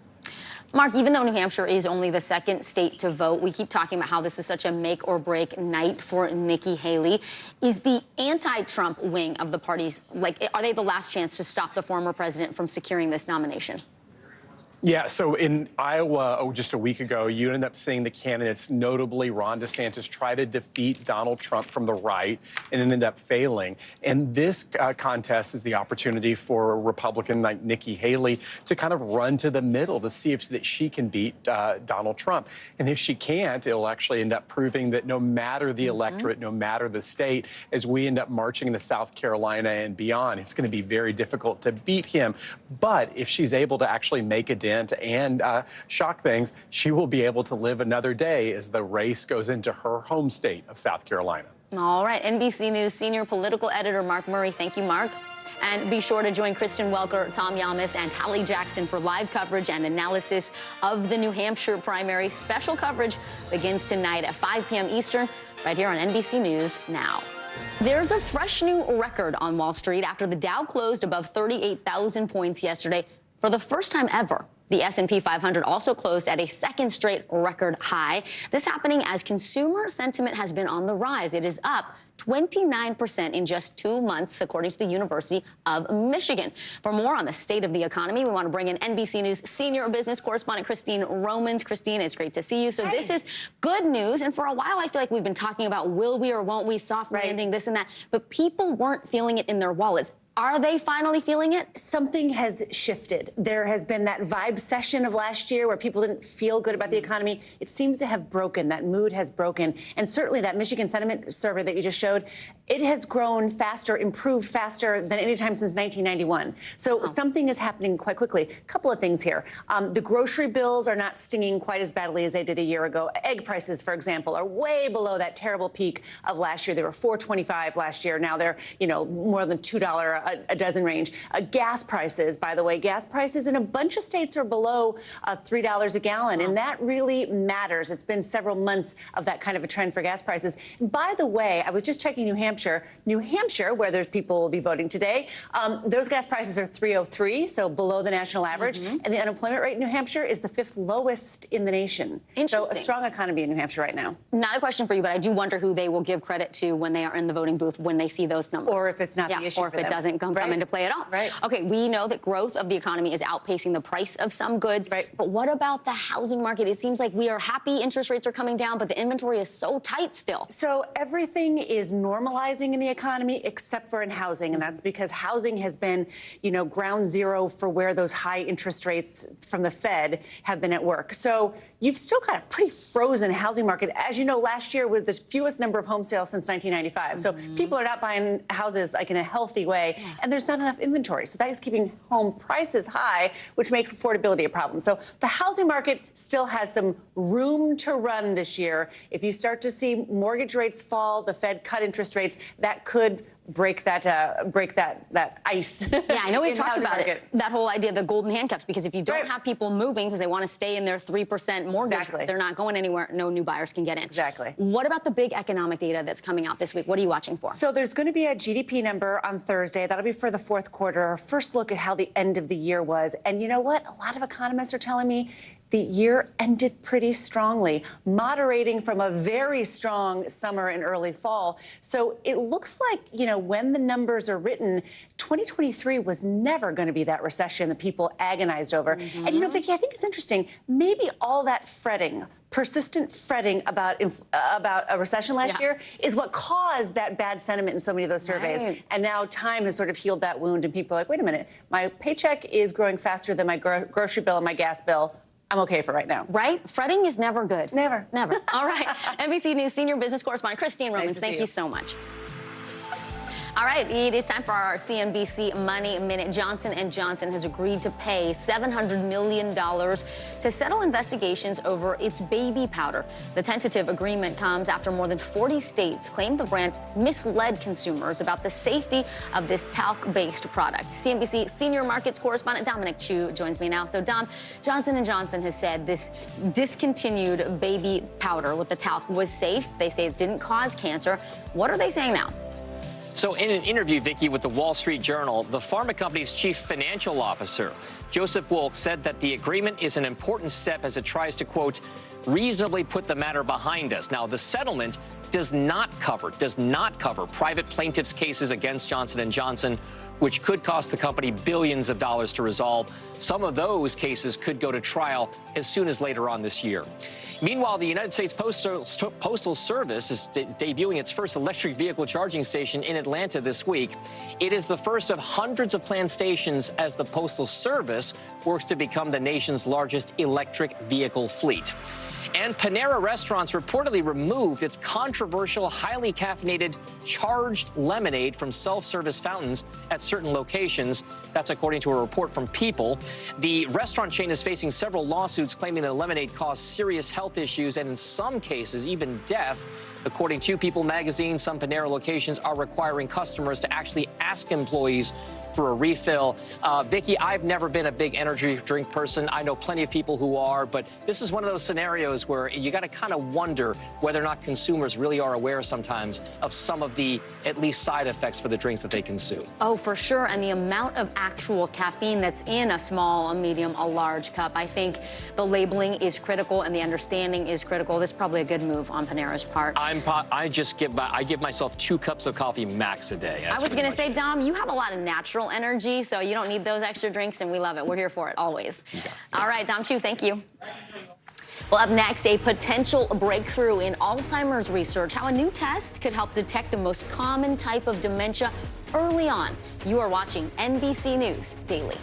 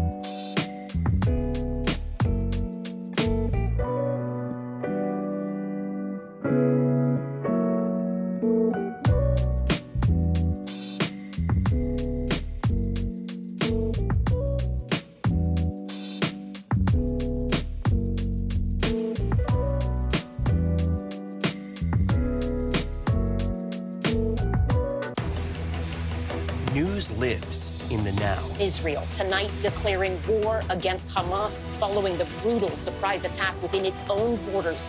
Now is raw. We are in the West Bank city of Ramallah. Protesters are on the streets here to denounce Israel. Now is real. Most of the time, the Iron Dome works, but there are rare occasions that a few get through, like here in Ashkelon. News for the generation of now is NBC News Now, streaming free everywhere. This is exciting news. A new study shows that a simple blood test is up to 97% accurate in identifying a person's risk for Alzheimer's. It is the most common form of dementia, and it affects more than 6 million adults in the United States, according to the National Institutes of Health. Emergency medical physician Dr. Samson Davis is here with us to help us understand. So, Dr. Davis, first, let's talk about this test. How does it work? Yeah, this is a great study. It evaluated close to 800 people for a blood protein called tau and amyloid. And this blood protein is what we see in the brain in people with Alzheimer's. So by a simple blood test, it's showing a promising sign that we can diagnose Alzheimer's earlier, quicker, and easier at a more affordable cost. Great. So this is a blood test you would get from your doctor's office, not a home test, right, Dr. Davis? And then also tell us, like, you know, it doesn't replace the diagnosis for Alzheimer's, but is there a way that it helps you prevent the disease? If you know earlier, are there things that you can do to slow the onset? Absolutely. Knowledge is power. So the earlier we know, the sooner we start treatment. Today, what we do now is brain scans, and we do spinal taps, which cost in excess of thousands of dollars. This is a simple blood test. So what we do for cholesterol, that we can measure the blood and see if you have these proteins. And if so, that keys us into the fact that you may have Alzheimer's or a diagnosis of Alzheimer's. Keep in mind, the brain starts to deposit these proteins called tau and amyloid in the brain as early as 20 years before the diagnosis of Alzheimer's. So when should people take this blood test, ask for it from their doctors? And then if they get those results and they see those biomarkers, those proteins you're talking about, what should they do? Yes, that's a great question. So it's now we have to decide what age. I think a fair rule of thumb is 50, unless you have a family history or some signs leading towards dementia. And if you know you have this blood protein, you can start to exercise better, eat correctly, read or be active more, make sure you get an adequate sleep, make sure you decrease your alcohol intake. All 5 things show signs of decrease or delaying the onset of Alzheimer's. Now, there is treatment available, but more treatment will come, and we'll be able to have, hopefully one day, have a cure for Alzheimer's. Close to 6 million people suffer from Alzheimer's to this day. Yeah, this blood test, what a big step forward. Emergency medical physician Dr. Samson Davis, great to see you. Thank you so much. Well, imagine looking in the mirror and seeing someone else's face. That is the daily reality for one Los Angeles man who made history as the first African-American to receive a face transplant. Julia Bagg from NBC Miami shares his life-changing story. This journey has been wonderful for me. Robert Chelsea is a walking medical miracle. My lips were burned off and part of my tongue as well. In 2013, a California crash with a drunk driver left him with severe burns all over his body and especially his face. When the impact of my car and his truck, my car went up in the air, came down, and a couple of seconds later, blew up. 6 years later, in 2019, the Los Angeles native went to Boston for a 16-hour face transplant surgery, the first for an African American. My nose is another person's nose, isn't it? My forehead is that other person's.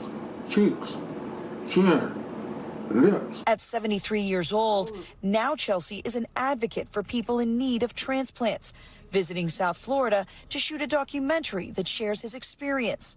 Ask him, and he'll tell you.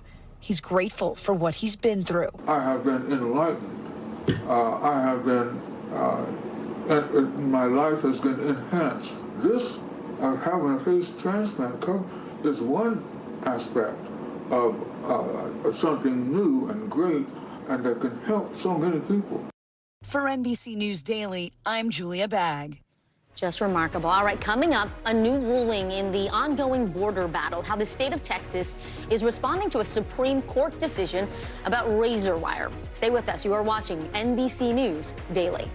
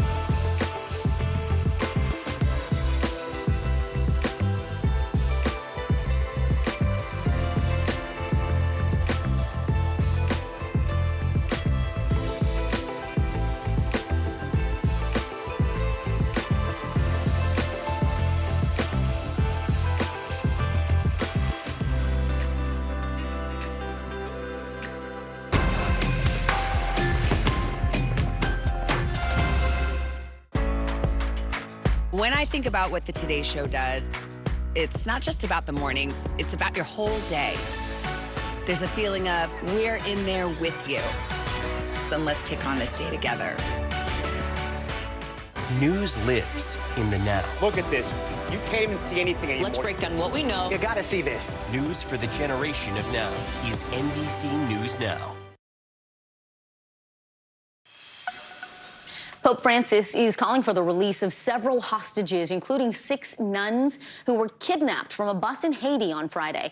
NBC News correspondent Guad Venegas has more on the abduction and the country's escalating gang violence. Residents in the Haitian capital of Port-au-Prince forced to shelter in place after a new wave of gang violence erupted across several neighborhoods in the small Caribbean nation.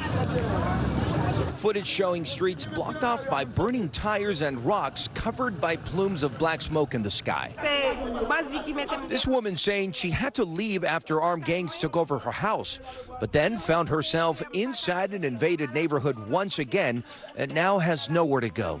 It's estimated gangs control up to 80% of Port-au-Prince and are suspected of killing nearly 4,000 people and kidnapping another 3,000 last year. Gangs gain power over a nation trying to get back on its feet after the assassination of its president, Jovenel Moïse, in 2021. On Friday, armed gunmen stopping a bus and taking a group of people, including 6 nuns, that were part of the country's congregation of the Sisters of St. Anne, according to the Haitian Conference of the Religious. Over the weekend, Pope Francis pleading for their safe return. Prego per la concordia sociale nel paese e invito tutti a far cessare le violenze che provocano tante sofferenze a quella cara popolazione. Despite the dangers and the security issues in Haiti, a lot of nonprofits continue to operate. What is your advice to them at this point? Groups like that are maybe the only thing that are stopping Haiti from becoming a truly a failed state. With these nuns being kidnapped, the gangs don't necessarily, they're not going to leave you alone just because you're doing good for their country. Guad Venegas, NBC News. So difficult to see. Well, in Hawaii, Amazon CEO Jeff Bezos is under fire. A new Bloomberg report alleges that no one knows where his pledge of $100 million for Maui fire relief ended up. NBC News correspondent Stephen Romo tracks down where at least some of that money went. In the wake of one of the deadliest wildfires in American history last summer, big names made big pledges to help people recover in Lahaina and the island of Maui. Among them, Amazon CEO and multi-billionaire Jeff Bezos and his fiancée, Lauren Sanchez. They pledged a whopping $100 million for recovery efforts on the islands. The pledge is increasingly how philanthropy is being done. But months later, the question, where exactly, if anywhere, did that money go? In their initial post, the couple promising not a one-time lump sum, but multiple donations over, quote, the coming years as the continuing needs reveal themselves. A spokesman for Bezos telling NBC News the couple donated $15.5 million to the Bezos Maui Fund, which provided funds to at least 4 local organizations. NBC News independently verifying the Maui Food Bank did receive a donation. But the lack of transparency with the community on how exactly the money will be used is leaving a bad taste in the mouth of Hawaii State Senator Angus McKelvey. But what hurts us is when you hear about $100 million. Why are you guys looking at raising taxes for Lahaina? Why do you need more money? You had $100 million. How come you guys are still living in congregate shelters? Bezos, the world's 3rd richest person, has announced several large donation pledges in recent months as part of his Earth Fund. Do you plan to give away the majority of your wealth in your lifetime? Yeah, I do. It's not a question of Bezos not being truthful or not making good on his promise. It's about the way in which the money is actually transparently dispersed. These pledges getting philanthropists a lot of positive press when they're first announced, but communities are often not included in a discussion of what's actually needed in that moment. A philanthropist is in partnership with the communities that they're serving. So at the moment of peak publicity, when you have minimum details, you make it difficult for the community to engage and to help and to offer guidance and feedback. As for Lahaina, hopefully philanthropists can try to organize whatever relief they can give or investment in the community into a way where it's not 1,000 different versions of it floating around. Stephen Romo, NBC News. Stay with us. More news ahead. You're watching NBC News Daily.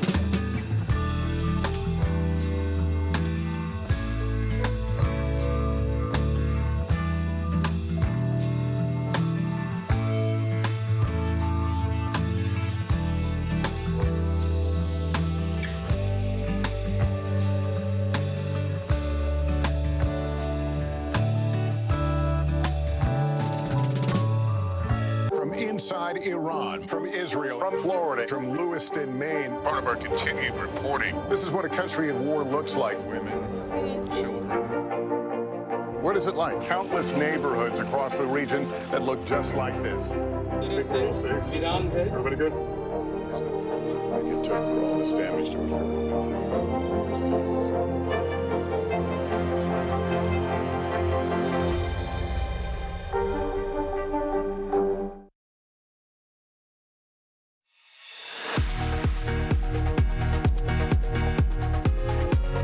Welcome back. I'm Vicki Nguyen. Here's what's making news right now. A man who police believe is connected to 8 murders in the Chicago area shot and killed himself during a confrontation with U.S. Marshals in Texas. Officials say 23-year-old Romeo Nance died last night. He was a suspect in the deaths of 7 people found in 2 separate homes, as well as another shooting where that victim died at the hospital. Police say Nance knew most of the victims, but his motive remains unknown. The Israeli military has confirmed 24 IDF soldiers were killed in the Gaza Strip on Monday. This marks the deadliest day for the country's forces since the war with Hamas began. It comes as we are learning Israel has proposed a 2-month ceasefire deal with Hamas in exchange for the release of all remaining hostages.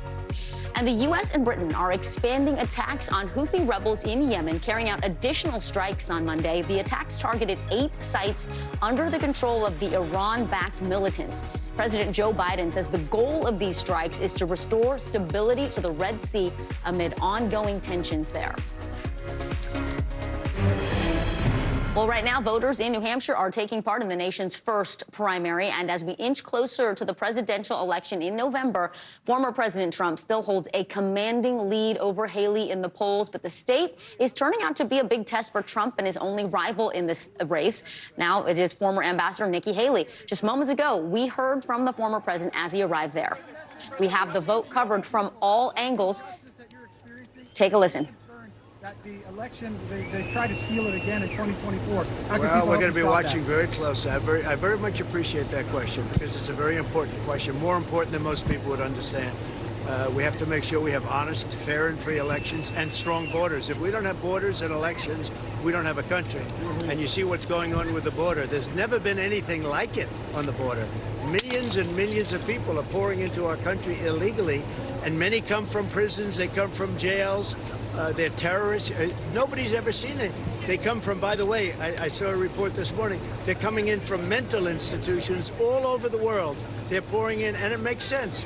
Why would somebody running a country where it costs so much money, why would they keep the people? They're dumping them into our country. Mental institutions, jails and prisons, they're coming into our country. All right, we, as I said, have the vote covered from all angles. We want to bring in NBC News national political correspondent Steve Kornacki, who's tracking the votes for us. But first, we're going to head over to NBC News correspondent Shaq Brewster, who's live in Laconia, New Hampshire, where the former president held a big rally last night. So, Shaq, we're hearing from him today. What have you been hearing from the voters in Laconia, where former President Trump spoke? Hi there, Vicky. Well, I'll tell you, a lot of people have been telling me about how they have decided at the last minute. One gentleman saying he woke up, went on Facebook, and that's how he decided not just who he was going to vote for, but because he was undeclared or independent, he was deciding which ballot he was going to pick up, and he ultimately decided to vote in the Democratic primary there. I want you to listen to a little bit of what these voters have been telling me this morning. We didn't want Joe Biden to win, and we didn't want Trump to win, but we figured Trump's going to win. But we figured just to stand up to him, we're going to vote for Nikki. Yeah, that's a good way. Your vote for Nikki Haley was more about Donald Trump. Yeah. For one thing, Dixville Notch, they voted, all 6 of their votes were for Haley. And that influenced how you voted? Well, it helped. You hear one lady saying that she decided to support Nikki Haley because of what she heard happen in Dixville Notch. That's, of course, the place that votes at midnight, and they, in a 6-0 sweep, I guess you can call it, back to Nikki Haley. Back in the general election, it was a town that went for Joe Biden. So that gives you a sense of, it can be a little bit of anything that weighs into how voters make that final decision. You know, it's really interesting. What I picked up on that, Shaq, and the voters you're talking to is they are being influenced literally in the moments before casting their ballots, whether it's social media, whether it's what their neighbors and other people in their community are doing. Is that surprising to you? What are you learning as you speak to these folks?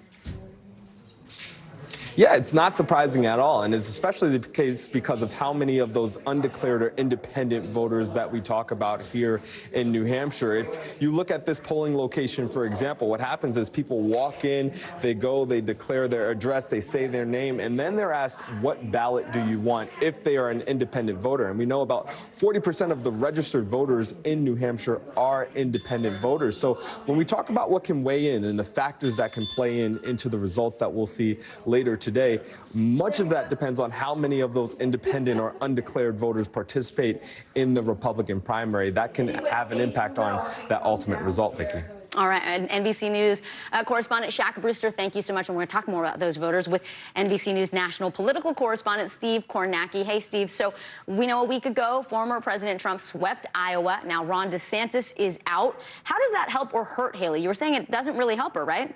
Yeah, I'd say the polling we've seen is not showing any benefit to Haley and perhaps a little bit to Trump. This is the final just out this morning. NBC 10 in Boston with Suffolk Polling Institute has been doing a daily tracking poll in New Hampshire ever since the Iowa caucuses last week. This is their final poll, and you can see Trump ahead by 22 points, 60%. This is the highest number he's had in that tracking poll over the past week. Haley's number is also up over the past week, but in the past week, Trump, he started out in their first poll ahead by 16, and this morning he leads by 22. So at least in the poll, he's grown more in this past week than Nikki Haley has. Of course, Ron DeSantis was not registering that well in New Hampshire anyway. He was getting about 5% before he dropped out. So you wonder, are there a few of those DeSantis voters, more who went to Trump than Haley? Probably. That's what the polls had always been telling us. The DeSantis voters' second choice was much more likely to be Trump than Haley. But think about the news coverage. DeSantis dropping out, endorsing Trump got a ton of attention. Does that send a message, to Republican voters who are kind of torn what to do here? Does it send them a message of, hey, Trump's kind of inevitable, they're all getting on board, maybe I should too? The Trump campaign has certainly been trying to push that, and maybe there's kind of a bank shot effect of the DeSantis withdrawal. We'll see. Yeah, and we heard there Trump saying, somebody asked him, look, will you make DeSantis your VP? And he said he's not going to commit. He's not going to answer that just yet. So we will see. NBC News national political correspondent Steve Kornacki, as always, thank you. Got it. Well, jury selection is now underway in the trial against Jennifer Crumbley. She is the mother of the Oxford school shooter who killed 4 of his classmates in 2021 with a handgun that his parents purchased as an early Christmas present. Both of his parents are now facing up to 15 years in prison. They're charged with manslaughter. Now, this case could create a landmark precedent, marking the first time ever that parents are being criminally charged with manslaughter for their child's mass shooting. NBC News correspondent Adrian Broadus joins us now from outside the courtroom in Pontiac, Michigan. Adrian, both of the parents here are pleading not guilty to these charges. We know the mother is being tried ahead of the father. What's happening today with jury selection? Let's talk about what's happening, Vicki, inside of the courtroom. The judge so far has gone over the rules with the first set of potential jurors. She's also asked them if they know or recognize any of the names on the witness list. She has been reading those names off. Right now, they're on break for lunch. But we do know 340 potential jurors were called today. Our court reporter, who is inside, told us 11 of those 340 have already been dismissed. This after the jurors were given a questionnaire. Now, Jennifer Crumbley, that's Ethan Crumbley's mom. Her trial starts today. She is inside of the courtroom as well. She's facing 4 counts of involuntary manslaughter. We know that 17 people will make up this jury. There will be 5 alternates, and 12 members will actually be members of the jury, but 17 in total. 5 of them will be alternates. Vicki? Adrian, we are also hearing from some legal experts that are predicting that each parent may try to pin responsibility on the other. What kind of defensive strategy might we see here? Well, we do know, as you mentioned, both parents have pleaded not guilty. They have maintained their innocence. Jennifer is going first. So legal experts who we have heard from say both Jennifer and James, Ethan's father, will say they had no idea their son was planning to shoot up the school. That's a big contrast from the prosecution, who is saying that they should have been more transparent with school leaders.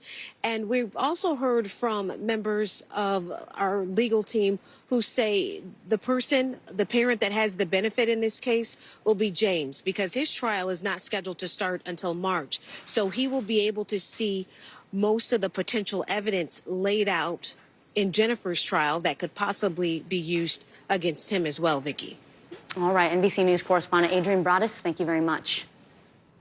Well, the Supreme Court has sided with the Biden administration in a tense and ongoing legal fight with Texas over border security. In a 5-4 decision, the justices ruled that Border Patrol agents can resume cutting razor wire that Texas installed to prevent illegal crossings. The Biden administration argued that barrier is dangerous to frontline workers who are trying to do their jobs. Texas is now vowing to fight the decision. NBC News correspondent Guad Venegas joins us now from Eagle Pass, Texas. That is really the front lines of this border battle. Guad, have you seen agents cutting down that fencing now that this ruling has gone through? And what happens next? Vicki, I think it's important to understand that because we don't have a migrant surge taking place right now, it's difficult to understand what would happen if we had the migrants and Border Patrol arrive. So to be clear, this area in Eagle Pass where we had that large number of migrants coming in recently has been shut down by state authorities. You can see the concertina wire that's right behind me. In fact, this is one of the areas where Border Patrol cut the wire. You see all of these clothes that were left behind by migrants. When migrants crossed the river a few months ago, they would use a lot of these blankets and clothes to try to get through that wire. And that's when Border Patrol would arrive in places like this one and cut the wire essentially to rescue them. Because as they told me, by then it was a humanitarian crisis, or it was a humanitarian rescue because they were stuck, many of them getting cuts. So I have seen a Border Patrol cut the wire in those situations. Now, this has been installed all throughout this area, down as far as the eye can see, by state authorities. So Border Patrol has not informed that they plan to come cut the wire. But as we've seen in these situations, if migrants were to cross and get stuck on the bank of the river, they would then have to cut the wire to get to them. That's the only situation under which we've seen this take place. But right now, because a lot of the migrant crossings have stopped from the Mexican side, we haven't seen that type of interaction. And Border Patrol does not have presence in this area as well. They're located on the other side of the park, while this whole area where most of the migrants have been crossing only has DPS, which is Texas State Troopers,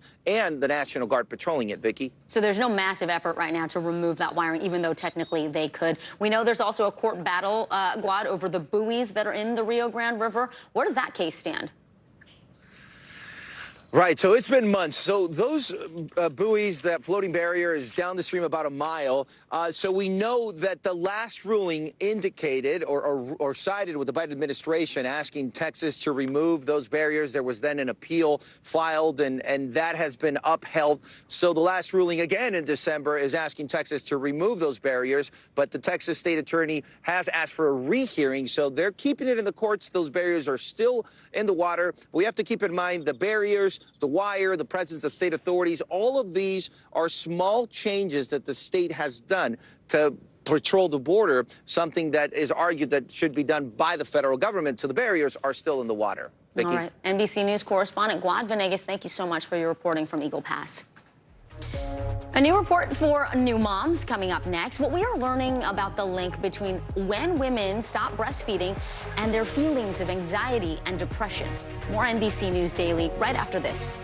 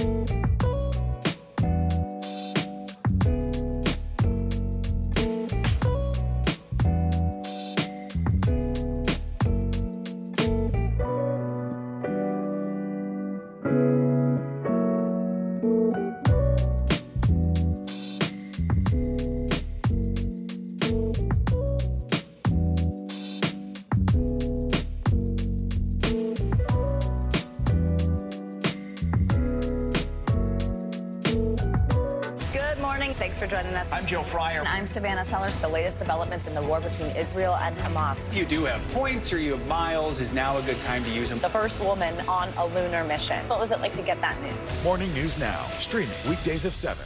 Kristen Welker hosts Meet the Press every Sunday on NBC.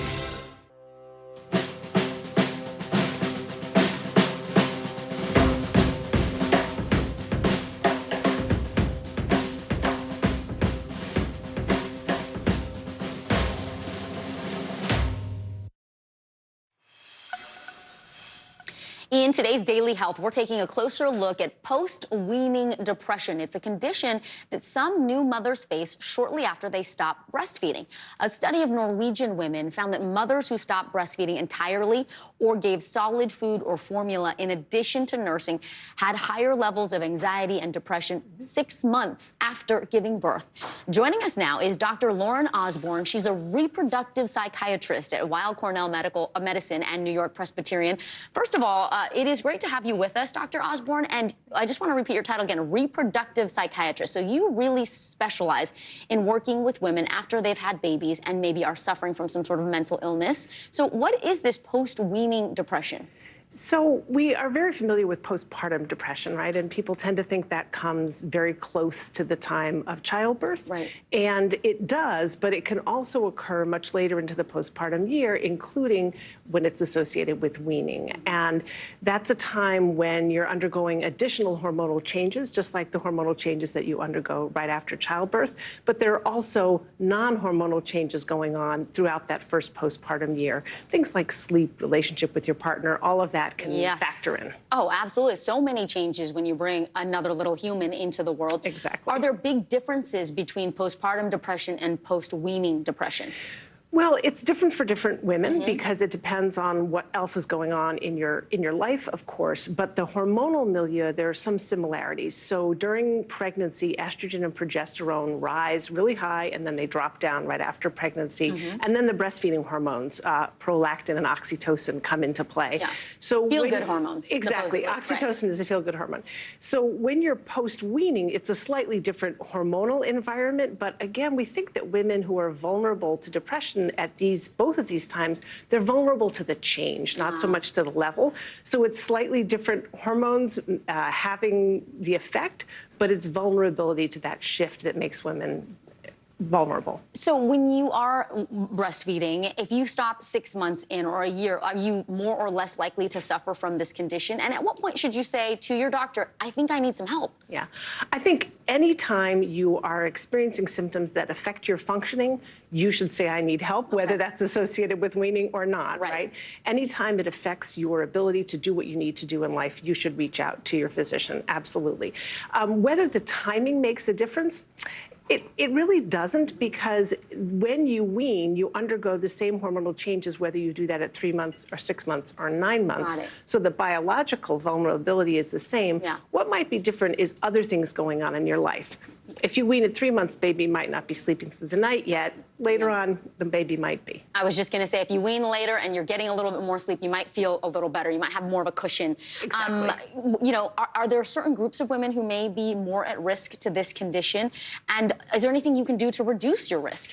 Yeah, there are definitely, I would say, 2 groups of women who are most at risk, and there's the group of women who are more at risk biologically, and a group of women who are more at risk for non-biological reasons. The biological are anybody who has struggled with symptoms of mental illness at any other time of hormonal transition. So we think of menarche, when a girl is first getting her period. That's a time of hormonal transition. The menstrual cycle in general. So if you're somebody who has suffered from mood or anxiety symptoms at those transitions, you're going to be more vulnerable to any kind of hormonal or reproductive depression. And then psychosocially, so non-biologically, the people at risk are going to be people who have lack of social support, don't have good support from a partner, aren't getting enough sleep, are stressed out, the same things that would make you vulnerable at other times. Reproductive psychiatrist Dr. Lauren Osborne, thank you so much. Really important conversation. My pleasure.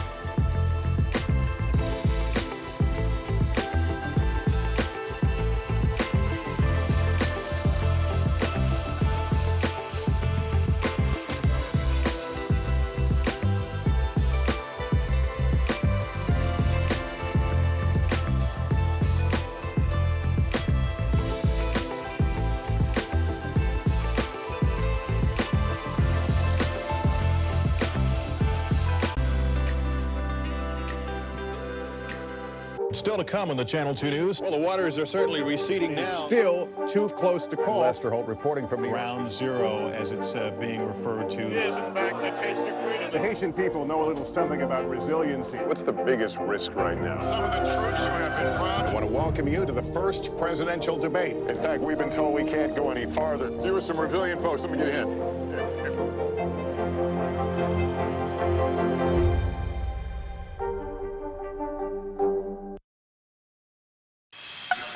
All right, so the Oscar nominations are finally here. Universal's Oppenheimer led the pack with 13 nominations.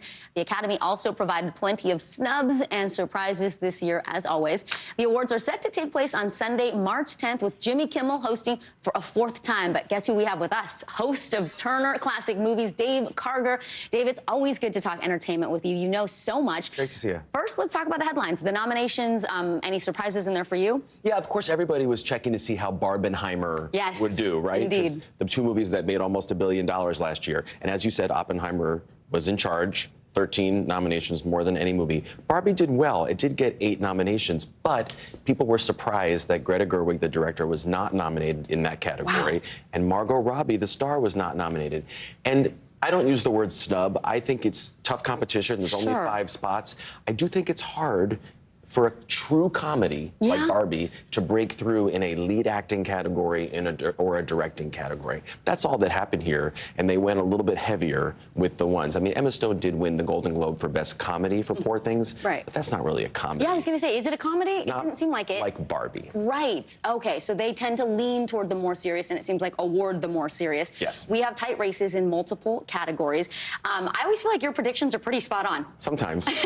We'll see. I actually think Oppenheimer's going to have a great night. I'm expecting a night similar to last year's Oscars where Everything Everywhere All at Once won 7. I think Oppenheimer could win 7, maybe 8 if Cillian Murphy wins for Best Actor. I think it'll win Best Picture, Director. I think Robert Downey Jr. will finally win his first Oscar after decades. He was almost unrecognizable on the screen. Yeah, he did such a great job. You know, Poor Things had a great showing, got the second most nominations with 11, and I think it could win in some of the technical categories, maybe production design. But I do think Oppenheimer is going to be the big winner. Although Best Actor is up for grabs. You asked about tight races. Yeah. Because it's Paul Giamatti for The Holdovers versus Cillian Murphy for Oppenheimer. That's the one acting race where I think you see some tough competition. Okay, well, let's talk about the major surprise nominations that caught your eye. Yeah, I mean, I think some people were surprised to see Annette Bening get nominated for her performance in Nyad, a film on Netflix. I mean, I'm not that surprised. When I saw it, I thought, oh, this is a movie that deserves to be nominated and a performance that deserves to be nominated, but she wasn't included in some of the other lists. Likewise, Sterling K. Brown in the movie American Fiction. He's a first-time Oscar nominee now, and all the other people in that supporting actor category are people who have either won Oscars before, like Robert De Niro, or been nominated before, like Ryan Gosling or Robert Downey Jr. or Mark Ruffalo. So Sterling K. Brown, even though he's a multiple Emmy winner, now finally an Oscar nominee, which is great. And then there were some surprise nominations for a movie called Anatomy of a Fall, which is a foreign language film, my favorite movie of last year, movie that's in English, German, and French. Instead of Greta Gerwig getting nominated for Best Director, that film's director, Justine Triet, got nominated, and I would encourage everybody to see that film. Anatomy of a Fall. Is that streaming? Where is it? You can rent it. Okay. And I have a feeling they'll probably bring it back into theaters now that it did so well. Oh, well, that is good to know. Okay, so let's talk about, you mentioned Margot Robbie, sidelined because you think not a snub, it's just very competitive. Who else was lost out on that? Leonardo DiCaprio, which is a bit of a surprise because Killers of the Flower Moon and the movie got 10 nominations. Yeah. But again, if you look at Best Actor, I don't know Paul Giamatti, Coleman Domingo, Jeffrey Wright, Cillian Murphy. I don't know Bradley Cooper. They all deserve to be there. Yeah, sure. I don't know who you would have swapped out. Got it. And you know, it's a tough category, and when there's 6, I knew somebody was going to be left out. And when Leonardo DiCaprio did not get the SAG Award nomination, a lot of people took that as a hint that he was going to be left out today, too, and he was. Well, let's talk about your book. I'm so excited we have time for this, and it's called 50 Oscar Nights. It's out today. Yes, can you believe it? Congratulations. It's fascinating and full of amazing anecdotes. The access you got was incredible. Yeah, I interviewed 50 Oscar winners from Meryl Streep to Julia Roberts to Elton John to John Legend, Sally Field, Jane Fonda, Steven Spielberg, all about the day that they won their Oscar and what they remember about it and the highs and lows of the whole experience. And you saw the article in People magazine about it, which had some stories. But there's a lot of fun stories in there, a lot of serious and dramatic stories, a lot of stuff that surprised me. Which one? Tell me the Sally Field one. Burt Reynolds not so nice to her. No, she was going through a rough relationship with Burt Reynolds, and he was not super supportive. She ended up bringing some other friends to the Oscars, and she told me a great story. After she won, she showed up to the after party, but she was late because she was doing so many interviews. She got called over to sit with Cary Grant and Audrey Hepburn. Hey, not so bad after all. Dave Carter, the book is out today. Thank you so much for your time today. Thanks a lot. It's great to talk to you.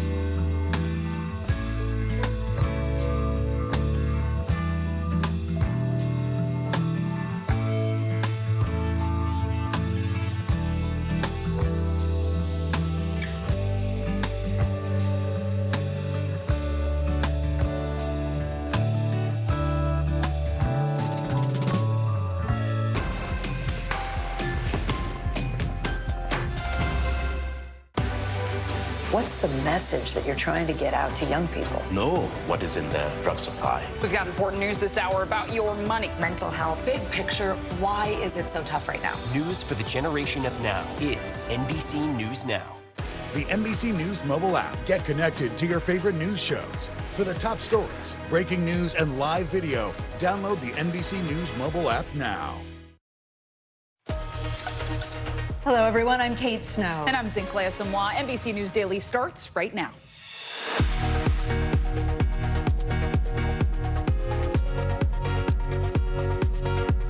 Today, Tuesday, January 23rd, 2024, Decision Day. Voters in New Hampshire are heading to the polls for the first-in-the-nation primary. It's being seen as a must-win for Nikki Haley, but she says she's not going anywhere. Up, up, and away, Wall Street reaches record highs. So what does it mean for your wallet? We'll break down the impact on the prices we pay every single day. Wicked weather. Take a look at this incredible video. We have lots of snow out there, but also look at this fire truck out of control. That's in St. Louis.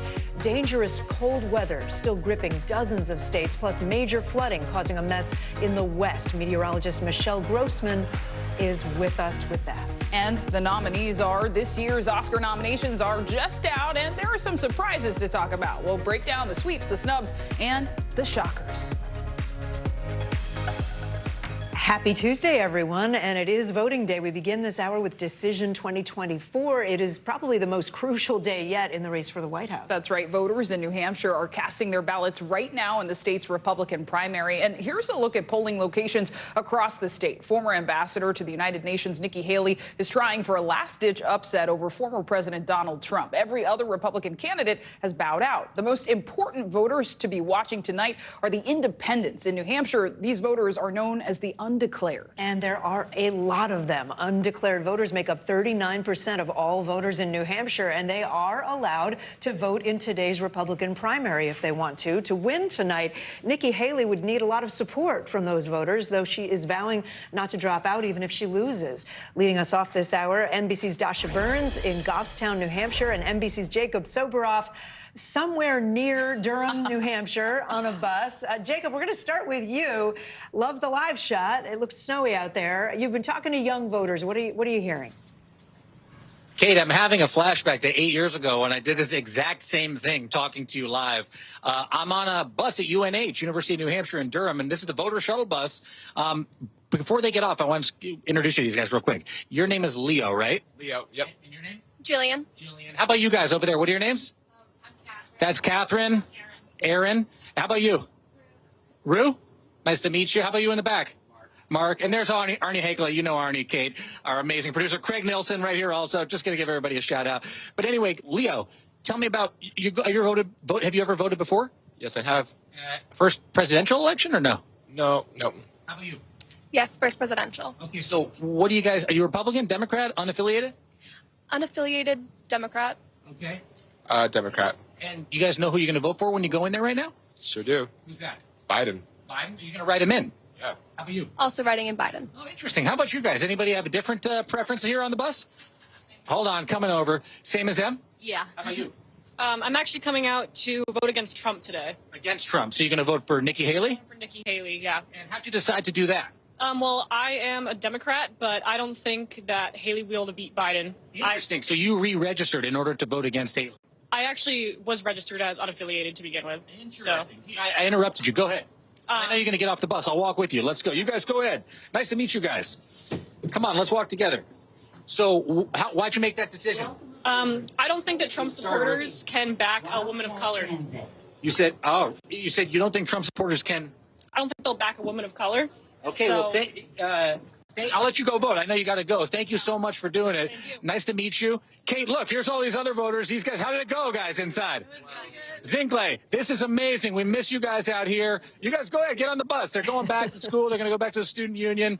But this is Democracy in Action. What's up? We're live. I thought of something I wanted to say after. We were talking about, this guy said he was going to go in and vote for ceasefire against a war in Gaza. It shouldn't be a controversial opinion to be anti-war, I feel like. You know, that's all I have to say. My guy, mic drop. I ran back into him after he went in. Now he's back. Yep. It's amazing. Yeah. It's so amazing here, guys. This is what democracy looks like. Yeah. Just a little sampling of the young people in Durham, New Hampshire. Zinkley, Kate? Absolutely. Democracy in action, and also so refreshing to hear directly from voters literally heading to the polls. So, Jacob, thank you so much. Dasha, let's bring you in here, because the other news this afternoon is that Nikki Haley says she will not drop out even if she does not win New Hampshire. So what's the state of the rate at this hour? What are you hearing from voters? Well, I'm not on wheels like my friend Jacob Soboroff over there, but I am watching Democracy in Action right here. I'll just give you a look at the scene right now here in Goffstown. This is a bellwether town because back in 2016, the results here basically mirrored the results statewide. Now, this is not MAGA country. Trump won with about 34% back in 2016, and a lot of folks voted for moderate candidates like Kasich, like Rubio. And so this is an area where Haley really needs to run up her margin. She wants to get around 50% or so here if she wants to have that strong showing that she's going to need if she has any hope of trying to slow or stop Donald Trump's march to the nomination. I want you to hear from a few of the voters we've been talking to. It was a Haley or bust for you. Yeah, she's closest to moderate. If Donald Trump does become the nominee, would you vote for him in the general election? Under no circumstances. What do you think you would do in the general then? Biden. Biden? Yep. Instead of voting for Haley, I voted for Donald Trump this morning. morning. You changed your vote this morning. Yeah, why? Sure did. I think the primary's over. I think that, Mr. Trump's going to be our next candidate. What you heard from that voter just now, that is why Haley is going to have such an uphill climb. A lot of folks that I've been talking to over the last several days, they really seem to have the sense of inevitability of Donald Trump. But a lot of votes left to cast, guys. All right, Dasha Burns for us up in New Hampshire. Thank you. Jacob got back on the bus, I think. So thank you to Jacob. Our Decision 2024 coverage continues later this hour. Ahead, we're going to be joined by moderator of Meet the Press, Kristen Welker, what she's watching for tonight as these ballots start to get counted. And all the excitement begins in just a few hours. Join Kristen along with Tom Yamas and Hallie Jackson for special coverage of the New Hampshire primary. Watch starting at 5 p.m. Eastern right here on NBC News Now. One of the top issues for voters this election is the economy, and there's good news to tell you on that front. Yeah, have you noticed your 401k maybe creeping up lately or actually increasing pretty well? The stock market's been on a real hot streak the last few days. The Dow closed yesterday above 38,000 points for the first time ever. The S&P 500 soared to new heights, posting its second straight day of record highs. Today, the markets are more mixed. What does it mean for your bottom line? Well, let's bring in NBC News senior business correspondent Christine Roman. So, Christine, we're seeing those positive vibes on Wall Street. Yep. How does that translate to the Main Street economy? Positive vibes on Main Street, too. And that's sort of rare. Sometimes you can see Wall Street really flying high, and it doesn't feel like that on Main Street. But this time, we see these consumer sentiment polls that are showing rapid improvement for how people think. And a couple of the reasons why, look at that, the Michigan Consumer Sentiment Index up 29% over the past couple of months. That hasn't happened that rapid of an improvement since 1991. So something has changed for people. And I've been looking at a lot of different categories. Eggs, for example. Egg prices are down compared with last year. We had a real eggflation problem, remember last year? Those egg prices are down. Gas prices are below $3 a gallon in more than 20 states. Over there in New Hampshire, gas prices are $3.03 a gallon. And the unemployment rate in New Hampshire, by the way, is only 2.3%, the fifth lowest in the nation. And these are all these kinds of things that people can really feel. I think after a whole year last year of everyone worried about a potential recession that never happened, all that negativity is now starting to fade. And so talk about the housing market, because that's not all good news, right? Yeah, and the housing market is where you can still see the effects of the Federal Reserve campaign to cool inflation. Those high mortgage rates have really locked a lot of people out of the market. Now, maybe they're going to improve later this year. That certainly is the consensus, and that could make some, I don't know, some thawing in this very cold housing market. But last year, home sales, the lowest since 1995, but home prices are still high because there's not a lot of inventory. So there's this funny thing happening in the housing market. If you can, this is sort of a little good math on the back of an envelope, back of a napkin maybe. If you look at like a typical median home price, if you had mortgage rates go down, another 1.25 down to 5.75%, that would save money on a new mortgage. That starts to encourage people to either refinance or maybe buy a house. So that's not happening yet, but maybe that's down the line. That's certainly what the economists think. All right, Christine Romans, thanks. Always good to have you. The winter weather simply will not let up. Once again, tens of millions of people are dealing with snow, cold temperatures, and freezing rain. All of that is causing dangerously slick roads. Just take a look at this video captured in a suburb of St. Louis, Missouri. Yeah, a fire truck spun out of control as it slid down an icy neighborhood street. It eventually came to a stop between two homes. The local fire department says no one was hurt, thankfully, but drivers all across the Midwest and Plains could be in for a rough commute tonight. Joining us now, meteorologist Michelle Grossman, tracking this latest winter blast. So, Michelle, where is the rain and snow now, and is any relief in sight? Oh, I wish I could say there was relief in sight, but we have a parade of storms that will continue at least for the immediate future. The good news is we are dry in the West Coast finally. We had a month's worth of rainfall in San Diego yesterday. Most of that heavy rain has fallen into the southwest, but we've created a track where we're seeing lows go along this front all the way to portions of the south central states into the northeast. So today we are looking at some heavy rain falling in portions of the south central states. We had heavy rain yesterday. We're going to see up to 10 inches, even isolated spots of 12 inches of rain in portions of the south central states into the Gulf Coast states over the next few days. In the middle, we have some freezing rain falling. And then on the cold side, in portions of the Great Lakes into the interior parts of the Northeast, we are looking at some snow falling. So here's that parade of storms. It's coming out of the southwest. We're going to see 1, 2, 3 storms before the weekend. And we're going to continue to see that very heavy rain as that moisture is being pulled off the Gulf. Back to you both. All right, Michelle Grossman for us. Thank you, Michelle. Time now for today's CNBC Money Minute. The post office is making a new push to go electric. And Netflix is getting into the ring with the WWE. CNBC's Christina Partsinevelos joins us now. Hi, Christina. Hi, Cadence and Clay. Well, TikTok is the latest tech company to cut jobs. This, according to NPR, the video sharing app laid off about 60 U.S.-based employees this week in an effort to reduce costs. TikTok is reportedly holding a town hall today following that announcement. The United States Postal Service debuted its first electric vehicle charging station in Atlanta this week. It's the first of hundreds of planned stations as the Postal Service works to become the nation's largest EV fleet. And WWE flagship Raw program is coming to Netflix. It's Netflix's first long-term push into live TV sports following its one-off of Netflix Cup, which was the live golf match recently. The 10-year deal is valued at more than $5 billion, according to a company filing. And that's how you're seeing the stocks reacting for those two companies. Sounds like Netflix has rebounded from some of their live show snafus of the past. Yeah. Oh, definitely. And this is a big avenue for them. Going into live sports, that will keep some eyeballs on there and advertising dollars. All right. Christina Partsenevelos, thank you. Thanks. Coming up, the new ruling from the Supreme Court about the southern border, what it means for efforts by Texas to prevent illegal crossings. Plus, for the first time, the parents of a school shooter will stand trial. We'll take you inside jury selection and the evidence against them. You're watching NBC News Daily.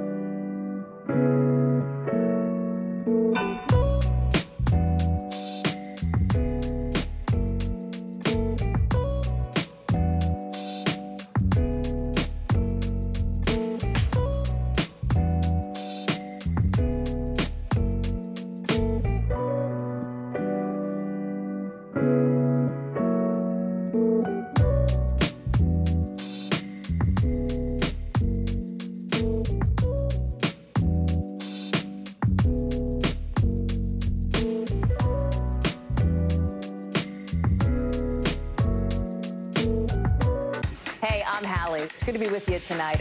What do we know that voters care about? The economy, right? You are seeing that firsthand yourself on the ground there today.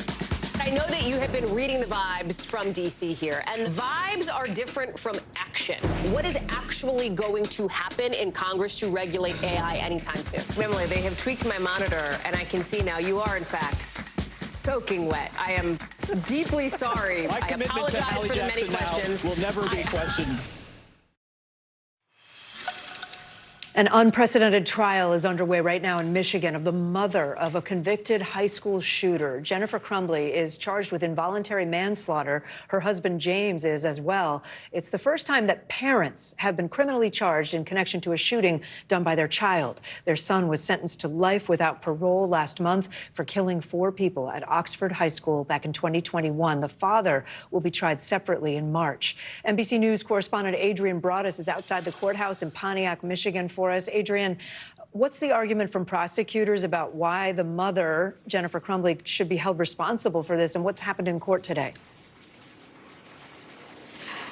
Hello there, Kate. I'll start with what has happened in court.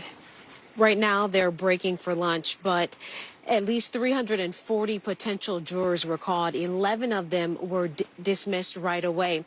Now, the first batch of potential jurors has gone over some of the rules with the judge. The judge also asking those people whether or not they know or have even heard of the names of some of the witnesses. The judge in the courtroom today reading off some of the witnesses. Also in the courtroom, who was not handcuffed this time, is Jennifer Crumbley. She is facing 4 counts of involuntary manslaughter.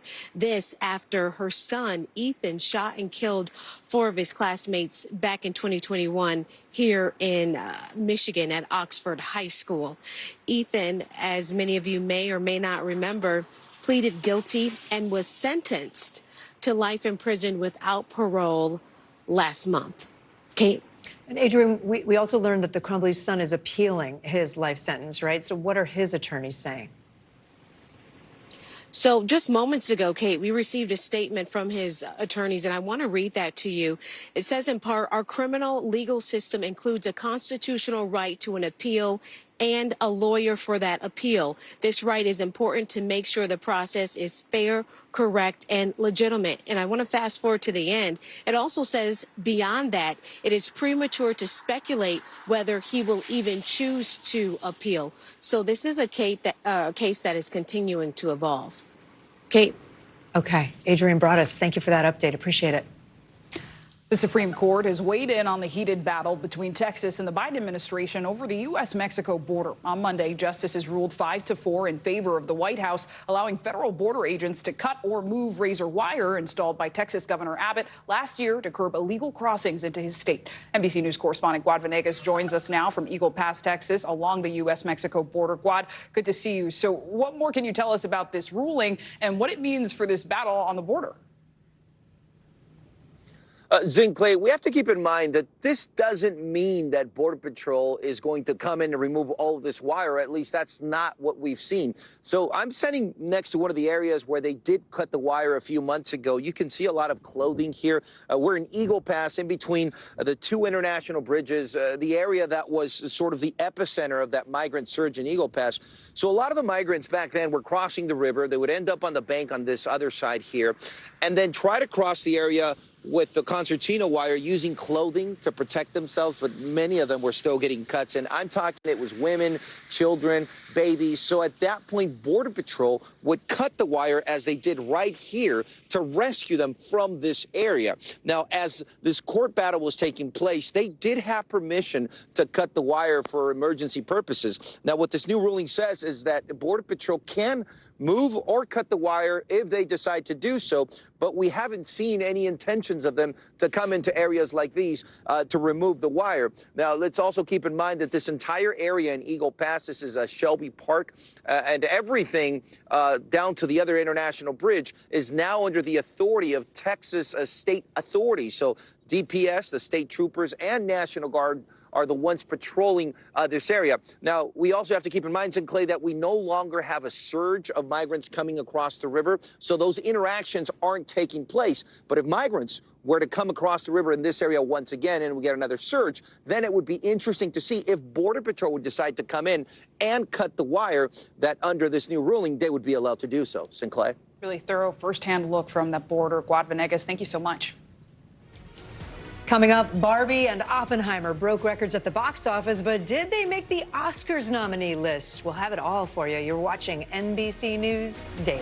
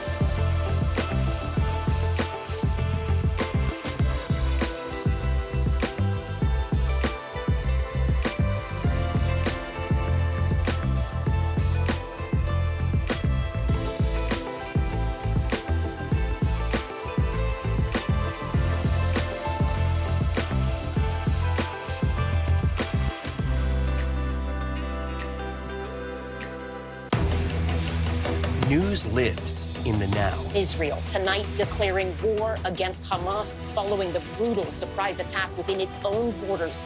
Now is raw. We are in the West Bank city of Ramallah.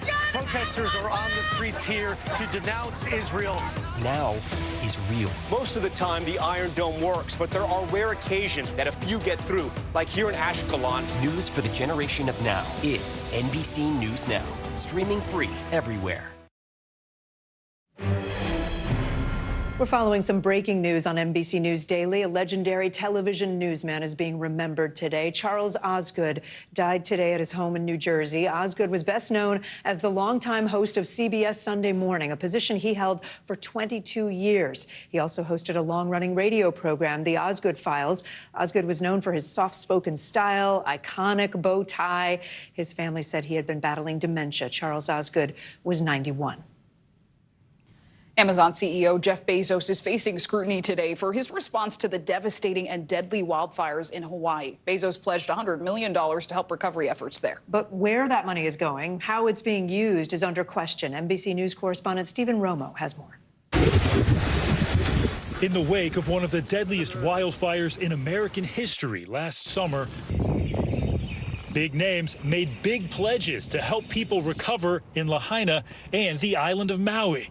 Among them, Amazon CEO and multi-billionaire Jeff Bezos and his fiancée, Lauren Sanchez. They pledged a whopping $100 million for recovery efforts on the islands. The pledge is increasingly how philanthropy is being done. But months later, the question, where exactly, if anywhere, did that money go? In their initial post, the couple promising not a one-time lump sum, but multiple donations over, quote, the coming years as the continuing needs reveal themselves. A spokesman for Bezos telling NBC News the couple donated $15.5 million to the Bezos Maui Fund, which provided funds to at least 4 local organizations. NBC News independently verifying the Maui Food Bank did receive a donation. But the lack of transparency with the community on how exactly the money will be used is leaving a bad taste in the mouth of Hawaii State Senator Angus McKelvey. But what hurts us is when you hear about $100 million. Why are you guys looking at raising taxes for Lahaina? Why do you need more money? You had $100 million. How come you guys are still living in congregate shelters? Ben Soskis, who researches contemporary philanthropy practices, says while philanthropists in the past gave privately, that's really changing. It's increasingly important for the richest members of our society to don the mantle of the public philanthropist. The public pledge is becoming the primary way the mega rich give back. Mark Zuckerberg, Bill Gates, Warren Buffett, all opting for this strategy. One side of that is you get publicity. I think the flip side, again, is accountability. The sense that the public is entitled to some sense of where the money is going.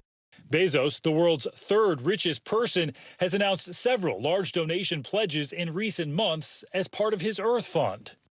Do you plan to give away the majority of your wealth in your lifetime? Yeah, I do. It's not a question of Bezos not being truthful or not making good on his promise. It's about the way in which the money is actually transparently dispersed. These pledges getting philanthropists a lot of positive press when they're first announced, but communities are often not included in a discussion of what's actually needed in that moment. A philanthropist is in partnership with the communities that they're serving. So at the moment of peak publicity, when you have minimum details, you make it difficult for the community to engage and to help and to offer guidance and feedback. As for Lahaina, hopefully philanthropists can try to organize whatever relief they can give or investment in the community into a way where it's not 1,000 different versions of it floating around. Stephen Romo, NBC News. Coming up, one Broadway show making history with its cast, how their real-life stories are coming to life on stage. But first, time for today's Daily Snapshot. 70 is the number being talked about in NBA circles this morning. Philadelphia Sixers center Joel Embiid broke the franchise record and scored 70 points in last night's game against the San Antonio Spurs. That broke the previous Sixers record held by NBA legend Wilt Chamberlain. This picture shows Embiid recreating Chamberlain's iconic photo from when he scored the league record of 100 points. And yes, that happened back in 1962. Kind of impressive, to say the very least. More NBC News Daily right after this.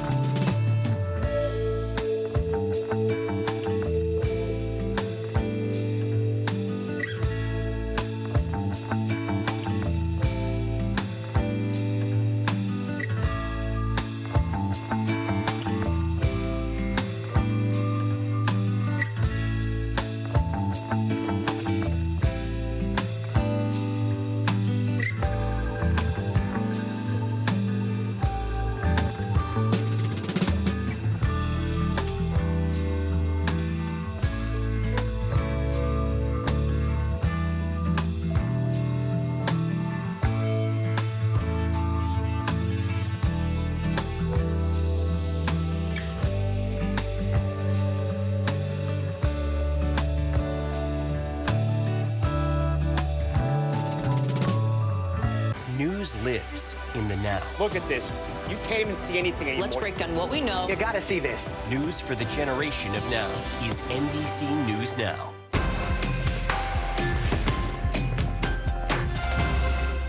News lives in the now. The front lines are still very active. This is like quicksand, and officials say an entire town is cut off. This close to actually understand why people had to jump in the ocean. News for the generation of now is NBC News Now. Bottom of the hour now. Here are some of the stories making headlines on NBC News Daily. A Colorado-based pastor has been accused of pocketing more than $1 million through a cryptocurrency fraud scheme. Eli Regalado faces 4 charges, including securities fraud over his aggressive marketing tactics of crypto, telling his followers that God told him investors would become wealthy if they put money in. In a video statement to his followers, the pastor encouraged his followers to hold on, saying, quote, God is going to work a miracle in the financial sector. He's scheduled to appear in court next week. A man suspected of shooting and killing 8 people in a suburban Chicago suburb fatally shot himself after a confrontation with police. 23-year-old Romeo Nance was located by U.S. Marshals on Monday, about 30 miles southwest of San Antonio, ending a search that had people in the Chicago area on edge. A standoff then occurred between the suspect and several officers at a gas station. Illinois police say the motive for the killings is unknown, but that Nance knew the victims. Dwayne "The Rock" Johnson has received the rights to his own nickname. Johnson never legally owned the nickname The Rock that he got through the WWE. But that's changing as Johnson joins the board of TKO Group, the entertainment company that houses WWE. The WWE says Johnson got that nickname from his father, Rocky Johnson, who was the first black champion in WWE history. Pretty cool. Let's return now to our coverage of tonight's New Hampshire primary. There are only a few hours left before the polls close in the Granite State. Former UN Ambassador Nikki Haley looking to pull off an upset against former President Donald Trump, while the Trump campaign is hoping to deal a knockout blow with a big win tonight. Moderator of Meet the Press, Kristen Welker, joins us here in studio. Kristen, so good to see you. You too. Great to be here. Yeah, nice to have you in person. Yeah. Yes, it's wonderful. So earlier we heard from some independent or undeclared voters, as they're called in New Hampshire, in part from Sober Off on a Bus, right? Directly from them. What are you expecting from polls tonight? That's the big question. And the big question is, what are we going to see and hear from those undeclared voters? Yeah. Will they turn out in force for Nikki Haley? In order to pull off a win, that's what she needs. But if you look at the polls, I mean, Trump continues to expand his lead. That's in part because he's got a lot of momentum coming off of that huge historic win that he had in Iowa, and because you are seeing Republicans close ranks around him. The fact that South Carolina Senator Tim Scott endorsed Trump before New Hampshire, I'm told, talking to sources familiar with that decision, say that was in part aimed at putting the final nail in the coffin of Haley's campaign and doing exactly what you said, Kate, trying to effectively say this is game over. Now, New Hampshire is the place for comebacks. We have seen that throughout history. Remember, Bill Clinton was the comeback kid. Hillary Clinton came back in New Hampshire, but they weren't facing the same type of deficit. And I've been talking to Haley supporters. Their frustration is she's campaigning aggressively right now. She's ramped up her attacks against Donald Trump in these closing days, but they wish that she had been doing that consistently throughout the race, and they're concerned that there may have been a missed opportunity there. Let me ask a little more about Nikki Haley as we look ahead to, let's look to South Carolina, right? That's her home state. So the primary there is February 24th. Regardless of tonight's results, this is what she has said. Let's play the sound. We're going to South Carolina. We have put in the ad buy. We're there. This has always been a marathon. It's never been a sprint. We wanted to be strong in Iowa. We want to be stronger than that in New Hampshire. We're going to be even stronger than that in South Carolina.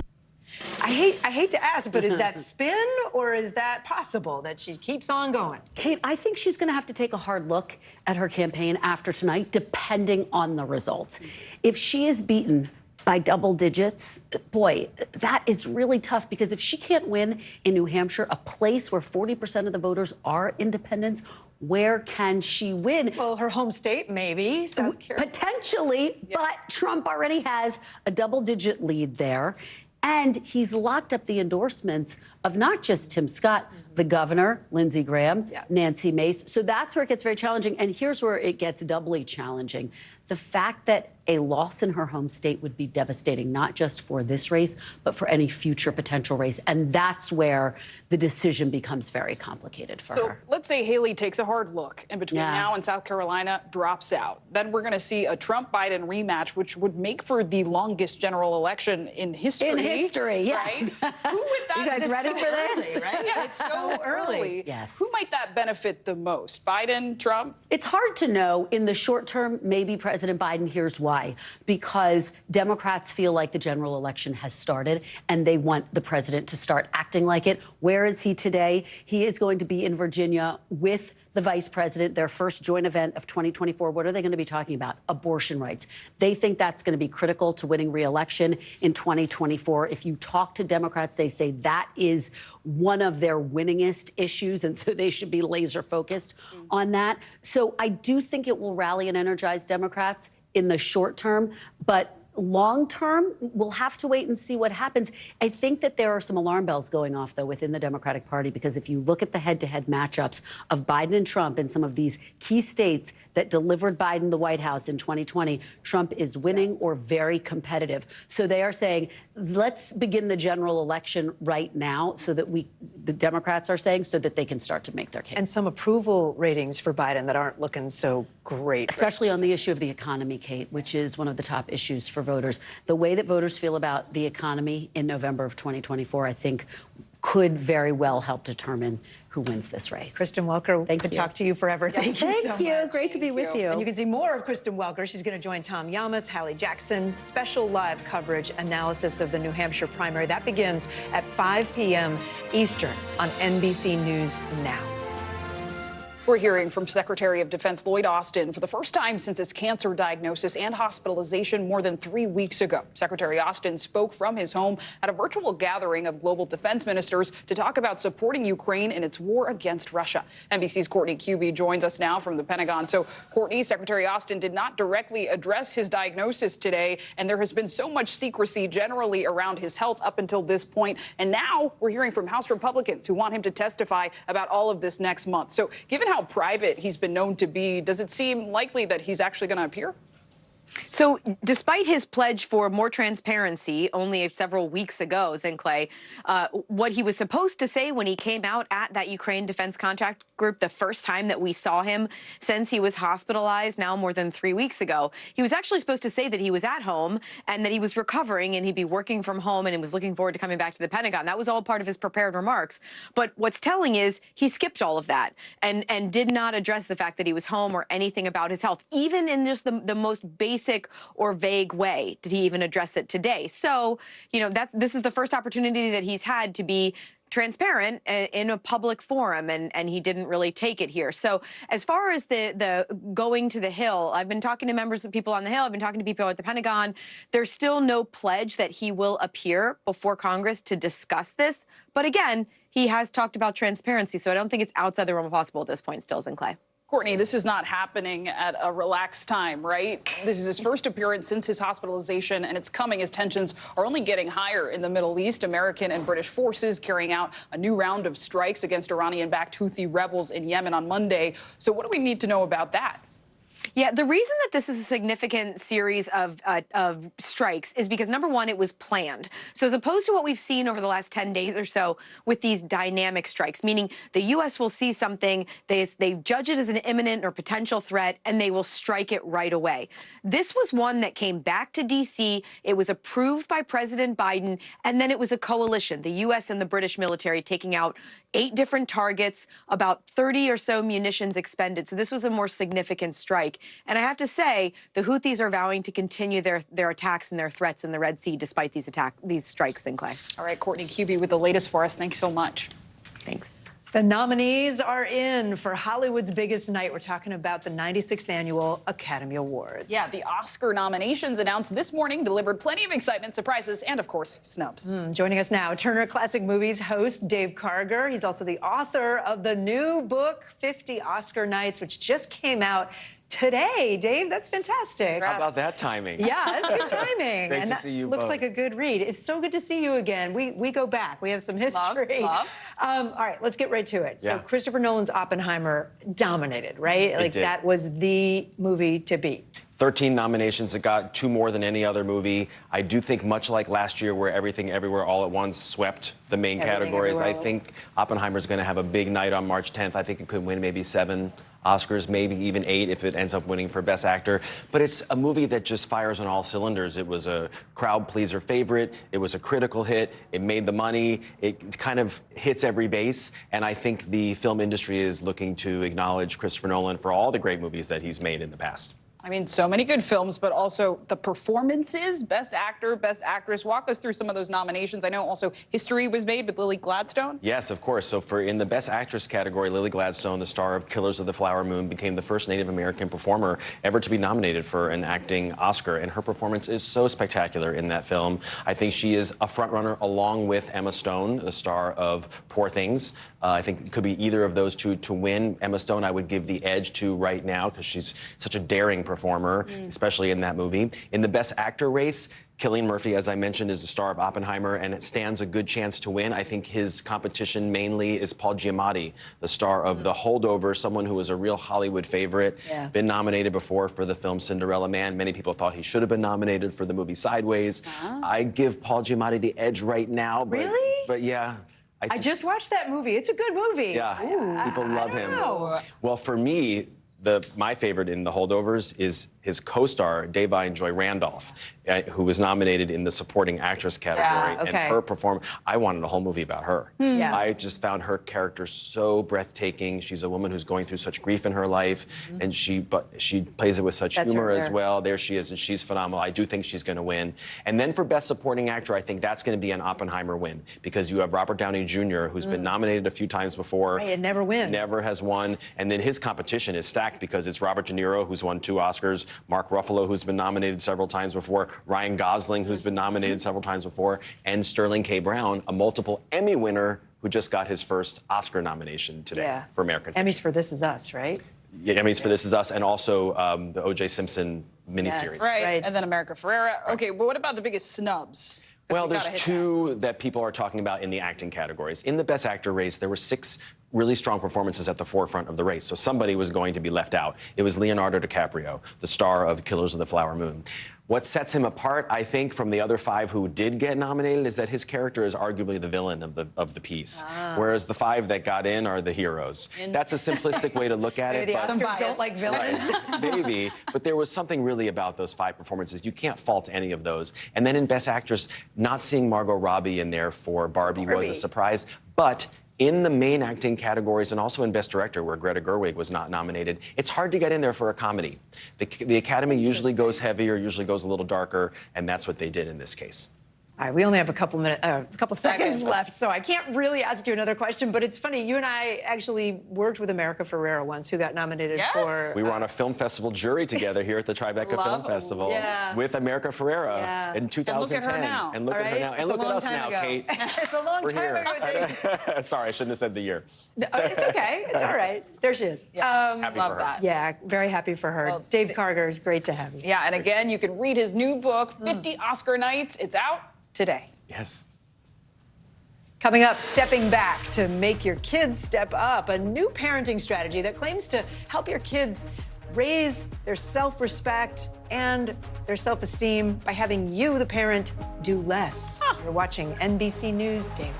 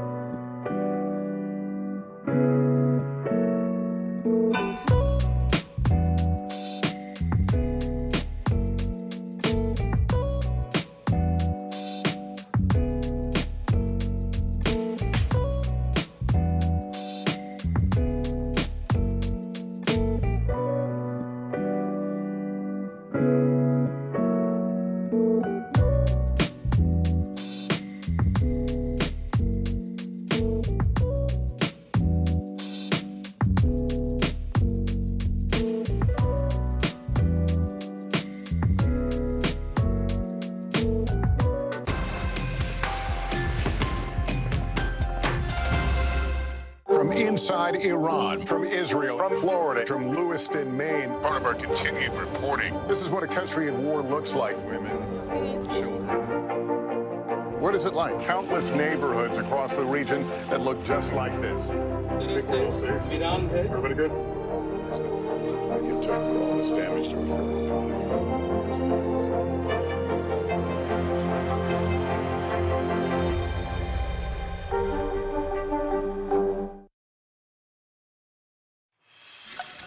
Okay, in today's modern parenting, we all know that parenting is not a one-size-fits-all approach, and though our styles might be different, parents, the end goal is the same: happy, healthy children. Yeah, that's right. And to reach this goal, some experts recommend autonomy supportive parenting, which is a style where you raise your kids to understand their authentic self through self-respect, self-worth, and self-governing. Here to explain that is clinical psychologist Dr. Emily Edlin. She's also the author of Autonomy Supportive Parenting. Emily, thank you so much for being with us. Thank you. So it feels like there's always discussion about a different parenting style. Yeah, I know. So talk to us about this one, autonomy supportive parenting. Full disclosure, I am not a parent, but I had never heard this term before. Why should parents engage with it? Right. I mean, actually, it is not a fad. It has been studied in the research for 30 years, and the goal for my book is to bring it into the mainstream.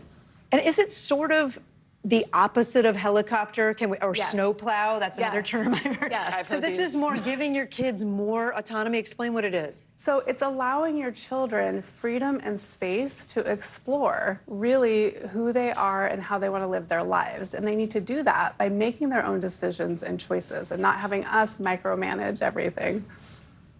I can hear some parents out there that are going, they have to have rules, they have to Yes. have limits, like Yes. you can't just let your kids be, free for all. Absolutely, and this is not a free-for-all. This is a blend of limits and structure with freedom and exploration. Kids need limits and structure to thrive, but within those parameters, those healthy parameters, we need to allow our kids to explore. So walk us through what this could look like in day-to-day parenting. Sure. So let's say your tween makes a mistake on Instagram, posts something that they shouldn't, right? We need to expect mistakes instead of be shocked by them and see these mistakes as learning opportunities for their growth and involve them in understanding what went wrong rather than judging and lecturing. And is it rather than the parent fixing that Instagram mistake, letting the kid try to? Absolutely, and brainstorming with the child what are good next steps to repair the damage that you caused. So yeah, I'm thinking about it, as I said, it's kind of the opposite of helicopter parenting, which has been kind of a trend. Yes. And I'll just admit it, like I definitely did too much helicoptering, I think, with my kids. What are the mistakes, though, that people make when they try autonomy supportive parenting? I think what might happen is we're so excited about independence and autonomy that we go too fast, and we need to start where the kids developmentally are ready instead of jumping ahead too far. Meeting them where they're at and then nudging them along. And it probably depends on the age, too. Absolutely. I mean, you're always trying to meet your kids where they're at developmentally. And briefly, I wanted to ask you about another term that was coined by actress Jennifer Garner. It's called benign neglect. Benign, excuse me. What exactly is it and how does it fit into this? Yeah, so actually it's very similar. And the idea is that not interfering is actually a healthy approach. So benign neglect is considered positive. But people hear the word neglect. I know, that's why I stay away from it. I don't use it, but autonomy supportive parenting. It's a strong reaction to neglect, because a lot of kids are actually neglected, and that's not a good thing. Exactly, and autonomy supportive parenting really overlaps with the same concepts of benign neglect. Okay, so if someone's listening to this and says, I'm thinking about doing this, what's a good first step for them to take? The first step that I always recommend is look for areas in your child's life that they can do what you're doing for them. So where can they be more independent right now? Ooh. This is a very good lesson for me, even with older kids. It still applies. Yes. Dr. Emily Edlin, thank you so much. Yeah, thank you. And we got a lot more news ahead. You're watching NBC News Daily.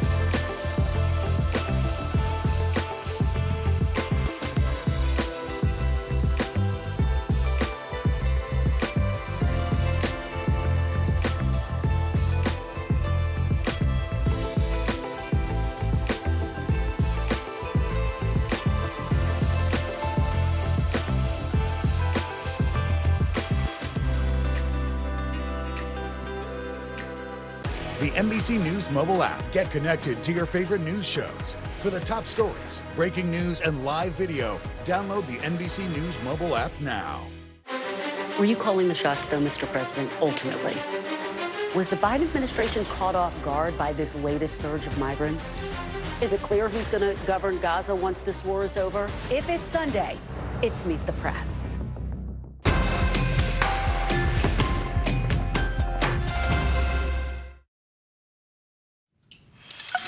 There's a new musical on Broadway that is putting representation in the spotlight, telling the story of people with autism by using actors who have autism. It's called How to Dance in Ohio. NBC News correspondent Joe Fryer had a chance to sit down with the stars of the show.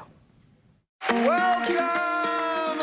The show begins with a personal message from its 7 stars. There's the saying, if you've met one autistic person, you have met one autistic person. You are now meeting 7 autistic people. The perfect prologue to a musical In Ohio. unlike anything Broadway has ever seen. Moving forward, time keeps moving forward. We sat down with 3 of those stars. Amelia Faye, I've learned that if I raise my eyebrows like this, Connor Tagg, I look interested. This is your view. Yeah, pretty good view. Pretty great. and Liam Pierce. It doesn't like spit facts about autism at you. It's not like a lecture. It's really just like bringing the audience into our world. Building momentum, the very beginning. Building momentum, the energy spinning. The musical How to Dance in Ohio is based on an award-winning documentary of the same name. I didn't really understand this whole concept at first. We like to socialize, but it's just we don't know how. The film follows a group that meets at a counseling center in Columbus, Ohio. These autistic young adults just like use this as a social group to build skills to navigate the world. And eventually decide that we're gonna throw a dance. This is it. One dress to rule them all. While parts of the story have been dramatized, the lyrics capture feelings and anxieties that are very real. Most of the spaces that I want to get to were not designed for me. We have so many people telling us this is the first time I see myself being represented on stage, and they are so happy and so emotional. I don't know why you're thanking me, because I want to thank you for telling me, for supporting the show. When I was in the audience, I could feel that love. You can feel that, right? Yeah. They certainly felt it on opening night. The real life Drew. When the actors took their bows, they were joined The real life Caroline. by the people they play. The fact that you're making your Broadway debut in this show, playing an autistic character, what does that mean to you? It means so much. There hasn't been a lot of representation of autism in the past. This is changing that. This is a wake-up call. If you had seen a show like this when you were younger, what would that have meant to you? I would be like, I feel seen. I feel heard. They hope this musical is just the beginning, inspiring even more stories about autism and more shows starring autistic performers. I just want people to come here with an open mind and an open heart to like take it all in and leave questioning what you have ever thought about autism and want to learn more.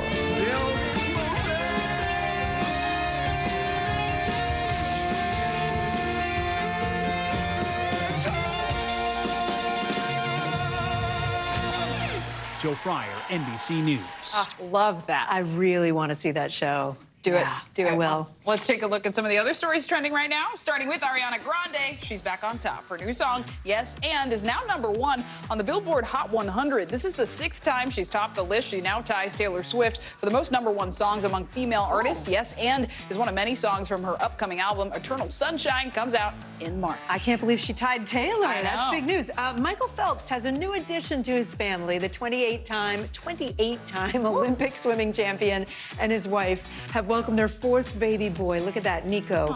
The couple confirmed it with this Instagram post on Monday, writing they're now a family of 6. I have to say congratulations to him. I had the chance to talk with him for the drink that I did do, where we talk about how somebody got to the top, and he certainly got to the top. Yes. It was a fascinating drink. If you want to check it out, it's out there, NBCnews.com/thedrink. Love that. I'm Kate Snow. I'm Zink Class, and while you're watching NBC News Daily, and you can keep watching us streaming free 24/7 right here on NBC News Now. The news continues after this.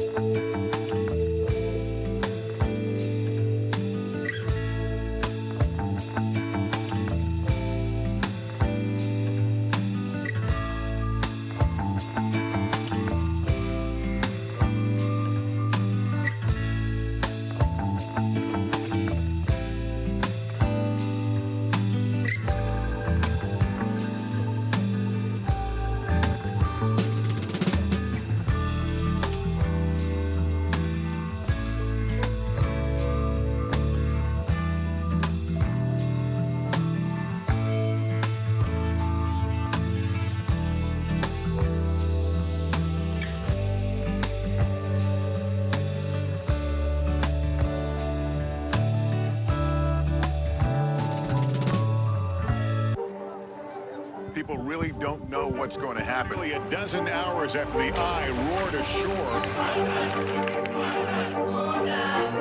More good people than bad people, you know, right? 5 seconds. 4, 3. There is some late-breaking news 4 hours into the Iowa caucuses by the man with everything. All right, it just did too.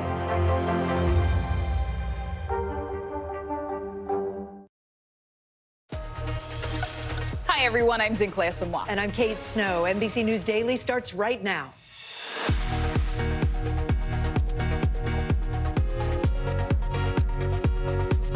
Today, Tuesday, January 23rd, 2024, battle for the ballot. It's primary day in New Hampshire. Former President Donald Trump looking to knock Nikki Haley out of the race entirely. But Haley says she's not going anywhere. How she's fighting back in these final hours. Super soaker, torrential downpours drenching parts of Southern California. Cars swept away in raging floodwaters. Major freeways forced to close. We're tracking where that storm is headed next. Money for Maui. Amazon CEO Jeff Bezos pledged $100 million after the devastating wildfires. But where did all that cash actually go? We're following the money. And Hollywood cliffhanger. This year's Oscar picks are officially out, and there are some big-time surprises. Who tops the list and who got snubbed? Ooh, I got some movies to catch up on. I have so many. I have a list going on my phone. Right? I love it. I love it. But we're going to start this hour with politics and Decision 2024. Today is the most crucial day yet in the race for the White House. Voters in New Hampshire are casting their ballots right now as we speak in the state's Republican primary. Here's a look at polling locations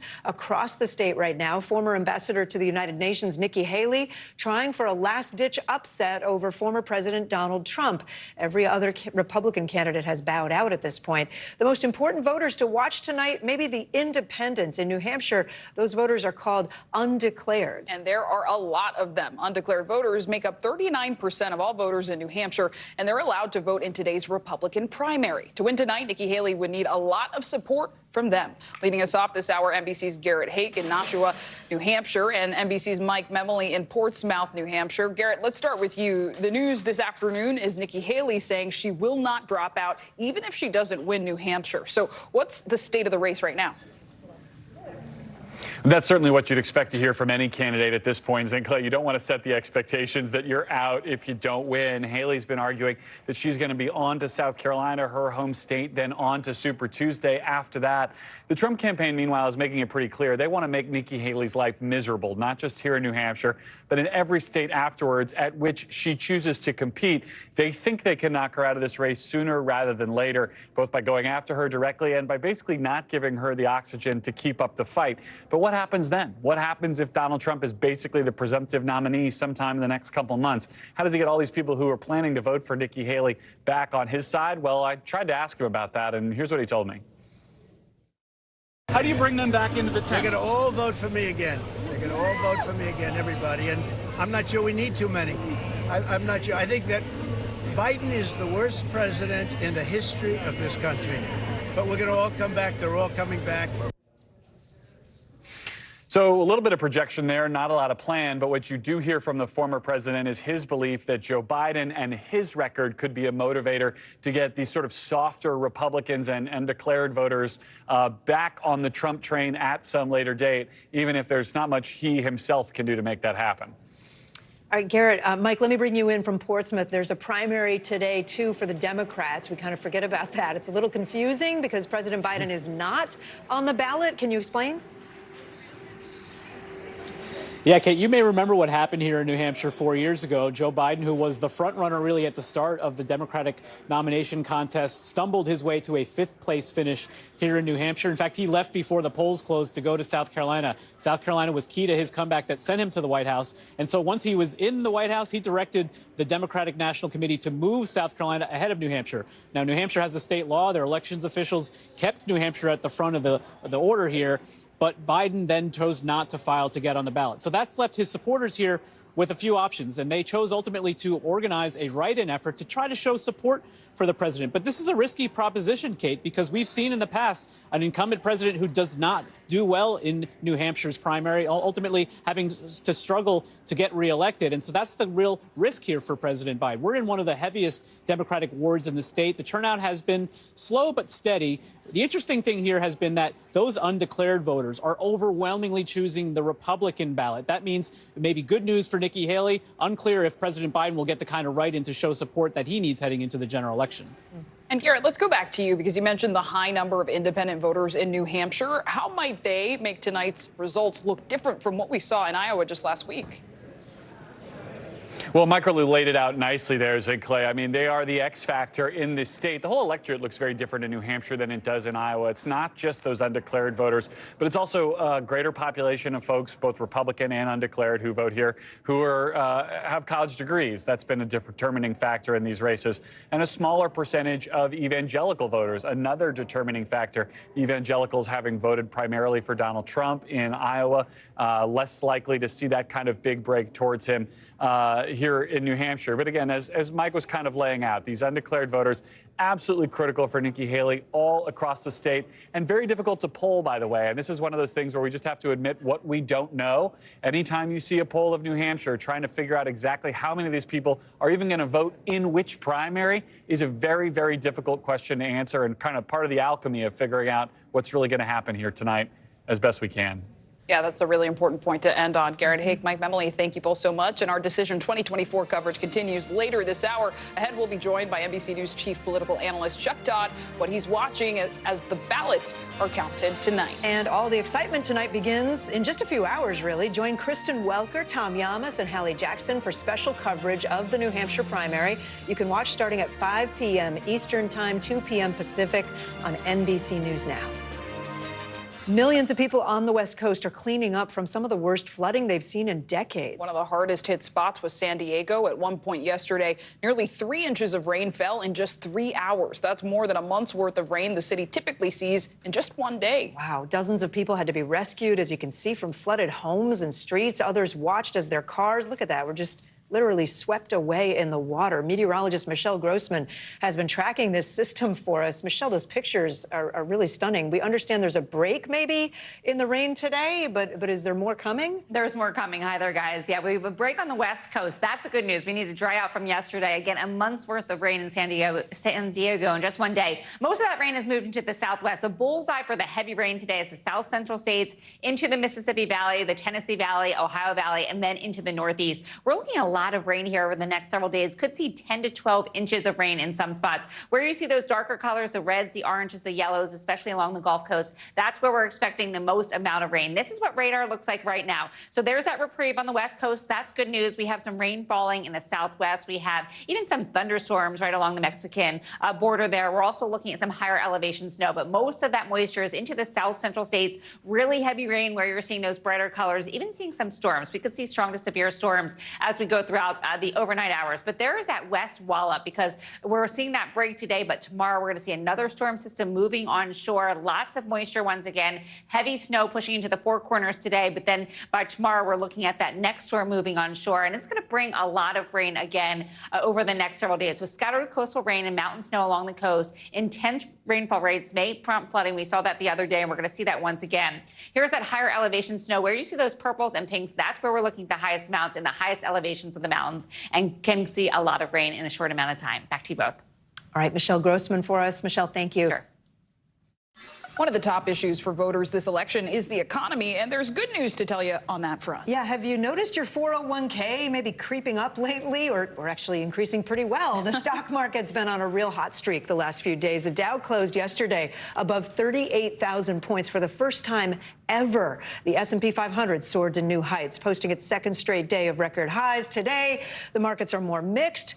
What does it mean for your bottom line? Well, let's bring in NBC News senior business correspondent Christine Roman. So, Christine, we're seeing those positive vibes on Wall Street. Yep. How does that translate to the Main Street economy? Positive vibes on Main Street, too. And that's sort of rare. Sometimes you can see Wall Street really flying high, and it doesn't feel like that on Main Street. But this time, we see these consumer sentiment polls that are showing rapid improvement for how people think. And a couple of the reasons why, look at that, the Michigan Consumer Sentiment Index up 29% over the past couple of months.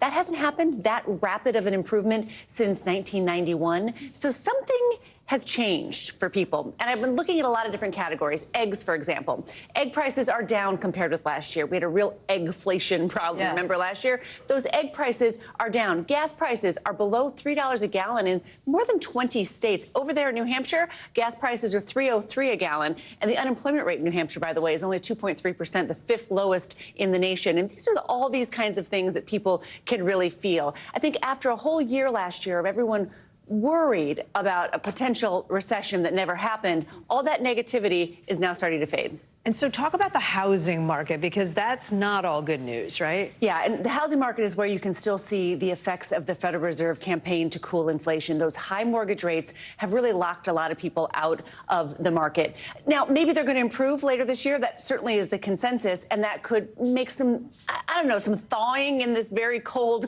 housing market. But last year, home sales, the lowest since 1995, but home prices are still high because there's not a lot of inventory. So there's this funny thing happening in the housing market. If you can, this is sort of a little good math on the back of an envelope, back of a napkin maybe. If you look at like a typical median home price, if you had mortgage rates go down, another 1.25 down to 5.75%, that would save money on a new mortgage. That starts to encourage people to either refinance or maybe buy a house. So that's not happening yet, but maybe that's down the line. That's certainly what the economists think.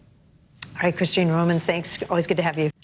Let's stay on your money with today's CNBC Money Minute. The FTC is cracking down on a major tax software company. And a YouTube star makes a lucrative debut on X. CNBC's Pippa Stevens joins us now. Hi, Pippa. Hey, Kate. Well, the Federal Trade Commission has banned TurboTax from advertising their tax services as free. The agency said Intuit, the owner of TurboTax, was deceptive by running ads for free tax services that people may not be qualified for. Intuit said that it will appeal the decision. Viral video king Mr. Beast recently took his talents to X to compare his earnings.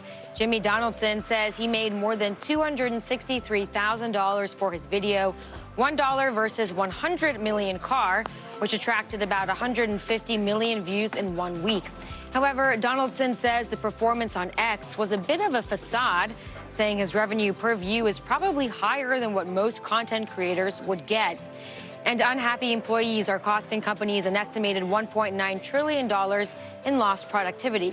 Those are the findings of a new Gallup study, which says that Americans feel detached from their employers following the pandemic, reducing workforce satisfaction. More employees are saying they don't clearly know what's expected of them, prompting them to be less engaged at work. Zinkley and Kate, back over to you. I'm curious about Mr. Beast. So he did pretty well on X, but do we know how it compares to what he does on YouTube? And he's saying that he would do better than other people. So clearly there's some, probably high viewers, factoring in there. Yeah, not quite a controlled experiment. Right, because it was a first time on X, so it drew a lot of people. Yeah. All right. Pip Time will Stevens, tell. thank you. Thanks. Coming up, fire and ice. That is some dramatic video. It is not just the West Coast dealing with extreme weather. Look at that fire truck. Fortunately, everybody inside the truck was okay. It went between the two houses, skating down the road. More on that. You're watching NBC News Daily.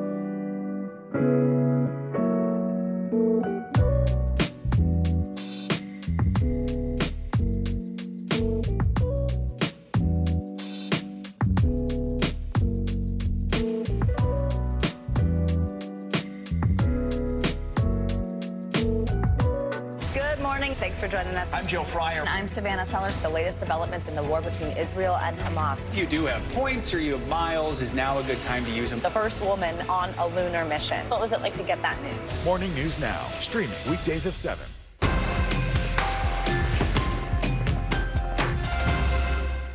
News lives in the now. Look at this. You can't even see anything anymore. Let's break down what we know. You gotta see this. News for the generation of now is NBC News Now. The Supreme Court has weighed in on the heated battle between Texas and the Biden administration over the U.S.-Mexico border. On Monday, justices ruled 5-4 in favor of the White House, allowing federal border agents to cut or move that razor wire installed by Texas Governor Greg Abbott last year to curb illegal crossings into his state. NBC News correspondent Guad Venegas joins us now from Eagle Pass, Texas, along the U.S.-Mexico border. So, Guad, what more can you tell us about the impact this Supreme Court ruling is going to have there?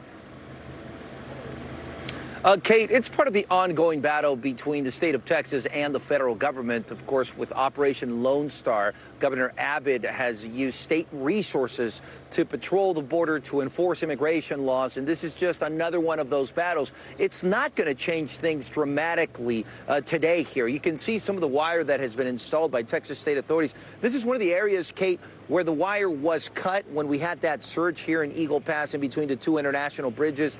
The Texas National Guard came in and put in even more wire. And what's interesting, Kate, as we discuss this and after we report now that the Supreme Court has ruled that Border Patrol can't cut this wire if they need to.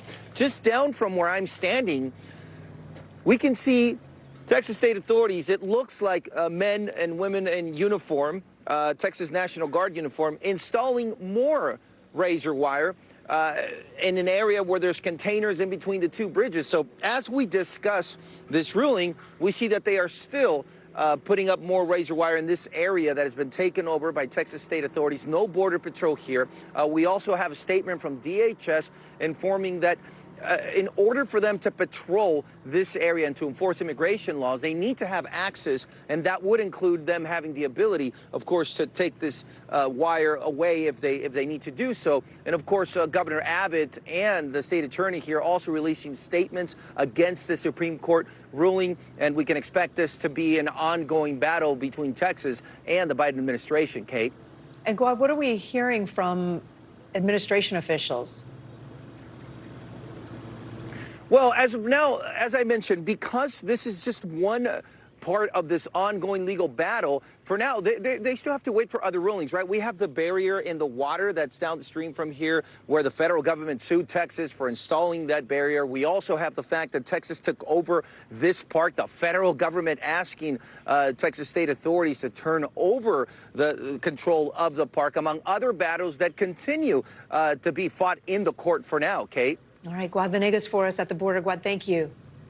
The historic trial of the mother of a convicted high school shooter is underway in Michigan. Jennifer and James Crumbly are charged with involuntary manslaughter. It's the first time that parents have been criminally charged in connection to their child's shooting. Their son was sentenced to life without parole last month for killing 4 people at Oxford High School back in 2021. James Crumbly will be tried separately in March. NBC News correspondent Adrian Broaddus is outside that courthouse in Michigan. So, Adrian, can you remind our viewers about this case against Jennifer Crumbly, the mom, and what have we seen so far in court today? All right, let's start with the first questions in Clay and remind folks about this case. It takes our viewers back to the year 2021. That's when Ethan Crumbly, who was then 15, walked into his high school, Oxford High School here in Michigan. He shot and killed 4 of his classmates. He injured several others. Ethan Crumbly was sentenced last month. He is serving life without the possibility of parole right now. He's now 17, but he was 15 at the time of the shooting. His parents, Jennifer and James Crumbly, are facing 4 counts of involuntary manslaughter. Ethan's mother, Jennifer, will be tried first. Her trial, jury selection for it, is underway in this courthouse behind me right now. And we are getting information from our court reporter who's inside. Just to paint a picture for you, the judge has asked potential jurors if anyone has an Oxford sign in their front yard. And she reminded the potential jurors that they're not here about the shooting and they're not here to debate gun laws. Zinclay? Adrian Broaddus with the latest on that historic trial. Thank you. Coming up, the Oscars. Nominations are out. Who tops the list and who got snubbed?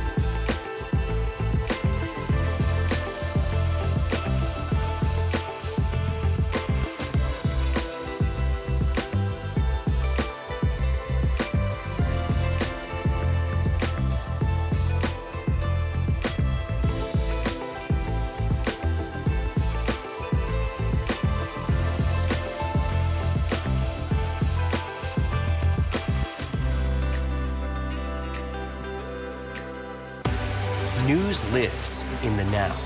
It's coming at us every second. News is more now than ever. Just outside of the Israeli military headquarters. Now is raw. Now is real. The Fed's decision today, help us translate that into very plain English. Now is constant. You gotta see this. Future is now. News for the generation of now is NBC News Now.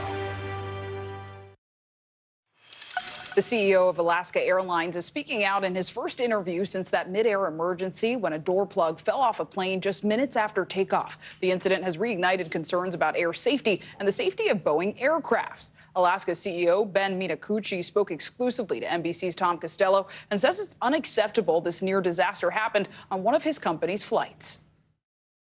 Have you conveyed your disappointment, your anger to Boeing's top leadership about this?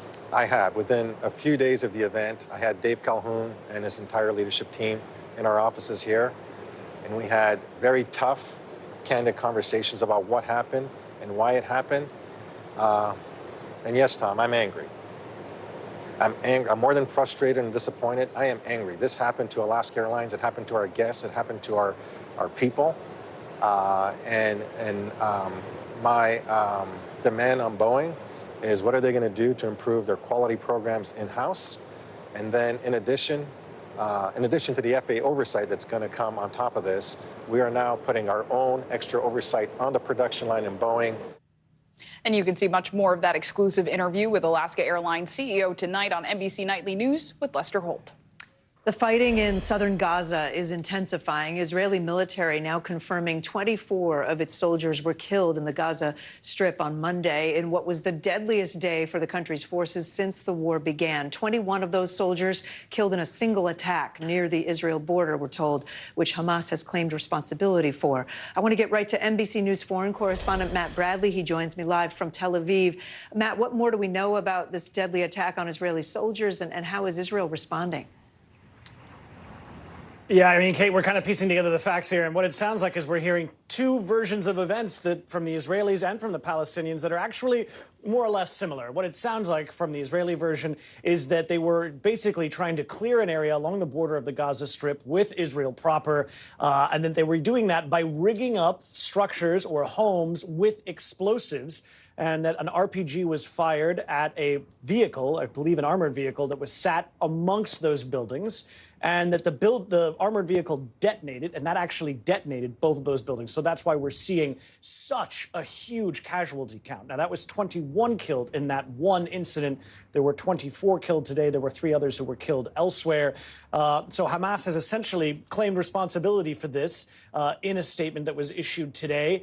And the Israelis, it seems the Israelis that we've been talking to, this just seems to harden their resolve to, and we've heard from Benjamin Netanyahu, the prime minister himself, to totally extinguish Hamas. So as we were talking just a couple of weeks ago, or over the past couple of weeks, it looked like Israel, the IDF, were preparing to lighten their assault on the Gaza Strip, to start going into kind of surgical maneuvers and attacks with a smaller footprint, with less firepower.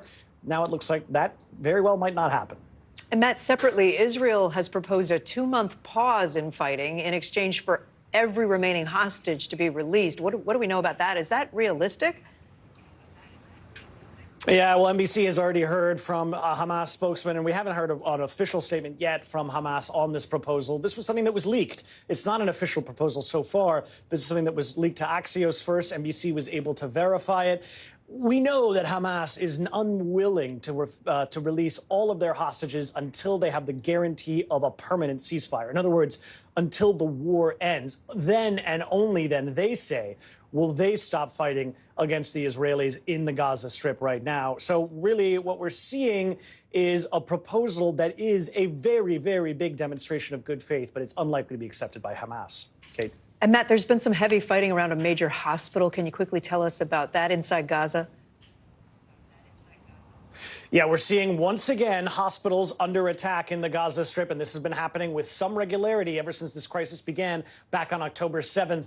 Now, there are 3 hospitals in Khan Yunis that are now in the mix here that are kind of surrounded by soldiers. We've heard from the Israelis over and over again. They say that Hamas and other militant groups are using these hospitals, as well as things like schools and mosques, as kind of human shields for their operations against the Israeli incursion. Now, Hamas has repeatedly denied this. All right, Matt Bradley for us. Matt, thank you.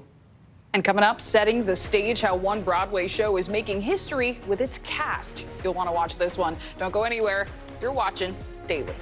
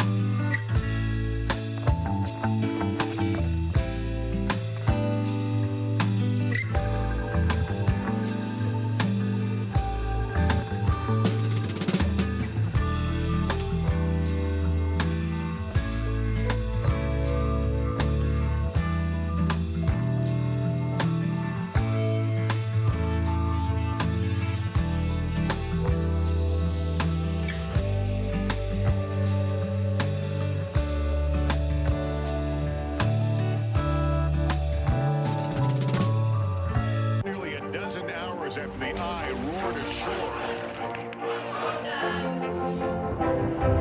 There is some late breaking news. All right, it just did.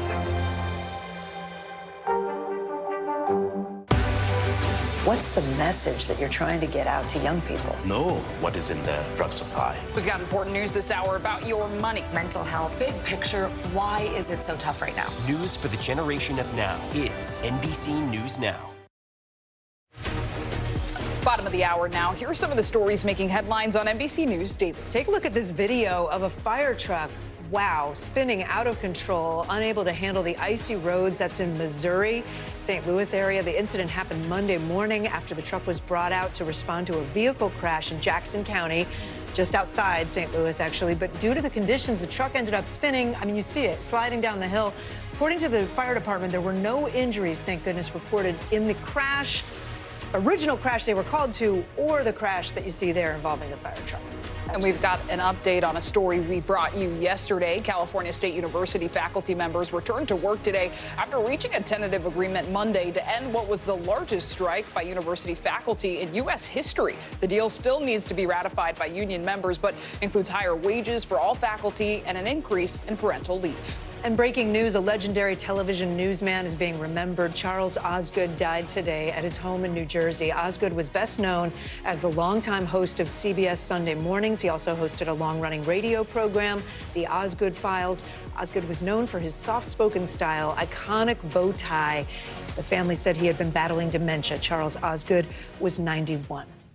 We're going to return now to our coverage of the New Hampshire primary. Yeah, we're in the final hours of voting in the second contest of the Republican primary. Former President Donald Trump is aiming for another big victory tonight after winning the Iowa caucuses. Former UN Ambassador Nikki Haley hoping for a big upset to give her campaign momentum. NBC News chief political analyst Chuck Todd joins us here in the studio. Great to have you here. So, Chuck, we've been talking this hour about the importance of independent voters, and I know you're going to be watching for a lot of things tonight. Can walk us through what you're watching for? Well, they're the ball game here. I mean, it is the largest group of voters. They're bigger than both the Democrats and the Republicans. And, you know, when you sort of put the formula together for Nikki Haley to succeed in New Hampshire, it starts with at least 45% of the electorate being independent. If it's less than that, there really is no path for her. She's not winning enough registered Republicans, right? This is I think the real problem with her. When John McCain ran away with it, he was competitive with Republicans and dominated independents. If she dominates independents, she can't lose Republicans by 40 points. So, look, what I'm looking for tonight is, number one, is it really going to be this high turnout? Here's the fascinating thing, Kate. You've covered a lot of campaigns. When you hear these, oh, there's going to be a high turnout. You usually see stuff on the ground that match anecdotes that help support the theory of high turnout. You don't see it, okay? It doesn't have the same feel. And, you know, the last days of the New Hampshire primary are usually filled with multiple debates. Well, Nikki Haley decided she got out of all those debates. These voters wait till the very last minute to decide. You've been running, you've been seeing these anecdotes. I think she just let her foot off the gas here in a way that I think if looking back, they're going to regret some things they could have done well. And all that said, Nikki Haley has said, regardless of how tonight pans out, she plans to stay with it in South Carolina. That's what else February are you going to say 24th. before the voting ends? I mean, I will just, you're not going to say that now, right? Fair, but let's just first listen to what she's been saying. We're going to South Carolina. We have put in the ad buy. We're there. This has always been a marathon. It's never been a sprint. We want to be strong in Iowa. We want to be stronger than that in New Hampshire. We're going to be even stronger than that in South Carolina. And you make a good point, right? She's trying to appeal to voters. But if she gets blown out tonight, what do you think happens? A double-digit loss is something I don't know.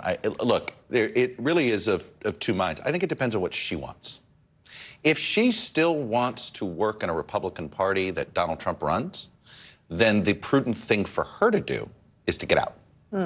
But if she is decided, look, I have no future there. My future is rebuilding a Republican Party beyond Trump, then there is incentive to stay in this race. So I think some of this is not, like, we can say, okay, we could make, there's political calculation. It really comes down to, what is her ambition? Right? And if she wants a future in Trump's Republican Party, she may have to get out tonight. Chuck, I want to listen to something that you just did. You were up in New Hampshire speaking with voters about the possibility of a Biden-Trump rematch. I'm open to a third-party candidate. You want to kick the tires on a third candidate, see if there's something there. If Biden and Trump are my choices, yeah. I can't pull the lever for somebody that I don't believe in. You would like new people. New people, fresh minds, fresh ideas. That's the best we got. Come on now. You were hearing some frustration there. What was great there is that we went to this bowling alley where there weren't candidates. So these weren't people like feeling they had to give the politically correct answer. I had some very colorful conversations. No, in a good way, you really sort of got the guttural reaction to this. And this is, so let's say this nomination fight ends tonight.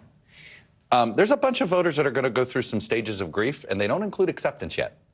These independent voters are not accepting Biden-Trump yet. They may, okay, if I have to pick between that, okay, but they don't understand why they suddenly have to make that choice right now. And it'll be interesting if they sit it out, right? Because then we have a whole conversation in general. That is a scarier thing, depending on, you know, which side of the aisle you're on. Chuck Todd, thank you so much. And you can see plenty more of Chuck as part of the NBC News Now special live coverage, analysis of the New Hampshire primary. You've got Chuck, you've got Hallie Jackson, Tom Yamas, Kristen Welker. That all begins at 5 p.m. Eastern Time, 2 p.m. Pacific, NBC News Now. Amazon CEO Jeff Bezos is facing scrutiny today for his response to the devastating and deadly wildfires in Hawaii. Bezos pledged $100 million to help recovery efforts there, but where that money is going and how it's being used is under question. NBC News correspondent Stephen Romo reports. In the wake of one of the deadliest wildfires in American history last summer, big names made big pledges to help people recover in Lahaina and the island of Maui. Among them, Amazon CEO and multi-billionaire Jeff Bezos and his fiancée, Lauren Sanchez. They pledged a whopping $100 million for recovery efforts on the islands. The pledge is increasingly how philanthropy is being done. But months later, the question, where exactly, if anywhere, did that money go? In their initial post, the couple promising not a one-time lump sum, but multiple donations over, quote, the coming years as the continuing needs reveal themselves. A spokesman for Bezos telling NBC News the couple donated $15.5 million to the Bezos Maui Fund, which provided funds to at least 4 local organizations. NBC News independently verifying the Maui Food Bank did receive a donation. But the lack of transparency with the community on how exactly the money will be used is leaving a bad taste in the mouth of Hawaii State Senator Angus McKelvey. But what hurts us is when you hear about $100 million. Why are you guys looking at raising taxes for Lahaina? Why do you need more money? You had $100 million. How come you guys are still living in congregate shelters? Bezos, the world's 3rd richest person, has announced several large donation pledges in recent months as part of his Earth Fund. Do you plan to give away the majority of your wealth in your lifetime? Yeah, I do. It's not a question of Bezos not being truthful or not making good on his promise. It's about the way in which the money is actually transparently dispersed. These pledges getting philanthropists a lot of positive press when they're first announced, but communities are often not included in a discussion of what's actually needed in that moment. A philanthropist is in partnership with the communities that they're serving. So at the moment of peak publicity, when you have minimum details, you make it difficult for the community to engage and to help and to offer guidance and feedback. As for Lahaina, hopefully philanthropists can try to organize whatever relief they can give or investment in the community into a way where it's not 1,000 different versions of it floating around. Stephen Romo, NBC News. The nominees are in for Hollywood's biggest night. We're talking about the 96th Annual Academy Awards. Yeah, the Oscar nominations announced this morning delivered plenty of excitement, surprises, and, of course, snubs. Joining us now, Turner Classic Movies host Dave Karger. He's also the author of the new book, 50 Oscar Nights, which just came out today. Dave, that's fantastic. How about that timing? Yeah, that's good timing. Great and to see you looks both. like a good read. It's so good to see you again. We go back. We have some history. Love. All right, let's get right to it. Yeah. So Christopher Nolan's Oppenheimer dominated, right? It did. That was the movie to beat. 13 nominations. It got 2 more than any other movie. I do think much like last year where Everything Everywhere All at Once swept the main categories, I think Oppenheimer's going to have a big night on March 10th. I think it could win maybe 7 Oscars, maybe even 8 if it ends up winning for Best Actor. But it's a movie that just fires on all cylinders. It was a crowd pleaser favorite. It was a critical hit. It made the money. It kind of hits every base. And I think the film industry is looking to acknowledge Christopher Nolan for all the great movies that he's made in the past. I mean, so many good films, but also the performances, Best Actor, Best Actress. Walk us through some of those nominations. I know also history was made with Lily Gladstone. Yes, of course. So in the Best Actress category, Lily Gladstone, the star of Killers of the Flower Moon, became the first Native American performer ever to be nominated for an acting Oscar. And her performance is so spectacular in that film. I think she is a frontrunner along with Emma Stone, the star of Poor Things. I think it could be either of those two to win. Emma Stone, I would give the edge to right now because she's such a daring performer, especially in that movie. In the Best Actor race, Cillian Murphy, as I mentioned, is the star of Oppenheimer, and it stands a good chance to win. I think his competition mainly is Paul Giamatti, the star of The Holdover, someone who was a real Hollywood favorite, been nominated before for the film Cinderella Man. Many people thought he should have been nominated for the movie Sideways. I give Paul Giamatti the edge right now. But, Really? But yeah. I just watched that movie. It's a good movie. Yeah, people love him. know. Well, for me, my favorite in The Holdovers is his co-star, Davine Joy Randolph, who was nominated in the supporting actress category. And her performance, I wanted a whole movie about her. I just found her character so breathtaking. She's a woman who's going through such grief in her life, and she plays it with such humor as well. There she is, and she's phenomenal. I do think she's going to win. And then for Best Supporting Actor, I think that's going to be an Oppenheimer win, because you have Robert Downey Jr., who's been nominated a few times before. It never wins. Never has won. And then his competition is stacked because it's Robert De Niro, who's won 2 Oscars, Mark Ruffalo, who's been nominated several times before, Ryan Gosling, who's been nominated several times before, and Sterling K. Brown, a multiple Emmy winner, who just got his first Oscar nomination today for American Fiction. Emmys for This Is Us, right? Yeah, Emmys for This Is Us, and also the O.J. Simpson miniseries. Right, and then America Ferrera. Okay, but what about the biggest snubs? Well, there's two that people are talking about in the acting categories. In the Best Actor race, there were 6 really strong performances at the forefront of the race, so somebody was going to be left out. It was Leonardo DiCaprio, the star of Killers of the Flower Moon. What sets him apart, I think, from the other 5 who did get nominated is that his character is arguably the villain of the piece, whereas the 5 that got in are the heroes. That's a simplistic way to look at it. Maybe the Oscars don't like villains. Maybe, but there was something really about those 5 performances. You can't fault any of those. And then in Best Actress, not seeing Margot Robbie in there for Barbie was a surprise, but in the main acting categories and also in Best Director, where Greta Gerwig was not nominated, it's hard to get in there for a comedy. The Academy usually goes heavier, usually goes a little darker, and that's what they did in this case. All right, we only have a couple seconds left, so I can't really ask you another question, but it's funny, you and I actually worked with America Ferrera once, who got nominated for... We were on a film festival jury together here at the Tribeca Film Festival with America Ferrera in 2010. And look at her now. And look at us now, Kate. It's a long time ago. Sorry, I shouldn't have said the year. It's okay. It's all right. There she is. Happy for her. That. Yeah, very happy for her. Well, Dave Karger, is great to have you. Yeah, and again, you can read his new book, 50 Oscar Nights. It's out today. Yes. Coming up, a health warning for some new moms, how weaning a baby from breastfeeding might affect your mental health, and the steps you can take to make the whole process easier for everyone. You're watching NBC News Daily.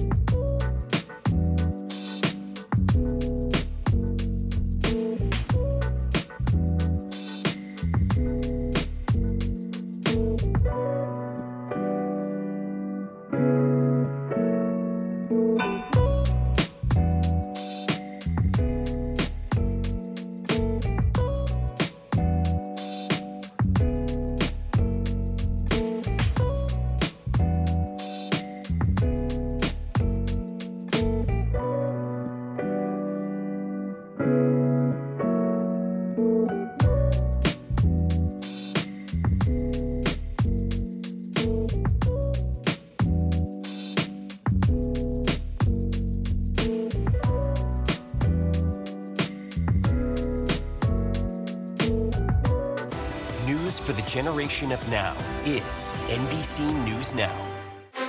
Were you calling the shots, though, Mr. President, ultimately?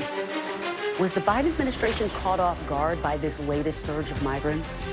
Is it clear who's going to govern Gaza once this war is over? If it's Sunday, it's Meet the Press. News lives in the now. The horrors of the war on full display on both sides of the Israel-Gaza border. Protesters are on the streets here. Most of the time, the Iron Dome works, but a few get through. News for the generation of now is NBC News Now. In today's Daily Health, many of us are familiar with the term postpartum depression, but what about post-weaning depression? Post-weaning depression usually occurs shortly after a new mom has stopped breastfeeding. So far, research on this condition has been really limited, but a 2012 study, so that's a little bit old, of Norwegian women found that mothers who had stopped breastfeeding entirely or gave solid food or formula in addition to breastfeeding had higher levels of anxiety and depression at 6 months postpartum. Joining us now, NBC News medical contributor Dr. Natalie Azar. So what's interesting is we were just saying in the commercial, there's not a lot out out there about this in terms of the science, but anecdotally, it's certainly something my girlfriends and I have talked about. Definitely. I mean, listen, I think if you ever combine new motherhood, a postpartum environment, hormonal changes, it's kind of like the perfect recipe for something like this to happen. The thing that I think makes this so interesting is that we are so familiar with postpartum depression that we think is from like a dramatic and abrupt drop in estrogen and progesterone, so invoking hormonal things there. But with post-weaning depression, it's thought that two other hormones are at play, and that's prolactin and oxytocin, that suddenly drop after you're done breastfeeding, after you wean.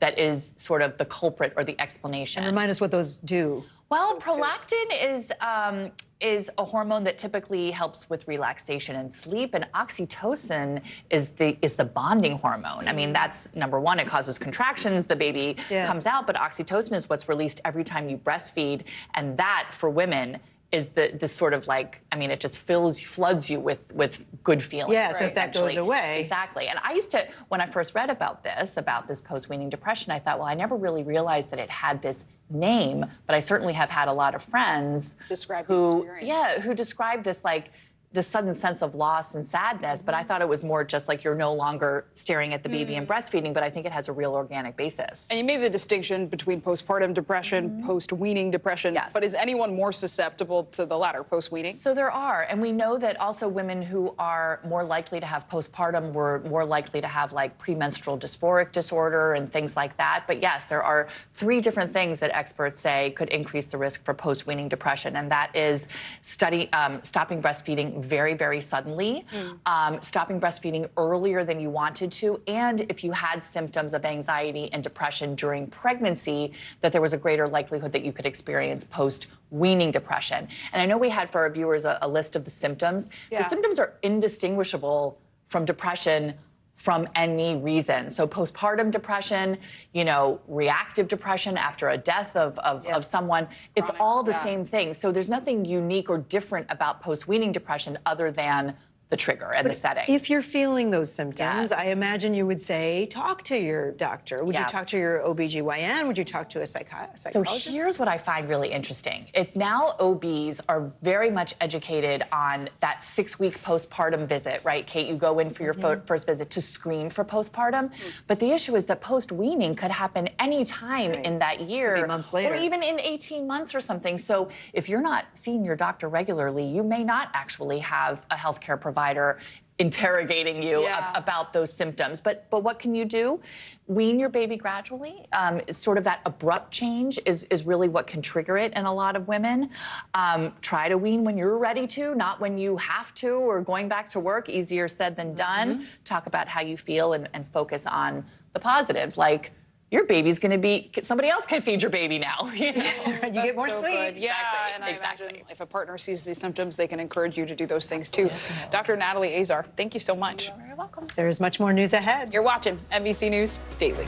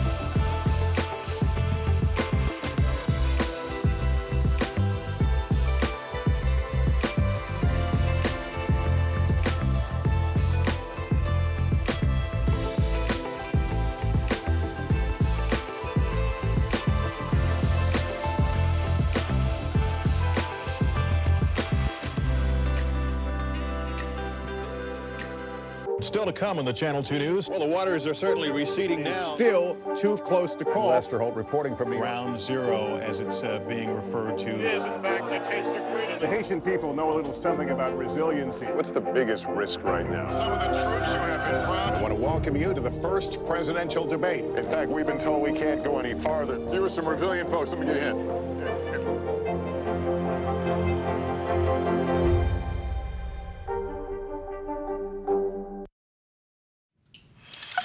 There's a new musical on Broadway that is putting representation in the spotlight, telling the story of people with autism by using actors who have autism. It's called How to Dance in Ohio. NBC News correspondent Joe Fryer had a chance to sit down with the stars of the show. Welcome!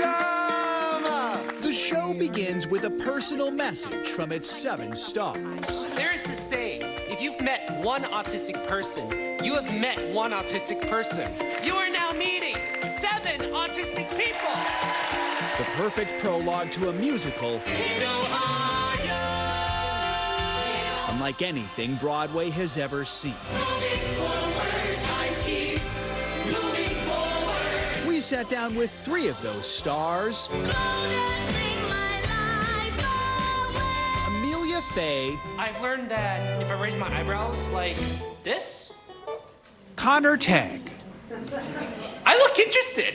This is your view. Yeah, pretty good view. Pretty great. And Liam Pierce. It doesn't like spit facts about autism at you. It's not like a lecture. It's really just like bringing the audience into our world. Building momentum, the very beginning. Building momentum, the energy spinning. The musical How to Dance in Ohio is based on an award-winning documentary of the same name. I didn't really understand this whole concept at first. We like to socialize, but it's just we don't know how. The film follows a group that meets at a counseling center in Columbus, Ohio. These autistic young adults just like use this as a social group to build skills to navigate the world. And eventually decide. that we're gonna throw a dance. This is it. One dress to rule them all. While parts of the story have been dramatized, the lyrics capture feelings and anxieties that are very real. Most of the spaces that I want to get to were not designed for me. We have so many people telling us this is the first time I see myself being represented on stage, and they are so happy and so emotional. I don't know why you're thanking me, because I want to thank you for telling me, for supporting the show. When I was in the audience, I could feel that love. You can feel that, right? Yeah. They certainly felt it on opening night. The real life Drew. When the actors took their bows, they were joined The real life Caroline. by the people they play. The fact that you're making your Broadway debut in this show, playing an autistic character, what does that mean to you? It means so much. There hasn't been a lot of representation of autism in the past. This is changing that. This is a wake-up call. If you had seen a show like this when you were younger, what would that have meant to you? I would be like, I feel seen. I feel heard. They hope this musical is just the beginning, inspiring even more stories about autism and more shows starring autistic performers. I just want people to come here with an open mind and an open heart to like take it all in and leave questioning what you have ever thought about autism and want to learn more.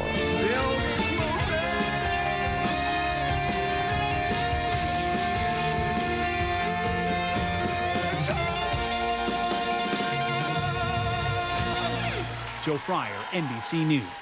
Love that. I really want to see that show. Do it.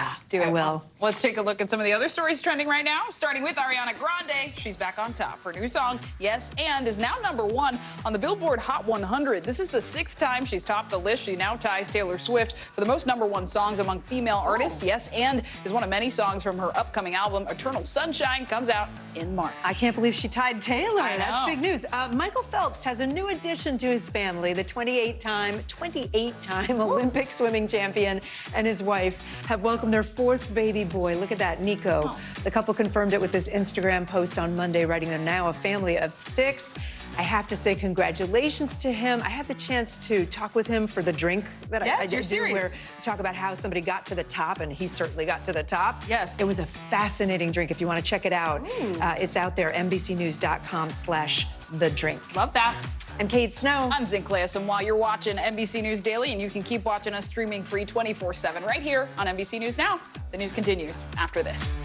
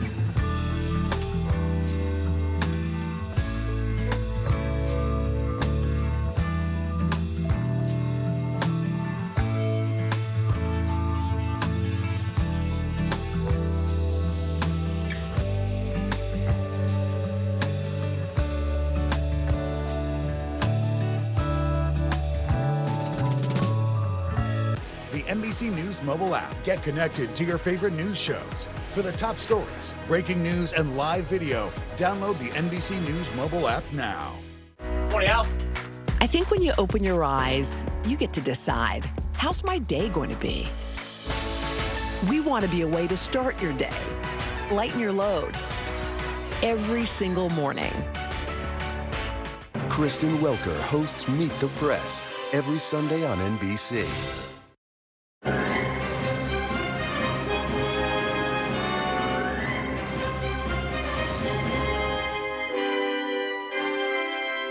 We're going to go and fight until the very last poll closes, and then we're headed to my sweet state of South Carolina. This is a live free or die state. Let's make it a live free or die country. I love this state. We've done well here before. In 2016, I came here. I sort of needed a victory, and I won by 21 points. Thank you, everybody. President Trump, Mr. President. President Trump, Mr. President. Welcome to Meet the Press Now. I am Kristen Welker at NBC News election headquarters in New York. And voters are voting. New Hampshire primary polls are open, and we will go out live to some of those polling sites in just a few moments. But first, here are the stakes. On the Republican side, this could be the contest that decides whether the race for the presidential nomination keeps on going. Nikki Haley has the two-person race against former President Trump she's been hoping for, but she's got a massive deficit to overcome here, according to pre-election polls. Outside a polling place earlier today, Haley dismissed tonight as a make-or-break moment for her campaign, vowing to continue on to her home state of South Carolina next month. We're going to South Carolina. We have put in the ad buy. We're there. This has always been a marathon. It's never been a sprint.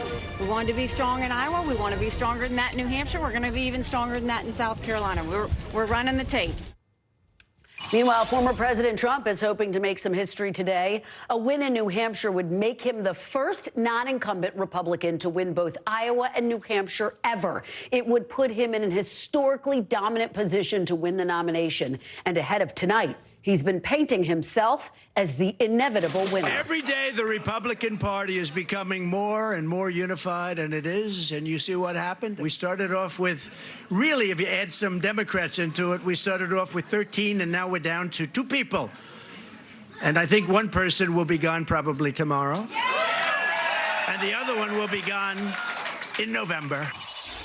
Well, we'll have to wait and see, right? But there is an unusual Democratic race happening tonight, too, folks, with President Biden not on the ballot. We're going to get a whole lot more info on that a little bit later on the hour. But with just hours until the polls close, our teams have been on the ground all day long talking to the most important voices in this election, the voters, of course. Here's some of what those voters told us today. Nikki Haley or Donald Trump? Nikki. Nikki Haley. You Nikki Haley, too? Yep. How did you guys make up your mind?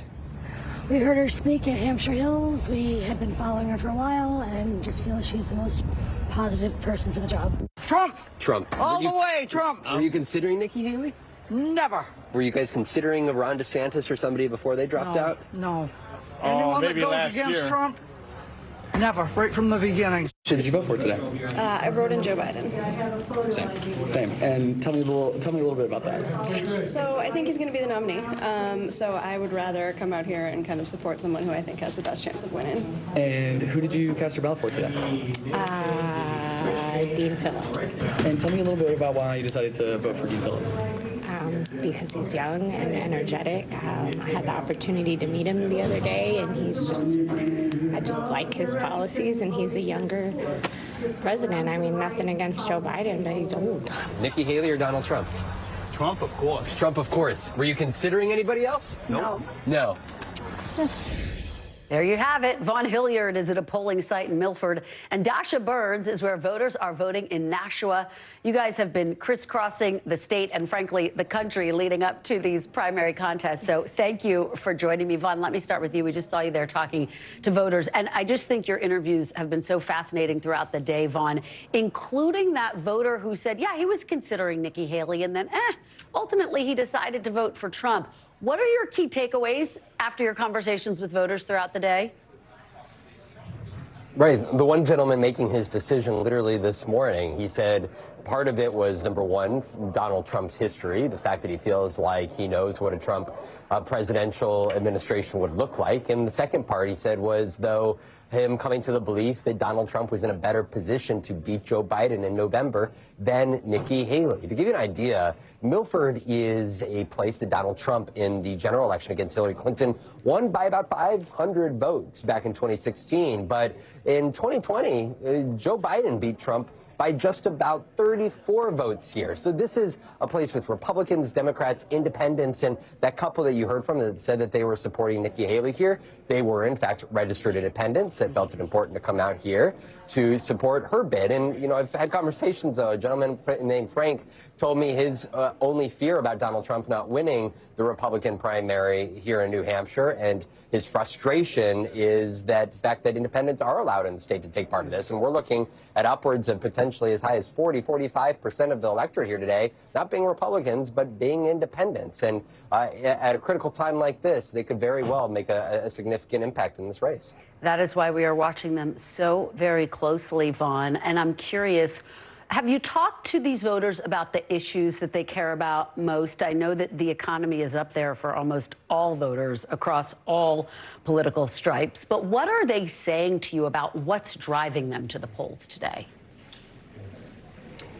It is not only the economy, immigration, we are repeatedly told is at the forefront of minds, but also for Donald Trump, it's even beyond issues as much as it is this greater idea of strength. When I ask folks time and again, including over the last 24 hours, what they're looking for out of a leader, why Donald Trump, and they say strength, because they believe Donald Trump on the world stage has a different prominence, and they truly believe that if he were in the White House, that there would be different engagements from the U.S. with not only in Ukraine, but also in Israel. And for the voters here, it is something where when they talk about Nikki Haley, they say that it is less guaranteed and less of a known entity. And frankly, Nikki Haley's been running for 11 months now for president of the United States, but has made not enough inroads with so many of these voters in convincing them that she'd be a sure bet not only against Joe Biden, but a sure bet as a Republican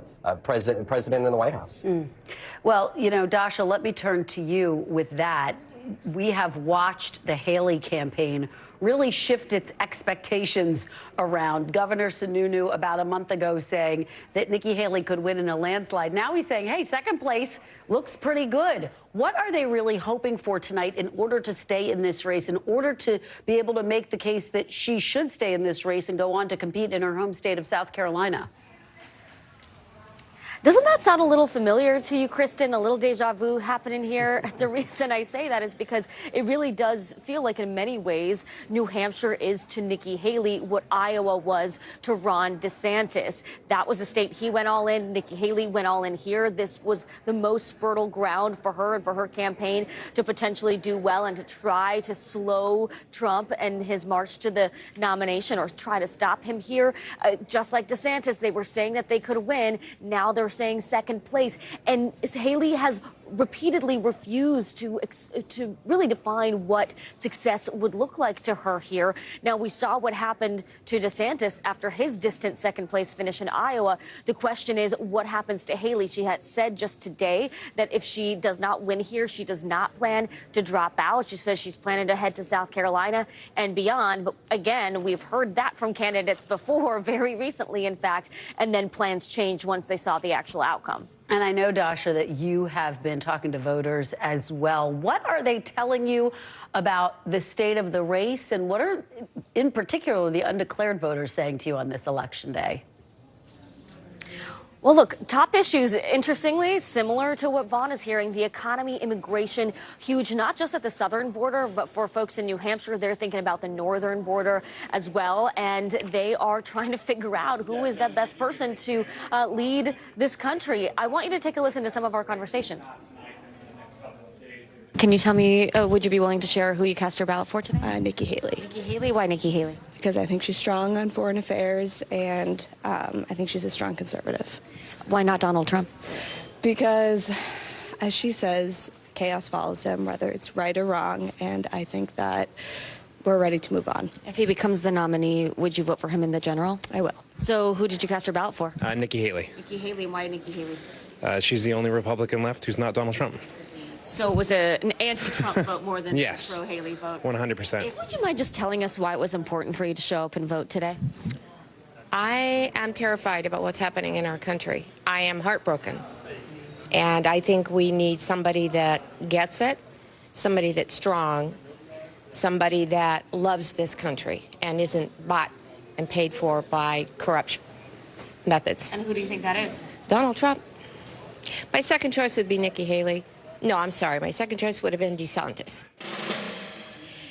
And, Kristen, another conversation that really struck me was a gentleman I met who just changed his mind this morning as he was walking in to cast his ballot. He had been planning to vote for Nikki Haley, but said he ultimately voted for Donald Trump because he feels like he is just going to be the candidate, that the primary is going to be over from here. That is, of course, a narrative that Nikki Haley is trying to beat back with all her might, but that is the mountain that she's trying to climb right now. It is a mountain, and the margins are going to be so significant this evening. It will give us a lot of insight into whether she has climbed that mountain. Dasha and Vaughn, thank you for your tremendous reporting and interviews. Such great stuff. We're, of course, going to check in with you throughout the evening in our special coverage tonight. But joining me now for a look at how the Trump campaign sees today's primary is the candidate's son, Eric Trump. Eric, thank you so much for joining me. I really appreciate it.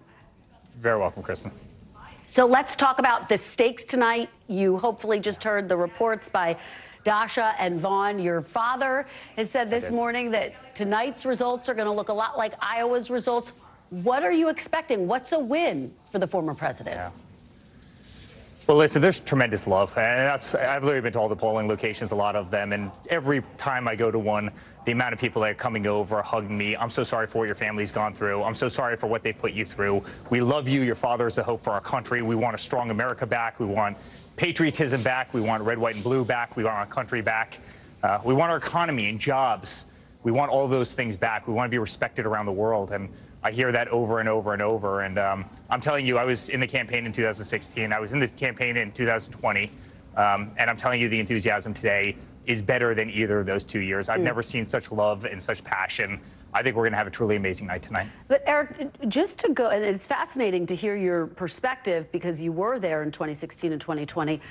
But what does a win look like from your father's perspective? Does he need to win by double digits in order to, as he is signaling, try to say, hey, I've got this thing locked up? How's he going to judge a win? I think we're going to win by a Yeah, I think we're going to win by a great victory. I really do. I mean, you saw Iowa, right? The biggest victory in Iowa state history was 12 points. We won that state by 31 points, right? And so we had a big win. We're going to have another amazing win tonight. And then we go to Nevada, and Haley's not even in the ballot in Nevada. And then we go to South Carolina, which is her home state. And literally, we're polling 5-1, 4-1, 5-1 to Nikki Haley in South Carolina. So it doesn't give her much of a path to victory, of any kind of victory. And then we go to Super Tuesday, and you know how well all those states align with us. And so I'm proud of my father. He's endured the unthinkable over the last 3 years. What they put him through is just unbelievable. And I think you see the people, American patriots who are coming out of the woodwork. They want to vote for him. They want our country back. They want strength for America again. And listen, Iowa, Kristen, was negative 25 degrees, and we had record turnout. I think you're going to see the same thing here. I think you're going to see amazing turnout because people just want a strong person back in control of this country, and they believe that person is Donald Trump. I want to just be very clear, though. Do you expect a double-digit win? Is that what a victory looks like? And if so, will your father then call for Nikki Haley to drop out of the race? Listen, I think any win, frankly, Nikki Haley should drop out of the race. She can't be at the next state.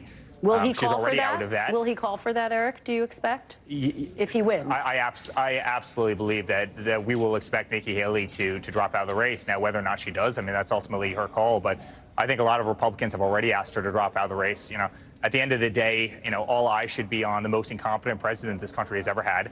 That's Joe Biden. There's no disputing that. We are not winning in any way, shape, or form. We're not winning from a military standpoint. We're not winning from an economic standpoint. We're not winning from an educational standpoint. America's just not winning right now.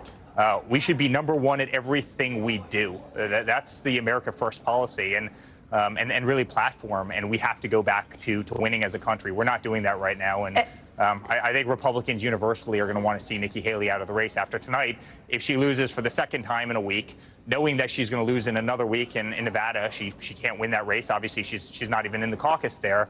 And then knowing that she's not going to win her home state of South Carolina, I think it would be pretty embarrassing at that point for Nikki Haley to continue. I want to talk about some of the things that Nikki Haley has said about your dad. You talked about what he has been through.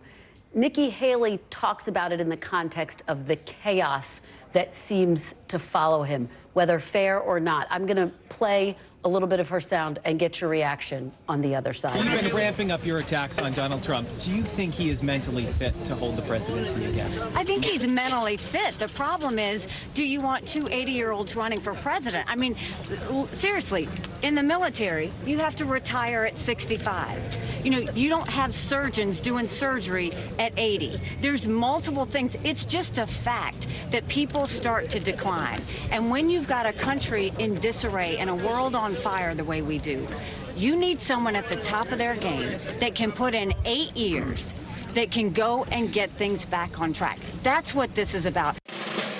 What do you say to that, and what do you make to the other part of her argument that chaos seems to follow your father, as she says? Well, if Nikki Haley was on top of her game, she wouldn't have lost Iowa by 31 points, right? So if she's on top of her game, she should be pulling ahead, in New Hampshire, a state where independents and Democrats can go and vote for, in the caucuses. And, clearly she's not pulling ahead here.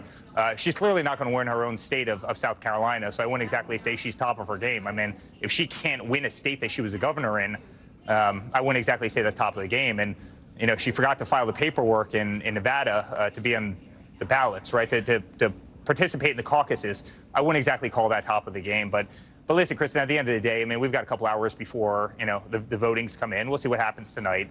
My father's put his heart and soul into this race. He loves this country. He's the last president. He does not need to be doing this. He's one candidate who does not need to be doing this. His life would be exponentially better, at Mar-a-Lago with his grandkids, playing golf, having a great time. But he loves this country. He loves this nation. He sees our nation going down the tubes. He calls it a nation in decline. We have single-handedly the worst president that we've ever had in the history of this nation on every quantifiable front. And even the Democrats are seeing that. That's why your own polling as to Biden is atrocious, for him. And we got to get our grips on this country again. We've got to focus on the economy. We've got to gain our respect around the world. We've got to stop these wars. I mean, you're seeing our warships have missiles shot at them every single day. Our bases all over the Middle East. Well, and the Biden administration has retaliated, and we should say that I know you're referencing the economy, that the unemployment has come down, inflation has come down significantly since. So you had 10%. Well, it's come down significantly, though. You had 10% inflation for the first 3 years. That was massively outpacing wage growth in this country. No one can say that the economy has been good. No, not a single person watching the show right now will think that paying $5 for gas. That's not the argument. But the argument is that there are signs that inflation is coming down. But can you just respond to my question and Nikki Haley's argument that she continues to make on the campaign trail, which is that chaos seems to follow your father? She says, fair or not, and you heard that voter reiterate that point. Speak to that voter, Eric, who's concerned about supporting your father because of what Nikki Haley calls the chaos that seems to follow him, fair or not, in her words. From the day my father got in, they did the fake Russia investigation and hoax. Then they did impeachment 1. They did impeachment 2. They made up smears about his Supreme Court justices. Then, when that didn't work, they took every DA and every AG in every liberal city across the country and they went after him. When that didn't work, they went to Colorado and they pulled him off the Colorado ballot. When that didn't work, they went to Maine. They pulled him off the Maine ballot. This is what they do. It's called the weaponization of government, and the whole country sees it. I know the media doesn't want to ever be fair about it, but the whole country sees exactly what these people are trying to do. So, my father is the anti-establishment person. And he's bucking the system, and the system is revolting. And frankly, it's the exact person we need, because America can't continue like this. We're no better than, a third world country if we allow our system to be weaponized by three-letter agencies. It just cannot continue to happen. Eric, we should note that the indictments that your father is facing were handed down by grand juries. Of course, the impeachments you referenced were bipartisan to some extent. But let me just ask you, looking forward, let's say your father does win this. Let's say that he locks this up ultimately. He has said he thinks he knows who his VP nominee is going to be. Can you give us some insight into how, I know you're not going to give us a name here and now, how close is he to making that decision if he in fact is the nominee? Yeah. Listen, I love the man tremendously. I'll let him make that decision. That's not for a son to even speculate on or even name potential names out there. He'll pick somebody that's great.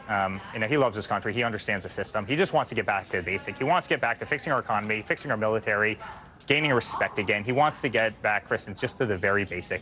Let's stop these sideshows. Let's put America first. Let's make America great again. We should be #1 at everything that we do as a country, and we're far from it right now. He wants to fix the nation. It's the last thing that at this point in his life he needs to be doing, but he loves red, white, and blue. I do as a son. It's why I stand by his side every single day on the campaign trail. He's going to fix this country, and as we go into kind of the second primary, I couldn't be more proud as a son. I could not be more proud of the arrows he's had to take, what they've put him through, and how the man just has unbelievable backbone. He's a remarkable individual, and I stand here today as a proud son. All right. Eric Trump, thank you. Stay in close touch. We're going to be on air throughout the night, so we'll check back in with you. We really appreciate your time this afternoon. Thank you so much for joining us on Election Day. Thank you. And coming up, we are digging deeper into Nikki Haley's underdog fight against former President Trump in New Hampshire and beyond.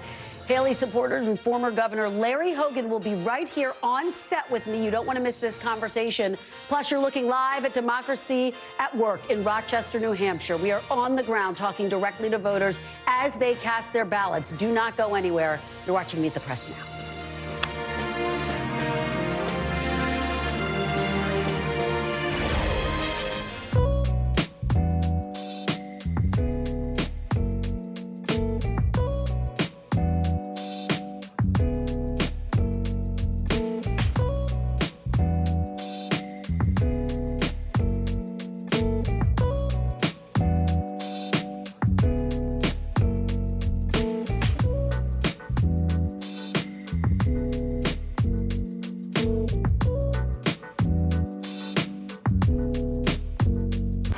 news lives in the now. Look at this. You can't even see anything anymore. Let's break down what we know. You gotta see this. News for the generation of now is NBC News Now.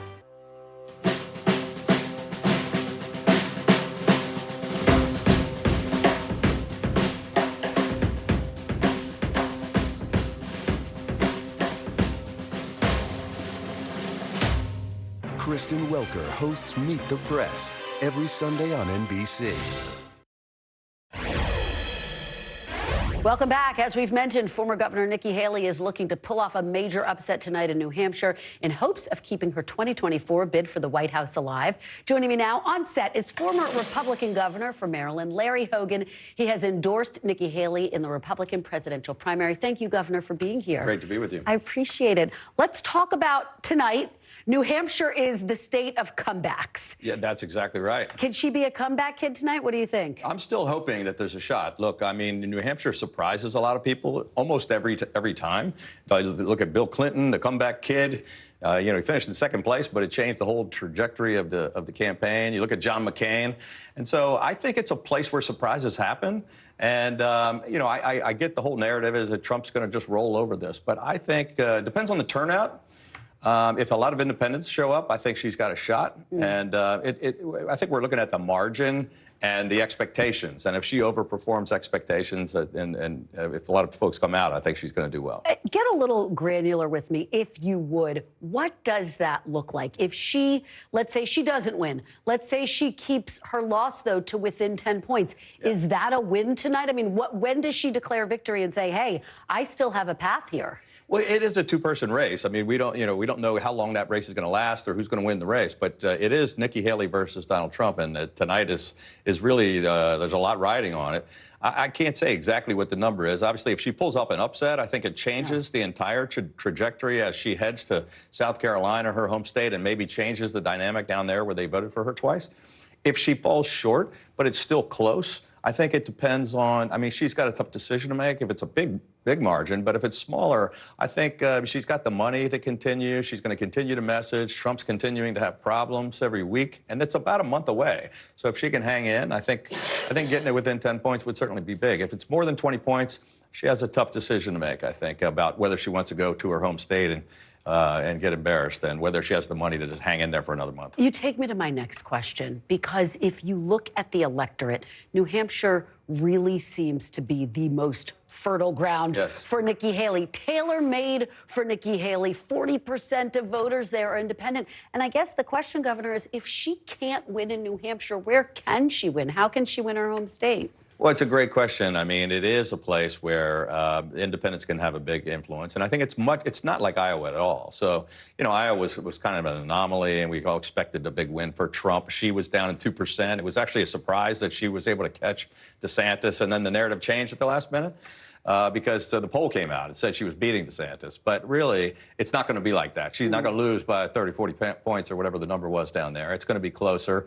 And I think I'm hoping that we're going to be in for a surprise, but I think it's going to be much, much closer. You think it's going to be closer? I was in New Hampshire. I was talking to a lot of the former ambassador's supporters who said, boy, she's going all in these final days. They wish they had seen that kind of vigor and fire from her earlier. Some of the jabs that she's taking against former President Trump, she sharpened his attacks. Is it too little too late? Well, that's what we're going to find out in about 4 hours, I guess, when the polls close. But Do you wish you'd seen it earlier, Governor? I've been crying out for this from the beginning when all the candidates were there. And I said, if you're going to challenge Trump, you've got to challenge Trump. And I think everybody was just a little too easy on him for a long time, and I'm hoping it's not too little too late. But I like the new Nikki. I like her being more aggressive. If she doesn't win tonight, if let's say she does go on to South Carolina, doesn't win there, if she decides there is no path for her, I want to ask you about your political future. Would you be open to, and I know you've said you would be, a third-party run in the future? Where are you right now on that decision? Well, right now I'm really focused on hoping that Nikki Haley can win this race, because I really want to see the Republican Party return to a more traditional Republican Party, a bigger tent party that can appeal to more people. And I think Nikki Haley's that person. She's beating Joe Biden by 17 points. She has a much wider appeal than Donald Trump does. And I haven't really been open to the idea. I just hadn't slammed the door completely. It's not something I'm pursuing, but I can tell you about 70% or more of the people in America do not want a choice between Joe Biden and Donald Trump. And so if you don't want choice A or choice B, somebody might put up a choice C. Yeah, the folks at No Labels are watching the field very closely. Have you been in touch with them recently? Have you had any conversations with them? I talked to a lot of the folks involved in the group. I resigned at the end of last year as a co-chairman with Joe Lieberman. But a lot of them are still, I'm getting a lot of phone calls still trying to, shake me down and encourage me. Are you returning the phone calls? That's the key. Sure, I talk to everybody. And just finally, Governor, do you still consider yourself a Republican? I'm a lifelong Republican. I was a chairman of Youth for Reagan. I'm a real Republican. I say I come from the Republican wing of the party.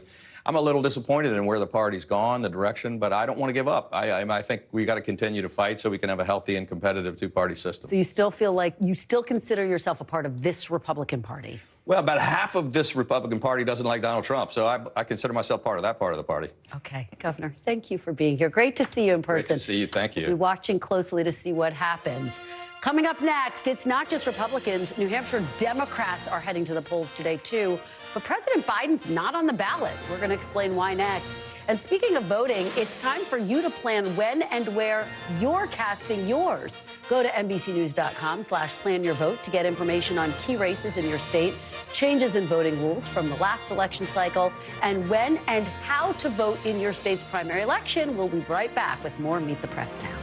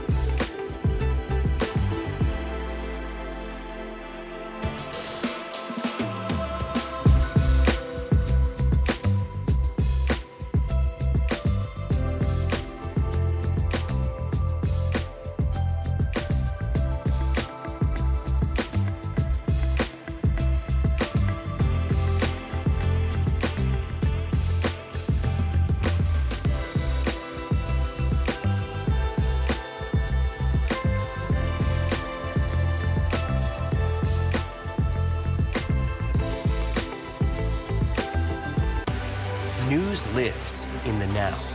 It's coming at us every second. News is more now than ever. Just outside of the Israeli military headquarters. Now is raw. Now is real. The Fed's decision today, help us translate that into very plain English. Now is constant.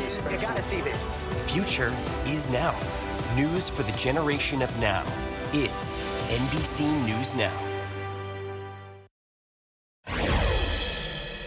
Welcome back. The first polls close in New Hampshire in about 2.5 hours, and we've got our attention squarely on tonight's primary results. Joining me now at the big board for a look at what to expect tonight is my friend Chuck Todd, NBC News chief political analyst. Chuck, great to see you. We were just in New Hampshire. Here you are at the big board. So wearing what nicer are the shoes. Yeah, exactly. We put our warm shoes away. Yeah. What are you looking for tonight? What are the key counties and cities? Well, I'll say this. We talk about turnout, and that's obvious you're talking about turnout, but it really is sort of the math equation of the turnout, right? This is 2016, and I want to show you here. All right. The 2016 primary, which featured Donald Trump, was fascinating because there was an active Democratic primary, Kristen, featuring a guy named Bernie Sanders, right? Neighboring state. He won in a romp. And it's important because in the Republican primary, just 3% of Republican primary voters self-described as Democrat. It is the only time since we've been exit polling New Hampshire that the self-described Democrat number in a Republican primary was in single digits. So tonight, what does Nikki Haley need? She needs this to be in the 10 to 15% range of Democrats. And she needs this number of independents probably to be closer to 45. And then you start to see where I'm coming up with, right? Yeah. Suddenly, there's a majority of I and D. There's a lot of green, horrible handwriting there. And you want to get this number, right, below 50. It is the only way. Now, here's the problem with that scenario. Let's say all this comes into place and Haley wins. She's won without Republican vote, right? And this is why the good news for her is there's no primary like New Hampshire. Maybe the Michigan primary has has some rules that you can create a makeup like this. So that's why if she can't win here, where does she win? But what I'm watching for tonight is how big is this Democrat number? And we're going to know that in our exit polls early, Kristen. How big is that number? How much in double digits is it? Can she get the combined non-Republican vote over 50%? That's the key to whether she's competitive or not. We can talk about little places she could do well, but that's the number one thing I'm watching right now. And Chuck, it's worth mentioning, I mean, look, she was kind of running neck and neck with Trump when it came to independence. And now she's pulled ahead a little bit, but not nearly enough, right? Well, and you know, it's interesting. Gotta be a big number. You know, and I want to show you a few other previous results from New Hampshire, just to remind people sort of the quirky nature of this electorate in New Hampshire. I love the 2012 Republican primary because you had an establishment who was a little more conservative at the time, Romney. You had a very far-right candidate in Ron Paul. And then you had John Huntsman, who in many cases is a Nikki Haley, right? Sort of very moderate Republican. So you can see the makeup here, right? Huntsman and Kasich were very similar candidacies. Paul here. So the formula for this tonight, right, is I expect Trump is essentially taken all those Paul supporters and they're now his. He's got about half of that old Romney number. You know, can she get everybody else? Yeah. It's a tough thing because it's tough to create a coalition of I'm not him, right? It's tough to create passion around that. And I know that we're looking particularly around places like Manchester to see if she can drive up turnout there. What was notable about Iowa, of course, she didn't get the turnout in the places she needed. No. Manchester's a place that we'll be watching closely to see what the turnout looks like. If it's big and the areas around Manchester, it could be a good sign for her. Well, look, you can see here, right? Look, in the past, here's obviously this is where John Kasich won some counties down here in and around Manchester, up here in and around Berlin is some places. He did well on the Vermont border as well. Those are places Nikki Haley expects to do well. Another way to look at this map that we like to look at, I didn't mean to do that, is to look at the overall presidential split. If you look at it from the 20, you know, during the Clinton-Trump in 16, and essentially just look at the blue counties. Yeah. Right? Nikki Haley has to be the blue counties tonight, essentially. It's as simple as that. She needs to do well there. All right. Chuck Todd, so great to see you. Nice to see you, Chris. We'll see you tonight. The big board. We will see you tonight. We are in for a long night together, and we will see you tonight for more special coverage, which continues at 5 p.m. Eastern right here on NBC News Now. And you're looking live right now at a Biden campaign event in Northern Virginia. President Biden and Vice President Harris are appearing together at an event focused on abortion rights. It's an issue that has animated Democratic voters since Roe versus Wade was overturned, and one that Democrats are hoping to make a major focus of the 2024 campaign. And speaking of Democrats, there is a Democratic race happening in New Hampshire today. Sort of. The DNC, just as a refresher, stripped New Hampshire of its first-in-the-nation primary status, making today's primary there largely symbolic for Democrats. President Biden isn't even on the ballot, as no delegates will be awarded based on tonight's results. But Congressman Dean Phillips, who's challenging Biden for the Democratic nomination, is still in the Granite State today, greeting voters at poll locations. NBC News White House correspondent Mike Memoli is in Merrimack, New Hampshire, and has more on the Democrats' drama. And Mike, you have been all over this part of the primary. Just explain to people, there is a write-in campaign for President Biden. He's not a part of it, but from Democrats' perspective, both in New Hampshire and outside of New Hampshire, it's serious business, right? Yeah, absolutely, Kristen. I mean, I don't need to remind you what happened here 4 years ago because you were with me at that polling place in Manchester when candidate Joe Biden showed up after just announcing that he was going to be leaving the state to head to South Carolina to try to plant his flag in that must-win state. We know what then happened. That helped propelled him to the White House despite a poor showing in New Hampshire. And so we set a calendar through the DNC that put South Carolina, not New Hampshire, at the front of the list. When the filing period closed and President Biden chose not to file here in New Hampshire, there was no write-in campaign. There was really nothing organized to support him. And so everything that has come together here in the last few months has really been on very short notice and not a lot of money. It's a campaign without a candidate. But as I've been talking to organizers throughout the weekend, they do feel that they've been successful in getting the message out about the importance of supporting Joe Biden through this write-in campaign. And if it's going to succeed, it's going to be because of places like this. This is a very heavily Democratic ward in the state. The turnout here was 90% Democrat in the 2020 primary. But the story so far, as we've been talking to voters here, is about what those undeclared voters are. The setup with Chuck couldn't have been better because the overwhelming majority of those undeclared voters in this polling place are choosing to vote in the Republican primary. We actually even talked to a Democrat, a registered Democrat, who chose to write in not Joe Biden's name, but Nikki Haley's name. So this is a lot of concern about Donald Trump potentially winning this nomination tonight. They wanted to send an anti-Trump message. And so far, a lot of that is actually manifesting as a Nikki Haley vote, not necessarily a Joe Biden vote. Talk about some of the jitters inside the Democratic Party. Mike, I interviewed Senator Hassan over the weekend in New Hampshire, and I said, look, how confident are you that you're going to win the write-in campaign? She was very honest. She said write-in campaigns are complicated. I mean, you have to explain to people that they have to write in the president's name, and the optics of that are significant. Yeah, and it's interesting because Senator Hassan, as well as others in the congressional delegation, they were as critical as you could be of President Biden, of the DNC, for trying to take this primary away from New Hampshire. But they are now the very same ones who are leading this write-in effort so strongly. But there is no roadmap for this, Kristen. The last time we saw an incumbent president seeking a second term not filed in this New Hampshire primary was Lyndon Johnson. He got a disappointing showing, less than 50%, and he was out of the race 3 weeks later. And that's really the lesson that Democrats are hoping is not repeated tonight.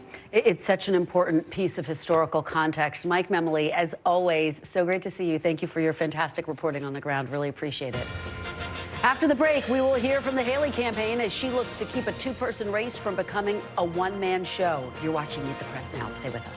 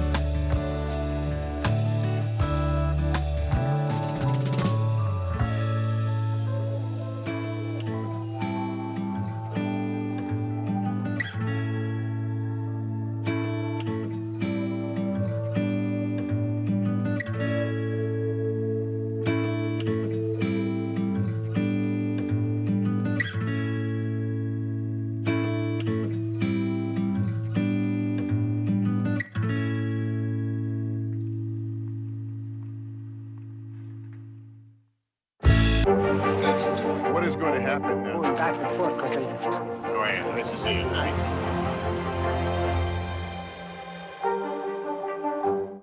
News for the generation of now is NBC News Now.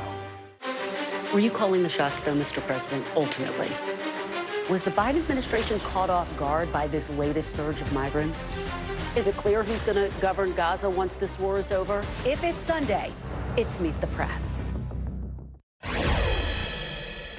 Welcome back. Ahead of tonight's primary, RNC chairwoman Ronna McDaniel has given a statement to NBC News that seems like a bit of a warning for the Haley campaign after losing in Iowa and now the underdog in New Hampshire. In the statement, McDaniel writes, quote, "The Republican primary is up to the voters, and we've never had a Republican nominee who did not win at least Iowa or New Hampshire. If President Trump comes out strong tonight, that's a clear message being sent from our primary voters." Joining me now is Olivia Perez-Cubas, national spokesperson for the Nikki Haley campaign. Thank you so much for joining me. I really appreciate it. Thanks for having me. I want to give you the opportunity to respond to that statement from the RNC chairwoman. It doesn't change anything for us. Look, Nikki has always been the political outsider. She won governor of South Carolina twice as the anti-establishment Tea Party conservative. She's never had the backing or the support of political elites or Washington insiders. She didn't have it then. She doesn't need it now. It doesn't change anything for us. The only support and endorsement Nikki wants are of voters. Let me read you a little bit more of what she says. She says, quote, "Republicans know that if we're not united as a party behind our nominee, we won't be able to beat Biden. That's why we had our candidates sign the Beat Biden pledge to be on our debate stage. Unity is key." It effectively sounds like she's saying if Ambassador Haley doesn't have a strong showing tonight in New Hampshire, it's time for her to reevaluate her campaign. Is that how you take this statement from the RNC chairwoman? And is there any consideration about dropping out if she doesn't win? There's plenty of time for Republican voters to unite behind the nominee, which will be Nikki Haley. And I can say this much: America does not do coronations. This is a democracy. One state has voted. Less than 1.5% of Iowa voters out of 3 million voted for Donald Trump. This race is just getting started. Nikki, just a few months ago, she was at 2% in the polls in a race where 14 candidates were vying to be president of the United States. She got 20% in Iowa, and it is now a two-person race here in New Hampshire.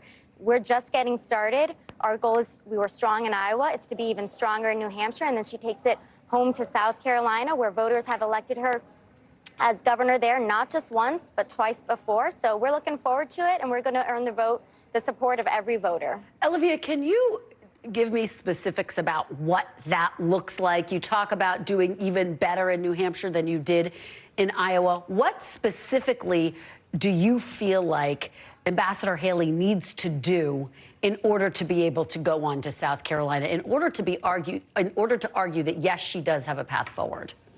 Look, I know everyone is looking for specifics, looking for an exact number. We're not going to play that game because it all depends. Everything is relative. For us, the goal has always been be strong in Iowa. She went from 2% to 20% in Iowa, and she made New Hampshire a two-person race. That's strong. So the goal now is to be stronger in New Hampshire than we were in Iowa, and then carry that momentum into South Carolina. We feel very good about where things are. We have the resources, we have the momentum, we have the support to go the distance. We are fighting for every inch. No one said that this is going to be easy, but we are working for it, and we're going to run through the tape. Let me just ask you a little bit, as you look forward, does former Ambassador Haley, does the campaign have the resources, the money to keep going on to South Carolina at this point? It does. What I just said, we've got the resources. We just announced a $4 million ad buy in South Carolina. We've got a rally in Charleston tomorrow night. We're looking far beyond. And look, Nikki, she's an accountant. We have been smart about this, about our campaign. We were frugal. We stayed in Holiday Inns and local Marriotts. We had a staffer driving her in a van and throughout Iowa, throughout New Hampshire. We've been really smart about this. We've been smart about how we grow, when we grow, saving every penny so that we did have the resources to meet this moment, and we are meeting the moment, and we'll be up on the air in South Carolina in just a few days. Olivia, how do you convince donors, supporters to stick with you if she can't win in New Hampshire, which frankly is a state that's tailor-made for her, with 40% of voters there claiming their independence? Yeah, two things. One, everyone keeps saying New Hampshire is as good as it gets for Nikki Haley. That's not actually accurate. First, we have New Hampshire, which is favorable to her in a lot of different ways, which you just outlined. Then we go to South Carolina, which is her home state. Voters there know her. They love her. They know what she did for them. She's going to remind them. She's going to earn their vote. And then it's on to Super Tuesday, where more states on Super Tuesday, they look more like New Hampshire than they look like Iowa. We've got a fighting chance. This race is not over. As much as the political elites, as much as the media might want to say it's over, it's not. And second, Nikki's been the underdog. She was the underdog in 2010. She's the underdog now. But the folks who have been with her from the start are going to be with her throughout the entire way. So we're looking forward to it. We're excited for tonight, and we're excited to be in South Carolina tomorrow. Olivia, we're almost out of time, so just very quickly, I know you're saying that she can win in South Carolina, but right now Donald Trump has a double-digit lead. He's got the endorsement of a lot of big names there, including Senator Tim Scott, the governor, Nancy Mace. How does she fight against that? Why should her supporters feel confident she can pull off a win there? First off, we've got South Carolina is a month away. That is like a year. That's a lifetime in politics. A lot can happen in that month. And second off, it's what I said earlier. Nikki has never had the backing of Washington insiders, of legislators. She has always been the outsider. This is familiar territory for her. And quite honestly, it fuels her. She doesn't need their support. She doesn't even want their support. She wants the support of voters, and she's going to fight for it. All right, Olivia Perez-Cubas, thank you so much. We really appreciate you joining us on a busy day. Thank you. And we will be right back. You're watching Meet the Press Now.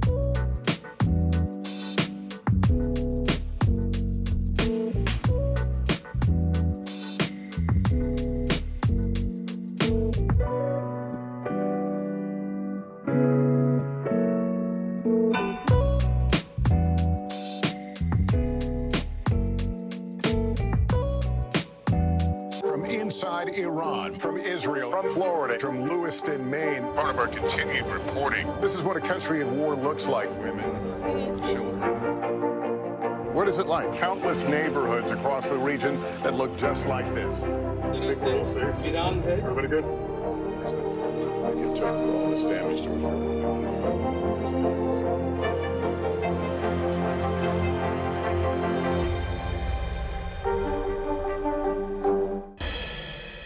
Welcome back. As we've been saying, voters are voting in the first in the nation primary, and we are just a few hours from polls closing. Joining me now is my panel. With me on set is Mark Short, former chief of staff to Vice President Mike Pence, and Danielle Pletka, senior fellow at the American Enterprise Institute. Also with me is Andrea Mitchell, NBC News chief Washington correspondent. Andrea, I have to start with you. Set the scene for us. What are you watching for? And as you and I have been talking about throughout the day, this is a state where comebacks are possible, but Nikki Haley would need an historic comeback to pull this off. This would have to be the comebacks of all comebacks. I mean, you couldn't even spin it the way Bill Clinton did. You know, in 1992, he came in second to Paul Tsongas, but he called himself the comeback kid because he came out quickly. He had a big crowd. and he declared himself the winner, basically, the virtual winner, if you will. And so that was the narrative after a really tough primary race there for him. John McCain, you know, was just, he was all things New Hampshire. He went everywhere, the Straight Talk Express, talking to voters, talking to reporters, and he clearly was a big comeback. But, you know, whether she can do this now, look at what she's got to, you've been up there, you've been reporting on this. She not only has to get a huge chunk of the undeclared, but then she has to also eat away at Trump's base, at the Republican voters. And to do both things and get it to within double digits when he is got, you know, at least get it into single digits rather when he's got a double-digit lead is really a huge hurdle. It's such a huge hurdle. Danny, weigh in on this point. If she can keep a loss, now maybe she will win, but let's say she loses. If she can keep it to single digits, what does that look like for her? Is that significant? Can she claim that's a strong showing? Sure. I mean, the narrative all day, and frankly, since Ron DeSantis dropped out, has been this, right? It's going to be too high a mountain for her to climb. She's never going to win. It just can't happen. So if she manages, she actually can be the comeback kid. But of course, she has to climb the mountain, and that's going to be the question, and we'll know. We'll know later. Yeah, we will know in just a few hours, Mark. Right now, the numbers show her leading with independents, but not nearly by enough, and they're really the key to this entire race. Well, they are in New Hampshire, and I think Yes. if you're a candidate who's relying upon independent or soft Republican support, it's hard to win across the country in a primary, particularly as you head to South Carolina and the southern states of Super Tuesday. So it sets up well for her in New Hampshire, undoubtedly. But to Danny's point, it's why she really has to pull it off in New Hampshire, because the other states are not going to be nearly as favorable to her. You know, the RNC chair just put out this really remarkable statement. I mean, it calls for unity. It all but walks up to the line of saying, Nikki Haley, if you can't win in New Hampshire, it's time to drop out. What did you make of that, hearing that, Danny? I thought it was outrageous. I'm sorry. You know, I understand that Donald Trump is way ahead. I understand that part of the Republican establishment and Ronna McDaniel, the chair of the RNC, is behind him, which is also in and of itself a little bit inappropriate. But to say, you know, this process is stupid. You voters, you primary voters are stupid. Let's just, you know, let's just cut to the chase. I'm sorry.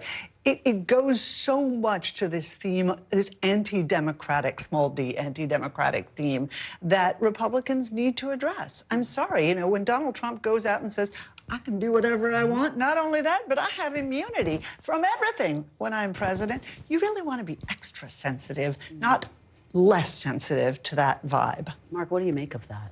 I think there's a symbiotic financial relationship here. There's no doubt that the RNC has still been paying Donald Trump's legal bills. And so, you know, I think that Ron and the team have pledged neutrality.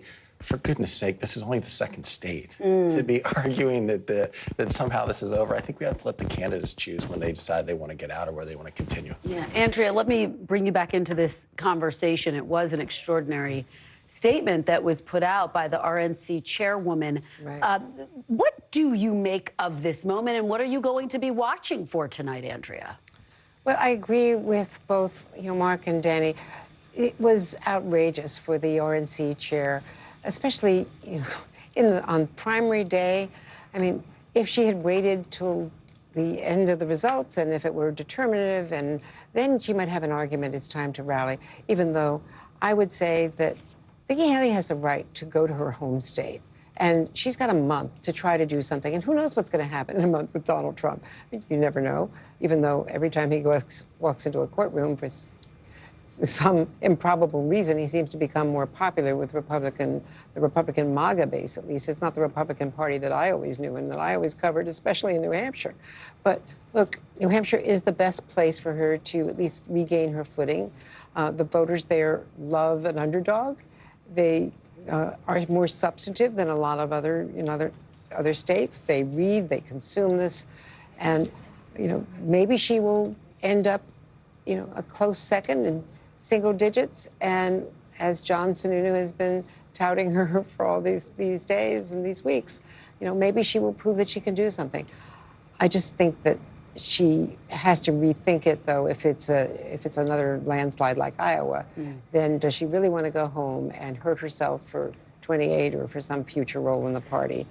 in a post-Trump party, perhaps, since even though she tiptoed around Donald Trump for the longest time, the enmity there is so apparent that I don't know how she could humiliate herself to the extent of doing something in some future Trump administration. No, it's, I mean, I think the point about South Carolina is such a fascinating one, Mark, because it is her home state. You have Tim Scott, who's already endorsed former President Trump. The governor has already, and the list goes on and on. Nancy Mace. And she's trailing him by double digits. Now, I just spoke to her spokesperson who said, we have the resources, we're fine to go on to South Carolina. But what's the reality check inside a campaign, which you know what it feels like when you're bumping up against that hard question of whether your donors are going to stay with you? Well, I think the reality is that now it's down a two-person race. She continues to be well supported. And I think there's a lot of donors who still want an alternative to Trump. So I don't think she's going to have a financial issue like a lot of other candidates. But I do think she has a question of, I think it's really about 20, 25 points is what Trump's lead is in South Carolina. It's a tremendous firewall with him, as you said. It's not just Tim Scott and Lindsey Graham, but also the governor that have all endorsed and supporting and using their organizations to help Trump. So it is a month. I think we forget that. You know, it's not like it rolls around next week. So it is a month. It gives her time. And I don't think she has to make a decision the day after New Hampshire. But I do think that it is your home state. And if you're going to lose by 20, 25 points, that's probably not something that you want to entertain if you want to keep going. Yeah, Mark's exactly right. I mean, I think that's going to be the hard part. And I agree with you. I don't think that her donors are with her for the same reasons. I think she's got a lot of very loyal supporters who actually believe she would be a good president of the United States. You know, not a crazy thing to talk about in a race, but if she can't make it at home, right, in her home state, it is a firewall. I think that's the right way to describe it. Andrea, one final question to you, very quickly on the Democratic side. This very unique primary there. I've been talking to Democrats all across the country who feel very concerned about the optics of this, the fact that it's a write-in campaign. As I was saying, I interviewed Senator Hassan this weekend. She acknowledged write-in campaigns are quite challenging. She wasn't ready to say, yes, I'm confident President Biden's going to win this. I think it was a big mistake. I know from personal experience, from being with Joe Biden in 2020 when he was racing out of our headquarters there at the Armory, couldn't get away fast enough right after coming off Morning Joe and he going to South Carolina because he didn't want to hang around New Hampshire and see what the results were. So I know how bitter that experience was.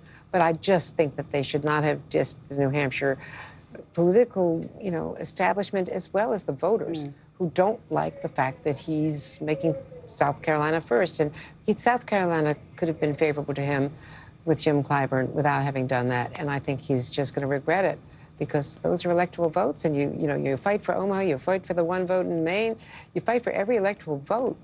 And, if they had won New Hampshire in 2000, they wouldn't have needed Florida. Yeah. All right. Well, we will leave it on that point. Thank you all so much. Mark Short, Daniel Pletka, Andrea Mitchell. Fantastic conversation. Thank you all. We will be back tomorrow with more Meet the Press Now, and I'll be back throughout the night as we cover results right here on NBC News Now. But don't go anywhere. NBC News Now special coverage of the New Hampshire primary election continues with my colleagues Tom Yamas and Hallie Jackson right now.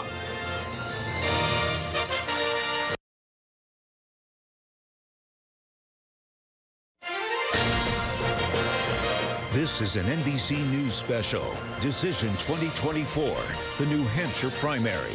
Reporting tonight, Tom Yamas.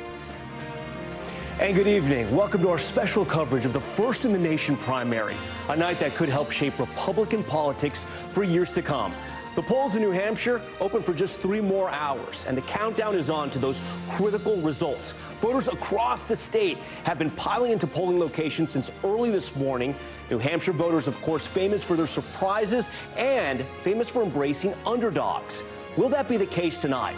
Up for grabs, the Granite State's 22 delegates. But more importantly, this contest, a make-or-break moment in the 2024 campaign.